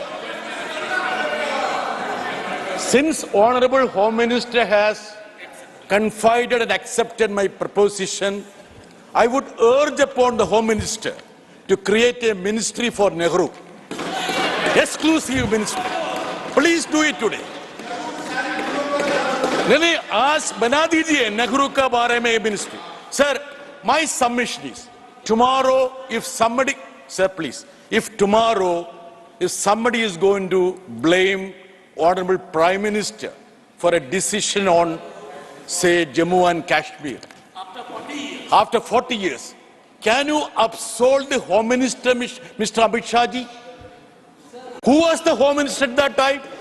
Sardar Patel. Who was the Home Minister? So can you segregate, sir? Sir, please permit me, sir. Sir. 1 minute. Sir, please, sir. Just a light factual. Sir, just a light factual. Yes. I want to put this before John Britas, sir. I don't understand this beautiful irony. It's such a wonderful irony, sir. 1959, the communist government in India, it made history. Communist government headed by EMS Namboodiripad was removed by Jawaharlal Nehru, and they don't mind today being hand in glove and supportive of Nehru. My God, the friendship even defeats federalism, center-state relation. Amazing, sir, they don't mind this. Center-state relation. Honorable Home Minister. Nirmala ji जहां रुकी वहां से मैं शुरू करना चाहता हूं. मैं वित्त मंत्री महोदय को बताना चाहता हूं, वो जो जवाहरलाल जी ने पहली सरकार गिरा दी, इसीलिए आज कांग्रेस की कुसेवा आज वो कर रहे हैं, आ खड़ा होकर, इसीलिए नेहरू का चैप्टर खोल रहे हैं. उनको मालूम नहीं है चैप्टर खोलने से अच्छा कुछ नहीं निकलेगा. Dr. John Britas. Sir, I am thankful to the mighty interventions of Home Minister and the Finance Minister. Literally, sir. I'm literally flabbergasted. 1959 dismissal of EMS Namboodiripad. We all know history. And that's why they have been punished and penalized, and they are sitting there. I've been often saying that. Yes, that's a cumulative effect, ma'am. Cumulative effect of all these omissions and commissions. That's why they are put there. And further, sir, you need to give me. Sir, Mr. Muralidharan's job is only interruption. Whether in Kerala or in Parliament, he will never do any creative thing, either in Kerala or in Parliament. So I have nothing to say about it. Sir, I will tell you, if there was no verdict on SR Bombay case, they would have dismissed most of the opposition governments. And further, even though they have not dismissed the state governments, they are effectively doing the same. Come to the subject. Sir, they are effectively doing the same using the tool of governors. Disruption. Come to the subject. You are doing the same thing. Dr. John Britas, come to the subject. I am coming to the subject, sir. Sir, this is a very important thing. Very important thing. And you have 2 minutes left only. No, Go sir. ahead. This I have been completely disrupted by this. Go ahead. Sir, please. I know you are very benevolent. You are in big mistake. I can tell you, I am not. Use your 2 minutes. Sir. You will be lucky. Sir, my submission to the Home Minister, it's almost 4 years. And why I am little perturbed or shocked is that he had the pension to declare a full state as a union territory on a hat of a drop. It means that they don't respect federalism. What was the need of making J&K a union territory? They could have done even otherwise without converting it to a union territory. They could have done that. Even then, the treasury benches are harping on the fact that they are the upholder of federalism. We know what is happening in all the states, sir. Even the governors are sitting on bills. Anyway, since it is with the Supreme Court, I won't say that. So today's verdict, I'm sure Honorable Home Minister would be referring to that. But there are certain other references, sir. I would say, Justice Sanjay Kaul, I'm referring to, I will authenticate also, since you don't ask them, but you may ask me, please, sir. Justice Sanjay Kaul. This is allegation against the chair. No, sir. Don't be that audacious. Sir, you are one person who accepts so much of humor, sir. You wanted the House to be in humor. Justice Sanjay Kaul, in his opinion, recommended setting up of a Truth and Reconciliation Commission in J&K. Piyushji, please, why you want to disturb me? Sir, since she's talking of humor, I'm sure you want humor, but you don't want jokers in the house. Expel, go ahead. Sir, you don't appreciate your chairman for acting with such promptitude. No. Go ahead. Sir. No. I have very promptly done it. Sir. No. Sir, excuse me. One second. Sir, at a time. One second. Sir, at a time. One second. No, at a time. One second. Digvijay Singh जी कह रहे हैं कि मैं reprimand करूं। मैं बुजुर्गों को reprimand नहीं करता, वरना मेरे को शुरुआत कहां करनी पड़ेगी? Don't be tasked. Digvijay Singh ji, please. At that time when Jawaharlal Nehru, Mahatma Gandhi are becoming jokers, I don't mind being a joker, sir. For you, everybody is joker. For you, only Shyama Prasad Mukherjee, V. Savarkar, they are all genuine people. Nehru, Gandhi, for you all jokers. So you won't accept genuine humor. That shows your animosity. Thank you. Sir, no, sir, please, I have not started, sir. Sir, Justice Sanjay Kaul talked about setting up a Truth and Reconciliation Commission. He also further said to look into the alleged violations of human rights by both state and non-state actors in J&K. He said further, armies are meant to fight battles against enemies, not to control law and order in the state. The entry of the army created its own ground realities in the state. Men, women and children have paid a heavy price. I would certainly expect the Home Minister to have a comprehensive view of the verdict. Further, sir, there have been so much of deliberations on the revelations. Excellent. Justice Sanjay Kaul ने जो कहा वो past के लिए कहा है। आज army Jammu Kashmir में सिविलियन एरिया में कहीं पर नहीं है, सिर्फ और सिर्फ बॉर्डर पर है।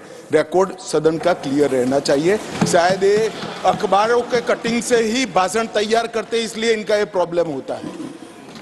Conclude now, Doctor.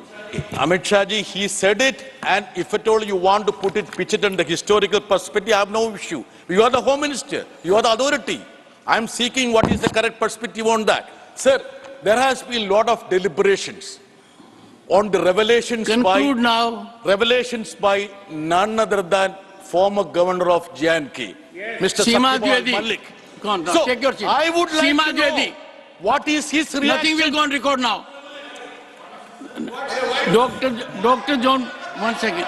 Dr. John Britas, in all fairness, I wanted to give every member of the House to focus on the subject. If you engage into diversionary tactics, that's not appropriate. You conclude in 30 seconds without getting into those areas. Focus on the subject.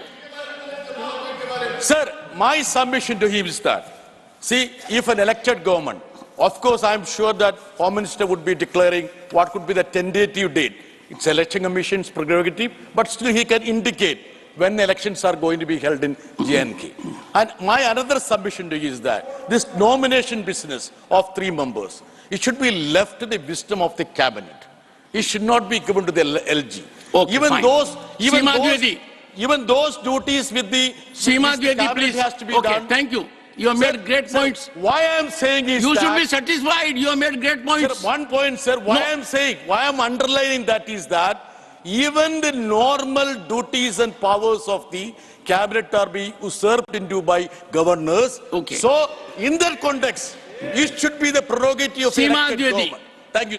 सीमा द्विवेदी। माननीय अध्यक्ष जी, जम्मू और कश्मीर पुनर्गठन अधिनियम 2019 में संशोधन विधेयक के समर्थन में खड़ी हूं। माननीय अध्यक्ष जी, मैं इस बिल का समर्थन इसलिए करना चाहती हूं कि इस बिल ने देश की महिलाओं का सम्मान बढ़ाया है, अनुसूचित जाति का सम्मान बढ़ाया है, अनुसूचित जनजाति के लोगों का सम्मान बढ़ाया है, सामान्य वर्ग के लोगों का सम्मान बढ़ाया है, WS के लोगों का सम्मान बढ़ाया है। महोदय, मैं बहुत दिल से यह बात कहना चाहती हूं कि हमारी सरकार ने इस बिल को ला करके परिसीमन आयोग ने पहली बार यह स्पष्ट किया है कि केंद्र शासित प्रदेश जम्मू और कश्मीर की विधानसभा में सीटों की संख्या को 83 से बढ़ाकर के 90, पाकिस्तान के कब्जे वाली POJK की 24 सीटों को छोड़कर कर दी गई है। महोदय, यह भी स्पष्ट करना चाहती हूं कि कश्मीरी विस्थापितों के समुदायों से 2 सदस्य होंगे जिनको अनिवार्य रूप से एक महिला को भी करना पड़ेगा। महोदय, अभी कुछ समय पहले इसी पार्लियामेंट में महिला अभिनंदन बंधन का जो विधेयक पारित हुआ था, उससे भी हमारे देश की महिलाओं का सम्मान बढ़ा है और कश्मीर में भी यह काम करके हमारी सरकार ने सम्मान को बढ़ाया है। महोदय, मैं एक माँ हूँ, मैं एक बेटी हूँ, एक बहन हूँ और मैं किसी एक की पत्नी हूँ। मान्यवर, मैं कहना चाहती हूँ, हमने कश्मीर में वो दृश्य देखते थे जब हमारा सैनिक पिटता था, उसके ऊपर पत्थर चलाए जाते थे, उसके पास तमाम आधुनिक असलहे रहते थे, लेकिन उसको अपनी रक्षा के लिए, अपनी देश की रक्षा के लिए जवाबी कार्रवाई करने का आदेश नहीं था। मैं धन्यवाद देना चाहूंगी माननीय गृह मंत्री आदरणीय अमित शाह जी को। मैं आभारी हूं आदरणीय प्रधानमंत्री नरेंद्र भाई मोदी जी को, जिन्होंने सैनिकों को इतनी आजादी दी उनको कि आप ईंट का जवाब पत्थर से दो, और जब हमारे लोगों ने ईंट का जवाब पत्थर से देना शुरू कर दिया, उसका परिणाम मान्यवर आपके सामने है। महोदय, कश्मीर दुनिया का जन्नत माना जाता था, देश का सबसे अच्छी जगह है कश्मीर। वहां की घाटियां खूनों से लाल होती थी, खून बहता था। मानवर, चाहे खून हिंदू का बहे, चाहे मुसलमान का बहे, चाहे सिख का बहे, चाहे ईसाई का बहे, मानवर मैं कह सकती हूँ वह खून सिर्फ और सिर्फ एक हिंदुस्तानी का होता था। महोदय, मैं इस बिल का समर्थन करना चाहती हूँ और सामने बैठे अपने तमाम जो लोग बैठे हैं, अभी उनका मैं भाषण सुन रही थी, मुझे तकलीफ भी हो रही थी। ये अच्छी बात की तारीफ नहीं कर सकते। अब मैं आप लोगों से खाली इतना कहना चाहूंगी, एक लाइन के साथ, माननीय अध्यक्ष जी अगर अनुमति हो थोड़ा और बोलूं।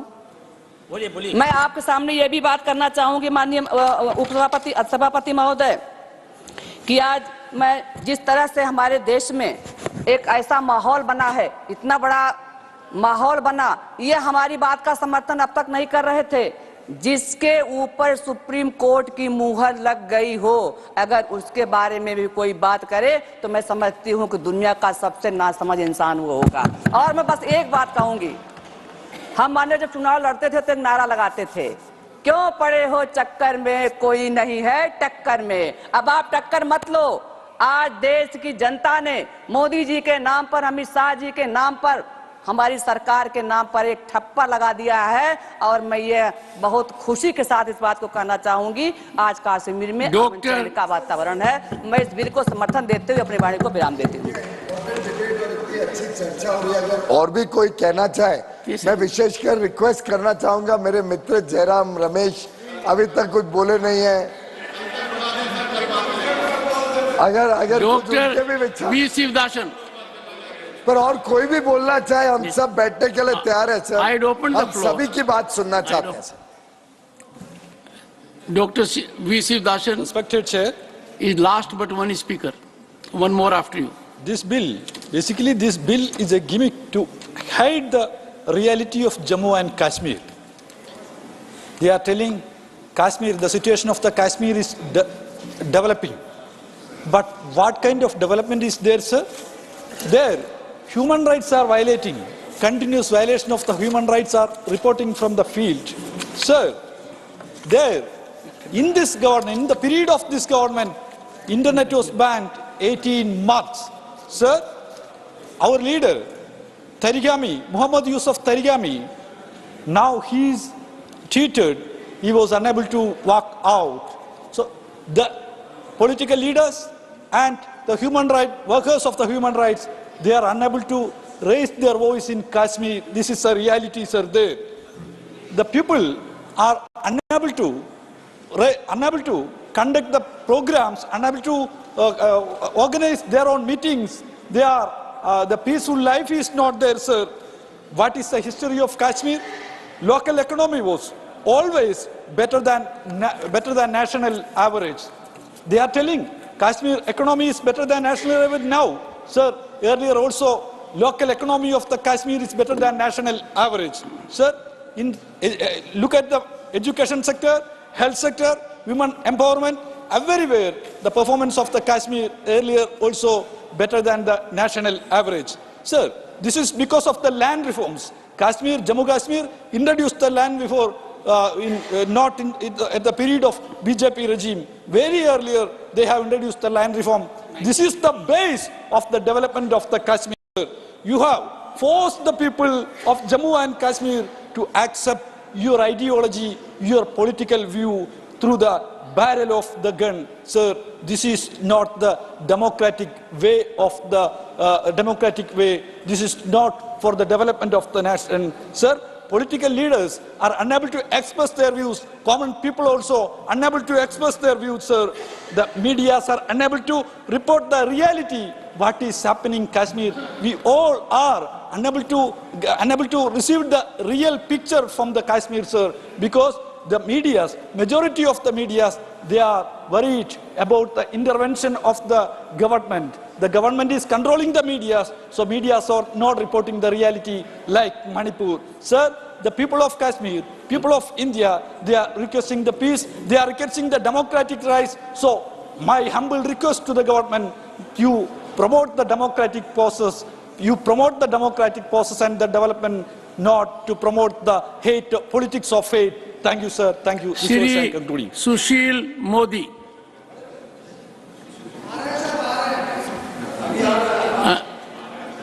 Anyone else who is keen to make an intervention on this important issue?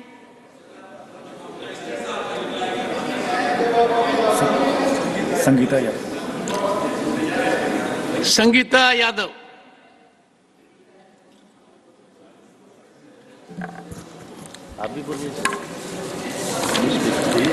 माननीय सभापति जी, जम्मू कश्मीर पुनर्गठन संशोधन विधेयक 2023 और जम्मू कश्मीर आरक्षण संशोधन विधेयक 2023 पर आपने मुझे बोलने का अवसर दिया, इसके लिए मैं आपका आभार प्रकट करती हूं और आपके माध्यम से सदन को प्रणाम करती हूं।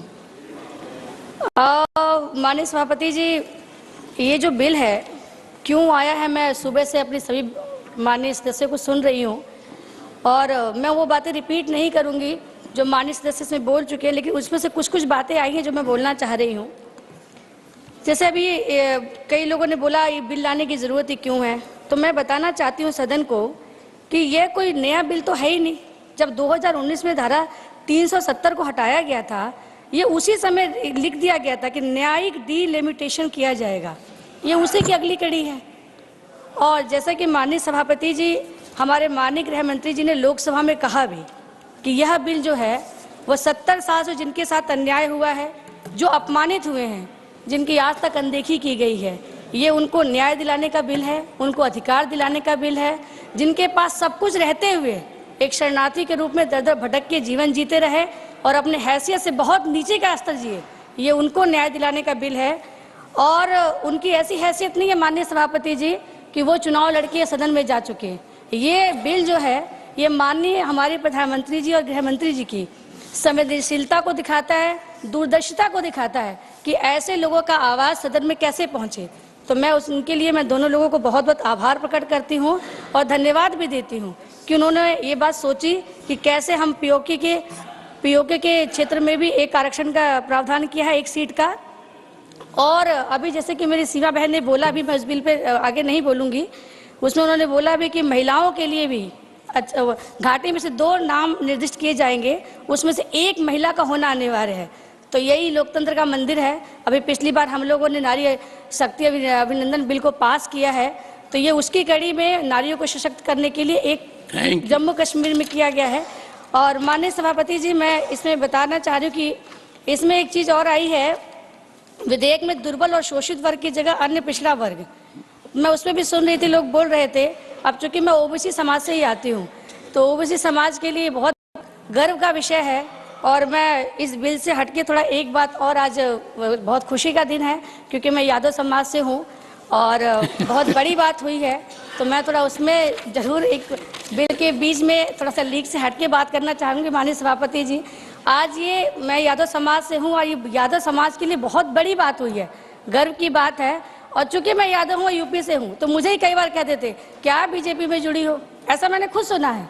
आज उन सब के गाल पे तमाचा टाइप का लगा है जो आज हुआ है। माननीय सभापति जी, आज एक हमारे बड़े भाई मोहन यादव जो महाकाल की नगरी के विधायक हैं, वो मध्य प्रदेश से मुख्यमंत्री बनाए गए हैं और ये बहुत ही हर्ष का विषय है, खुशी का विषय है। और माननीय मैं भारतीय जनता पार्टी और माननीय हमारे प्रधानमंत्री, यशस्वी प्रधानमंत्री, दोनों के लिए आज यादव समाज ऋणी हो गया है। और मैं फिर अपने यहीं से बैठ के अपने सभी यूपी के भाई बहनों को भी कहना चाहूँगी कि जो भी ये सोचता है कि यादव समाज में बीजेपी का जाना गलत है, ये उनके लिए इससे बड़ा एग्जाम्पल अब हो नहीं सकता, इससे बड़ा कोई पद नहीं है। माननीय सभापति जी, मैं बस आगे अपनी बिल पे थोड़ा बोलना चाहूँगी, ज़्यादा नहीं। धारा 370, चूँकि मैं पॉलिटिकल साइंस और लॉ के स्टूडेंट रही हूँ, मैं 5 मिनट तो लूँगी ही। धारा 370 के बारे में, मैं पॉलिटिकल साइंस और लॉ के स्टूडेंट रही हूँ, तो जब भी मैं ये शब्द पढ़ती थी टेम्परेरी, तो मुझे चिढ़ होती थी। मुझे क्यों, आम जनता को भी चिढ़ होती थी कि टेम्परेरी शब्द को हटाने में इतना टाइम।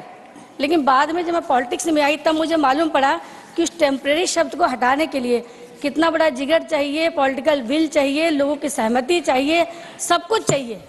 तो ये करने का केवल साहस हमारे यशस्वी प्रधानमंत्री जी में था, गृह मंत्री जी में था और भारतीय जनता पार्टी में था। और जो हमारा एक जो सपना था, अब मैं बोल लूँगी तो है थोड़ा सा अब बात। धन्यवाद। Okay, last 1 minute. Last 2 minute, ठीक है। देखिए, मैं अभी जब से ये धारा 370 हटा है, मैं 2 बार मुझे घाटी में जाने का अवसर मिला। इसके पहले मुझे कहने में कोई गुरेज नहीं, मेरे परिवार भी कभी परमिशन नहीं देता था कि उधर घूमने जाओ, लेकिन 2 बार मैं गई। वहाँ मेरी नाविकों से बात हुई, छोटे दुकानदारों से बात हुई, होटल के वेटर से बात की मैंने, ऐसे मेरे जनरली घोड़ों वालों से बात हुई। वैष्णो देवी गई तो मैंने जनरली पूछा कि भाई क्या चेंज आया है, तो उन्होंने सिर्फ 3-4 बातें जवाब दिया। तो भाई देखिए मैडम, बच्चे कम से कम स्कूल जा रहे हैं टाइम पे, अब दहशत का नहीं माहौल है, पर्यटन बढ़ा है तो रोजगार बढ़े हैं, और सबसे बड़ी बात क्या बोला उन्होंने कि अब ये लग रहा है कि हम भारत से अलग नहीं है। ये जो शब्द था, जो जैसे कि हमारे माननीय गृह मंत्री 2000, मैं उनकी स्पीच सुन रही थी, 2019 में ही बोला था कि रातों रात कुछ नहीं होगा, लेकिन 370 हटने के बाद से अलगाववाद की समस्या खत्म होगी। ये मैंने दोनों बार की विजिट में महसूस किया। माननीय सभापति जी, अब चूंकि आंकड़े तो हमारे भाई बहन बहुत बोल चुके हैं तो मैं उसको रिपीट नहीं करूंगी, लेकिन कुछ खाली चीज़ें बोल दे रही हूँ ताकि इन बातों की पुष्टि हो सके कि मैंने जो बात की है, उन्होंने जो कहा वो सही है। Thank you, thank you. बस एक लास्ट 1 मिनट, 94 2004 से टोटल आतंकवाद की जो घटनाएं 40,164 थी, अभी 2014 से 23 में 2000 हो गई, 70% की कमी आई है। मैं रिपीट नहीं करूंगी, आप निश्चिंत रहे, जो लोग बोल चुके हैं। कुछ नेता, अच्छा एक बात और बताऊं, जैसे पत्थरबाजी में हम लोग उसको अखबार में पढ़ते थे, अरे खून की You made your point, ma'am. You have made your very impactful point. Thank you so much. Thank you. Shri Ramchandra Jangra, 3 minutes. सभापति जी, Just 3 minutes. इस देश के बहुत ही महत्वपूर्ण मुद्दे पर बोलने का आपने अवसर दिया। कुछ जग बीती सुनाते हैं, मैं थोड़ी सी आप बीती सुना देता हूँ। हमने वैसे कश्मीर की वादियों का अवलोकन पिक्चरों में किया था जब कॉलेज में पढ़ते थे, कभी जब जब फूल खिले पिक्चर, कभी आरजू पिक्चर, बड़ी वादियाँ दिखाई देती थी उनमें। मैं हरियाणा सरकार में चेयरमैन था, तो उस समय पहली बार मैं श्रीनगर गया था। मान्यवर, मैं आप बीती आपको बताता हूँ। मेरे अपने कज़न ब्रदर वहाँ पर डीआईजी थे बीएसएफ में। मैंने कहा भाई इंतजाम करवा देना। तो उस समय लाल बत्ती लगाने की प्रथा थी गाड़ियों के ऊपर। तो उन्होंने पहला जो मार्ग निर्देशन किया, ये कहा कि भाई साहब लाल बत्ती उतार लेना और सरकारी गाड़ी मत रखना, प्राइवेट गाड़ी में आना, वरना कोई भी बुलेट आ सकती है। ये देख के कि कोई न कोई वीआईपी आदमी इसमें होगा। ये हालात थे। जब हम श्रीनगर पहुंचे और रात को बीएसएफ कैंपस में ही रुके और अगले दिन डल झील में हम घूमने के लिए गए, तो मैंने कहा जी यहाँ पर कोई मार्केट है डल झील के अंदर भी, वो दिखा दो। तो बीएसएफ का ही सादी वर्दी में एक सिपाही हमारे साथ उसने कर रखा था। तो उसने कहा कि साहब कहीं से भी कोई पत्थर आ सकता है और आप डीआईजी साहब के ब्रदर हो, मैं ये रिस्क ले नहीं सकता हूं, इसीलिए मैं उस मार्केट में आपको नहीं ले जाऊंगा। ये हालात थे वहां पर। और मान्यवर एक और बात बताऊं इंटरेस्टिंग, मैं धोती बांधता हूं, मैंने बांध ली, कह लगा सर इसको बदल दो, ये लगेगा कोई न कोई लीडर है, कोई वीआईपी है, कोई बुलेट आ सकती है या पत्थर आ सकता है। यानी अपने ही देश में अपने सांस्कृतिक पहनावा भी नहीं पहन सकते थे, अपनी आइडेंटिटी भी नहीं बता सकते थे, अपना नाम भी नहीं बता सकते, अपना पद भी नहीं बता सकते थे। यह हालात अपने ही देश की उस जन्नत के अंदर था। हम तो धन्यवाद करते हैं माननीय गृह मंत्री जी का और माननीय हमारे प्रधानमंत्री नरेंद्र भाई मोदी जी का कि उस जम्मू कश्मीर को जहां पर इतना खतरा महसूस करते थे अपने ही देश के अंदर, आज एक निर्भय प्रदेश बना दिया। और पहली बार अभी हम गए थे पिछले दिनों कमेटी लेके, तो लोगों ने अपने घरों को कन्वर्ट कर दिया गेस्ट हाउस में, एक कमरा रहने के लिए रख के और बाकी गेस्ट हाउस कर दिया। 2 करोड़ वहां पर पर्यटक गए हैं। इतना पहली बार आजादी के बाद जम्मू कश्मीर में इतना पर्यटक गए। सर मैं ये इसलिए चर्चा कर रहा हूं कि अपने ही देश के अभिन्न प्रदेश में हम इतने भयभीत थे, इतने आतंकित थे, इतने असुरक्षित महसूस करते थे। आज धारा 370-35 से समाप्त होने के बाद अपने देश का एक अभिन्न अंग है वो, और सब समझ अंग तो पहले भी था, लेकिन एक राष्ट्रीय एकता और अखंडता का भाव आया सब लोगों में। और अभी हम पिछले दिनों गए तो निसंकोच वहां पर सब लोग घूम रहे थे, किसी किस्म का कोई भय नहीं था। तो मैं तो इस बिल का समर्थन के लिए करने के लिए खड़ा हुआ हूं और धन्यवाद देता हूं माननीय गृह मंत्री जी को कि इतनी सुंदर व्यवस्था सबके लिए वहां पर, खास तौर पर ओबीसी के लिए। तो जब से ये सरकार आई है 2014 से मोदी जी के नेतृत्व में, मैं ओबीसी वर्ग से संबंध रखता हूं। संवैधानिक दर्जा प्रधानमंत्री जी ने दिया है और पूरे देश में ओबीसी को अधिकार दिया है। यहां तक कि मंत्रिमंडल में ओबीसी को पूरा 27% आरक्षण दिया है। तो जम्मू कश्मीर में भी इसी तरह से जो डिप्राइव्ड लोग थे, जो बकरवाल थे, तो मैं गया बकरवालों की झोपड़ियों में, सर मैं बकरवालों की झोपड़ियों में गया। वो Shri Sushil Kumar, thank you Jangra ji.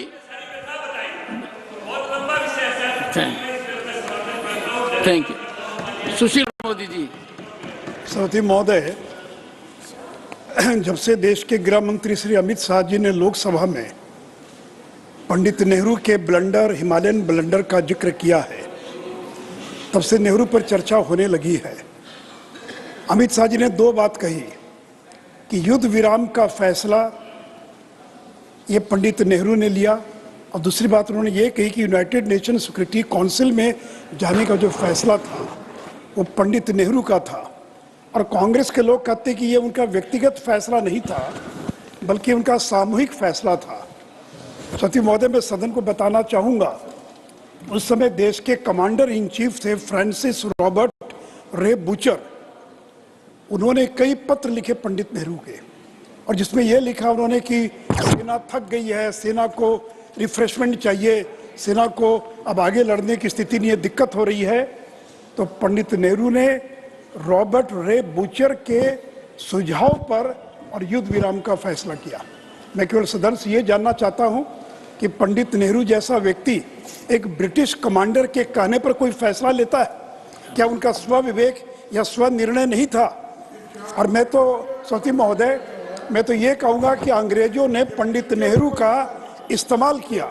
He was dancing to the tune of Britishers. और इतना ही नहीं सती महोदय, जब सरदार पटेल ने पाकिस्तान को 55 करोड़ देने का विरोध किया और पटेल ने कहा कि इसका इस्तेमाल पाकिस्तान बुलेट खरीदने में करेगा, तब अंग्रेजों ने क्या किया? माउंट बेटन का इस्तेमाल किया नेहरू तक पहुंचने के लिए, ताकि नेहरू गांधी को प्रभावित करें, और तब जाकर 55 करोड़ रुपया और पाकिस्तान को दिया गया। सती महोदय, 27 दिसंबर 1947 को गांधी यूनाइटेड नेशंस में जाने के विरोध में थे। उन्होंने कहा कि पाकिस्तान और इंडिया दोनों बैठकर मामले को सुलझा लें, मध्यस्थता की कोई जरूरत नहीं है। और तब सरदार पटेल ने कहा कि security council has become in security council. और सती महोदय, डॉक्टर अंबेडकर ने कश्मीर को विशेष दर्जा देने का विरोध किया था, और जब अंबेडकर ड्राफ्टिंग के लिए तैयार नहीं हुए, तब पंडित नेहरू ने महाराजा हरि सिंह के मंत्री गोपाल स्वामी अयंगार को 370 आर्टिकल के ड्राफ्टिंग का जिम्मा दिया।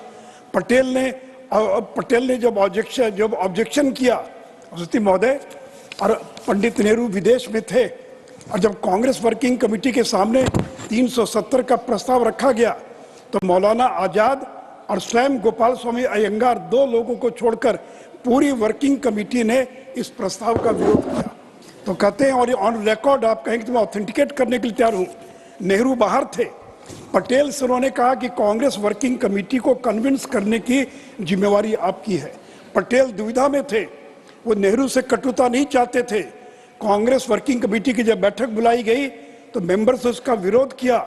तब पटेल ने कहा कि नेहरू की प्रतिष्ठा का प्रश्न है, क्योंकि पंडित नेहरू ने शेख अब्दुल्ला को वचन दिया है स्पेशल कैटेगरी का दर्जा देने के लिए। पटेल इसके दुष्प्रभाव को देखने के लिए सभापति महोदय जीवित नहीं थे, और जब कॉन्स्टिट्यूएंट असेंबली में ये बिल आया तो सीपीआई के हसरत मोहानी, उन्होंने कहा कि यह भेदभाव क्यों, बड़ौदा को क्यों नहीं। और जब कॉन्स्टिट्यूएंट असेंबली में इसका विरोध हुआ, तब उसको टेम्परेरी के रूप में उसको और शामिल किया गया। सती महोदय, वी शंकर जो पटेल के बायोग्राफर हैं, उन्होंने लिखा उनकी बायोग्राफी में कि पंडित नेहरू ने संसद में 1952 में ये गलत बयानी की और ये कहा कि मैं अकेले नहीं था, कश्मीर के मामले में सारे लोग शामिल थे, Sardar Patel was all the time dealing with this matter. तो वी शंकर ने अपनी पुस्तक में इस बात का उल्लेख किया है। इसलिए सभापति महोदय, जो अमित शाह जी ने जिस बात का जिक्र किया है, मैं समझता हूँ कि इतिहास तथ्यों के साथ उन्होंने इन बातों को रखा है। आज भले कांग्रेस के लोग इसको नकार दें। साथ ही साथ सभापति महोदय, मैं धन्यवाद देना चाहूँगा भारत की सरकार, नरेंद्र मोदी जी को और अमित शाह जी को, जिन्होंने इस बिल के अंदर और ओबीसी, पहले शब्द प्रयोग था कमजोर और वंचित वर्ग, उसके स्थान पर अन्य पिछड़ा वर्ग और सामाजिक और शैक्षिक रूप से पिछड़े वर्ग शब्द रखे जाने का प्रावधान किया है। सभापति महोदय, कास्ट सेंसस की बहुत चर्चा होती है। मध्य प्रदेश, छत्तीसगढ़, राजस्थान के चुनाव में कास्ट सेंसस को बड़ा मुद्दा बनाया गया, उसकी हवा निकल गई। क्या हुआ कास्ट सेंसस का? और मैं तो कांग्रेस के लोगों से जानना चाहता हूं, और जहां से आते हैं हमारे राष्ट्रीय अध्यक्ष, वो ये बताएं कि कर्नाटक में 2015 में कास्ट सेंसस हुआ, सर्वे हुआ, आज 8 साल बीत गए, आज तक क्यों नहीं सिद्धारमैया की सरकार ने कास्ट सेंसस सर्वे के आंकड़ों को और सार्वजनिक करने का काम किया? Honourable member on the subject. जी, कम टू द सब्जेक्ट। मैं सब्जेक्ट पर ही आ रहा हूँ सभापति महोदय। मैं ओबीसी की बात कर रहा हूँ, क्योंकि ओबीसी एक बड़ा मुद्दा है। और इस नहीं, नहीं, मैं क्यों कह रहा हूं, खड़गे जी इस बारे में बहुत सेंसिटिव हैं। जब माननीय प्रधानमंत्री जी बोल रहे थे तब खड़गे जी ने कहा कि आप मेरी कॉन्स्टिट्यूशन में ज्यादा क्यों आते हो। मुझे आपके ओबीसी बोलने का कोई एतराज नहीं है, पर खड़गे जी के प्रांत तक मत पहुंचिए। इसलिए खड़गे साहब इसको जनरल रखिए। कर्नाटक में कब कास्ट सर्वे की रिपोर्ट सार्वजनिक होने वाली है? अब तो आपकी सरकार बनी, डिप्टी चीफ मिनिस्टर विरोध कर रहे हो। हाँ, डिप्टी चीफ मिनिस्टर साइन किया मेमोरेंडम पर कि कास्ट सर्वे की रिपोर्ट को डीके शिव कुमार ने सार्वजनिक न किया जाए। अब तो तेलंगाना में आपकी बात में खड़गे साहब बाद में बोल लीजिएगा। सर, मैंने तो आपकी काफी वकालत की। आपने प्रधानमंत्री जी को जब कहा कि आप बार बार मेरी कॉन्स्टिट्यूएंसी में क्यों आते हैं। जोशी साहब ने जो बोला कि हमारे डिप्टी चीफ मिनिस्टर ही कास्ट सेंसस को अपोज कर रहे हैं, वो भी कर रहे हैं और इन्हों भी कर रहे हैं। हमने तो विरोध किया ही नहीं, लेकिन जो सरकार में है, डिप्टी चीफ मिनिस्टर है और कांग्रेस के एमएलए है और वीरशैव महासभा के अध्यक्ष है, वो सब लोग विरोध किया है और सरकार को चेतावनी दिया है। अगर इस ओबीसी कमीशन का जो अभी कास्ट सेंसस को अगर पब्लिक करते हैं तो हम विरोध में जाएंगे। स्पष्ट रूप से कहा खड़गे साहब, आप ही कर्नाटक से ही आते हैं। बैठिए।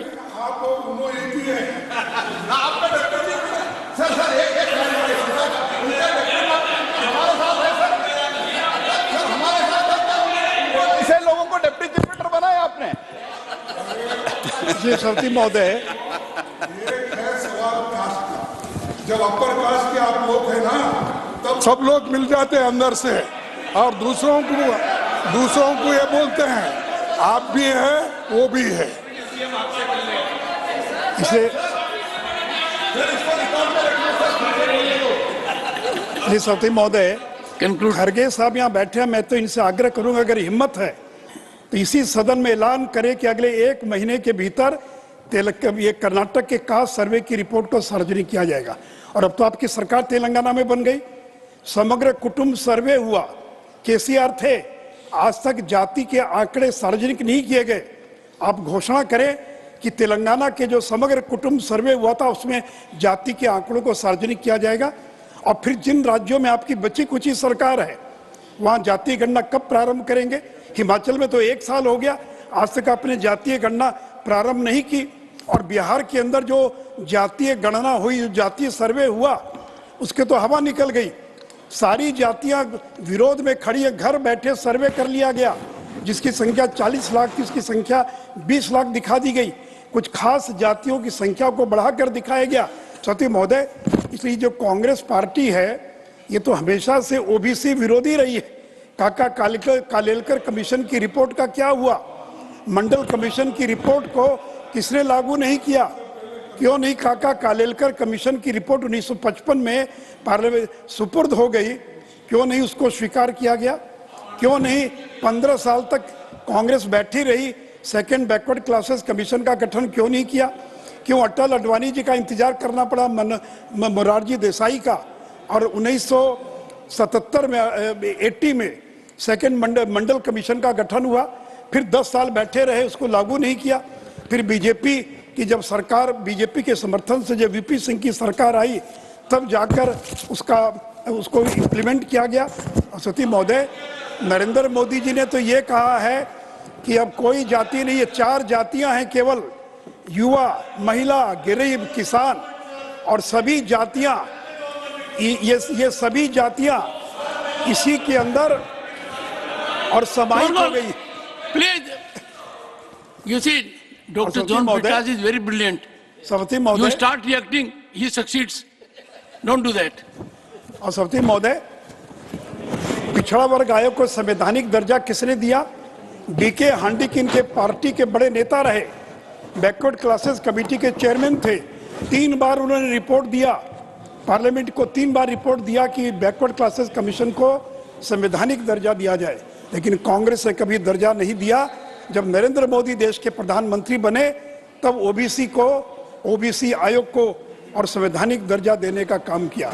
साथी महोदय, चाहे वो सेंट्रल स्कूल हो, सैनिक स्कूल हो, उसमें ओबीसी का आरक्षण किसने दिया? ईडब्ल्यूएस का आरक्षण किसने दिया? नीट में किसने आरक्षण दिया? श्रुति महोदय, इसलिए केवल मैनिफेस्टो में कास्ट सेंसस डाल देने से और ओबीसी समाज आपको वोट देने वाला नहीं है।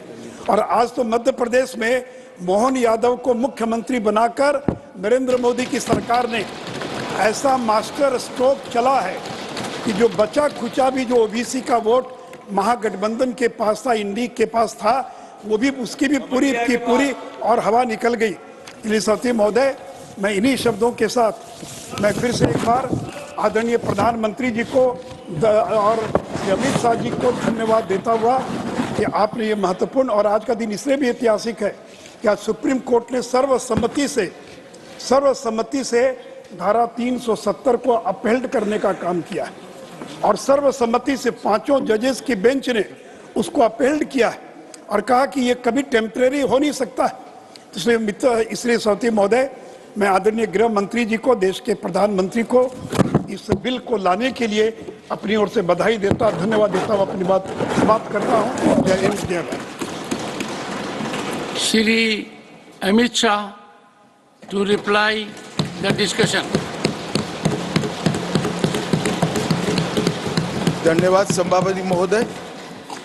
आज मैं इस महान सदन के सामने जम्मू कश्मीर पुनर्गठन संशोधन विधेयक 2023 और जम्मू कश्मीर आरक्षण संशोधन विधेयक 2023, ये दोनों विधेयकों को कानून बनाने के लिए सदन के आशीर्वाद प्राप्त करने के लिए मैं यहाँ उपस्थित हुआ हूँ।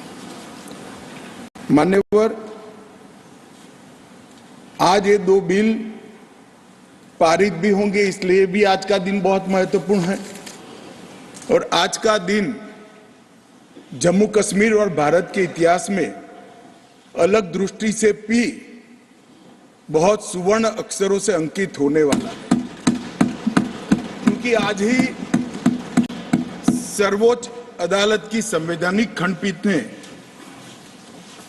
धारा 370 को समाप्त करने का और जम्मू कश्मीर राज्य के पुनर्गठन का विधेयक, जो मैं अगस्त 2019 को इस सदन में मोदी जी के लिए गए निर्णय के अनुमोदना में लेकर आया था, वो बिल लाने की मंशा, बिल का संवैधानिक रूप से स्वीकार और पूरी प्रक्रिया को भी माननीय सर्वोच्च अदालत ने संवैधानिक घोषित किया है, सर्वानुमत से किया। मान्यवर, बहुत सारे सवाल परसों तक उठाए गए।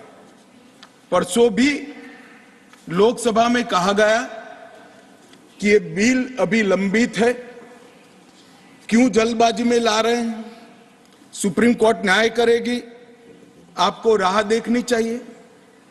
मान्यवर, ये सारे स्टैंड जो थे वो न्याय के लिए नहीं थे।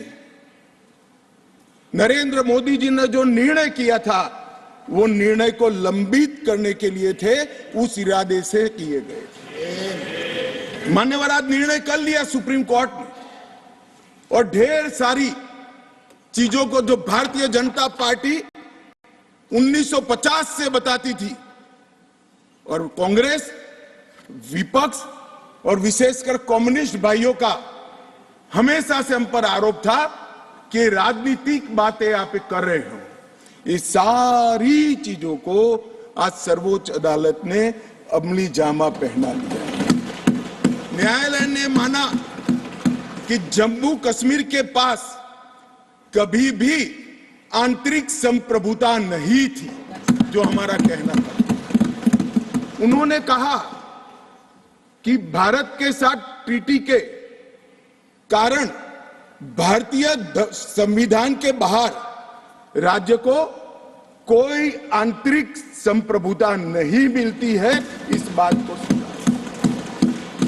मान्यवर, न्यायालय ने माना कि अनुच्छेद 370 एक अस्थायी प्रावधान था, इसमें कोई शंका कुशंका नहीं है, ये संवैधानिक सत्य है कि धारा 370 अस्थायी समाधान। अब ये कुछ लोगों को पसंद नहीं आता है, और जो नेहरू जी के विचारों के, नेहरू जी के कामों के बड़े प्रशंसक है और अनुयायी है, उनको भी पसंद नहीं आता है जो हम कहते हैं, मगर मैं उनको बड़ी विनम्रता से पूछना चाहता हूं, अगर धारा 370 इतनी ही न्यायिक थी, इतनी ही जरूरतमंद थी, तो इसके सामने एक ही आर्टिकल है मान्यवर जिसके सामने टेम्पररी शब्द का उपयोग किया गया, वो स्वयं नेहरू जी ने क्यों किया होगा? जो लोग कहते हैं कि धारा 370 परमानेंट है, वो संविधान सभा की मंशा का अपमान कर रहे हैं, संविधान का अपमान कर रहे हैं। मान्यवर, आज सुप्रीम कोर्ट ने कह दिया है कि इसका मतलब यह है, ये जो कहा धारा 370 अस्थायी प्रावधान था, इसका मतलब यह है कि ये दावा याचिकाकर्ता का 370 को कभी हटाया ही नहीं जा सकता। वो दावा सिरे से सुप्रीम कोर्ट ने खारिज कर दिया है कि संविधान को और देश के संसद के सदनों को पूरा अधिकार है धारा 370 हटाने। मान्यवर, न्यायालय ने यह भी माना कि राज्यपाल शासन और राष्ट्रपति शासन की जो उद्घोषणाएं हुई, इस पर भी ढेर सारे सवाल उठा गए कि राष्ट्रपति शासन गलत तरीके से लगाया गया, राज्यपाल शासन गलत तरीके से लगाया गया। इन्होंने भी, सुप्रीम कोर्ट ने यह भी माना कि राज्यपाल शासन और राष्ट्रपति शासन की उद्घोषणाओं को चुनौती देना ठीक नहीं है, ये पूर्ण रूप से संवैधानिक प्रक्रिया के तहत। मान्यवर, अनुच्छेद 370(3) में जो प्रावधान है वो संविधान सभा ने ही तय किया है। जब टेम्पररी इस प्रोविजन को किया गया तब सवाल हुआ है कि टेम्पररी है तो हटेगा कैसे? तो धारा 373 के अंदर एक प्रावधान डाला गया कि सीओ से राष्ट्रपति महोदय धारा 370 में सुधार भी कर सकते हैं, इस पर रोक भी लगा सकते हैं और पूर्णतया संविधान के बाहर भी कर सकते हैं। राष्ट्रपति का जो आदेश था, तत्कालीन राष्ट्रपति का 5 अगस्त 2019 का आदेश सीओ था, इसके माध्यम से राष्ट्रपति जी को पूर्ण अधिकार है अनुच्छेद 370 का संचालन बंद करने का। ये भी आज सुप्रीम कोर्ट ने सर्वानुमत से होल्ड कर दिया है, उसको उस पर मोहर लगाई। इस आधार पर याचिकाकर्ता ने एक तर्क दिया था। याचिकाकर्ता कौन है वो तो सभी लोग जानते ही है, सभी लोग जानते हैं, मैं कोई नाम देना नहीं चाहता। नहीं, नाम देकर क्या करेंगे, यही बोले ही है वो, तो इसमें कोई एक्सपोज करने जैसी बात नहीं। मान्यवर, 370 के तहत कोई भी घोषणा करने के पहले जम्मू कश्मीर की संविधान सभा का परमिशन जरूरी है, अनुमोदना जरूरी है, ये उनका क्लेम था। और उसको क्लेम को एक्सटेंड करते हुए आगे ले गए, क्योंकि अब तो जम्मू कश्मीर में संविधान सभा है ही नहीं। तो इसका मतलब ये हुआ कि जम्मू कश्मीर की संविधान सभा के परमिशन के बगैर धारा 370(3) के तहत कोई एक्शन नहीं लिया जा सकता और संविधान सभा समाप्त हो गई है, इसलिए धारा 370 परमानेंट हो गया।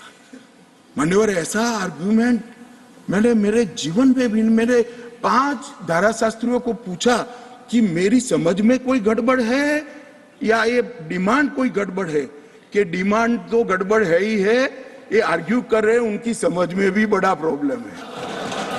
मान्यवर, आज सुप्रीम कोर्ट ने तय कर दिया कि जम्मू कश्मीर की संविधान सभा समाप्त होने से धारा 370(3) समाप्त नहीं हो जाता है, धारा 370(3) यथावत रहता है। मान्यवर, न्यायालय ने यह भी माना कि धारा 370 के तहत मिली हुई शक्ति का प्रयोग करते हुए राष्ट्रपति महोदय एक तरफा सूचना जारी कर सकते हैं, जिसको संसद के दोनों सदनों का सादे बहुमत से अनुमोदन चाहिए। ये भी आज सुप्रीम कोर्ट ने मान लिया। जो कहते थे कि राष्ट्रपति महोदय का सीओ ठीक नहीं है, आज उसका भी जवाब माननीय सुप्रीम कोर्ट ने दे दिया है। मान्यवर, उपयुक्त बिंदुओं का सीओ 272 पर कोई प्रभाव नहीं है, ये भी सिद्ध करते हुए अनुच्छेद 371D के तहत राष्ट्रपति द्वारा शक्ति का प्रयोग दुर्भावनापूर्ण नहीं है, उसको भी सुप्रीम कोर्ट ने होल्ड कर दिया है। माननीय सुप्रीम कोर्ट ने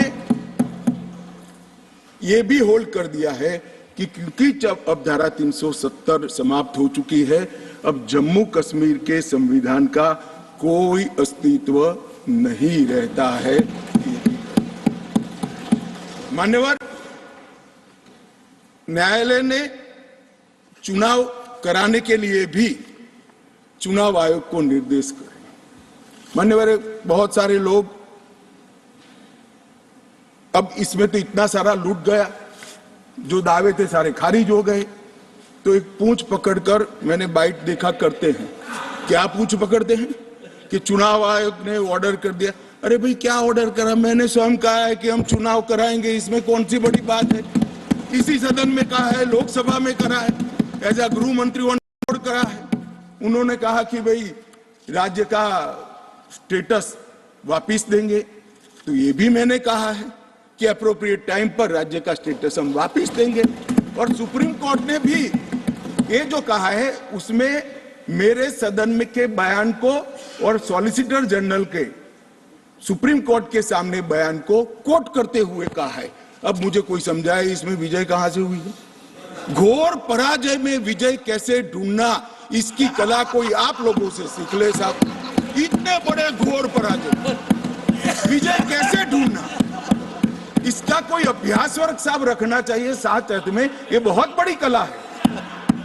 मैं तो आज अगर उनके जैसे मेरे विचार होते तो एक सुप्रीम कोर्ट के जजमेंट को देखकर डिप्रेशन के मारे 1 महीना सदन में ना आता, मगर ये तो प्रेस कर रहे हैं। और कांग्रेस पार्टी ने आज प्रेस करी मान्यवर, और प्रेस में क्या किया, कहा कांग्रेस पार्टी ने, कांग्रेस पार्टी ने ये कहा मान्यवर कि ये जजमेंट आने के बाद भी हम मानते हैं कि धारा 370 को गलत तरीके से हटाया गया है। अब मान्यवर देश के दोनों सदनों ने, देश की संसद की दोनों सदनों ने राष्ट्रपति के सीओ को अनुमोदना दे दी, कानून पारित हो गया, कानून नोटिफाइड हो गया। किसी ने चैलेंज भी किया सुप्रीम कोर्ट में, ठीक है, सबका अधिकार है, करना चाहिए। सुप्रीम कोर्ट में एक लंबी बहस भी हुई, 5 जजों की बेंच बनी और 5 सीनियर मोस्ट जज बने बैठे इसमें, लंबी बहस, सबकी सुनवाई हुई, आज फैसला भी आ गया।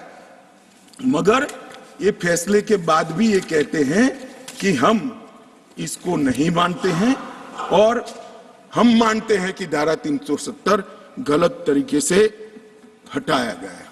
मान्यवर मैं इनको नहीं समझा सकता, मेरी तो मर्यादा है ऐसा, नहीं समझा सकता कि वास्तविकता क्या है।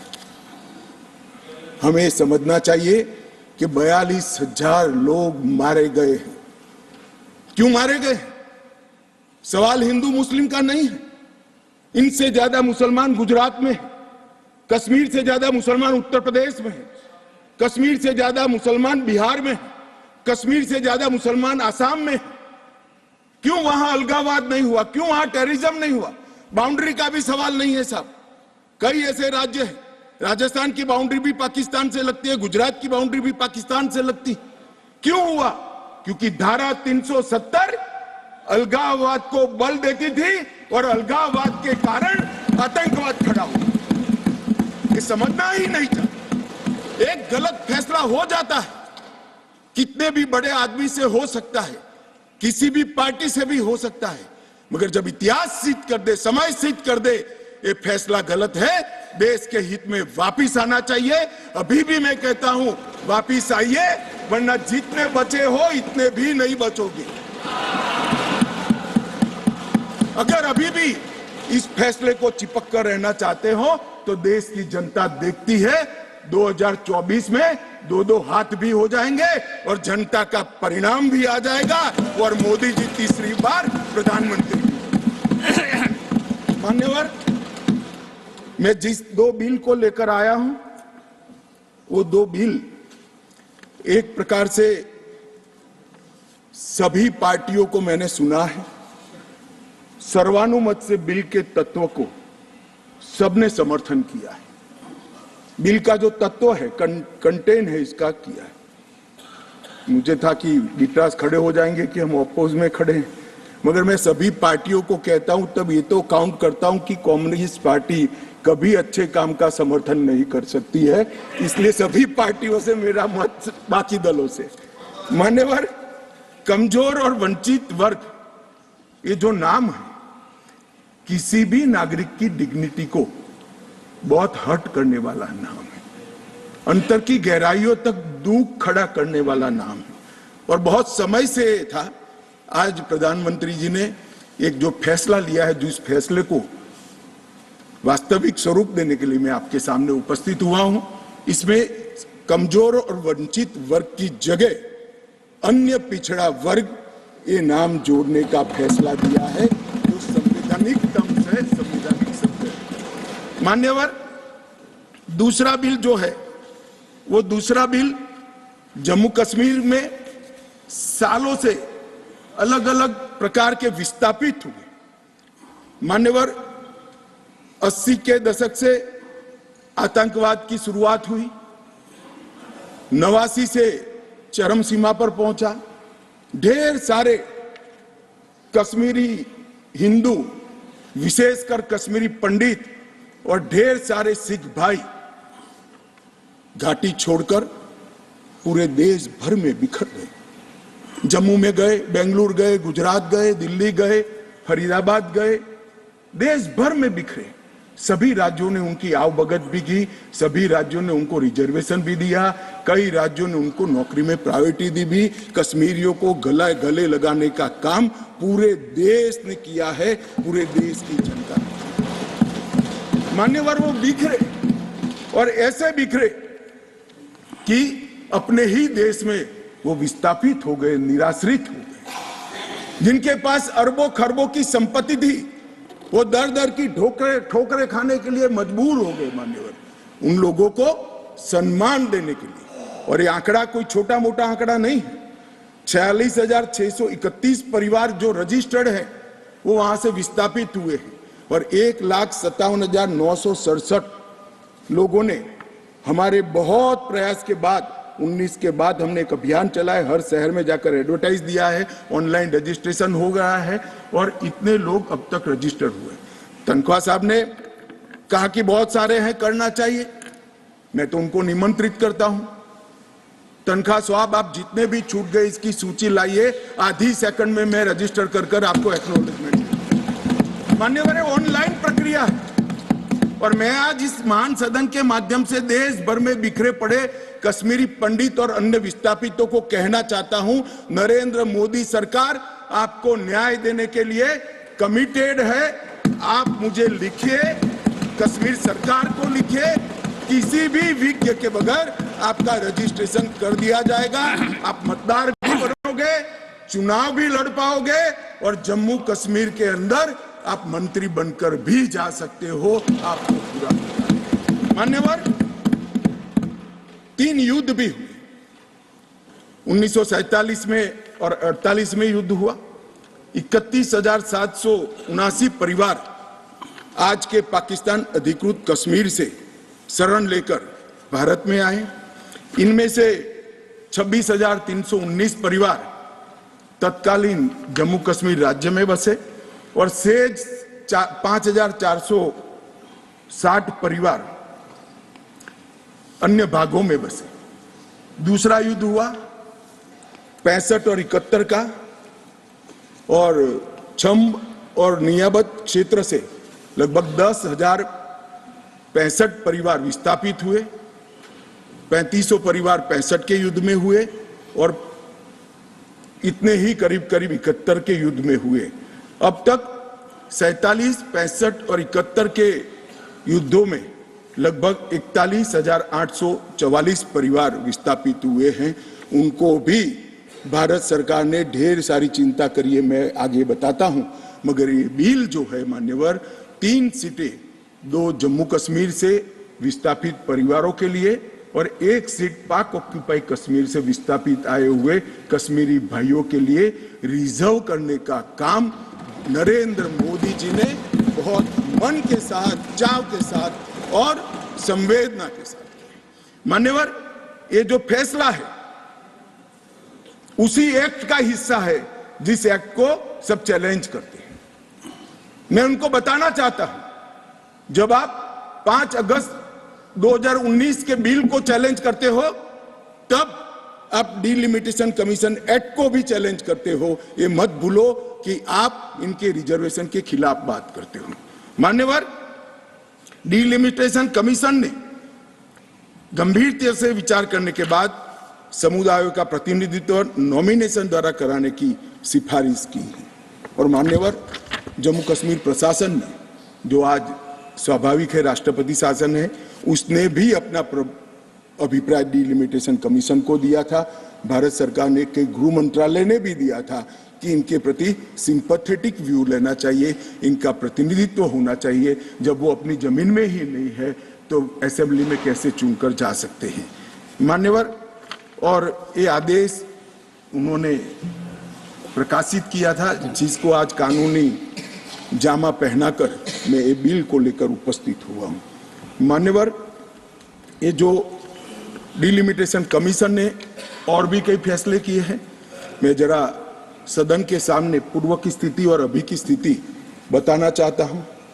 पूर्व में जम्मू में सिर्फ 37 सीट थी, 37 सीट थी। अब नए डिलिमिटेशन कमीशन ने 37 से बढ़ाकर 43 सीट जम्मू क्षेत्र में बनाने का काम। मान्यवर, कश्मीर में 46 सीट थी, 46 सीटें थी। अब 46 की जगह 47 सीटें, 47 सीटें बनाने का काम। इस तरह से जम्मू और कश्मीर दोनों को मिलाकर 83 सीटें थी। लद्दाख की सीटें निकाल दी है क्योंकि वहां यूटी बन चुकी। 83 सीटें थी, उसकी जगह 90 सीटें अब डिलिमिटेशन कमीशन ने करी है, जिसको भारत सरकार ने माना। और पाक ऑक्यूपाई कश्मीर की 24 सीटों को आरक्षित रखा गया है, क्योंकि हम अभी भी मानते हैं, कोई जिसको जो बोलना है वो बोले। इस सदन में बोला हुआ शब्द इतिहास बनता है। मैं आज फिर से कहना चाहता हूं, पाक ऑक्यूपाई कश्मीर भारत का है, हमारा है और हमसे कोई नहीं चाहता। मान्यवर, हमने 24 सीटें पाक ऑक्यूपाई कश्मीर के लिए सुनिश्चित की है। मान्यवर, अब तक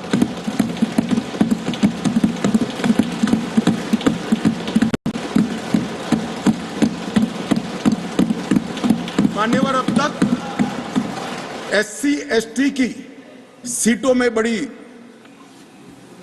विसंगतताएं भी थी, और जो दिग्विजय की कहते थे संवेदनशील अप्रोच होना चाहिए, संवेदनशीलता होनी चाहिए। SC ST के प्रति संवेदना से ही ये निर्णय हुआ है। पहले जो 7 सीटें थी SC की, उसको हमने बरकरार रखा, और ST की सीट 0 थी, क्योंकि धारा 370 परमिट नहीं करती थी, अब परमिट करती है। 9 सीटों को रिजर्व कर दिया।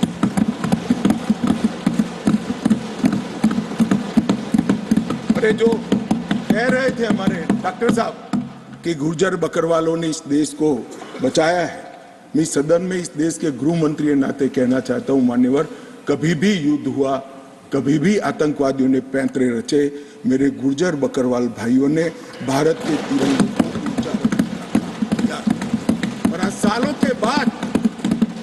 के बाद आज उनको न्याय मिलने जा रहा है। इसका कम से कम मुझे तो बहुत संतोष है। किसी को संवेदनशीलता दिखे या न दिखे, 75 साल तक उनका अधिकार जो भारत के संविधान ने दिया था, कौन रोक कर बैठा था उसको? कौन रोक कर बैठा था? क्या कोई जवाब दे सकता है? जम्मू कश्मीर के ST भाइयों के अधिकारों को कौन रोक कर? ये 3 परिवार रोक कर बैठे थे मान्यवर, जो 370 को एंजॉय कर मान्यवर। और इसके अलावे भी ओपन सीट में भी वो लड़ सकते हैं। माननीय दिग्विजय सिंह ने कहा, माननीय सदस्य ने कहा कि भाई इसमें स्पष्टता नहीं है, इनको कितनी मिलेगी, इनको कितनी मिलेगी। मैं फॉर इंफॉर्मेशन दिग्विजय सिंह को कहना चाहता हूं, ये इन प्रिंसिपल बिल है। ट्राइबल डिपार्टमेंट और ओबीसी डिपार्टमेंट से अलग से इसके बिल आएंगे, जिसमें इसके रिजर्वेशन की सीटों की और चिन्हित करने की व्यवस्था होगी। वो एक अलग प्रक्रिया है, मगर ये स्पष्टता से कर देते हैं। मैं दिग्विजय सिंह को बहुत अच्छे तरीके से जानता हूँ साहब, जब भी वो हंसकर बोलते हैं तब बहुत समाज के अंदर डिस्टर्बेंस होता है। बड़ा रिकॉर्ड है उनका, मैं रिकॉर्ड को जानता हूं। आज भी हंसकर बोले, मैंने बोला क्या निहितार्थ थे, फिर मैंने ध्यान से उनकी चीज को याद कर सोचा तो मुझे मालूम पड़ा कि इन्होंने कहा कि भाई किसी का छीनकर तो नहीं लगो। ये गुर्जर और बकरवाल को लड़ाना चाहते हैं, गुर्जर और बकरवाल को लड़ाना चाहते हैं। मैं आज फिर से कह देता हूं, मान्यवर बैठ जाइए दिग्विजय जी, अब हो गया, लोग समझ चुके हैं आपको, बैठ जाइए। मान्यवर he is not yielding. He is not yielding. He is not yielding. Go ahead. Honorable Home Minister. He is not yielding. He is not yielding.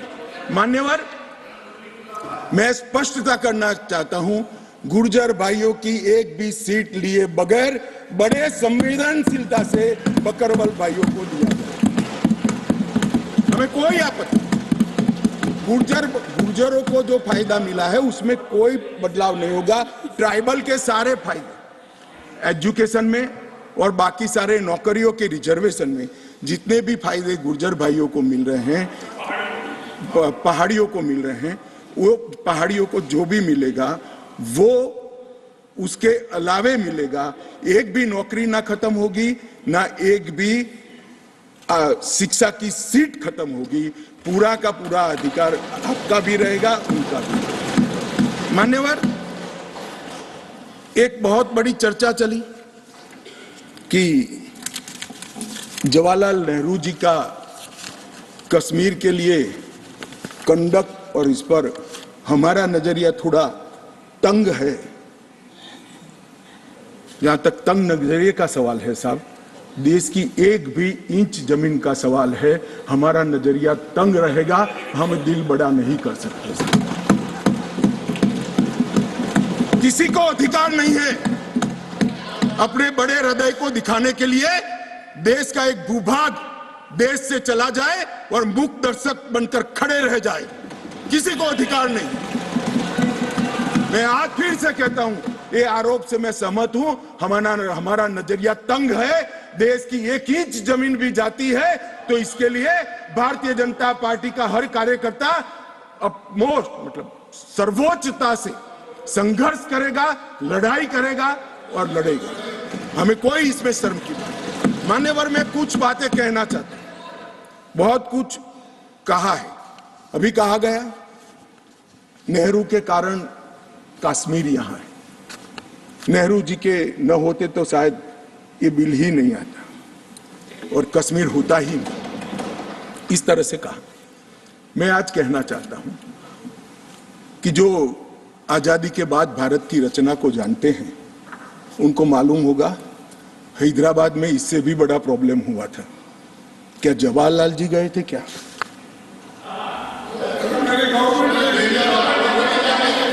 तो यहां गवर्नमेंट नहीं, यहां नेहरू। क्या कर रहे हो खड़गे जी, अभी भी वापस आओ।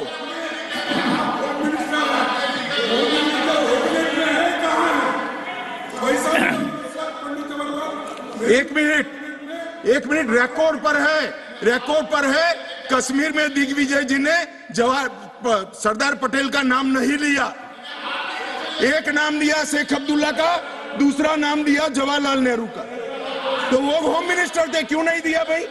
अब सुनिए दिग्विजय जी, अब सुनिए, सुनना पड़ेगा, ऐसे नहीं चलेगा। हमने सुना है, धैर्य से सुना है। मान्यवर, जूनागढ़ में क्या जवाहरलाल नेहरू गए थे? हैदराबाद में जवाहरलाल नेहरू गए थे, लक्षद्वीप में जवाहरलाल नेहरू गए थे, जोधपुर में जवाहरलाल नेहरू गए थे। जवाहरलाल नेहरू एक ही जगह काम देखते थे, जम्मू कश्मीर में, जिसको आधा छोड़कर आ गए। एक ही जगह देखते। मान्यवर, दूसरा, विलय लेट क्यों हुआ? सारे लोग जानते हैं साहब। इतिहास को 1000 फुट नीचे दफन कर दो, वो ऐसा बीज है जो वटवृक्ष बनकर सच्चाई बाहर आ जाती है। सब जानते हैं कि हमारा विलय इसलिए लेट हुआ कि महाराजा पर किसी एक व्यक्ति को विशेष स्थान देने का आग्रह था, शेख अब्दुल्ला को विशेष स्थान देने का आग्रह था। इसके कारण विलय लेट हुआ और पाकिस्तान को आक्रमण करने का मौका। मैं आज ये पूछना चाहता हूं कि इतने सारे कठिन राज्यों का विलय हो गया, कहीं पर 370 क्यों नहीं है? क्यों नहीं है? ना जोधपुर में है, ना जूनागढ़ में है, ना हैदराबाद में है, ना लक्षद्वीप में है। क्यों 370 नहीं है? कि संवेदनशील हृदय के कारण 370 है। संवेदनशील हृदय। मान्यवर, कंडीशन किसने रखी? किसने स्वीकार की? इतिहास जवाब मांगता है, देश की जनता जवाब मांगती है। जवाब देना पड़ेगा, भाग नहीं सकते इतिहास से कोई। मान्यवर, सेना भेजने में देरी क्यों हुई? और ये कहते हैं कि इसके बाद भी देरी हुई है। मैं साहब एक रेफरेंस सैम मानेकशॉ का देना चाहता हूं। फील्ड मार्शल सैम मानेकशॉ तब डायरेक्टर ऑफ मिलिट्री ऑपरेशंस थे। उन्होंने एक जगह पे कहा है कि कबीलाई हमलावर आक्रामक और लूट मचा रहे थे, तब चर्चा में ही व्यस्त थे। मैं व्यक्ति का नाम देना नहीं चाहता वरना खड़े हो जाएंगे। तब एक मीटिंग में सैम मानेकशॉ मौजूद थे।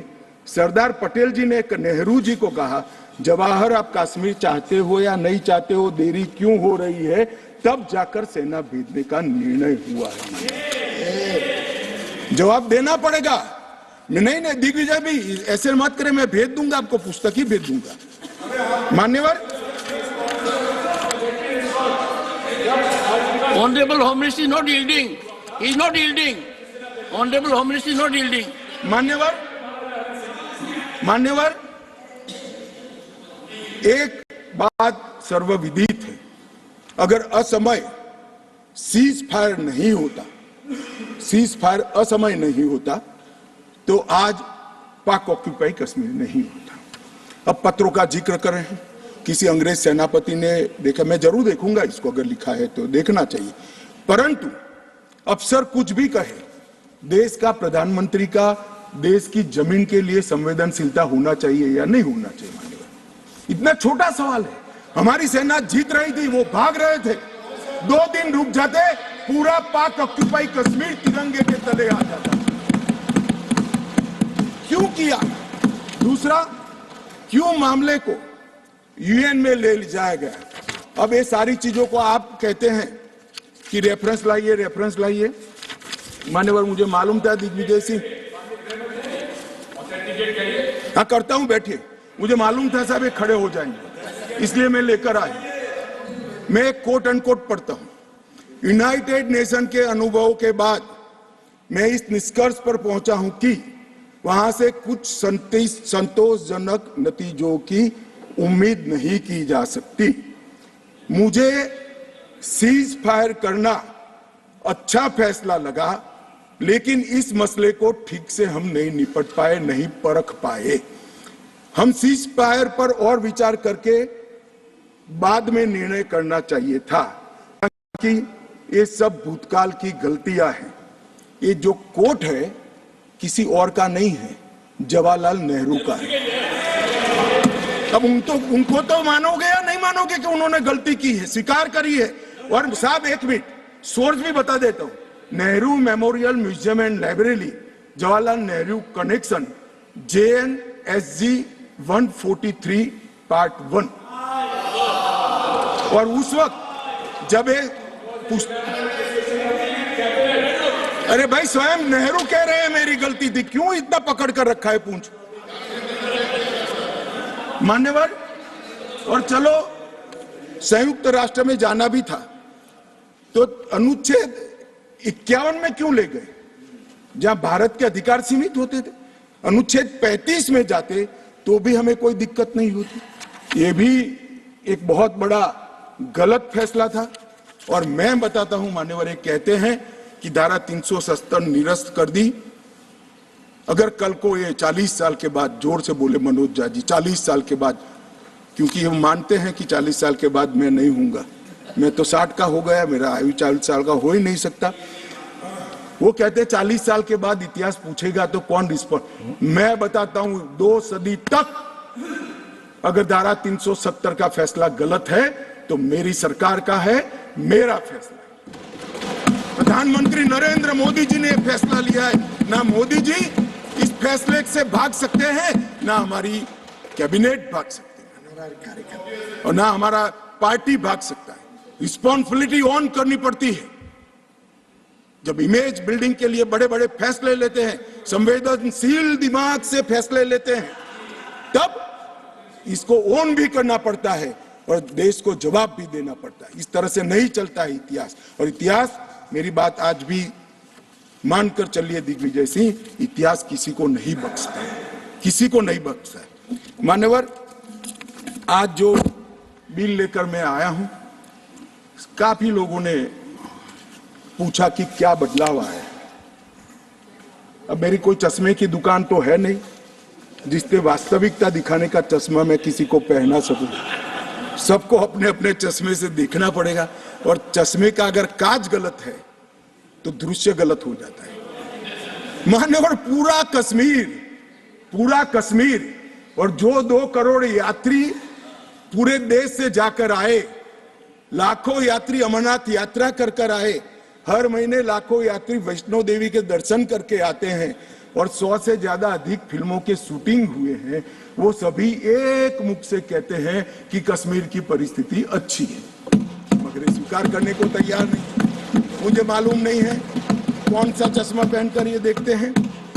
मान्यवर, मैं आज कहना चाहता हूं कि जिस कश्मीर में 40,000 से ज्यादा लोग मारे गए, कई पिताओं ने अपने कंधों पर बेटे के जनाजे लेकर गए। मान्यवर, अपनी बेटी की डोली तक कई लोग नहीं देख पाए, और कई बहनों ने अपने भाई को खो दिया। इनकी वेदना, हृदय अगर संवेदनशील है तो ही इसका अनुभव कर सकते हैं, मगर हमारे हृदय में जिनके हाथ में हथियार है, इसके लिए ही संवेदना है, तो इसका रास्ता मेरे पास नहीं है। मान्यवर, मैं इनकी मदद नहीं कर सकता, क्योंकि हमारे लिए मन में संवेदना है कश्मीर के युवा के लिए, कश्मीर की बच्चियों के लिए, और घाटी के भविष्य के लिए संवेदना है, आतंकवादियों के लिए नहीं। मान्यवर, मैं समझता हूं कि आज आर्टिकल 370 समाप्त होने के बाद, और उसके पहले भी नरेंद्र मोदी जी की सरकार आई 2014 में, आज युवाओं का भविष्य ब्लैक नहीं है, परंतु स्कूल का ब्लैक बोर्ड उनका भविष्य बन गया है। वो पढ़ाई लिखाई, जो युवा मान्यवर पत्थर लेकर घूमते थे, मोदी सरकार ने, इस प्रधानमंत्री ने इसके हाथ में लैपटॉप पकड़ाने का काम किया है। पूरी दुनिया का एक्सेस, और आतंकवाद और अलगाववाद की बात करने वाले लोग धारा 370 कर आधार बनाकर अलगाववाद की बात करने वाले लोग, आज जो लोग बात करते हैं, उनकी कश्मीर की जनता अनसुनी करती है, डेमोक्रेसी और डेवलपमेंट की बात करती है। मान्यवर, ये आज बदलाव हुआ है। अभी कह रहे थे कि मैंने सदन में कहा था कि आतंकवाद समाप्त हो जाएगा। मैं मेरे जीवन में बोला हुआ भूलता नहीं हूं, और जो बोलता हूं उसको ओन करता हूं। मैंने कहा था कि 370 के कारण अलगाववाद की भावना समाप्त हो जाएगी, और जब अलगाववाद की भावना समाप्त होगी, सहन आतंकवाद कम हो जाएगा, समाप्त हो जाएगा। मान्यवर, ये बीच मझधार में 40 साल इन्होंने गलतियां करी, 80 के दशक से गलतियां करते आए, संवेदनशील हृदय से सोचते रहे, संवेदनाएं हथियार उठाने वालों के लिए रखे, और इस 40 साल की गलती को ऐसा सोचते हैं कि मोदी जी के 4 साल में सुधर जाएगा। मगर आपकी बात सही है, अपेक्षा ऐसी ही रखनी चाहिए। मैं अब विषय पर, मान्यवर, मैं बहुत पास में नहीं जाता, जब चरम सीमा पर थे तब तो आंकड़े बहुत भयावह थे, 90 के दशक में बहुत भयावह आंकड़े थे। परंतु मैं यूपीए शासनकाल की बात करना चाहता हूं। 2004 से 14 जब सोनिया जी और मनमोहन जी की सरकार थी, कुल आतंकवादी घटनाएं 7,217 हुई थी और अब आतंकवादी घटनाएं सिर्फ 2,197 हुई है। ये 10 साल। अब सुन लीजिए, बाद में एक मुद्दा खड़ा करिए खड़गे जी। 70% की कमी हुई है मान्यवर, 70% की कमी हुई और उसमें धारा 370 हटाने के बाद केवल और केवल 4 साल ही गए। सिक्योरिटी फोर्स और नागरिक टोटल 2829, करीब 3,2900 नागरिक और सिक्योरिटी फोर्सेस मारे गए। अब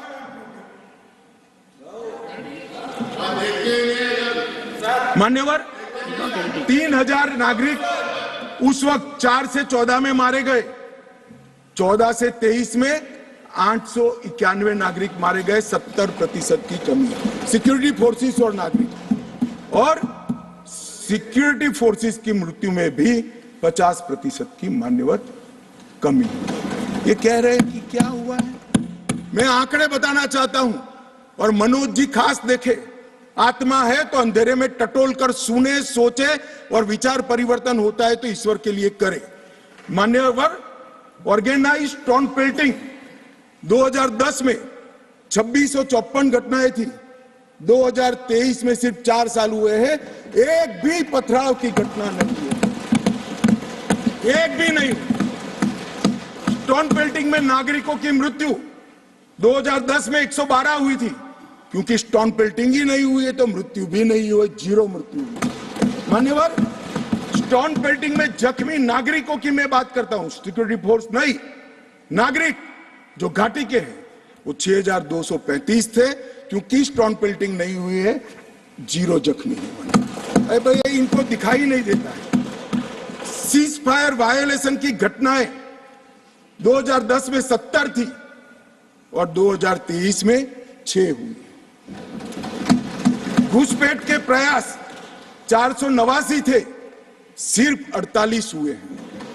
मान्यवर, वापिस लौट गए आतंकवादी 18 थे 2010 में, अभी 281 आतंकवादी घाटी छोड़कर। ये संवेदनशीलता का नमूना है नागरिकों के प्रति। मान्यवर, मैं आज बताना चाहता हूं आपको, इसलिए बताना चाहता हूं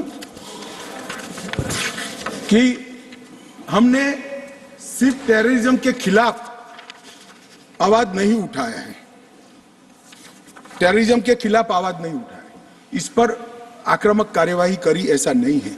हमने टेररिज्म की इको सिस्टम को खत्म करने का काम किया। जो टेररिज्म को फाइनेंस करते थे उन पर भी काम किया है।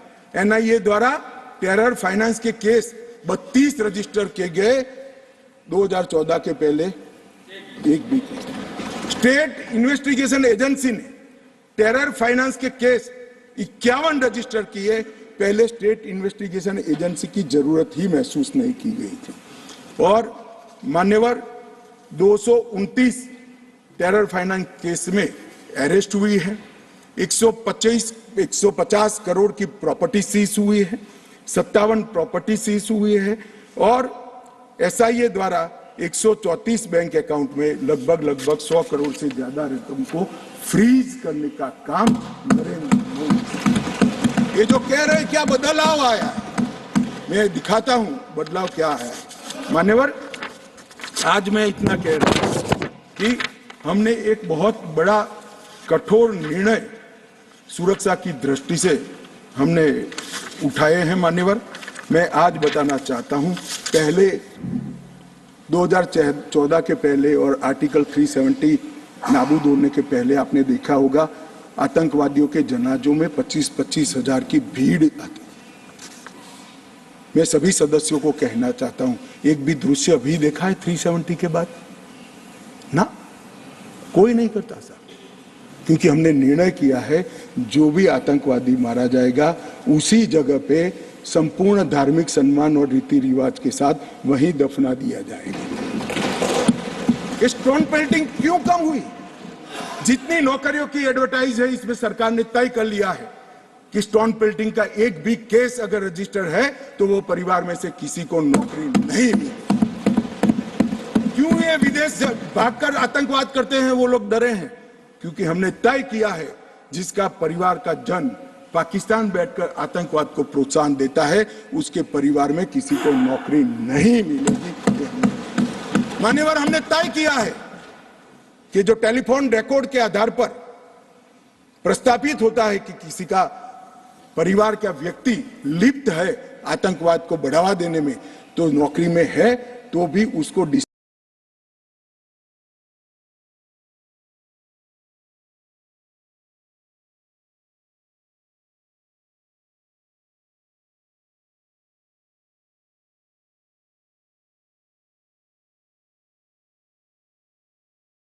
पर आज मैं कहना चाहता हूं, जेल अड्डा बनकर पड़ी रही थी।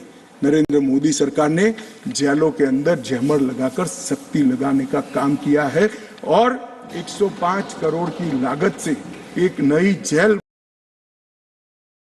ये बनेगी। मैं विश्वास के साथ कहता हूं वो जेल की सुरक्षा कोई भेद नहीं पाएगा और टेररिज्म के अंदर कोई अपना योगदान नहीं देगा। मान्यवर, बार काउंसिल में भी जो समर्थक थे उनको भी संदेश कर दिया गया है और रोजगार, पासपोर्ट और गवर्नमेंट कॉन्ट्रैक्ट के लिए भी हमने ढेर सारी चीजें करी हैं। मान्यवर, आदत पड़ गई थी हमले हो तो बुला देना, इधर उधर कोई बड़ा एक्शन ले लेना जिससे दूसरे दिन के अखबार के टाइटल बदल जाए। हम छिपाने में विश्वास नहीं करते हैं मान्यवर। हमारे समय में भी हमले हुए शुरू में, क्योंकि पुरानी आदत पड़ी थी। उरी में भी हुआ, पुलवामा में भी हुआ। हमने सर्जिकल स्ट्राइक और एयर स्ट्राइक कर घर में घुसकर जवाब देने का है। हमें संवेदनशीलता कश्मीर के युवाओं के लिए, मगर संवेदनशीलता की व्याख्या टेररिज्म के लिए नहीं। माफ करना दिग्विजय जी, टेररिस्टों के लिए हमारे मन में कोई संवेदना नहीं। हथियार डाल दे, मेन स्ट्रीम में आए, स्वागत है उनका। मैं आज भी कहता हूं, नॉर्थ ईस्ट में कई लोग हथियार डालकर मेन स्ट्रीम में आए हैं। अगर कश्मीर में भी युवा भले हाथ में हथियार पकड़ा हो, हथियार डाल दे, कानून की अदालत के शरण में आए, हम उसका स्वागत करते हैं। संवेदना से हमारा हृदय भरपूर। मान्यवर, हमने जो किया है वो युवाओं के लिए किया है। मान्यवर, ये लोग पूछते हैं कि क्या हुआ। हमने धारा 370 और 35 ए को हटा दिया। मान्यवर, धारा 370 और 35 से कश्मीर के लोगों को तो अन्याय करती ही थी, मगर देश के आत्मसम्मान को भी ठेस पहुंचा। ये सिर्फ कश्मीरी लोगों का सवाल नहीं था, मनोज जाजिब, कश्मीरी लोगों का सवाल नहीं था, 130 करोड़ लोगों का सवाल था। हमारे स्थापक नेता श्यामा प्रसाद मुखर्जी ने उस वक्त सवाल उठाया था और नेहरू जी की मिनिस्ट्री छोड़ दी थी कि एक देश में 2 विधान, 2 प्रधान और 2 निशान कैसे हो सकते हैं? नहीं हो सकते। और इसलिए इन्होंने इस पर आंदोलन किया और उनकी शंकास्पद मृत्यु हो गई और वो शहीद हो गए। आज मुझे आनंद है, कश्मीर के लिए मरने वाला हर फौजी, छोटे से छोटा व्यक्ति, नागरिक से लेकर श्यामा प्रसाद मुखर्जी तक, जिनने बलिदान दिया है, वो सभी लोगों की आत्मा आज इस देश में से 2 विधान, 2 निशान और 2 प्रधान समाप्त कर संतुष्टि का सांस लेगी। आज सुप्रीम कोर्ट का फैसला मान्यवर ऐतिहासिक फैसला है और ये फैसले को मैं बहुत मन के साथ 130 करोड़ की जनता की ओर से स्वागत भी करता हूं और अभिनंदन। मान्यवर, आज एक संविधान, एक राष्ट्रध्वज और एक प्रधानमंत्री बन चुका है।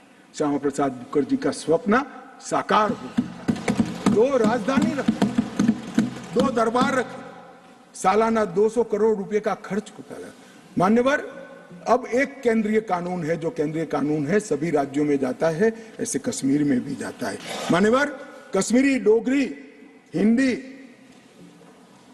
इसको पहली बार मान्यता देने का काम प्रधानमंत्री नरेंद्र मोदी जी ने 35A के तहत कश्मीर की महिलाओं को न्याय देने का काम प्रधानमंत्री नरेंद्र मोदी जी ने। मान्यवर शिक्षा हो, नौकरी हो, पहली बार रिजर्वेशन देने का काम प्रधानमंत्री नरेंद्र मोदी जी ने।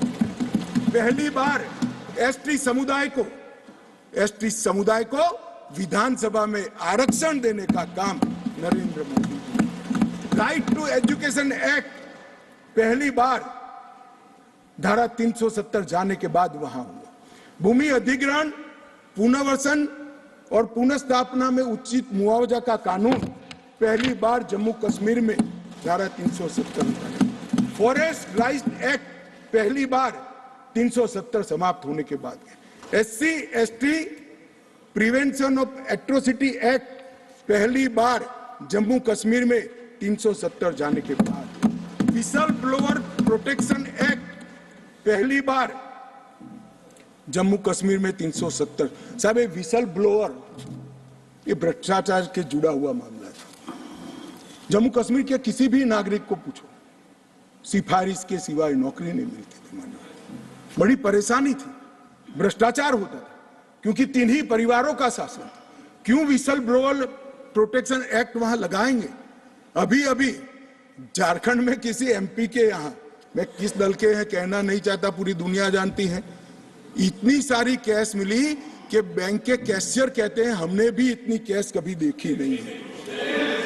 गिनते गिनते 5 दिन हो गए, 27 मशीनें गर्म हो गई। मान्यवर, गर्म हो गई, मशीनें बंद हो गई, मगर अभी समाप्त नहीं होता है। और एक घमंडिया गठबंधन ने इसकी टीका भी नहीं की है, उसको सस्पेंड भी नहीं, एक भी। मान्यवर, ये खड़े हो गए।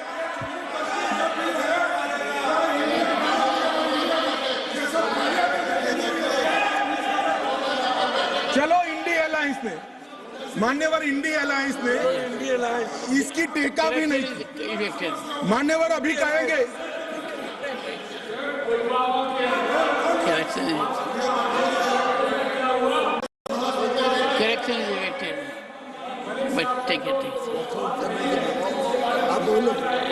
मान्यवर मुझे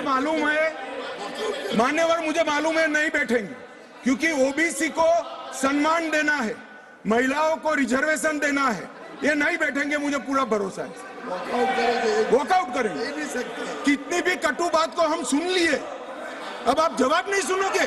क्या बात है? 6 घंटे तक मैंने सुना है आपको, कैसे ना नहीं सुनोगे मुझे?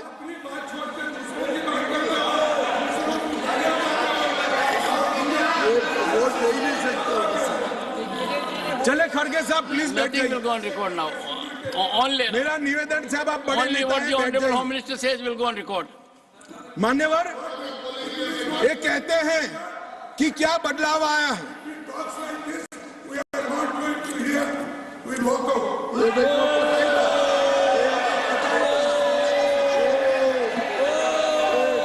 ओबीसी बोलिए साहब, वापस ओबीसी बोलिए,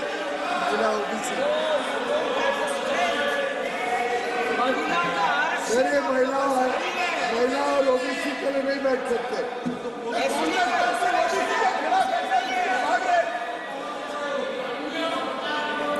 मान्यवर, बहुत सारे पीयूष भाई जैसे भले हृदय के लोगों को था कि ये जवाब सुनेंगे, मैं इनकी ऑफिस में कॉफी पीने के लिए गया, मैंने कहा नहीं सुनेंगे। तो पीयूष भाई ने मुझे पूछा क्यों नहीं सुनेंगे, मैं कोई कांग्रेस पार्टी ओबीसी विरोधी पार्टी है, इसलिए निश्चित इन्होंने काका कालेलकर कमीशन के रिपोर्ट को दबा कर रखा, इन्होंने मंडल कमीशन के रिपोर्ट को दबा कर रखा, इन्होंने ओबीसी आयोग को संवैधानिक मान्यता नहीं दी, इन्होंने ओबीसी के बच्चों को केंद्रीय पूल में रिजर्वेशन का अधिकार नहीं दिया, और इन्होंने ओबीसी का हमेशा विरोध करने का काम किया है।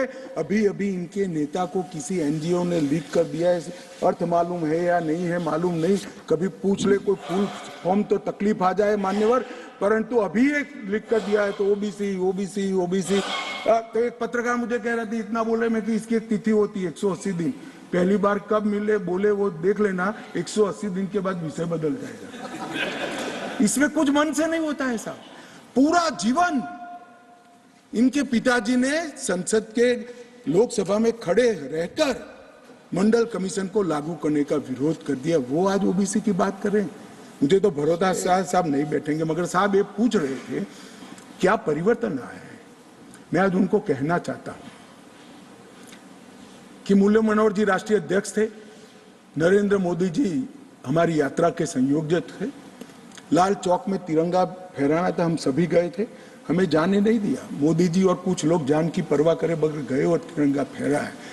तिरंगा फहराने के लिए भारत के हिस्से पर सेना को करना पड़ता था, वही लाल चौक में 26 जनवरी को घर घर तिरंगा फहरा गया। मान्यवर कहते हैं क्या परिवर्तन आया है। 30 साल से थिएटर बंद थे, थिएटर नहीं चलते थे कश्मीर में।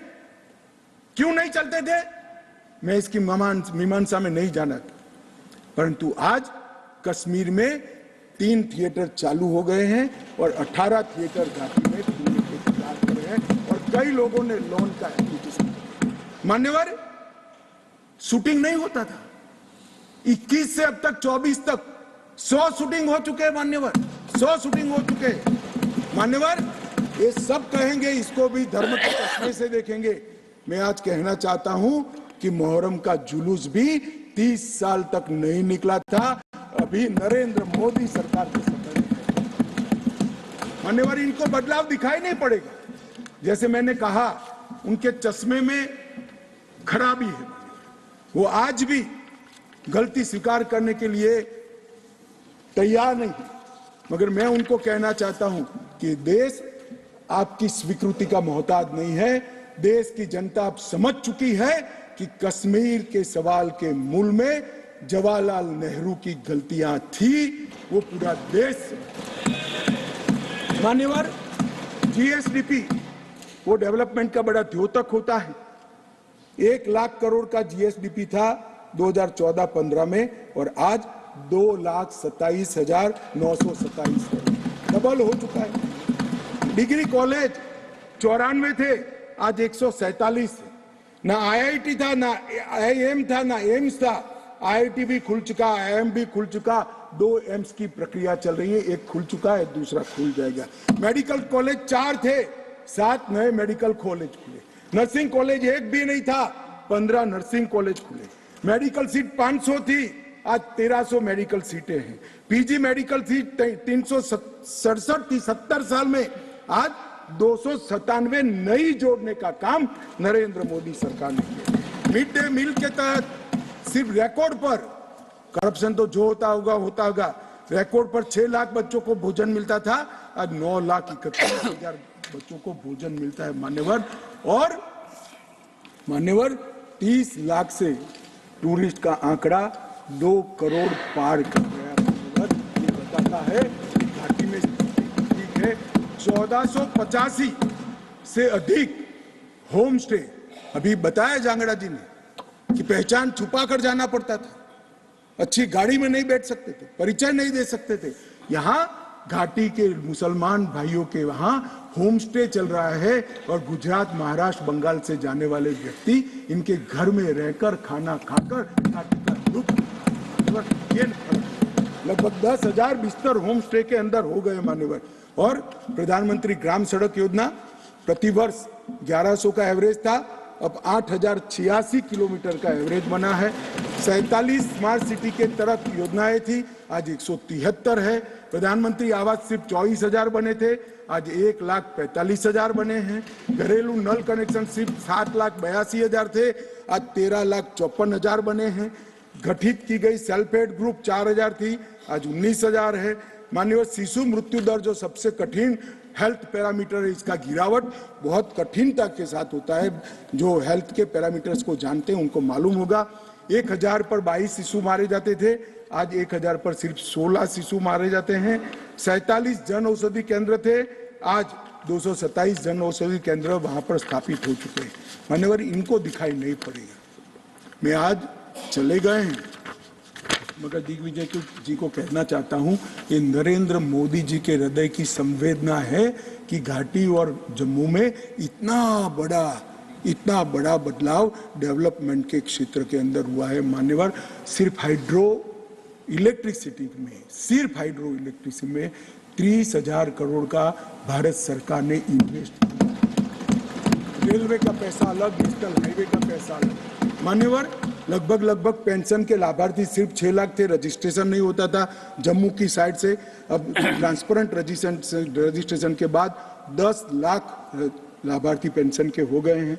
फूड सिक्योरिटी का कवरेज 43.8% था, आज 100% हो चुका है।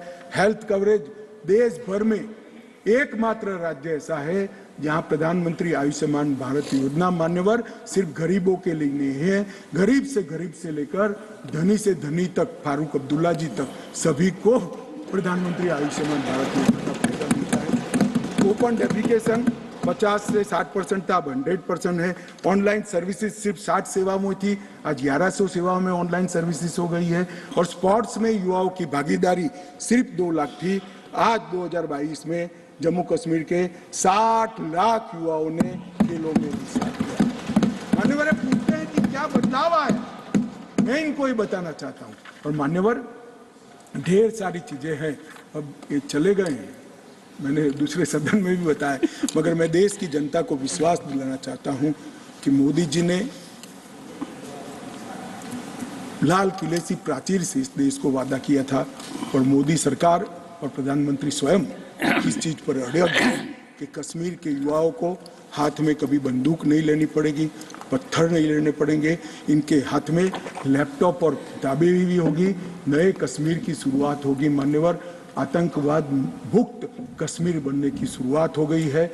नया कश्मीर, विकसित कश्मीर, जब विकसित भारत बनेगा, कश्मीर देश के सभी राज्यों के समकक्ष होकर वहां पर खड़ा होगा। दुनिया भर के यात्री आएंगे ऐसे कश्मीर की रचना के लिए। ये जो विधेयक लेकर मैं आया हूं, मैं आपको निवेदन करता हूं सभी लोगों को,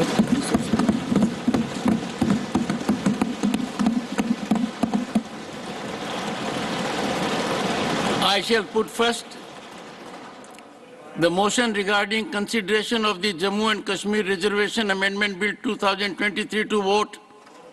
The question is that the Jammu and Kashmir Reservation Amendment Bill 2023 as passed by Lok Sabha be taken into consideration. Those in favor, please say aye. Aye. Those against will please say no. I think the ayes have it, the ayes have it, the ayes have it. The motion is adopted.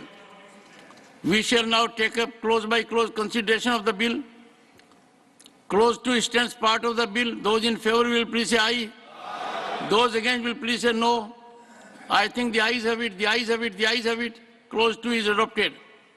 Clause 1, the enacting formula and the title stand part of the bill. Those in favor will please say aye. Aye. Those against will please say no. I think the ayes have it, the ayes have it, the ayes have it. Clause 1, the enacting formula and the title are adopted. Shri Amit Shah to move that the bill be passed. महोदय, मैं प्रस्ताव करता हूं कि विधेयक को इस सदन पारित करे. Motion moved that the bill be passed. The question is that the bill be passed. Those in favor will please say aye. Aye. Those against will please say no. I think the ayes have it, the ayes have it, the ayes have it. The bill is passed. वो लोग तो भाग गए, तो vote नहीं कर सकते OBC महिलाओं के लिए. I shall now put the amendment moved by Dr. John Britas for reference of Jammu and Kashmir Reorganization Amendment Bill 2023 as passed by Lok Sabha to Select Committee of the Rajya Sabha to vote. The question is that the bill further to amend the Jammu and Kashmir Reorganization Act 2019 be referred to a Select Committee of the Rajya Sabha consisting of the following members: Shri A. Rahim, Dr. V. Sivdasan, Dr. John Britas, Shri Vikas Ranjan Bhattacharya, Shri Jose K. Mani, Shri Ilama Ram Karim, with instruction to report by the last day of the first week of the next 263rd session of the Rajya Sabha. Those in favor will please say aye. Those against will please say no.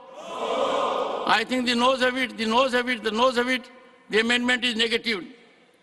I shall now put the amendment moved by Dr. V. Sivadasan for reference of the Jammu and Kashmir Reorganization Amendment to a select committee of the Rajya Sabha to vote. The member is not present, is not being taken into consideration. I shall now put the motion regarding consideration of Jammu and Kashmir Reorganization Amendment Bill 2023 to vote. The question is that the Jammu and Kashmir Reorganization Amendment Bill 2023 as passed by Lok Sabha be taken into consideration. Those in favor will please say aye. Aye. Those against will please say no. I think the ayes have it, the ayes have it, the ayes have it, the motion is adopted. We shall now take up close by close consideration of the bill. Clause 2 stands part of the bill. Those in favor will please say aye. Aye. Those against will please say no. I think the ayes have it, the ayes have it, the ayes have it. Clause 2 is adopted. Clause 3 stands part of the bill. There are 6 amendments. John Bitas, Shri Santosh Kumar P, Dr. Fozia Khan, they are not present. Amendments have not been moved. I shall now put the amendment moved by Shri Santosh Kumar P to vote. He is not present, is not being taken up. I shall now put the amendments moved by Dr. Fozia Khan to vote. She is not present. I shall now put the clause 3 to vote. Those in favor will please say aye. Those against will please say no. I think the ayes have it, the ayes have it, the ayes have it. Clause 3 is adopted. Clause 1, the enacting formula and the title stand part of the bill. Those in favor will please say aye. Those against will please say no. I think the ayes have it, the ayes have it, the ayes have it. Clause 1, the enacting formula and the title are adopted. Shri Amit Shah to move that the bill be passed. महोदय मैं प्रस्ताव करता हूं कि विधेयक पारित किया जाए. Motion moved that the bill be passed. The question is that the bill be passed. Those in favor will please say aye. Those against will please say no. I think the ayes have it. The ayes have it. The ayes have it. The bill is passed. Both the bills are passed unanimously.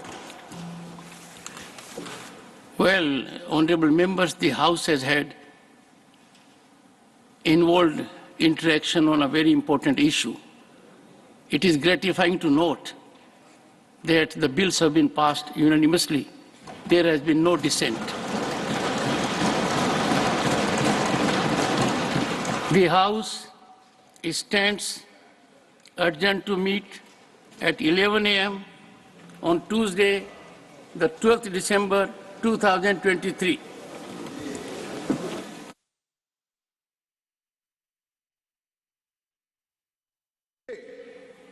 कारण भारतीय संविधान के बाहर राज्य को कोई आंतरिक संप्रभुता नहीं मिलती है, इस बात को सुना.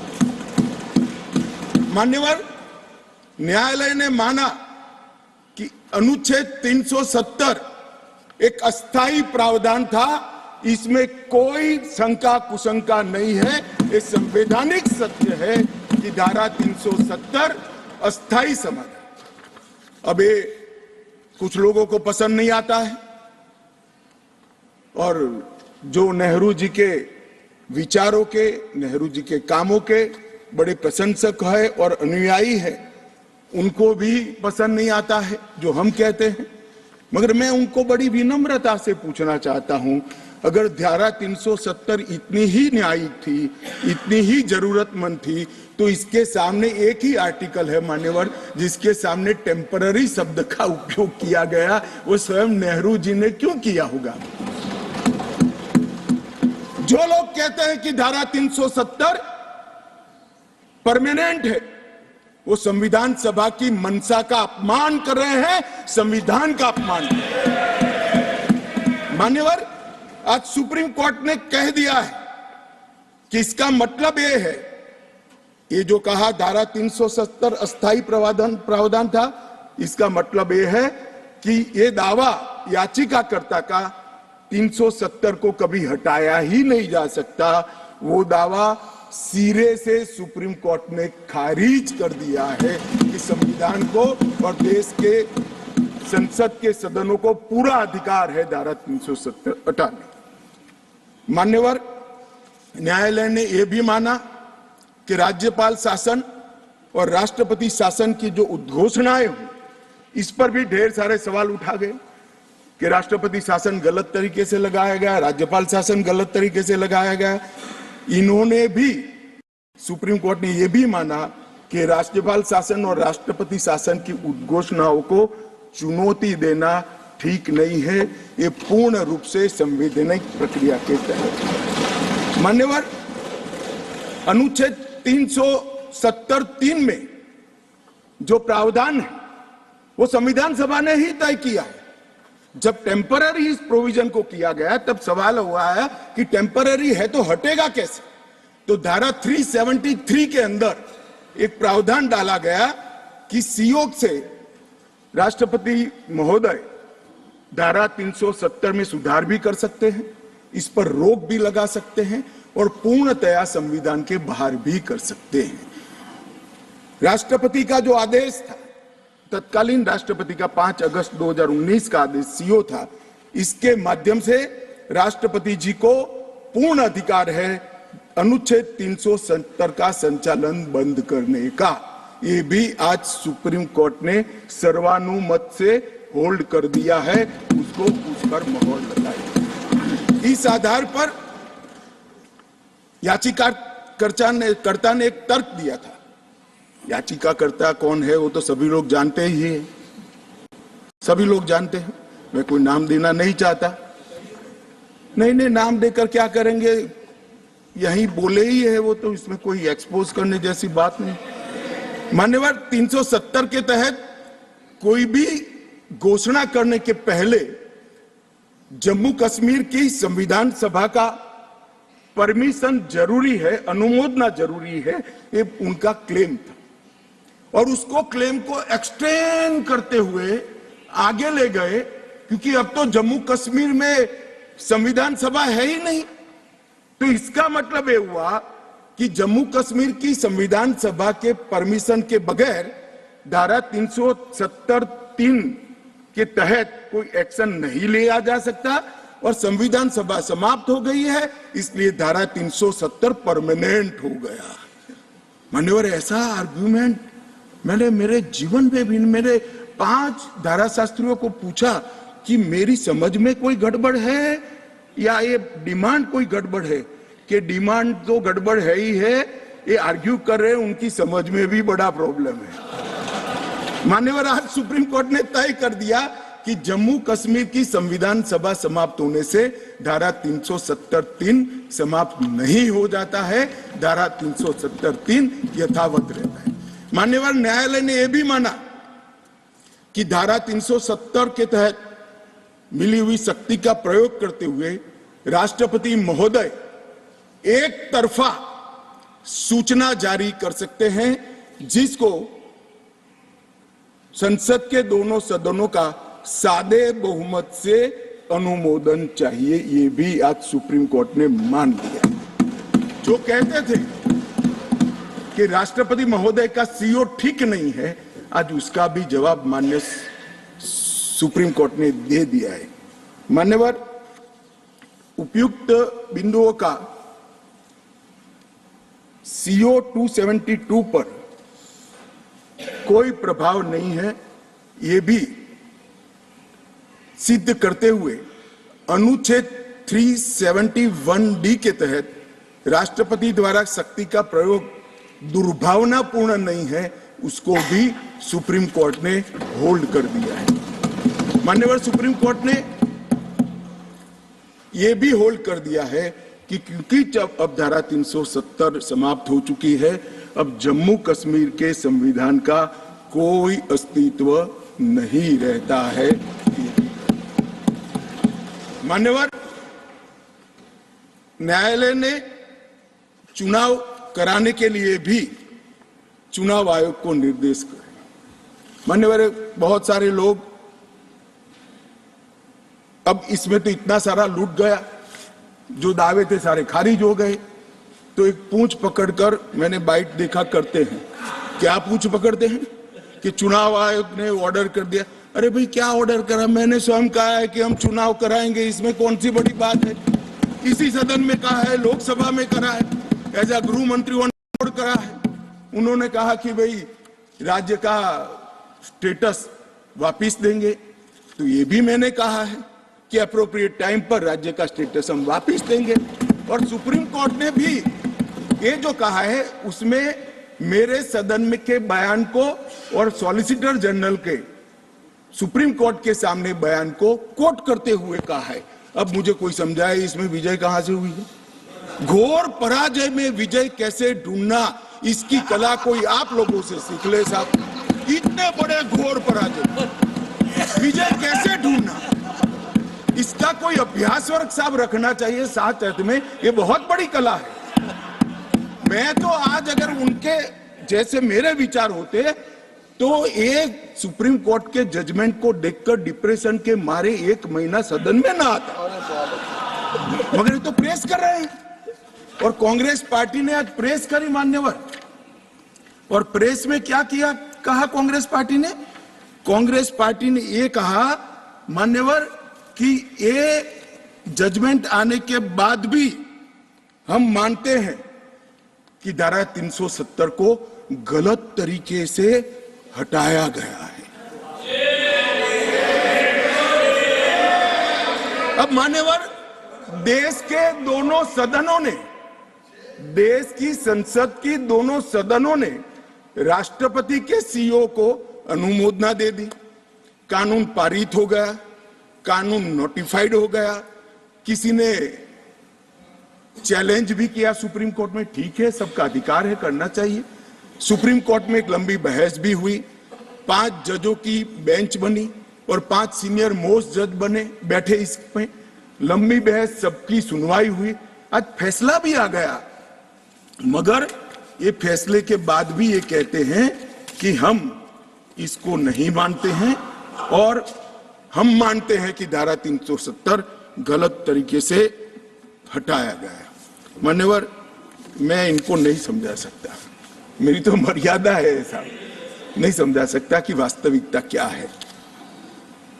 हमें समझना चाहिए कि 42,000 लोग मारे गए हैं। क्यों मारे गए? सवाल हिंदू मुस्लिम का नहीं है। इनसे ज्यादा मुसलमान गुजरात में है, कश्मीर से ज्यादा मुसलमान उत्तर प्रदेश में है, कश्मीर से ज्यादा मुसलमान बिहार में है, कश्मीर से ज्यादा मुसलमान आसाम में है। क्यों वहां अलगाववाद नहीं हुआ? क्यों वहां टेररिज्म नहीं हुआ? बाउंड्री का भी सवाल नहीं है साहब। कई ऐसे राज्य हैं, राजस्थान की बाउंड्री भी पाकिस्तान से लगती है, गुजरात की बाउंड्री भी पाकिस्तान से लगती। क्यों हुआ? क्योंकि धारा 370 अलगाववाद को बल देती थी और अलगाववाद के कारण आतंकवाद खड़ा हुआ। ये समझना ही नहीं चाहिए। एक गलत फैसला हो जाता है, कितने भी बड़े आदमी से हो सकता है, किसी भी पार्टी से भी हो सकता है, मगर जब इतिहास सिद्ध कर दे, समय सिद्ध कर दे ये फैसला गलत है, देश के हित में वापिस आना चाहिए। अभी भी मैं कहता हूं वापिस आइए, वरना जितने बचे हो इतने भी नहीं बचोगे। अगर अभी भी इस फैसले को चिपक कर रहना चाहते हो तो देश की जनता देखती है 2024 में 2-2 हाथ भी हो जाएंगे और जनता का परिणाम भी आ जाएगा और मोदी जी तीसरी बार प्रधानमंत्री। मान्यवर मैं जिस 2 बिल को लेकर आया हूं वो 2 बिल एक प्रकार से सभी पार्टियों को मैंने सुना है, सर्वानुमत से बिल के तत्व को सबने समर्थन किया है। बिल का जो तत्व है, कंटेन है, इसका किया है। मुझे था कि विटास खड़े हो जाएंगे कि हम अपोज में खड़े हैं, मगर मैं सभी पार्टियों को कहता हूं, तब ये तो काउंट करता हूं कि कम्युनिस्ट पार्टी कभी अच्छे काम का समर्थन नहीं कर सकती है, इसलिए सभी पार्टियों से मेरा मत बाकी दलों से। मान्यवर कमजोर और वंचित वर्ग ये जो नाम है किसी भी नागरिक की डिग्निटी को बहुत हर्ट करने वाला नाम है, अंतर की गहराइयों तक दुख खड़ा करने वाला नाम है और बहुत समय से था। आज प्रधानमंत्री जी ने एक जो फैसला लिया है, जिस फैसले को वास्तविक स्वरूप देने के लिए मैं आपके सामने उपस्थित हुआ हूं। इसमें कमजोर और वंचित वर्ग की जगह अन्य पिछड़ा वर्ग ये नाम जोड़ने का फैसला दिया है, जो संवैधानिक ढंग से संवैधानिक सत्य है। मान्यवर, दूसरा बिल जो है वो दूसरा बिल जम्मू कश्मीर में सालों से अलग अलग प्रकार के विस्थापित हुए। मान्यवर, 80 के दशक से आतंकवाद की शुरुआत हुई, 89 से चरम सीमा पर पहुंचा। ढेर सारे कश्मीरी हिंदू, विशेषकर कश्मीरी पंडित और ढेर सारे सिख भाई घाटी छोड़कर पूरे देश भर में बिखर गए।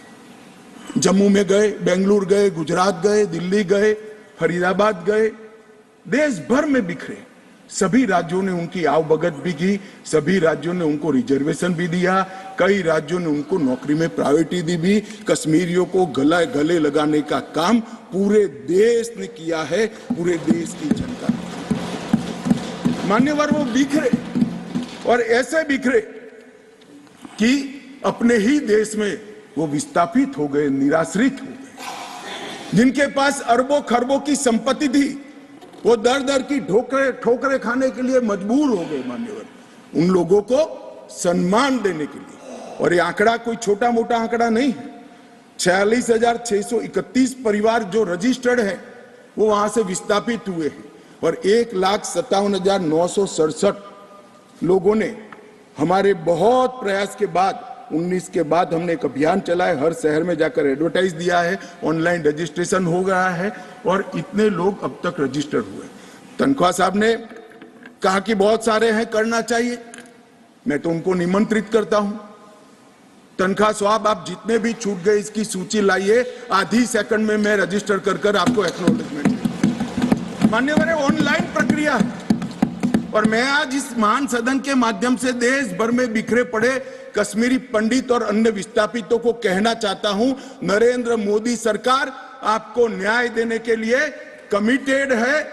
आप मुझे लिखिए, कश्मीर सरकार को लिखिए, किसी भी विज्ञ के बगैर आपका रजिस्ट्रेशन कर दिया जाएगा। आप मतदार भी बनोगे, चुनाव भी लड़ पाओगे और जम्मू कश्मीर के अंदर आप मंत्री बनकर भी जा सकते हो। आपको पूरा मान्यवर, 3 युद्ध भी हुए, 1947 में और 48 में युद्ध हुआ। 31,779 परिवार आज के पाकिस्तान अधिकृत कश्मीर से शरण लेकर भारत में आए।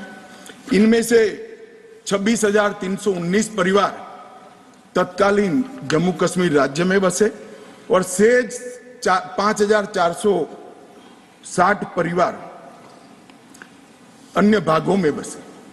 दूसरा युद्ध हुआ 65 और 71 का, और छम्ब और नियाबत क्षेत्र से लगभग 10,065 परिवार विस्थापित हुए। 3500 परिवार 65 के युद्ध में हुए और इतने ही करीब 71 के युद्ध में हुए। अब तक 47, 65 और 71 के युद्धों में लगभग 41,844 परिवार विस्थापित हुए हैं। उनको भी भारत सरकार ने ढेर सारी चिंता करी है, मैं आगे बताता हूं। मगर ये बिल जो है मान्यवर, 3 सीटें, 2 जम्मू कश्मीर से विस्थापित परिवारों के लिए और 1 सीट पाक ऑक्यूपाई कश्मीर से विस्थापित आए हुए कश्मीरी भाइयों के लिए रिजर्व करने का काम नरेंद्र मोदी जी ने बहुत मन के साथ, चाव के साथ और संवेदना के साथ किया। मान्यवर, ये जो फैसला है उसी एक्ट का हिस्सा है जिस एक्ट को सब चैलेंज करते हैं। मैं उनको बताना चाहता हूं, जब आप 5 अगस्त 2019 के बिल को चैलेंज करते हो, तब आप डिलिमिटेशन कमीशन एक्ट को भी चैलेंज करते हो। ये मत भूलो कि आप इनके रिजर्वेशन के खिलाफ बात करते हो। मान्यवर, डिलिमिटेशन कमीशन ने गंभीरता से विचार करने के बाद समुदायों का प्रतिनिधित्व नॉमिनेशन द्वारा कराने की सिफारिश की है। और मान्यवर, जम्मू कश्मीर प्रशासन ने जो आज स्वाभाविक है, राष्ट्रपति शासन है, उसने भी अपना अभिप्राय डिलिमिटेशन कमीशन को दिया था। भारत सरकार ने के गृह मंत्रालय ने भी दिया था कि इनके प्रति सिंपैथेटिक व्यू लेना चाहिए, इनका प्रतिनिधित्व होना चाहिए। जब वो अपनी जमीन में ही नहीं है तो असेंबली में कैसे चुनकर जा सकते हैं। मान्यवर, और ये आदेश उन्होंने प्रकाशित किया था, जिसको आज कानूनी जामा पहनाकर मैं ये बिल को लेकर उपस्थित हुआ हूं। मान्यवर, ये जो डिलिमिटेशन कमीशन ने और भी कई फैसले किए हैं, मैं जरा सदन के सामने पूर्व की स्थिति और अभी की स्थिति बताना चाहता हूं। पूर्व में जम्मू में सिर्फ 37 सीट थी, 37 सीट थी। अब नए डिलिमिटेशन कमीशन ने 37 से बढ़ाकर 43 सीट जम्मू क्षेत्र में बनाने का कहा। मान्यवर, कश्मीर में 46 सीट थी, 46 सीटें थी। अब 46 की जगह 47 सीटें, 47 सीटें बनाने का कहा। इस तरह से जम्मू और कश्मीर दोनों को मिलाकर 83 सीटें थी। लद्दाख की सीटें निकाल दी है क्योंकि वहां यूटी बन चुकी। 83 सीटें थी, उसकी जगह 90 सीटें अब डिलिमिटेशन कमीशन ने करी है, जिसको भारत सरकार ने माना। और पाक ऑक्यूपाई कश्मीर की 24 सीटों को आरक्षित रखा गया है, क्योंकि हम अभी भी मानते हैं, कोई जिसको जो बोलना है वो बोले। इस सदन में बोला हुआ शब्द इतिहास बनता है। मैं आज फिर से कहना चाहता हूं, पाक ऑक्यूपाई कश्मीर भारत का है, हमारा है, और हमसे कोई नहीं चाहता। मान्यवर, हमने 24 सीटें पाक ऑक्यूपाई कश्मीर के लिए सुनिश्चित की है। मान्यवर, अब तक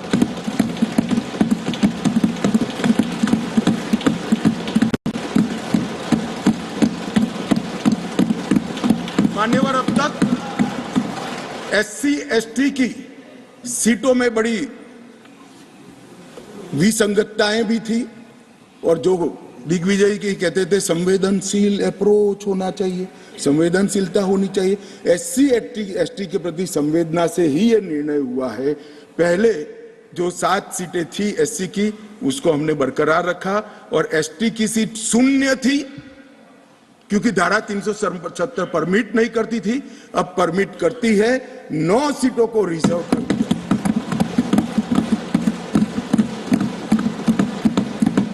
अरे जो कह रहे थे हमारे डॉक्टर साहब कि गुर्जर बकरवालों ने इस देश को बचाया है, मैं सदन में इस देश के गृह मंत्री के नाते कहना चाहता हूं, मान्यवर, कभी भी युद्ध हुआ, कभी भी आतंकवादियों ने पैंतरे रचे, मेरे गुर्जर बकरवाल भाइयों ने भारत के तिरंगे को ऊंचा रखा।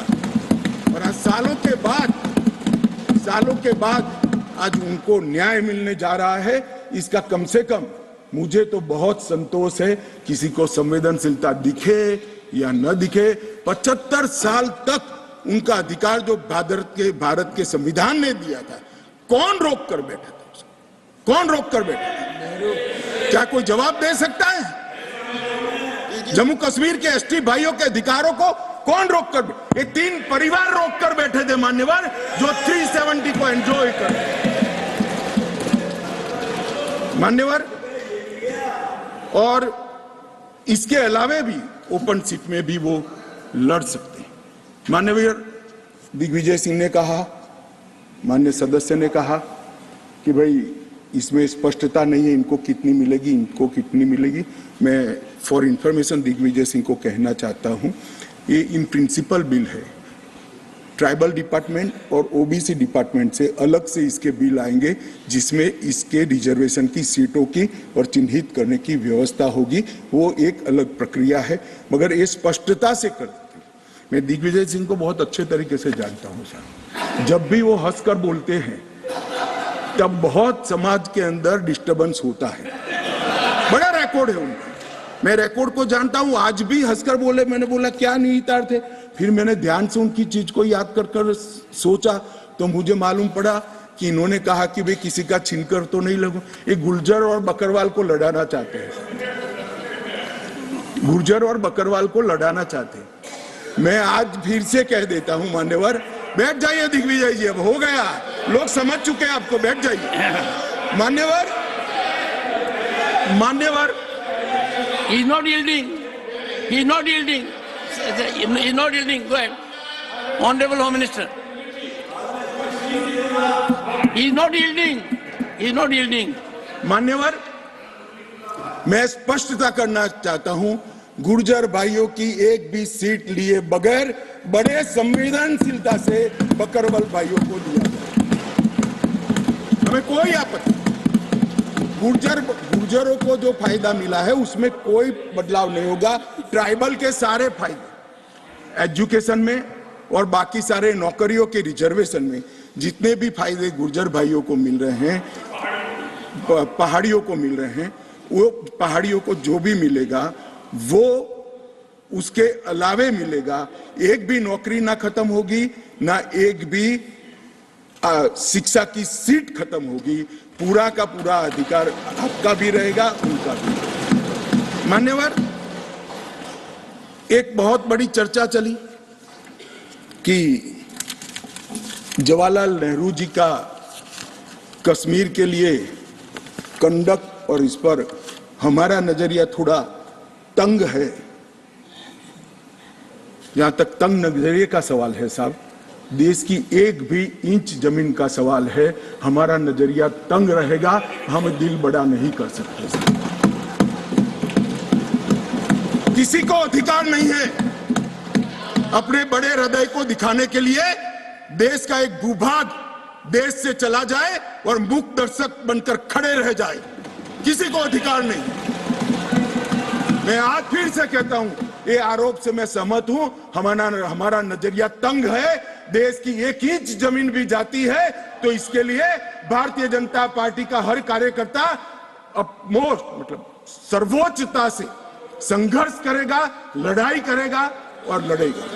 हमें कोई इसमें शर्म की बात नहीं। मान्यवर, मैं कुछ बातें कहना चाहता हूं। बहुत कुछ कहा है, अभी कहा गया नेहरू के कारण कश्मीर यहां है, नेहरू जी के न होते तो शायद ये बिल ही नहीं आता और कश्मीर होता ही नहीं, इस तरह से कहा। मैं आज कहना चाहता हूं कि जो आजादी के बाद भारत की रचना को जानते हैं उनको मालूम होगा हैदराबाद में इससे भी बड़ा प्रॉब्लम हुआ था। क्या जवाहरलाल जी गए थे क्या?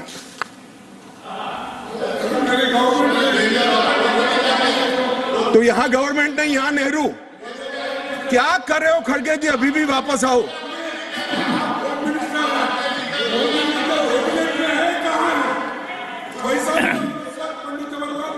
एक मिनट रिकॉर्ड पर है कश्मीर में दिग्विजय जी ने सरदार पटेल का नाम नहीं लिया। एक नाम दिया शेख अब्दुल्ला का, दूसरा नाम दिया जवाहरलाल नेहरू का। तो वो होम मिनिस्टर थे, क्यों नहीं दिया भाई? अब सुनिए दिग्विजय जी, अब सुनिए, सुनना पड़ेगा, ऐसे नहीं चलेगा। हमने सुना है, धैर्य से सुना है। मान्यवर, जूनागढ़ में क्या जवाहरलाल नेहरू गए थे? हैदराबाद में जवाहरलाल नेहरू गए थे? लक्षद्वीप में जवाहरलाल नेहरू गए थे? जोधपुर में जवाहरलाल नेहरू गए थे? जवाहरलाल नेहरू एक ही जगह काम देखते थे, जम्मू कश्मीर में, जिसको आधा छोड़कर आ गए। एक ही जगह देखते। मान्यवर, दूसरा, विलय लेट क्यों हुआ? सारे लोग जानते हैं साहब, इतिहास को 1000 फुट नीचे दफन कर दो, वो ऐसा बीज है जो वटवृक्ष बनकर सच्चाई बाहर आ जाती है। सब जानते हैं कि हमारा विलय इसलिए लेट हुआ कि महाराजा पर किसी एक व्यक्ति को विशेष स्थान देने का आग्रह था, शेख अब्दुल्ला को विशेष स्थान देने का आग्रह था। इसके कारण विलय लेट हुआ और पाकिस्तान को आक्रमण करने का मौका।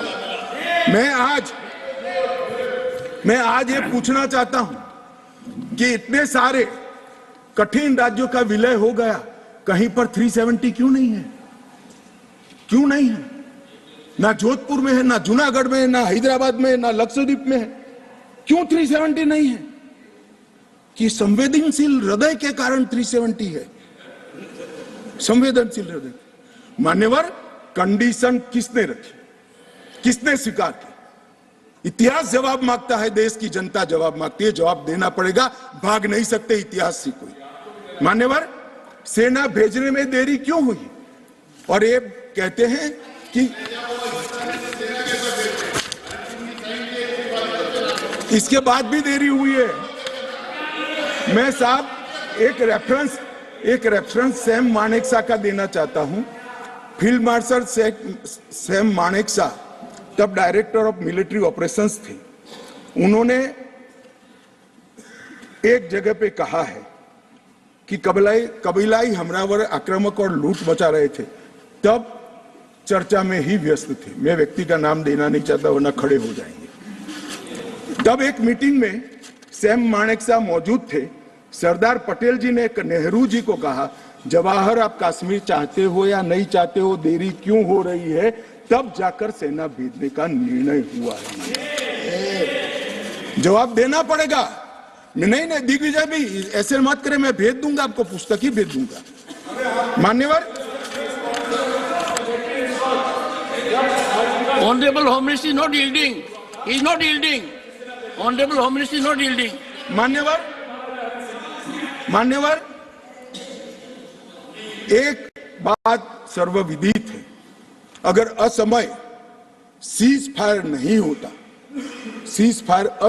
होता तो आज पाक ऑक्यूपाई कश्मीर नहीं होता। अब पत्रों का जिक्र कर रहे हैं, किसी अंग्रेज सेनापति ने देखा, मैं जरूर देखूंगा इसको, अगर लिखा है तो देखना चाहिए। परंतु अफसर कुछ भी कहे, देश का प्रधानमंत्री का देश की जमीन के लिए संवेदनशीलता होना चाहिए या नहीं होना चाहिए? इतना छोटा सवाल है। हमारी सेना जीत रही थी, वो भाग रहे थे, 2 दिन रुक जाते, पूरा पाक ऑक्यूपाई कश्मीर तिरंगे के तले आ जाता। क्यों किया? दूसरा, क्यों मामले को यूएन में ले जाया गया? अब ये सारी चीजों को आप कहते हैं कि रेफरेंस लाइए। मान्यवर, मुझे मालूम था दिग्विजय सिंह, हाँ करता हूं, बैठिए, मुझे मालूम था साहब ये खड़े हो जाएंगे, इसलिए मैं लेकर आया। मैं एक कोट अनकोट पढ़ता हूं। यूनाइटेड नेशन के अनुभव के बाद मैं इस निष्कर्ष पर पहुंचा हूं कि वहां से कुछ संतोषजनक नतीजों की उम्मीद नहीं की जा सकती। मुझे सीज फायर करना अच्छा फैसला लगा, लेकिन इस मसले को ठीक से हम नहीं निपट पाए, नहीं परख पाए। हम सीज फायर पर और विचार करके बाद में निर्णय करना चाहिए था, कि ये सब भूतकाल की गलतियां हैं। ये जो कोट है किसी और का नहीं है, जवाहरलाल नेहरू का है। अब उनको तो मानोगे या नहीं मानोगे कि उन्होंने गलती की है, स्वीकार करी है।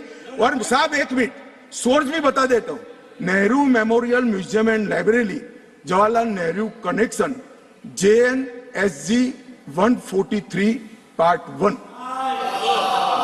और उस वक्त जब अरे भाई, स्वयं नेहरू कह रहे हैं मेरी गलती थी, क्यों इतना पकड़ कर रखा है पूंछ? मान्यवर, और चलो संयुक्त राष्ट्र में जाना भी था तो अनुच्छेद 51 में क्यों ले गए, जहां भारत के अधिकार सीमित होते थे? अनुच्छेद 35 में जाते तो भी हमें कोई दिक्कत नहीं होती। ये भी एक बहुत बड़ा गलत फैसला था। और मैं बताता हूं मान्यवर, एक कहते हैं कि धारा 370 निरस्त कर दी। अगर कल को ये 40 साल के बाद, जोर से बोले मनोज झा जी, 40 साल के बाद, क्योंकि हम मानते हैं कि 40 साल के बाद मैं नहीं हूंगा, मैं तो 60 का हो गया, मेरा आयु 40 साल का हो ही नहीं सकता। वो कहते हैं 40 साल के बाद इतिहास पूछेगा तो कौन रिस्पॉन्ड? मैं बताता हूं, 2 सदी तक अगर धारा 370 का फैसला गलत है तो मेरी सरकार का है, मेरा फैसला। प्रधानमंत्री नरेंद्र मोदी जी ने यह फैसला लिया है। ना मोदी जी इस फैसले से भाग सकते हैं, ना हमारी कैबिनेट भाग सकते हैं, और ना हमारा पार्टी भाग सकता है। रिस्पॉन्सिबिलिटी ऑन करनी पड़ती है। जब इमेज बिल्डिंग के लिए बड़े बड़े फैसले लेते हैं, संवेदनशील दिमाग से फैसले लेते हैं, तब इसको ऑन भी करना पड़ता है और देश को जवाब भी देना पड़ता है। इस तरह से नहीं चलता है इतिहास। और इतिहास, मेरी बात आज भी मानकर चलिए दिग्विजय सिंह, इतिहास किसी को नहीं बख्शता है, किसी को नहीं बख्शता है। मान्यवर, आज जो बिल लेकर मैं आया हूं, काफी लोगों ने पूछा कि क्या बदलाव आया। अब मेरी कोई चश्मे की दुकान तो है नहीं जिससे वास्तविकता दिखाने का चश्मा मैं किसी को पहना सकूं। सबको अपने अपने चश्मे से देखना पड़ेगा, और चश्मे का अगर कांच गलत है तो दृश्य गलत हो जाता है। मान्यवर, पूरा कश्मीर और जो 2 करोड़ यात्री पूरे देश से जाकर आए, लाखों यात्री अमरनाथ यात्रा कर आए, हर महीने लाखों यात्री वैष्णो देवी के दर्शन करके आते हैं, और 100 से ज्यादा अधिक फिल्मों के शूटिंग हुए हैं, वो सभी एक मुख से कहते हैं कि कश्मीर की परिस्थिति अच्छी है, मगर स्वीकार करने को तैयार नहीं। मुझे मालूम नहीं है कौन सा चश्मा पहनकर ये देखते हैं। मान्यवर, मैं आज कहना चाहता हूं कि जिस कश्मीर में 40,000 से ज्यादा लोग मारे गए, कई पिताओं ने अपने कंधों पर बेटे के जनाजे लेकर गए। मान्यवर, अपनी बेटी की डोली तक कई लोग नहीं देख पाए, और कई बहनों ने अपने भाई को खो दिया। इनकी वेदना, हृदय अगर संवेदनशील है तो ही इसका अनुभव कर सकते हैं, मगर हमारे हृदय में जिनके हाथ में हथियार है, इसके लिए ही संवेदना है, तो इसका रास्ता मेरे पास नहीं है। मान्यवर, मैं इनकी मदद नहीं कर सकता, क्योंकि हमारे लिए मन में संवेदना है कश्मीर के युवा के लिए, कश्मीर की बच्चियों के लिए, और घाटी के भविष्य के लिए संवेदना है, आतंकवादियों के लिए नहीं। मान्यवर, मैं समझता हूं कि आज आर्टिकल 370 समाप्त होने के बाद, और उसके पहले भी नरेंद्र मोदी जी की सरकार आई 2014 में, आज युवाओं का भविष्य ब्लैक नहीं है, परंतु स्कूल का ब्लैक बोर्ड उनका भविष्य बन गया है, वो पढ़ाई लिखाई। जो युवा, मान्यवर, पत्थर लेकर घूमते थे, मोदी सरकार ने, इस प्रधानमंत्री ने इसके हाथ में लैपटॉप पकड़ाने का काम किया है, पूरी दुनिया का एक्सेस। और आतंकवाद और अलगाववाद की बात करने वाले लोग धारा 370 कर आधार बनाकर अलगाववाद की बात करने वाले लोग, आज जो लोग बात करते हैं उनकी कश्मीर की जनता अनसुनी करती है, डेमोक्रेसी और डेवलपमेंट की बात करती है। मान्यवर, ये आज बदलाव हुआ है। अभी अभी कह रहे थे कि मैंने सदन में कहा था कि आतंकवाद समाप्त हो जाएगा। मैं मेरे जीवन में बोला हुआ भूलता नहीं हूं, और जो बोलता हूं उसको ओन करता हूं। मैंने कहा था कि 370 के कारण अलगाववाद की भावना समाप्त हो जाएगी, और जब अलगाववाद की भावना समाप्त होगी, सहन आतंकवाद कम हो जाएगा, समाप्त हो जाएगा। मान्यवर, ये बीच मझधार में 40 साल इन्होंने गलतियां करी, 80 के दशक से गलतियां करते आए, संवेदनशील हृदय से सोचते रहे, संवेदनाएं हथियार उठाने वालों के लिए रखे, और इस 40 साल की गलती को ऐसा सोचते हैं कि मोदी जी के 4 साल में सुधर जाएगा। मगर आपकी बात सही है, अपेक्षा ऐसी ही रखनी चाहिए। मैं अब विषय पर, मान्यवर, मैं बहुत पास में नहीं जाता। जब चरम सीमा पर थे तब तो आंकड़े बहुत भयावह थे, 90 के दशक में बहुत भयावह आंकड़े थे, परंतु मैं यूपीए शासनकाल की बात करना चाहता हूं। 2004 से 14 जब सोनिया जी और मनमोहन जी की सरकार थी, कुल आतंकवादी घटनाएं 7,217 हुई थी, और अब आतंकवादी घटनाएं सिर्फ 2,197 हुई है। ये 10 साल। अब सुन लीजिए, बाद में मुद्दा खड़ा करिए खड़गे जी। 70% की कमी हुई है मान्यवर, 70% की कमी हुई, और उसमें धारा 370 हटाने के बाद केवल और केवल 4 साल ही गए। सिक्योरिटी फोर्स और नागरिक टोटल 2829, करीब 3,2900 नागरिक और सिक्योरिटी फोर्सेस मारे गए। अब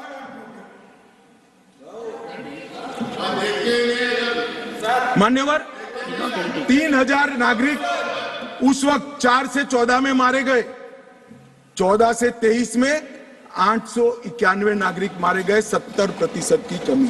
सिक्योरिटी फोर्सेस और नागरिक और सिक्योरिटी फोर्सेस की मृत्यु में भी 50% की मान्यवर कमी। ये कह रहे हैं कि क्या हुआ है, मैं आंकड़े बताना चाहता हूं और मनोज जी खास देखे। आत्मा है तो अंधेरे में टटोल कर सुने, सोचे और विचार परिवर्तन होता है तो ईश्वर के लिए करे। मान्यवर ऑर्गेनाइज स्टोन पेल्टिंग 2010 में 2654 घटनाएं थी, 2023 में सिर्फ 4 साल हुए हैं, एक भी पथराव की घटना नहीं हुई, एक भी नहीं। स्टोन पेल्टिंग में नागरिकों की मृत्यु 2010 में 112 हुई थी, क्योंकि स्टोन पेल्टिंग ही नहीं हुई है तो मृत्यु भी नहीं हुई, 0 मृत्यु हुई। मान्यवर स्टोन पेल्टिंग में जख्मी नागरिकों की मैं बात करता हूं, सिक्योरिटी फोर्स नहीं, नागरिक जो घाटी के हैं वो 6235 थे, क्योंकि स्टोन पेल्टिंग नहीं हुई है 0 जख्मी। अरे भाई इनको दिखाई नहीं देता है। सीज फायर वायोलेशन की घटनाएं 2010 में 70 थी और 2023 में 6 हुई। घुसपैठ के प्रयास 489 थे, सिर्फ 48 हुए हैं। मान्यवर वापिस लौट गए आतंकवादी 18 थे 2010 में, अभी 281 आतंकवादी घाटी छोड़कर। ये संवेदनशीलता का नमूना है नागरिकों के प्रति। मान्यवर मैं आज बताना चाहता हूं आपको, इसलिए बताना चाहता हूं कि हमने सिर्फ टेररिज्म के खिलाफ आवाज नहीं उठाया है, टेररिज्म के खिलाफ आवाज नहीं उठाया, इस पर आक्रामक कार्यवाही करी, ऐसा नहीं है। हमने टेररिज्म की इको सिस्टम को खत्म करने का काम किया। जो टेररिज्म को फाइनेंस करते थे उन पर भी काम किया है। एनआईए द्वारा टेरर फाइनेंस के केस 32 रजिस्टर किए गए, 2014 के पहले एक भी केस। स्टेट इन्वेस्टिगेशन एजेंसी ने टेरर फाइनेंस के केस 51 रजिस्टर किए, पहले स्टेट इन्वेस्टिगेशन एजेंसी की जरूरत ही महसूस नहीं की गई थी। और मान्यवर 229 टेरर फाइनेंस केस में अरेस्ट हुई है, 150 करोड़ की प्रॉपर्टी सीज हुई है, 57 प्रॉपर्टी सीज हुई है और एसआईए द्वारा 134 बैंक अकाउंट में लगभग 100 करोड़ से ज्यादा रकम को फ्रीज करने का काम नरेंद्र मोदी। ये जो कह रहे हैं क्या बदलाव आया है, मैं दिखाता हूं बदलाव क्या आया। मान्यवर आज मैं इतना कह रहा हूं कि हमने एक बहुत बड़ा कठोर निर्णय सुरक्षा की दृष्टि से हमने उठाए हैं। मान्यवर मैं आज बताना चाहता हूं, पहले 2014 के पहले और आर्टिकल 370 नाबूद होने के पहले आपने देखा होगा आतंकवादियों के जनाजों में 25-25 हजार की भीड़ आती। मैं सभी सदस्यों को कहना चाहता हूं, एक भी दृश्य अभी देखा है 370 के बाद? ना, कोई नहीं करता सर, क्योंकि हमने निर्णय किया है जो भी आतंकवादी मारा जाएगा उसी जगह पे संपूर्ण धार्मिक सम्मान और रीति रिवाज के साथ वहीं दफना दिया जाएगा। स्टोन पेल्टिंग क्यों कम हुई? जितनी नौकरियों की एडवर्टाइज है इसमें सरकार ने तय कर लिया है कि स्टोन पेल्टिंग का एक भी केस अगर रजिस्टर है तो वो परिवार में से किसी को नौकरी नहीं मिली। क्यों ये विदेश से भागकर आतंकवाद करते हैं वो लोग डरे हैं? क्योंकि हमने तय किया है जिसका परिवार का जन पाकिस्तान बैठकर आतंकवाद को प्रोत्साहन देता है उसके परिवार में किसी को नौकरी नहीं मिलेगी। मान्यवर हमने तय किया है कि जो टेलीफोन रिकॉर्ड के आधार पर प्रस्तापित होता है कि किसी का परिवार का व्यक्ति लिप्त है आतंकवाद को बढ़ावा देने में, तो नौकरी में है तो भी उसको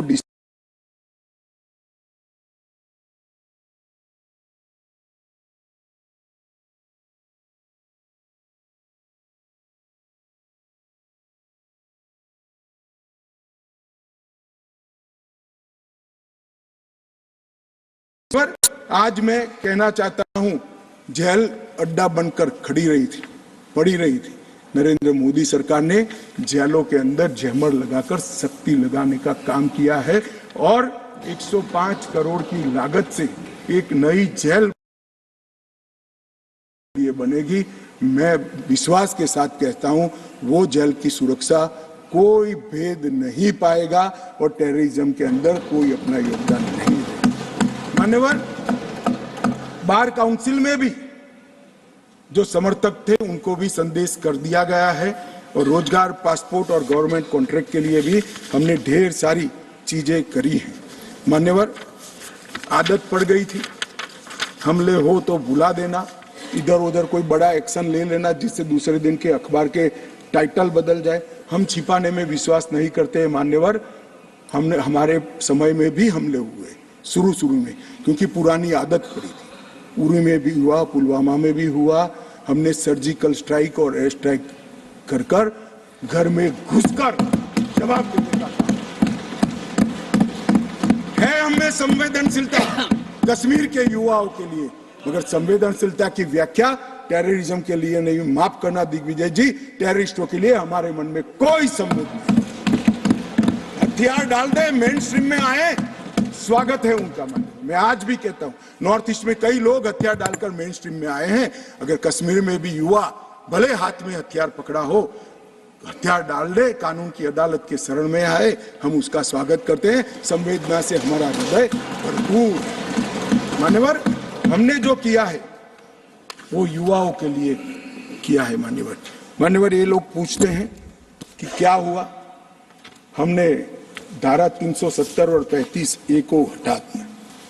मान्यवर, धारा 370 और 35 से कश्मीर के लोगों को तो अन्याय करती ही थी, मगर देश के आत्मसम्मान को भी ठेस पहुंचा।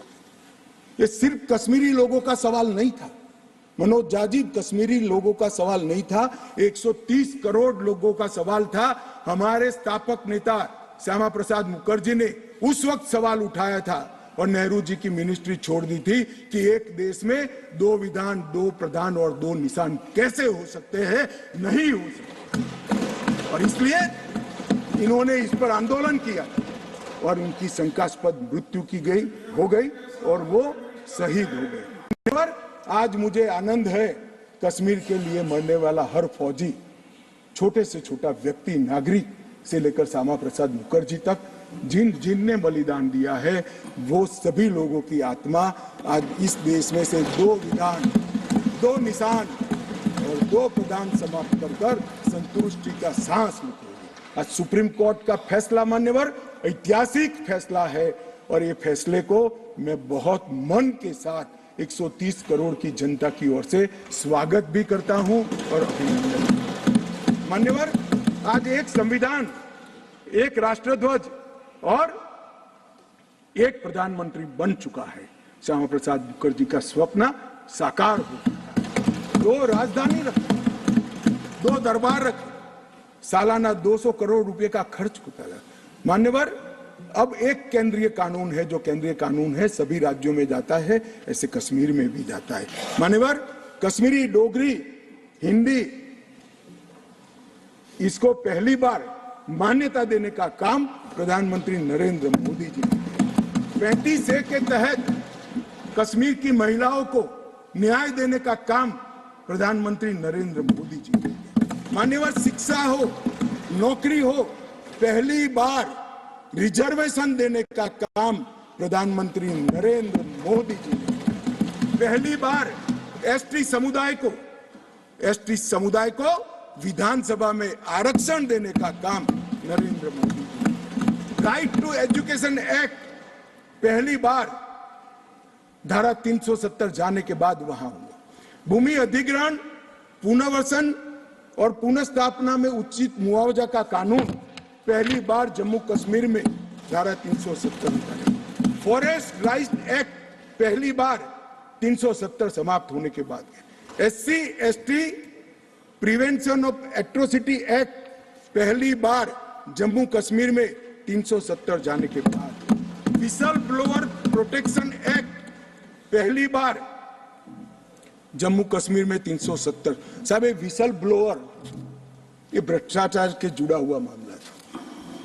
जम्मू कश्मीर के किसी भी नागरिक को पूछो, सिफारिश के सिवाय नौकरी नहीं मिलती थी। माननीय, बड़ी परेशानी थी, भ्रष्टाचार होता था, क्योंकि 3 ही परिवारों का शासन था। क्यों विसल ब्लोअर प्रोटेक्शन एक्ट वहां लगाएंगे? अभी अभी झारखंड में किसी एमपी के यहां, मैं किस दल के हैं कहना नहीं चाहता, पूरी दुनिया जानती है, इतनी सारी कैश मिली कि बैंक के कैशियर कहते हैं हमने भी इतनी कैश कभी देखी नहीं है। गिनते गिनते 5 दिन हो गए, 27 मशीनें गर्म हो गई। मान्यवर, गर्म हो गई, मशीनें बंद हो गई, मगर अभी समाप्त नहीं होता है। और एक भी एक घमंडिया गठबंधन ने इसकी टीका भी नहीं की है, उसको सस्पेंड भी नहीं, एक भी। मान्यवर, ये खड़े हो गए,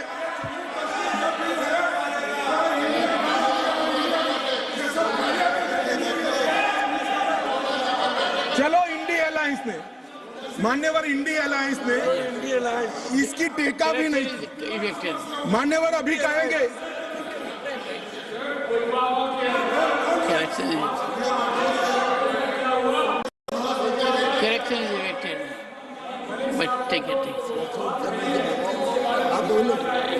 मान्यवर मुझे मालूम है नहीं बैठेंगे, क्योंकि ओबीसी को सम्मान देना है, महिलाओं को रिजर्वेशन देना है, ये नहीं बैठेंगे, मुझे पूरा भरोसा है। वॉकआउट करेंगे। कितनी भी कटु बात को हम सुन लिए, अब आप जवाब नहीं सुनोगे? क्या बात है? 6 घंटे तक मैंने सुना है आपको, कैसे ना नहीं सुनोगे मुझे?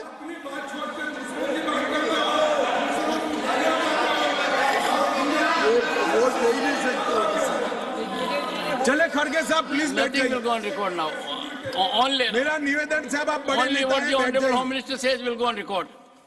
मान्यवर ये कहते हैं कि क्या बदलाव आया है।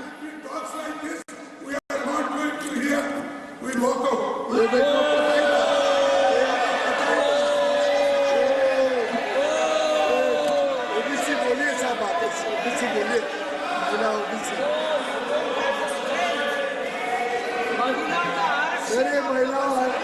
महिला और ओबीसी के लिए नहीं बैठ सकते।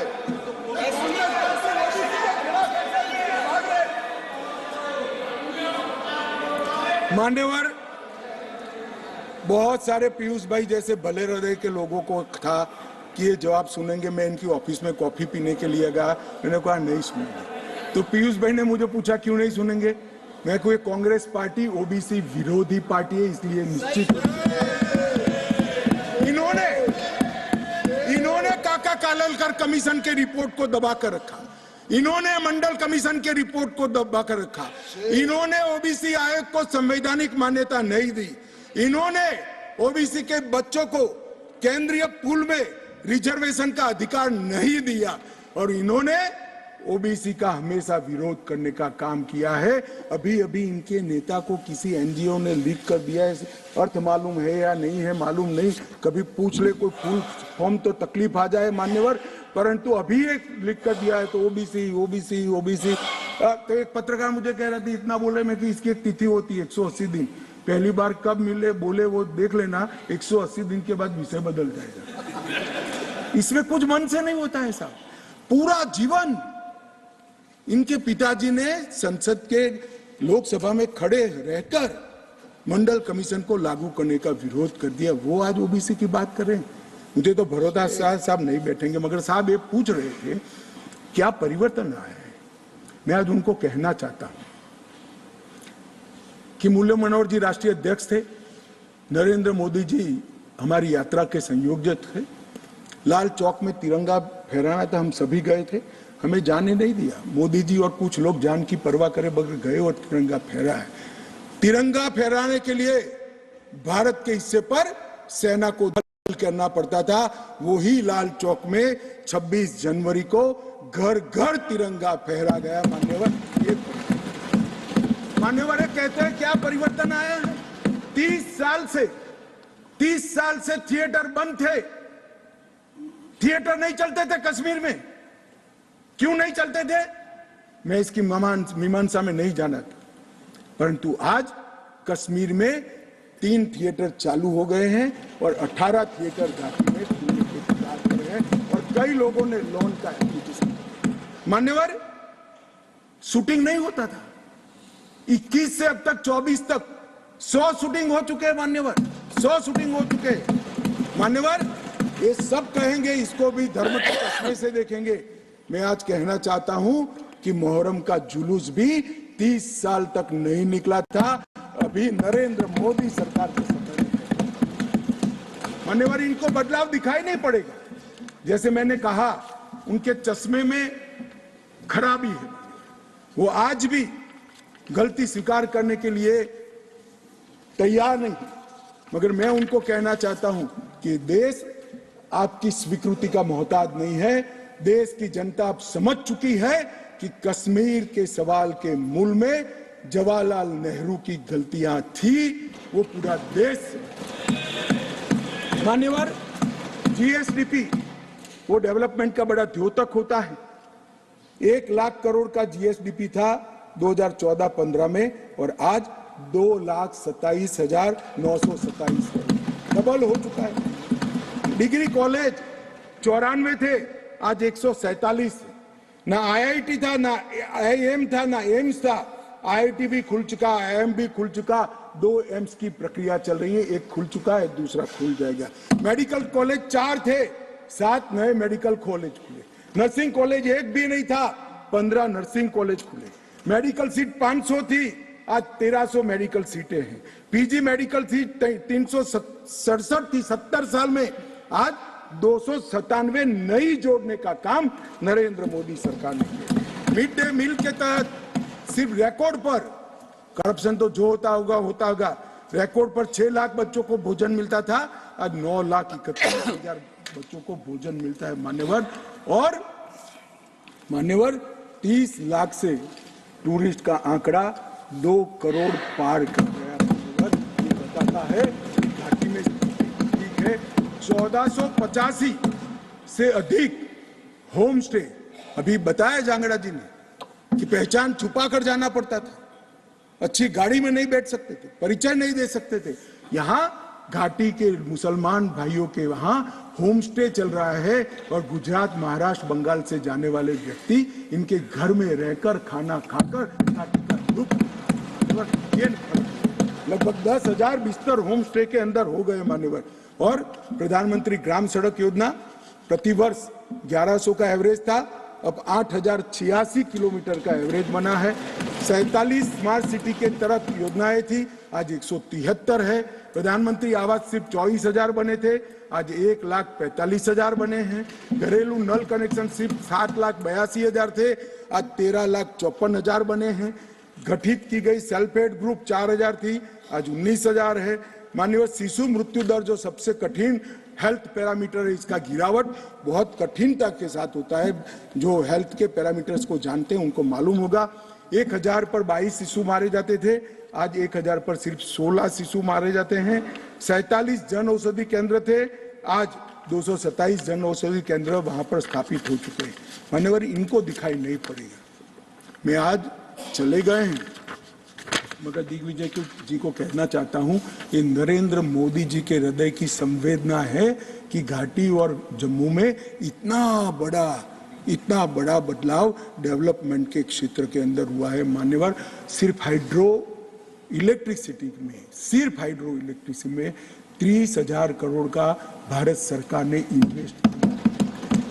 रेलवे का पैसा अलग, नेशनल हाईवे का पैसा अलग। मान्यवर, लगभग पेंशन के लाभार्थी सिर्फ 6 लाख थे, रजिस्ट्रेशन नहीं होता था जम्मू की साइड से। अब ट्रांसपेरेंट रजिस्ट्रेशन के बाद 10 लाख लाभार्थी पेंशन के हो गए हैं। फूड सिक्योरिटी का कवरेज 43.8% था, आज 100% हो चुका है। हेल्थ कवरेज देश भर में एकमात्र राज्य ऐसा है जहां प्रधानमंत्री आयुष्मान भारत योजना मान्यवर सिर्फ गरीबों के लिए नहीं है, गरीब से लेकर धनी से धनी तक, फारूक अब्दुल्ला जी तक, सभी को प्रधानमंत्री आयुष्मान भारत योजना का फायदा मिलता है। ओपन डेफिकेशन 50 से 60% था, अब 100% है। ऑनलाइन सर्विसेज सिर्फ 60 सेवाओं में थी, आज 1100 सेवाओं में ऑनलाइन सर्विसेज हो गई है। और स्पोर्ट्स में युवाओं की भागीदारी सिर्फ 2 लाख थी, आज 2022 में जम्मू कश्मीर के 60 लाख युवाओं ने खेलों में हिस्सा लिया। मान्यवर पूछते हैं कि क्या बदलाव आया, मैं इनको ही बताना चाहता हूँ। और मान्यवर ढेर सारी चीजें हैं, अब ये चले गए हैं, मैंने दूसरे सदन में भी बताया, मगर मैं देश की जनता को विश्वास दिलाना चाहता हूं कि मोदी जी ने लाल किले से प्राचीर से इस देश को वादा किया था, और मोदी सरकार और प्रधानमंत्री स्वयं इस चीज पर अड़े कि कश्मीर के युवाओं को हाथ में कभी बंदूक नहीं लेनी पड़ेगी, पत्थर नहीं लेने पड़ेंगे, इनके हाथ में लैपटॉप और किताबें भी होगी, नए कश्मीर की शुरुआत होगी। मान्यवर, आतंकवाद मुक्त कश्मीर बनने की शुरुआत हो गई है। नया कश्मीर, विकसित कश्मीर, जब विकसित भारत बनेगा, कश्मीर देश के सभी राज्यों के समकक्ष होकर वहां पर खड़ा होगा।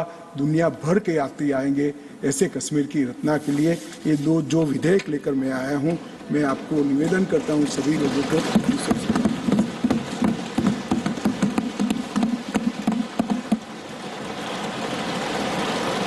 I shall put first the motion regarding consideration of the Jammu and Kashmir Reservation Amendment Bill 2023 to vote. The question is that the Jammu and Kashmir Reservation Amendment Bill 2023 as passed by Lok Sabha be taken into consideration. Those in favor, please say aye.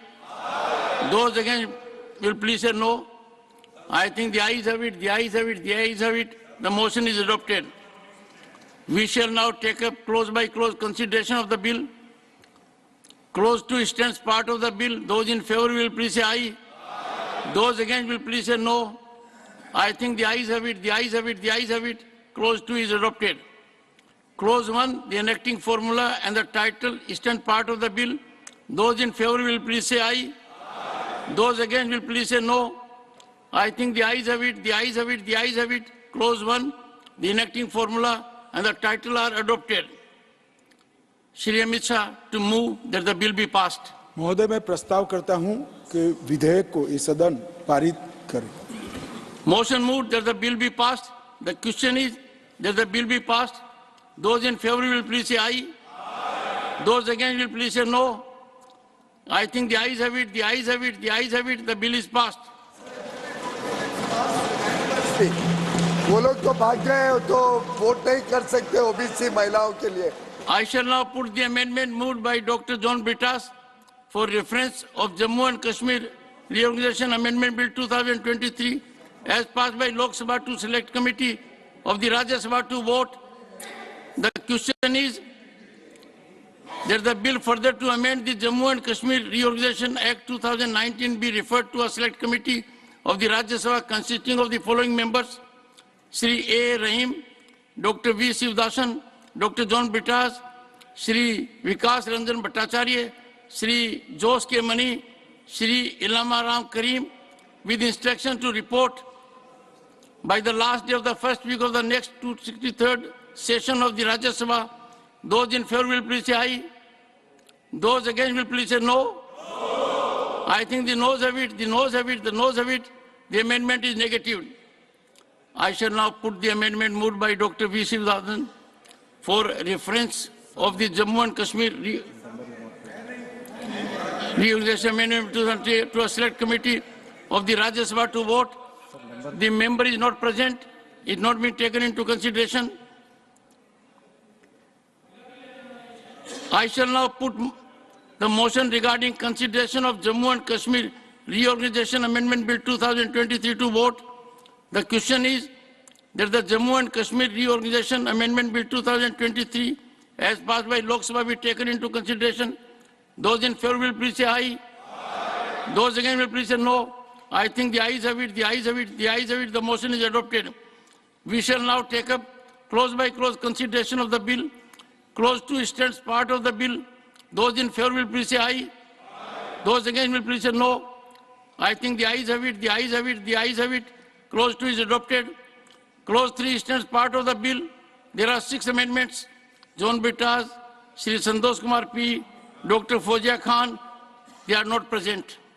Amendments have not been moved. I shall now put the amendment moved by Shri Santosh Kumar P to vote. He is not present. He is not being taken up. I shall now put the amendments moved by Dr. Fozia Khan to vote. She is not present. I shall now put the clause 3 to vote. Those in favor will please say aye. Those against will please say no. I think the ayes have it, the ayes have it, the ayes have it. Clause 3 is adopted. Clause 1, the enacting formula and the title is part of the bill. Those in favor will please say aye. Those against will please say no. I think the ayes have it, the ayes have it, the ayes have it. Clause 1, the enacting formula and the title are adopted. Shri Amit Shah to move that the bill be passed. महोदय मैं प्रस्ताव करता हूं कि विधेयक पारित किया जाए. Motion moved that the bill be passed. The question is that the bill be passed. Those in favor will please say aye. Those against will please say no. I think the ayes have it. The ayes have it. The ayes have it. The bill is passed. Both the bills are passed unanimously. Well, honorable members, the House has had involved interaction on a very important issue. It is gratifying to note that the bills have been passed unanimously. There has been no dissent. The House stands adjourned to meet at 11 a.m. on Tuesday, the 12th December 2023. कारण भारतीय संविधान के बाहर राज्य को कोई आंतरिक संप्रभुता नहीं मिलती है. इस बात को मान्यवर न्यायालय ने माना कि अनुच्छेद 370 एक अस्थायी प्रावधान था. इसमें कोई शंका कुशंका नहीं है. ये संवैधानिक सत्य है कि धारा 370 अस्थायी समाधान. अब ये कुछ लोगों को पसंद नहीं आता है और जो नेहरू जी के विचारों के, नेहरू जी के कामों के बड़े प्रशंसक है और अनुयायी है, उनको भी पसंद नहीं आता है जो हम कहते हैं. मगर मैं उनको बड़ी विनम्रता से पूछना चाहता हूं, अगर धारा 370 इतनी ही न्यायिक थी, इतनी ही जरूरतमंद थी, तो इसके सामने एक ही आर्टिकल है मान्यवर जिसके सामने टेम्पररी शब्द का उपयोग किया गया. वो स्वयं नेहरू जी ने क्यों किया होगा? जो लोग कहते हैं कि धारा 370 परमानेंट है, वो संविधान सभा की मंशा का अपमान कर रहे हैं, संविधान का अपमान कर रहे हैं. मान्यवर आज सुप्रीम कोर्ट ने कह दिया है कि इसका मतलब यह है, ये जो कहा धारा 370 अस्थायी प्रावधान था, इसका मतलब यह है कि ये दावा याचिकाकर्ता का 370 को कभी हटाया ही नहीं जा सकता. वो दावा सिरे से सुप्रीम कोर्ट ने खारिज कर दिया है कि संविधान को और देश के संसद के सदनों को पूरा अधिकार है धारा 370 हटाने. मान्यवर न्यायालय ने यह भी माना कि राज्यपाल शासन और राष्ट्रपति शासन की जो उद्घोषणाएं हुई, इस पर भी ढेर सारे सवाल उठा गए कि राष्ट्रपति शासन गलत तरीके से लगाया गया, राज्यपाल शासन गलत तरीके से लगाया गया. इन्होंने भी, सुप्रीम कोर्ट ने यह भी माना कि राज्यपाल शासन और राष्ट्रपति शासन की उद्घोषणाओं को चुनौती देना ठीक नहीं है. ये पूर्ण रूप से संवैधानिक प्रक्रिया के तहत. मान्यवर अनुच्छेद 370(3) में जो प्रावधान है वो संविधान सभा ने ही तय किया है.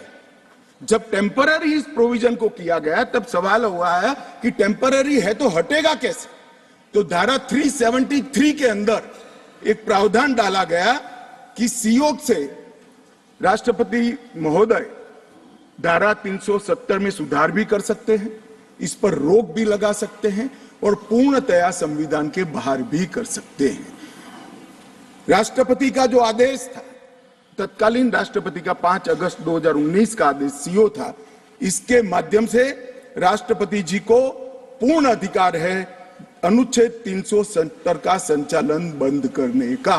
ये भी आज सुप्रीम कोर्ट ने सर्वानुमत से होल्ड कर दिया है, उसको उस पर मोहर लगाई। इस आधार पर याचिकाकर्ता ने एक तर्क दिया था।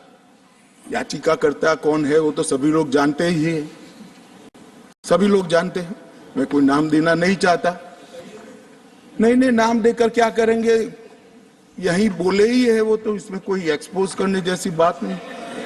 मान्यवर 370 के तहत कोई भी घोषणा करने के पहले जम्मू कश्मीर की संविधान सभा का परमिशन जरूरी है, अनुमोदना जरूरी है, ये उनका क्लेम था।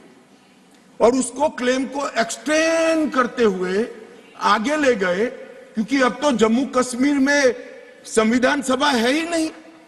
तो इसका मतलब ये हुआ कि जम्मू कश्मीर की संविधान सभा के परमिशन के बगैर धारा 370(3) के तहत कोई एक्शन नहीं लिया जा सकता और संविधान सभा समाप्त हो गई है, इसलिए धारा 370 परमानेंट हो गया।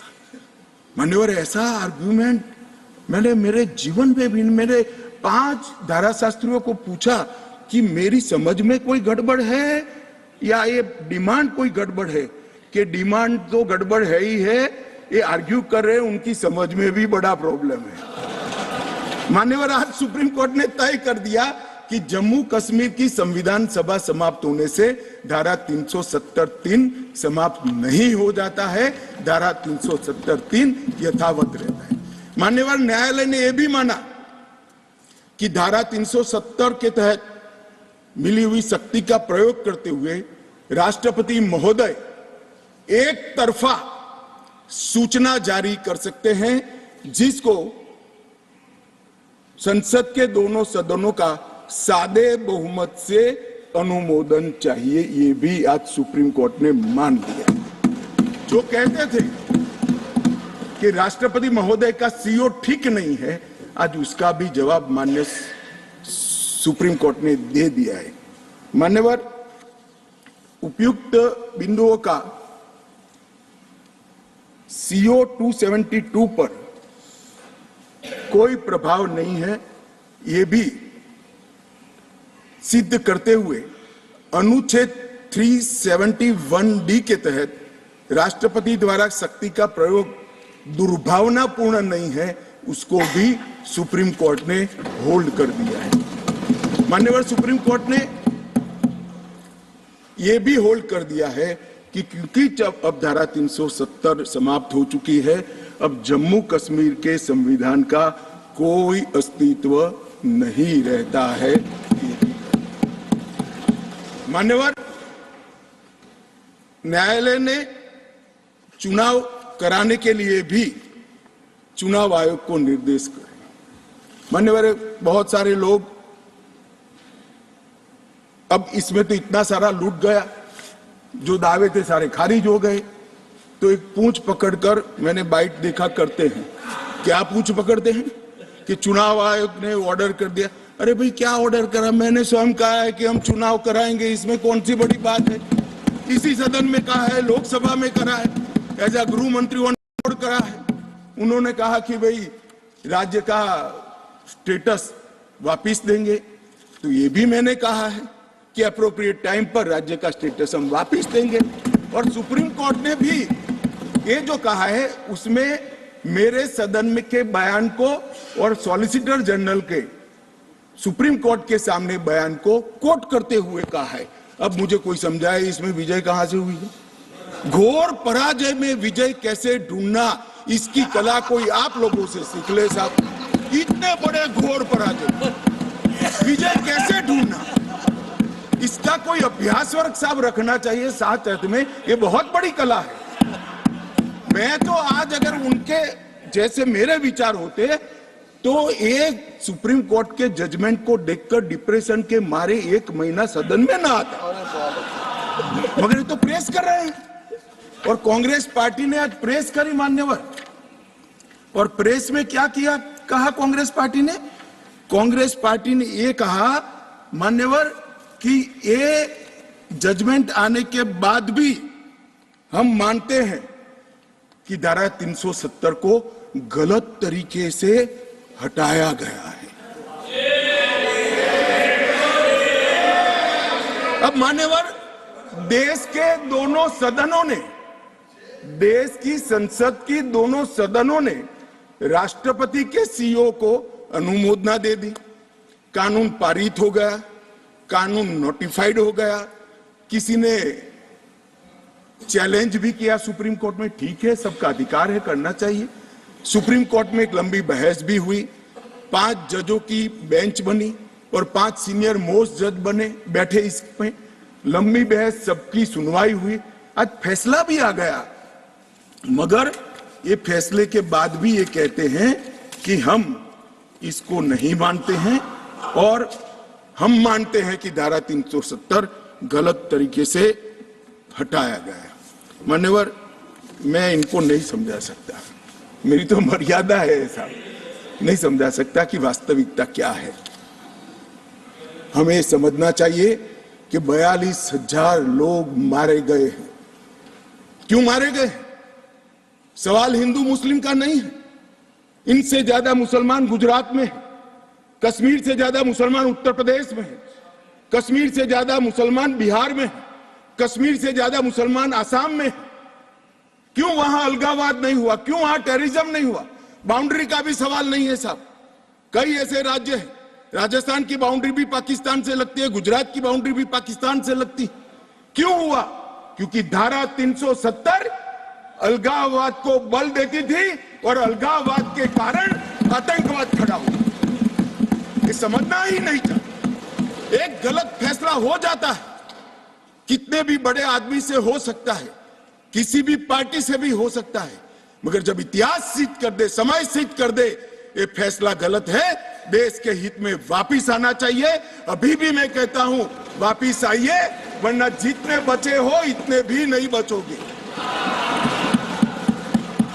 अगर अभी भी इस फैसले को चिपक कर रहना चाहते हो तो देश की जनता देखती है, 2024 में 2-2 हाथ भी हो जाएंगे और जनता का परिणाम भी आ जाएगा और मोदी जी तीसरी बार प्रधानमंत्री। मान्यवर, मैं जिस 2 बिल को लेकर आया हूं, वो 2 बिल एक प्रकार से सभी पार्टियों को मैंने सुना है, सर्वानुमत से बिल के तत्व को सबने समर्थन किया है। बिल का जो तत्व है, कंटेन है, इसका किया है। मुझे था कि विपरास खड़े हो जाएंगे कि हम अपोज में खड़े हैं, मगर मैं सभी पार्टियों को कहता हूं, तब ये तो काउंट करता हूं कि कम्युनिस्ट पार्टी कभी अच्छे काम का समर्थन नहीं कर सकती है, इसलिए सभी पार्टियों से मेरा मत बाकी दलों से। मान्यवर, कमजोर और वंचित वर्ग, ये जो नाम है, किसी भी नागरिक की डिग्निटी को बहुत हर्ट करने वाला नाम है, अंतर की गहराइयों तक दुख खड़ा करने वाला नाम है और बहुत समय से था। आज प्रधानमंत्री जी ने एक जो फैसला लिया है, जिस फैसले को वास्तविक स्वरूप देने के लिए मैं आपके सामने उपस्थित हुआ हूं, इसमें कमजोर और वंचित वर्ग की जगह अन्य पिछड़ा वर्ग ये नाम जोड़ने का फैसला दिया है, जो संवैधानिक ढंग से संवैधानिक शब्द है। मान्यवर, दूसरा बिल जो है, वो दूसरा बिल जम्मू कश्मीर में सालों से अलग अलग प्रकार के विस्थापित हुए। मान्यवर, 80 के दशक से आतंकवाद की शुरुआत हुई, 89 से चरम सीमा पर पहुंचा। ढेर सारे कश्मीरी हिंदू, विशेषकर कश्मीरी पंडित और ढेर सारे सिख भाई घाटी छोड़कर पूरे देश भर में बिखर गए। जम्मू में गए, बेंगलुरु गए, गुजरात गए, दिल्ली गए, फरीदाबाद गए, देश भर में बिखरे। सभी राज्यों ने उनकी आवभगत भी की, सभी राज्यों ने उनको रिजर्वेशन भी दिया, कई राज्यों ने उनको नौकरी में प्रायोरिटी दी भी।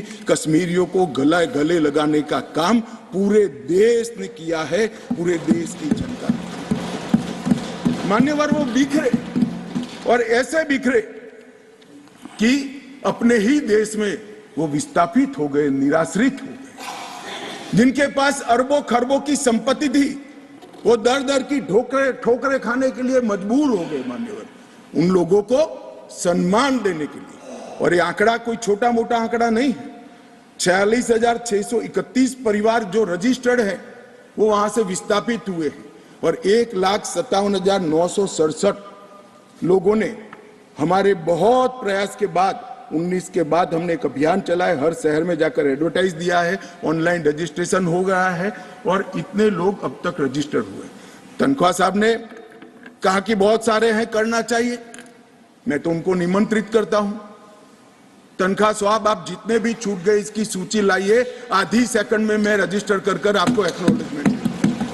मान्यवर, ऑनलाइन प्रक्रिया है, और मैं आज इस महान सदन के माध्यम से देश भर में बिखरे पड़े कश्मीरी पंडित और अन्य विस्थापितों को कहना चाहता हूं, नरेंद्र मोदी सरकार आपको न्याय देने के लिए कमिटेड है। आप मुझे लिखिए, कश्मीर सरकार को लिखिए, किसी भी विज्ञ के बगैर आपका रजिस्ट्रेशन कर दिया जाएगा। आप मतदार भी बनोगे, चुनाव भी लड़ पाओगे, और जम्मू कश्मीर के अंदर आप मंत्री बनकर भी जा सकते हो। आपको पूरा मान्यवर, 3 युद्ध भी हुए, 1947 में और 48 में युद्ध हुआ। 31,779 परिवार आज के पाकिस्तान अधिकृत कश्मीर से शरण लेकर भारत में आए। इनमें से 26,319 परिवार तत्कालीन जम्मू कश्मीर राज्य में बसे, और शेष 5,460 परिवार अन्य भागों में बसे। दूसरा युद्ध हुआ 65 और 71 का, और छम्ब और नियाबत क्षेत्र से लगभग 10,065 परिवार विस्थापित हुए। 3500 परिवार 65 के युद्ध में हुए, और इतने ही करीब 71 के युद्ध में हुए। अब तक 47, 65 और 71 के युद्धों में लगभग 41,844 परिवार विस्थापित हुए हैं। उनको भी भारत सरकार ने ढेर सारी चिंता करी है, मैं आगे बताता हूं। मगर ये बिल जो है मान्यवर, 3 सीटें, 2 जम्मू कश्मीर से विस्थापित परिवारों के लिए और 1 सीट पाक ऑक्यूपाई कश्मीर से विस्थापित आए हुए कश्मीरी भाइयों के लिए रिजर्व करने का काम नरेंद्र मोदी जी ने बहुत मन के साथ, चाव के साथ और संवेदना के साथ किया। मान्यवर, ये जो फैसला है उसी एक्ट का हिस्सा है जिस एक्ट को सब चैलेंज करते हैं। मैं उनको बताना चाहता हूं, जब आप 5 अगस्त 2019 के बिल को चैलेंज करते हो, तब आप डिलिमिटेशन कमीशन एक्ट को भी चैलेंज करते हो। ये मत भूलो कि आप इनके रिजर्वेशन के खिलाफ बात करते हो। मान्यवर, डिलिमिटेशन कमीशन ने गंभीरता से विचार करने के बाद समुदायों का प्रतिनिधित्व और नॉमिनेशन द्वारा कराने की सिफारिश की है। और मान्यवर, जम्मू कश्मीर प्रशासन ने, जो आज स्वाभाविक है राष्ट्रपति शासन है, उसने भी अपना अभिप्राय डिलिमिटेशन कमीशन को दिया था। भारत सरकार ने के गृह मंत्रालय ने भी दिया था कि इनके प्रति सिंपैथेटिक व्यू लेना चाहिए, इनका प्रतिनिधित्व होना चाहिए। जब वो अपनी जमीन में ही नहीं है तो असेंबली में कैसे चुनकर जा सकते हैं। मान्यवर, और ये आदेश उन्होंने प्रकाशित किया था, जिसको आज कानूनी जामा पहनाकर मैं ये बिल को लेकर उपस्थित हुआ हूं। मान्यवर, ये जो डिलिमिटेशन कमीशन ने और भी कई फैसले किए हैं, मैं जरा सदन के सामने पूर्व की स्थिति और अभी की स्थिति बताना चाहता हूं। पूर्व में जम्मू में सिर्फ 37 सीट थी, 37 सीट थी। अब नए डिलिमिटेशन कमीशन ने 37 से बढ़ाकर 43 सीट जम्मू क्षेत्र में बनाने का काम। मान्यवर, कश्मीर में 46 सीट थी, 46 सीटें थी। अब 46 की जगह 47 सीटें, 47 सीटें बनाने का काम। इस तरह से जम्मू और कश्मीर दोनों को मिलाकर 83 सीटें थी। लद्दाख की सीटें निकाल दी है क्योंकि वहां यूटी बन चुकी। 83 सीटें थी, उसकी जगह 90 सीटें अब डिलिमिटेशन कमीशन ने करी है, जिसको भारत सरकार ने माना है। और पाक ऑक्यूपाई कश्मीर की 24 सीटों को आरक्षित रखा गया है, क्योंकि हम अभी भी मानते हैं, कोई जिसको जो बोलना है वो बोले, इस सदन में बोला हुआ शब्द इतिहास बनता है। मैं आज फिर से कहना चाहता हूं, पाक ऑक्यूपाई कश्मीर भारत का है, हमारा है, और हमसे कोई नहीं चाहता। मान्यवर, हमने 24 सीटें पाक ऑक्यूपाई कश्मीर के लिए सुनिश्चित की है। मान्यवर, अब तक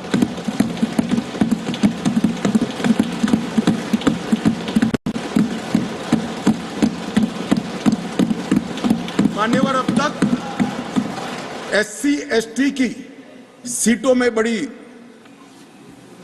विसंगतताएं भी थी, और जो दिग्विजय की कहते थे संवेदनशील अप्रोच होना चाहिए, संवेदनशीलता होनी चाहिए। SC ST के प्रति संवेदना से ही ये निर्णय हुआ है।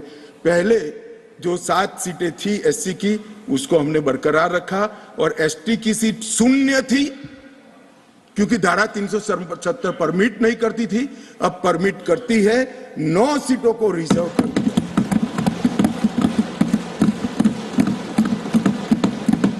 अरे जो कह रहे थे हमारे डॉक्टर साहब कि गुर्जर बकरवालों ने इस देश को बचाया है, मैं सदन में इस देश के गृह मंत्री के नाते कहना चाहता हूं, मान्यवर, कभी भी युद्ध हुआ, कभी भी आतंकवादियों ने पैंतरे रचे, मेरे गुर्जर बकरवाल भाइयों ने भारत के तिरंगे को ऊंचा किया। और आज सालों के बाद आज उनको न्याय मिलने जा रहा है। इसका कम से कम मुझे तो बहुत संतोष है। किसी को संवेदनशीलता दिखे या न दिखे, 75 साल तक उनका अधिकार जो भारत के संविधान ने दिया था, कौन रोक कर बैठा था? कौन रोक कर बैठा था? क्या कोई जवाब दे सकता है? जम्मू कश्मीर के ST भाइयों के अधिकारों को कौन रोक कर? ये 3 परिवार रोक कर बैठे थे मान्यवर, जो 370 को एंजॉय कर मान्यवर। और इसके अलावे भी ओपन सीट में भी वो लड़ सकते हैं। मान्यवर दिग्विजय सिंह ने कहा, मान्य सदस्य ने कहा कि भाई इसमें स्पष्टता नहीं है, इनको कितनी मिलेगी, इनको कितनी मिलेगी। मैं फॉर इंफॉर्मेशन दिग्विजय सिंह को कहना चाहता हूं, ये इन प्रिंसिपल बिल है। ट्राइबल डिपार्टमेंट और OBC डिपार्टमेंट से अलग से इसके बिल आएंगे, जिसमें इसके रिजर्वेशन की सीटों की और चिन्हित करने की व्यवस्था होगी। वो एक अलग प्रक्रिया है, मगर ये स्पष्टता से कर देते। मैं दिग्विजय सिंह को बहुत अच्छे तरीके से जानता हूं साहब, जब भी वो हंसकर बोलते हैं तब बहुत समाज के अंदर डिस्टर्बेंस होता है। बड़ा रिकॉर्ड है उनका, मैं रिकॉर्ड को जानता हूं। आज भी हंसकर बोले, मैंने बोला क्या निहितार्थ थे, फिर मैंने ध्यान से उनकी चीज को याद कर सोचा, तो मुझे मालूम पड़ा कि इन्होंने कहा कि भाई किसी का छिनकर तो नहीं लगू। ये गुर्जर और बकरवाल को लड़ाना चाहते हैं, गुर्जर और बकरवाल को लड़ाना चाहते हैं। मैं आज फिर से कह देता हूं मान्यवर, बैठ जाइए दिग्विजय जी, अब हो गया, लोग समझ चुके हैं आपको, बैठ जाइए। मान्यवर he is not yielding, he is not yielding, he is not yielding. Go ahead, Honorable Home Minister. He is not yielding, he is not yielding. मान्यवर, मैं स्पष्टता करना चाहता हूं, गुर्जर भाइयों की एक भी सीट लिए बगैर बड़े संवेदनशीलता से बकरवाल भाइयों को दिया जाए, हमें कोई आपत्ति। गुर्जरों को जो फायदा मिला है उसमें कोई बदलाव नहीं होगा। ट्राइबल के सारे फायदे एजुकेशन में और बाकी सारे नौकरियों के रिजर्वेशन में जितने भी फायदे गुर्जर भाइयों को मिल रहे हैं, पहाड़ियों को मिल रहे हैं, वो पहाड़ियों को जो भी मिलेगा वो उसके अलावे मिलेगा। एक भी नौकरी ना खत्म होगी, ना एक भी शिक्षा की सीट खत्म होगी। पूरा का पूरा अधिकार आपका भी रहेगा, उनका भी। मान्यवर, एक बहुत बड़ी चर्चा चली कि जवाहरलाल नेहरू जी का कश्मीर के लिए कंडक्ट, और इस पर हमारा नजरिया थोड़ा तंग है। जहां तक तंग नजरिए का सवाल है साहब, देश की एक भी इंच जमीन का सवाल है। हमारा नजरिया तंग रहेगा, हम दिल बड़ा नहीं कर सकते। किसी को अधिकार नहीं है अपने बड़े हृदय को दिखाने के लिए देश का एक भूभाग देश से चला जाए और मूक दर्शक बनकर खड़े रह जाए, किसी को अधिकार नहीं। मैं आज फिर से कहता हूं, ये आरोप से मैं सहमत हूं। हमारा नजरिया तंग है। देश की एक इंच जमीन भी जाती है तो इसके लिए भारतीय जनता पार्टी का हर कार्यकर्ता सर्वोच्चता से संघर्ष करेगा, लड़ाई करेगा और लड़ेगा। हमें कोई इसमें शर्म की बात नहीं। मान्यवर, मैं कुछ बातें कहना चाहता हूं। बहुत कुछ कहा है, अभी कहा गया नेहरू के कारण कश्मीर यहां है। नेहरू जी के न होते तो शायद ये बिल ही नहीं आता और कश्मीर होता ही नहीं। इस तरह से कहा। मैं आज कहना चाहता हूं कि जो आजादी के बाद भारत की रचना को जानते हैं उनको मालूम होगा हैदराबाद में इससे भी बड़ा प्रॉब्लम हुआ था। क्या जवाहरलाल जी गए थे क्या?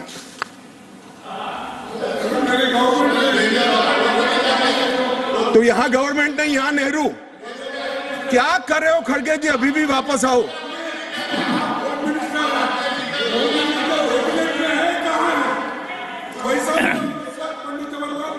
एक मिनट रिकॉर्ड पर है। कश्मीर में दिग्विजय जी ने सरदार पटेल का नाम नहीं लिया। एक नाम दिया शेख अब्दुल्ला का, दूसरा नाम दिया जवाहरलाल नेहरू का।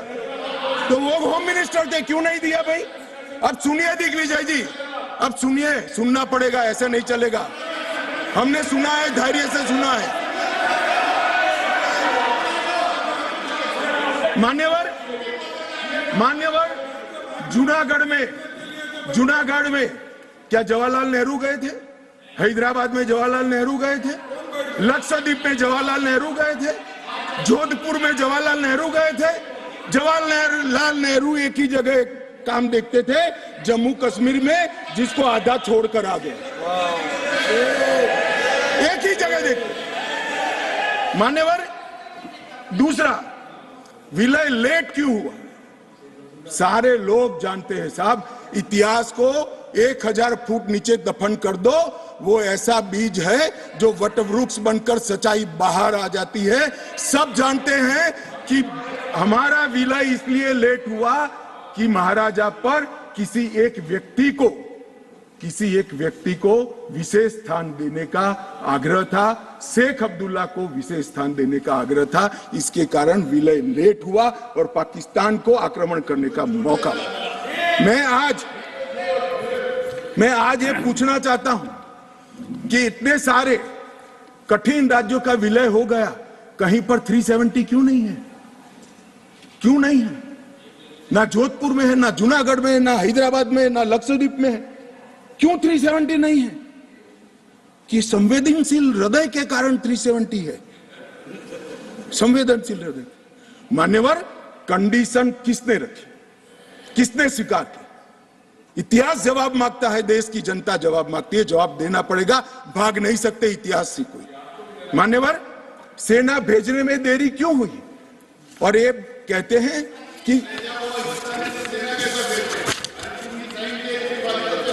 इसके बाद भी देरी हुई है। मैं साहब एक रेफरेंस सैम मानेकशॉ का देना चाहता हूं। फील्ड मार्शल सैम मानेकशॉ तब डायरेक्टर ऑफ मिलिट्री ऑपरेशंस थे। उन्होंने एक जगह पे कहा है कि कबीलाई हमलावर आक्रामक और लूट मचा रहे थे, तब चर्चा में ही व्यस्त थे। मैं व्यक्ति का नाम देना नहीं चाहता वरना खड़े हो जाएंगे। तब एक मीटिंग में सैम मानेकशॉ मौजूद थे। सरदार पटेल जी ने नेहरू जी को कहा, जवाहर आप कश्मीर चाहते हो या नहीं चाहते हो, देरी क्यों हो रही है? तब जाकर सेना भेजने का निर्णय हुआ है। जवाब देना पड़ेगा। नहीं, दिग्विजय भी ऐसे मत करे, मैं भेज दूंगा आपको, पुस्तक ही भेज दूंगा। मान्यवर, Honorable Home Minister is not yielding. He is not yielding. Honorable Home Minister is not yielding. मान्यवर, मान्यवर,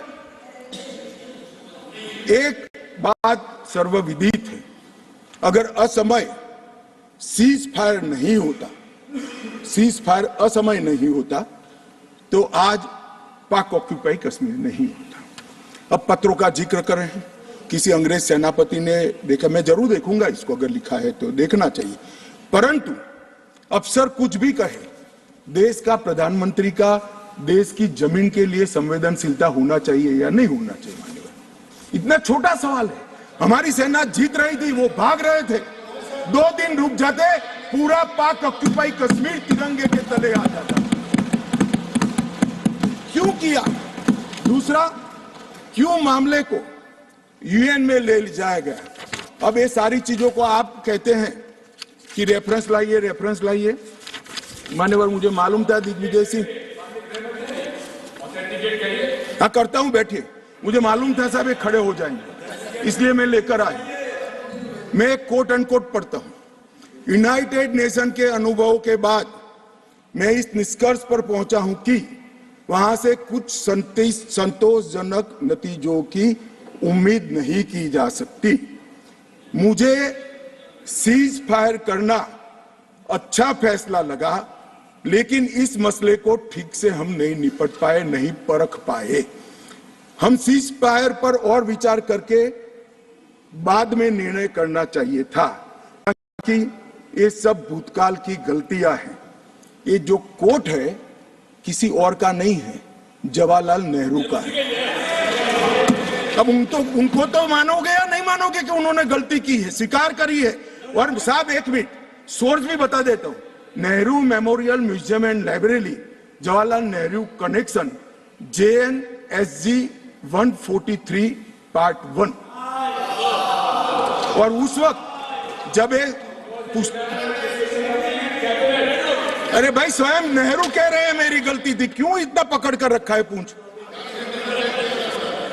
मान्यवर, और चलो संयुक्त राष्ट्र में जाना भी था तो अनुच्छेद 51 में क्यों ले गए, जहां भारत के अधिकार सीमित होते थे?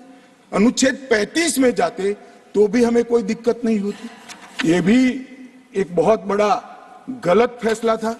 और मैं बताता हूं मान्यवर, एक कहते हैं कि धारा 370 निरस्त कर दी। अगर कल को ये 40 साल के बाद, जोर से बोले मनोज झा जी, 40 साल के बाद, क्योंकि वो मानते हैं कि 40 साल के बाद मैं नहीं हूंगा, मैं तो 60 का हो गया, मेरा आयु 40 साल का हो ही नहीं सकता। वो कहते हैं 40 साल के बाद इतिहास पूछेगा तो कौन रिस्पॉन्ड? मैं बताता हूं, 2 सदी तक अगर धारा 370 का फैसला गलत है तो मेरी सरकार का है, मेरा फैसला। प्रधानमंत्री नरेंद्र मोदी जी ने यह फैसला लिया है। ना मोदी जी इस फैसले से भाग सकते हैं, ना हमारी कैबिनेट भाग सकते हैं, और ना हमारा पार्टी भाग सकता है। रिस्पॉन्सिबिलिटी ऑन करनी पड़ती है। जब इमेज बिल्डिंग के लिए बड़े बड़े फैसले लेते हैं, संवेदनशील दिमाग से फैसले लेते हैं, तब इसको ऑन भी करना पड़ता है और देश को जवाब भी देना पड़ता है। इस तरह से नहीं चलता है इतिहास। और इतिहास, मेरी बात आज भी मानकर चलिए दिग्विजय सिंह, इतिहास किसी को नहीं बख्शता है, किसी को नहीं बख्शता है। मान्यवर, आज जो बिल लेकर मैं आया हूं, काफी लोगों ने पूछा कि क्या बदलाव आया। अब मेरी कोई चश्मे की दुकान तो है नहीं जिससे वास्तविकता दिखाने का चश्मा मैं किसी को पहना सकूं। सबको अपने अपने चश्मे से देखना पड़ेगा, और चश्मे का अगर कांच गलत है तो दृश्य गलत हो जाता है। मान्यवर, पूरा कश्मीर और जो 2 करोड़ यात्री पूरे देश से जाकर आए, लाखों यात्री अमरनाथ यात्रा कर आए, हर महीने लाखों यात्री वैष्णो देवी के दर्शन करके आते हैं, और 100 से ज्यादा अधिक फिल्मों के शूटिंग हुए हैं, वो सभी एक मुख से कहते हैं कि कश्मीर की परिस्थिति अच्छी है, मगर स्वीकार करने को तैयार नहीं। मुझे मालूम नहीं है कौन सा चश्मा पहनकर ये देखते हैं। मान्यवर, मैं आज कहना चाहता हूं कि जिस कश्मीर में 40,000 से ज्यादा लोग मारे गए, कई पिताओं ने अपने कंधों पर बेटे के जनाजे लेकर गए। मान्यवर, अपनी बेटी की डोली तक कई लोग नहीं देख पाए, और कई बहनों ने अपने भाई को खो दिया। इनकी वेदना, हृदय अगर संवेदनशील है तो ही इसका अनुभव कर सकते हैं, मगर हमारे हृदय में जिनके हाथ में हथियार है इसके लिए ही संवेदना है, तो इसका रास्ता मेरे पास नहीं है मान्यवर। मैं इनकी मदद नहीं कर सकता क्योंकि हमारे लिए मन में संवेदना है कश्मीर के युवा के लिए, कश्मीर की बच्चियों के लिए और घाटी के भविष्य के लिए संवेदना है, आतंकवादियों के लिए नहीं। मान्यवर, मैं समझता हूं कि आज आर्टिकल 370 समाप्त होने के बाद और उसके पहले भी नरेंद्र मोदी जी की सरकार आई 2014 में, आज युवाओं का भविष्य ब्लैक नहीं है परंतु स्कूल का ब्लैक बोर्ड उनका भविष्य बन गया है, वो पढ़ाई लिखाई। जो युवा मान्यवर पत्थर लेकर घूमते थे, मोदी सरकार ने, इस प्रधानमंत्री ने इसके हाथ में लैपटॉप पकड़ाने का काम किया है, पूरी दुनिया का एक्सेस। और आतंकवाद और अलगाववाद की बात करने वाले लोग धारा 370 कर आधार बनाकर अलगाववाद की बात करने वाले लोग, आज जो लोग बात करते हैं उनकी कश्मीर की जनता अनसुनी करती है, डेमोक्रेसी और डेवलपमेंट की बात करती है। मान्यवर, ये आज बदलाव हुआ है। अभी अभी कह रहे थे कि मैंने सदन में कहा था कि आतंकवाद समाप्त हो जाएगा। मैं मेरे जीवन में बोला हुआ भूलता नहीं हूं और जो बोलता हूं उसको ओन करता हूं। मैंने कहा था कि 370 के कारण अलगाववाद की भावना समाप्त हो जाएगी और जब अलगाववाद की भावना समाप्त होगी, सहन सहन आतंकवाद कम हो जाएगा, समाप्त हो जाएगा। मान्यवर, ये बीच मझधार में 40 साल इन्होंने गलतियां करी, 80 के दशक से गलतियां करते आए, संवेदनशील हृदय से सोचते रहे, संवेदनाएं हथियार उठाने वालों के लिए रखे और इस 40 साल की गलती को ऐसा सोचते हैं कि मोदी जी के 4 साल में सुधर जाएगा। मगर आपकी बात सही है, अपेक्षा ऐसी ही रखनी चाहिए। मैं अब विषय पर मान्यवर, मैं बहुत पास में नहीं जाता। जब चरम सीमा पर थे तब तो आंकड़े बहुत भयावह थे, 90 के दशक में बहुत भयावह आंकड़े थे, परंतु मैं यूपीए शासनकाल की बात करना चाहता हूं। 2004 से 14 जब सोनिया जी और मनमोहन जी की सरकार थी, कुल आतंकवादी घटनाएं 7,217 हुई थी और अब आतंकवादी घटनाएं सिर्फ 2,197 हुई है। ये 10 साल। अब सुन लीजिए, बाद में एक मुद्दा खड़ा करिए खड़गे जी। 70% की कमी हुई है मान्यवर, 70% की कमी हुई है और उसमें धारा 370 हटाने के बाद केवल और केवल 4 साल ही गए। सिक्योरिटी फोर्स और नागरिक टोटल 2829, करीब 3,2900 नागरिक और सिक्योरिटी फोर्सेस मारे गए। अब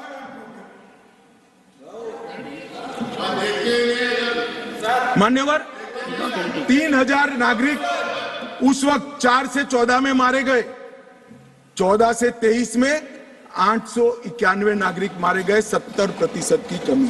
सिक्योरिटी फोर्सेस और नागरिक और सिक्योरिटी फोर्सेस की मृत्यु में भी 50% की मान्यवर कमी। ये कह रहे हैं कि क्या हुआ है। मैं आंकड़े बताना चाहता हूं और मनोज जी खास देखे।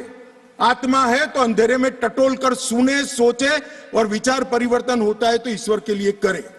मान्यवर, ऑर्गेनाइज्ड टाउन पेल्टिंग 2010 में 2654 घटनाएं थी, 2023 में सिर्फ 4 साल हुए हैं, एक भी पथराव की घटना नहीं हुई, एक भी नहीं। टाउन पेल्टिंग में नागरिकों की मृत्यु 2010 में 112 हुई थी, क्योंकि स्टोन पेल्टिंग ही नहीं हुई है तो मृत्यु भी नहीं हुई, 0 मृत्यु हुई। मान्यवर, स्टोन पेल्टिंग में जख्मी नागरिकों की मैं बात करता हूं, सिक्योरिटी फोर्स नहीं, नागरिक जो घाटी के हैं वो 6,235 थे, क्योंकि स्टोन पेल्टिंग नहीं हुई है, 0 जख्मी है। भाई इनको दिखाई नहीं देता है। सीज फायर वायोलेशन की घटनाएं 2010 में 70 थी और 2023 में 6 हुई। घुसपैठ के प्रयास 489 थे, सिर्फ 48 हुए हैं। मान्यवर, वापिस लौट गए आतंकवादी 18 थे 2010 में, अभी 281 आतंकवादी घाटी छोड़कर। ये संवेदनशीलता का नमूना है नागरिकों के प्रति। मान्यवर, मैं आज बताना चाहता हूं आपको, इसलिए बताना चाहता हूं कि हमने सिर्फ टेररिज्म के खिलाफ आवाज नहीं उठाया है, टेररिज्म के खिलाफ आवाज नहीं उठाया, इस पर आक्रामक कार्यवाही करी, ऐसा नहीं है। हमने टेररिज्म की इको सिस्टम को खत्म करने का काम किया। जो टेररिज्म को फाइनेंस करते थे उन पर भी काम किया है। एनआईए द्वारा टेरर फाइनेंस के केस 32 रजिस्टर किए गए 2014 के पहले, एक भी केस। स्टेट इन्वेस्टिगेशन एजेंसी ने टेरर फाइनेंस के केस 51 रजिस्टर किए, पहले स्टेट इन्वेस्टिगेशन एजेंसी की जरूरत ही महसूस नहीं की गई थी।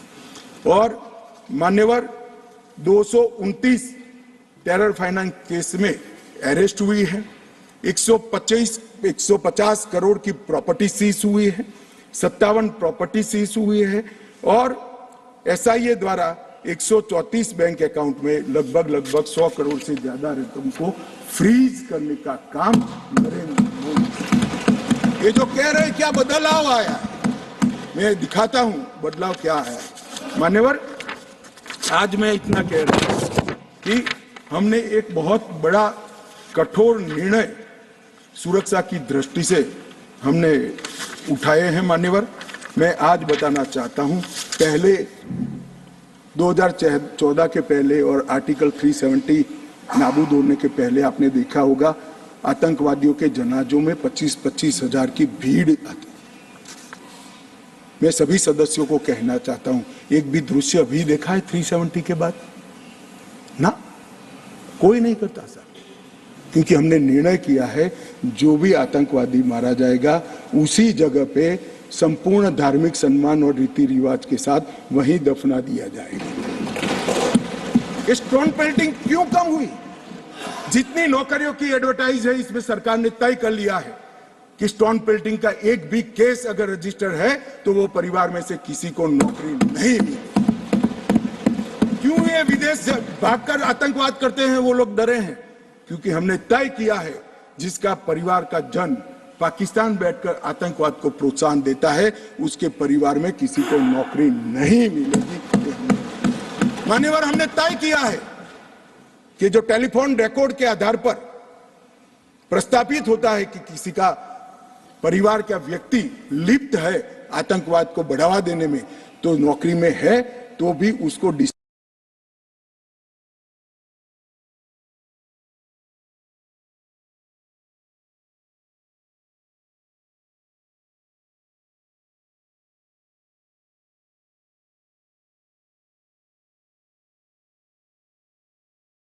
पर आज मैं कहना चाहता हूं, जेल अड्डा बनकर पड़ी रही थी। नरेंद्र मोदी सरकार ने जेलों के अंदर जैमर लगाकर सख्ती लगाने का काम किया है और 105 करोड़ की लागत से एक नई जेल ये बनेगी। मैं विश्वास के साथ कहता हूं वो जेल की सुरक्षा कोई भेद नहीं पाएगा और टेररिज्म के अंदर कोई अपना योगदान नहीं देगा। मान्यवर, बार काउंसिल में भी जो समर्थक थे उनको भी संदेश कर दिया गया है और रोजगार, पासपोर्ट और गवर्नमेंट कॉन्ट्रैक्ट के लिए भी हमने ढेर सारी चीजें करी हैं। मान्यवर, आदत पड़ गई थी हमले हो तो बुला देना, इधर उधर कोई बड़ा एक्शन ले लेना जिससे दूसरे दिन के अखबार के टाइटल बदल जाए। हम छिपाने में विश्वास नहीं करते। मान्यवर, हमारे समय में भी हमले हुए शुरू में, क्योंकि पुरानी आदत पड़ी थी। उरी में भी हुआ, पुलवामा में भी हुआ। हमने सर्जिकल स्ट्राइक और एयर स्ट्राइक कर घर में घुसकर जवाब देने का है। हमें संवेदनशीलता कश्मीर के युवाओं के लिए, मगर संवेदनशीलता की व्याख्या टेररिज्म के लिए नहीं। माफ करना दिग्विजय जी, टेररिस्टों के लिए हमारे मन में कोई संबंध नहीं। हथियार डाल दे, मेन स्ट्रीम में आए, स्वागत है उनका। मन मैं आज भी कहता हूं, नॉर्थ ईस्ट में कई लोग हथियार डालकर मेन स्ट्रीम में आए हैं। अगर कश्मीर में भी युवा भले हाथ में हथियार पकड़ा हो, हथियार डाल दे, कानून की अदालत के शरण में आए, हम उसका स्वागत करते हैं। संवेदना से हमारा हृदय भरपूर। मान्यवर, हमने जो किया है वो युवाओं के लिए किया है। मान्यवर, ये लोग पूछते हैं कि क्या हुआ। हमने धारा 370 और 35A को हटा दिया। मान्यवर, धारा 370 और 35 से कश्मीर के लोगों को तो अन्याय करती ही थी, मगर देश के आत्मसम्मान को भी ठेस पहुंचा। ये सिर्फ कश्मीरी लोगों का सवाल नहीं था, मनोज जाजी, कश्मीरी लोगों का सवाल नहीं था, 130 करोड़ लोगों का सवाल था। हमारे स्थापक नेता श्यामा प्रसाद मुखर्जी ने उस वक्त सवाल उठाया था और नेहरू जी की मिनिस्ट्री छोड़ दी थी कि एक देश में 2 विधान, 2 प्रधान और 2 निशान कैसे हो सकते हैं, नहीं हो सकते। और इसलिए इन्होंने इस पर आंदोलन किया और उनकी शंकास्पद मृत्यु हो गई और वो शहीद हो गए। आज मुझे आनंद है, कश्मीर के लिए मरने वाला हर फौजी, छोटे से छोटा व्यक्ति, नागरिक से लेकर श्यामा प्रसाद मुखर्जी तक, जिनने बलिदान दिया है, वो सभी लोगों की आत्मा आज इस देश में से 2 विधान, 2 निशान और 2 प्रधान समाप्त कर संतुष्टि का सांस लेगी। आज सुप्रीम कोर्ट का फैसला मान्यवर ऐतिहासिक फैसला है और ये फैसले को मैं बहुत मन के साथ 130 करोड़ की जनता की ओर से स्वागत भी करता हूं और अभिनंदन। मान्यवर, आज एक संविधान, एक राष्ट्रध्वज और एक प्रधानमंत्री बन चुका है। श्यामा प्रसाद मुखर्जी का स्वप्न साकार हो चुका है। 2 राजधानी रखे, 2 दरबार रखे, सालाना 200 करोड़ रुपए का खर्च होता है। मान्यवर, अब एक केंद्रीय कानून है, जो केंद्रीय कानून है सभी राज्यों में जाता है, ऐसे कश्मीर में भी जाता है। मान्यवर, कश्मीरी, डोगरी, हिंदी, इसको पहली बार मान्यता देने का काम प्रधानमंत्री नरेंद्र मोदी जी ने। 35A के तहत कश्मीर की महिलाओं को न्याय देने का काम प्रधानमंत्री नरेंद्र मोदी जी ने। मान्यवर, शिक्षा हो, नौकरी हो, पहली बार रिजर्वेशन देने का काम प्रधानमंत्री नरेंद्र मोदी जी ने। पहली बार एसटी समुदाय को विधानसभा में आरक्षण देने का काम Narendra Modi ji. Right to education act पहली बार धारा 370 जाने के बाद वहां हुआ। भूमि अधिग्रहण, पुनर्वसन और पुनर्स्थापना में उचित मुआवजा का कानून पहली बार जम्मू कश्मीर में धारा 370 निकाली। फॉरेस्ट राइट्स एक्ट पहली बार 370 समाप्त होने के बाद। SC ST prevention of atrocity act पहली बार जम्मू कश्मीर में 370 जाने के बाद। विसल ब्लोअर प्रोटेक्शन एक्ट पहली बार जम्मू कश्मीर में 370। साहब, ये विसल ब्लोअर, ये भ्रष्टाचार के जुड़ा हुआ मामला था। जम्मू कश्मीर के किसी भी नागरिक को पूछो, सिफारिश के सिवाय नौकरी नहीं मिलती थी। बड़ी परेशानी थी, भ्रष्टाचार होता था, क्योंकि 3 ही परिवारों का शासन था। क्यों विसल ब्लोअर प्रोटेक्शन एक्ट वहां लगाएंगे? अभी झारखंड में किसी MP के यहां, मैं किस दल के हैं कहना नहीं चाहता, पूरी दुनिया जानती है, इतनी सारी कैश मिली कि बैंक के कैशियर कहते हैं हमने भी इतनी कैश कभी देखी नहीं है। गिनते गिनते 5 दिन हो गए, 27 मशीनें गर्म हो गई। मान्यवर, गर्म हो गई, मशीनें बंद हो गई, मगर अभी समाप्त नहीं होता है। और एक भी घमंडिया गठबंधन ने इसकी टीका भी नहीं की है, उसको सस्पेंड भी नहीं, एक भी। मान्यवर, ये खड़े हो गए,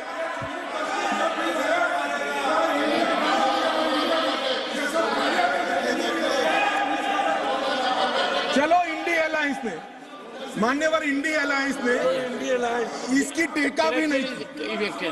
मान्यवर अभी कहेंगे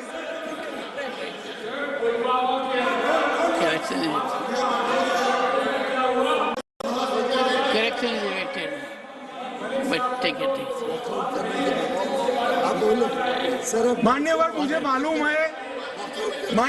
मालूम है नहीं बैठेंगे, क्योंकि ओबीसी को सम्मान देना है, महिलाओं को रिजर्वेशन देना है, ये नहीं बैठेंगे, मुझे पूरा भरोसा है। वॉकआउट करेंगे। कितनी भी कटु बात को हम सुन लिए, अब आप जवाब नहीं सुनोगे? क्या बात है? 6 घंटे तक मैंने सुना है आपको, कैसे ना नहीं सुनोगे मुझे?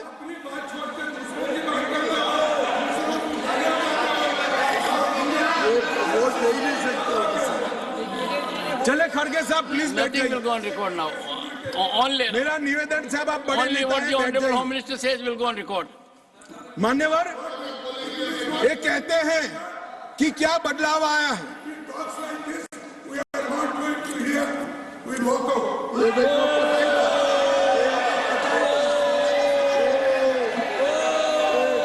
ओबीसी बोलिए साहब, ओबीसी बोलिए,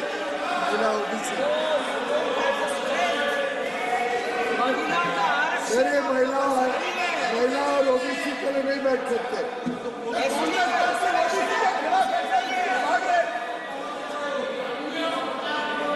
मान्यवर, बहुत सारे पीयूष भाई जैसे भले हृदय के लोगों को था कि ये जवाब सुनेंगे, मैं इनकी ऑफिस में कॉफी पीने के लिए गया, मैंने कहा नहीं सुनेंगे। तो पीयूष भाई ने मुझे पूछा क्यों नहीं सुनेंगे, मैं कोई कांग्रेस पार्टी ओबीसी विरोधी पार्टी है, इसलिए निश्चित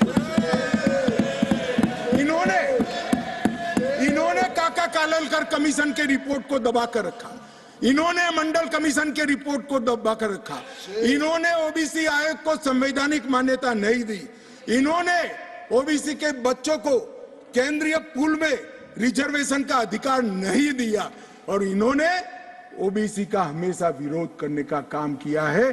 अभी अभी इनके नेता को किसी एनजीओ ने लीक कर दिया है, अर्थ मालूम है या नहीं है मालूम नहीं, कभी पूछ ले कोई फुल फॉर्म तो तकलीफ आ जाए मान्यवर, परंतु अभी एक लिख कर दिया है तो ओबीसी ओबीसी ओबीसी। तो एक पत्रकार मुझे कह रहे थे इतना बोल रहे मैं कि इसकी एक तिथि होती है 180 दिन, पहली बार कब मिले बोले वो देख लेना, 180 दिन के बाद विषय बदल जाएगा। इसमें कुछ मन से नहीं होता है साहब। पूरा जीवन इनके पिताजी ने संसद के लोकसभा में खड़े रहकर मंडल कमीशन को लागू करने का विरोध कर दिया, वो आज ओबीसी की बात कर रहे हैं। मुझे तो भरोसा साहब नहीं बैठेंगे, मगर साहब ये पूछ रहे थे क्या परिवर्तन आया है। मैं आज उनको कहना चाहता हूं कि मुरली मनोहर जी राष्ट्रीय अध्यक्ष थे, नरेंद्र मोदी जी हमारी यात्रा के संयोजक थे, लाल चौक में तिरंगा फहराना था, हम सभी गए थे, हमें जाने नहीं दिया। मोदी जी और कुछ लोग जान की परवाह करे बगैर गए और तिरंगा फहरा है। तिरंगा फहराने के लिए भारत के हिस्से पर सेना को करना पड़ता था, वही लाल चौक में 26 जनवरी को घर घर तिरंगा फहरा गया। मान्यवर कहते हैं क्या परिवर्तन आया है। 30 साल से थिएटर बंद थे, थिएटर नहीं चलते थे कश्मीर में।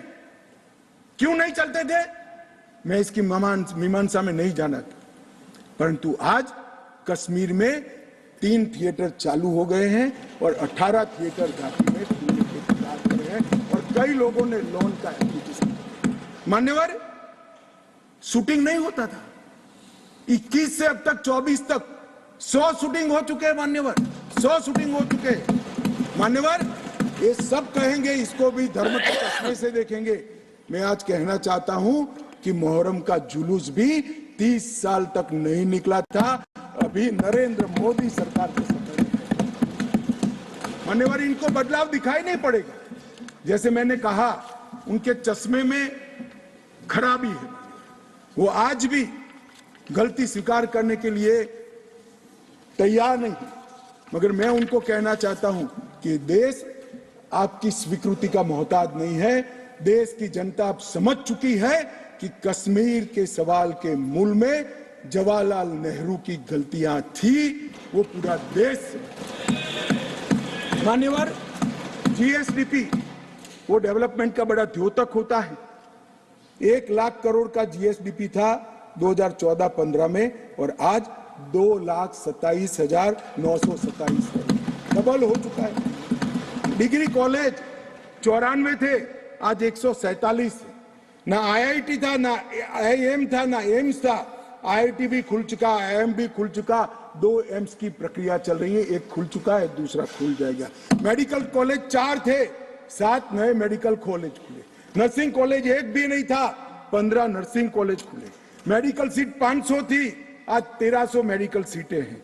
पीजी मेडिकल सीट 367 थी 70 साल में, आज 297 नई जोड़ने का काम नरेंद्र मोदी सरकार ने किया। मिड डे मील के तहत सिर्फ रिकॉर्ड पर, करप्शन तो जो होता होगा, रिकॉर्ड पर 6 लाख बच्चों को भोजन मिलता था, आज 9,31,000 बच्चों को भोजन मिलता है मान्यवर। और मान्यवर 30 लाख से टूरिस्ट का आंकड़ा 2 करोड़ पार कर गया मान्यवर। ये बताता है कि घाटी में ठीक है।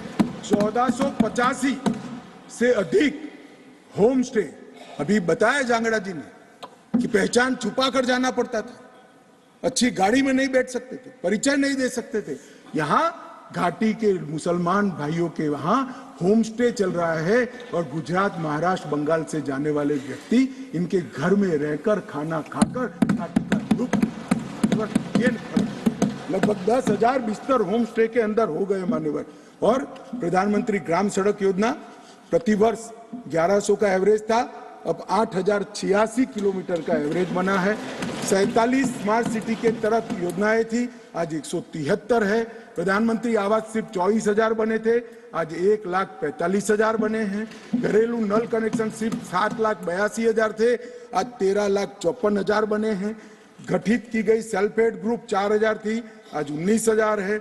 माननीय शिशु मृत्यु दर जो सबसे कठिन हेल्थ पैरामीटर है, इसका गिरावट बहुत कठिनता के साथ होता है। जो हेल्थ के पैरामीटर्स को जानते हैं उनको मालूम होगा। 1,000 पर 22 शिशु मारे जाते थे, आज 1,000 पर सिर्फ 16 शिशु मारे जाते हैं। 47 जन औषधि केंद्र थे, आज 227 जन औषधि केंद्र वहां पर स्थापित हो चुके हैं। मान्यवर इनको दिखाई नहीं पड़ेगा।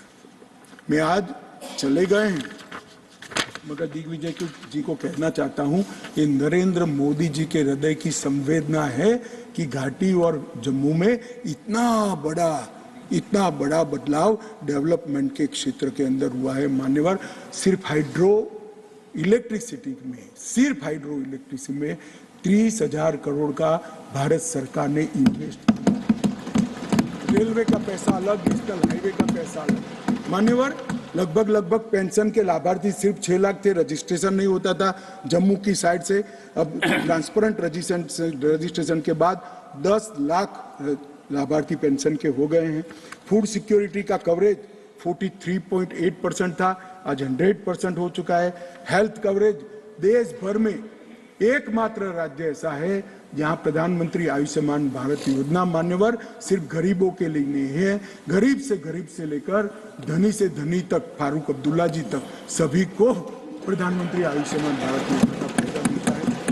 ओपन डेफिकेशन 50 से 60% था, अब 100% है। ऑनलाइन सर्विसेज सिर्फ 60 सेवाओं में थी, आज 1100 सेवाओं में ऑनलाइन सर्विसेज हो गई है। और स्पोर्ट्स में युवाओं की भागीदारी सिर्फ 2 लाख थी, आज 2022 में जम्मू कश्मीर के 60 लाख युवाओं ने खेलों में हिस्सा लिया। मान्यवर पूछते हैं कि क्या बदलाव आया, मैं इनको ही बताना चाहता हूं। और मान्यवर ढेर सारी चीजें हैं, अब ये चले गए हैं, मैंने दूसरे सदन में भी बताया, मगर मैं देश की जनता को विश्वास दिलाना चाहता हूं कि मोदी जी ने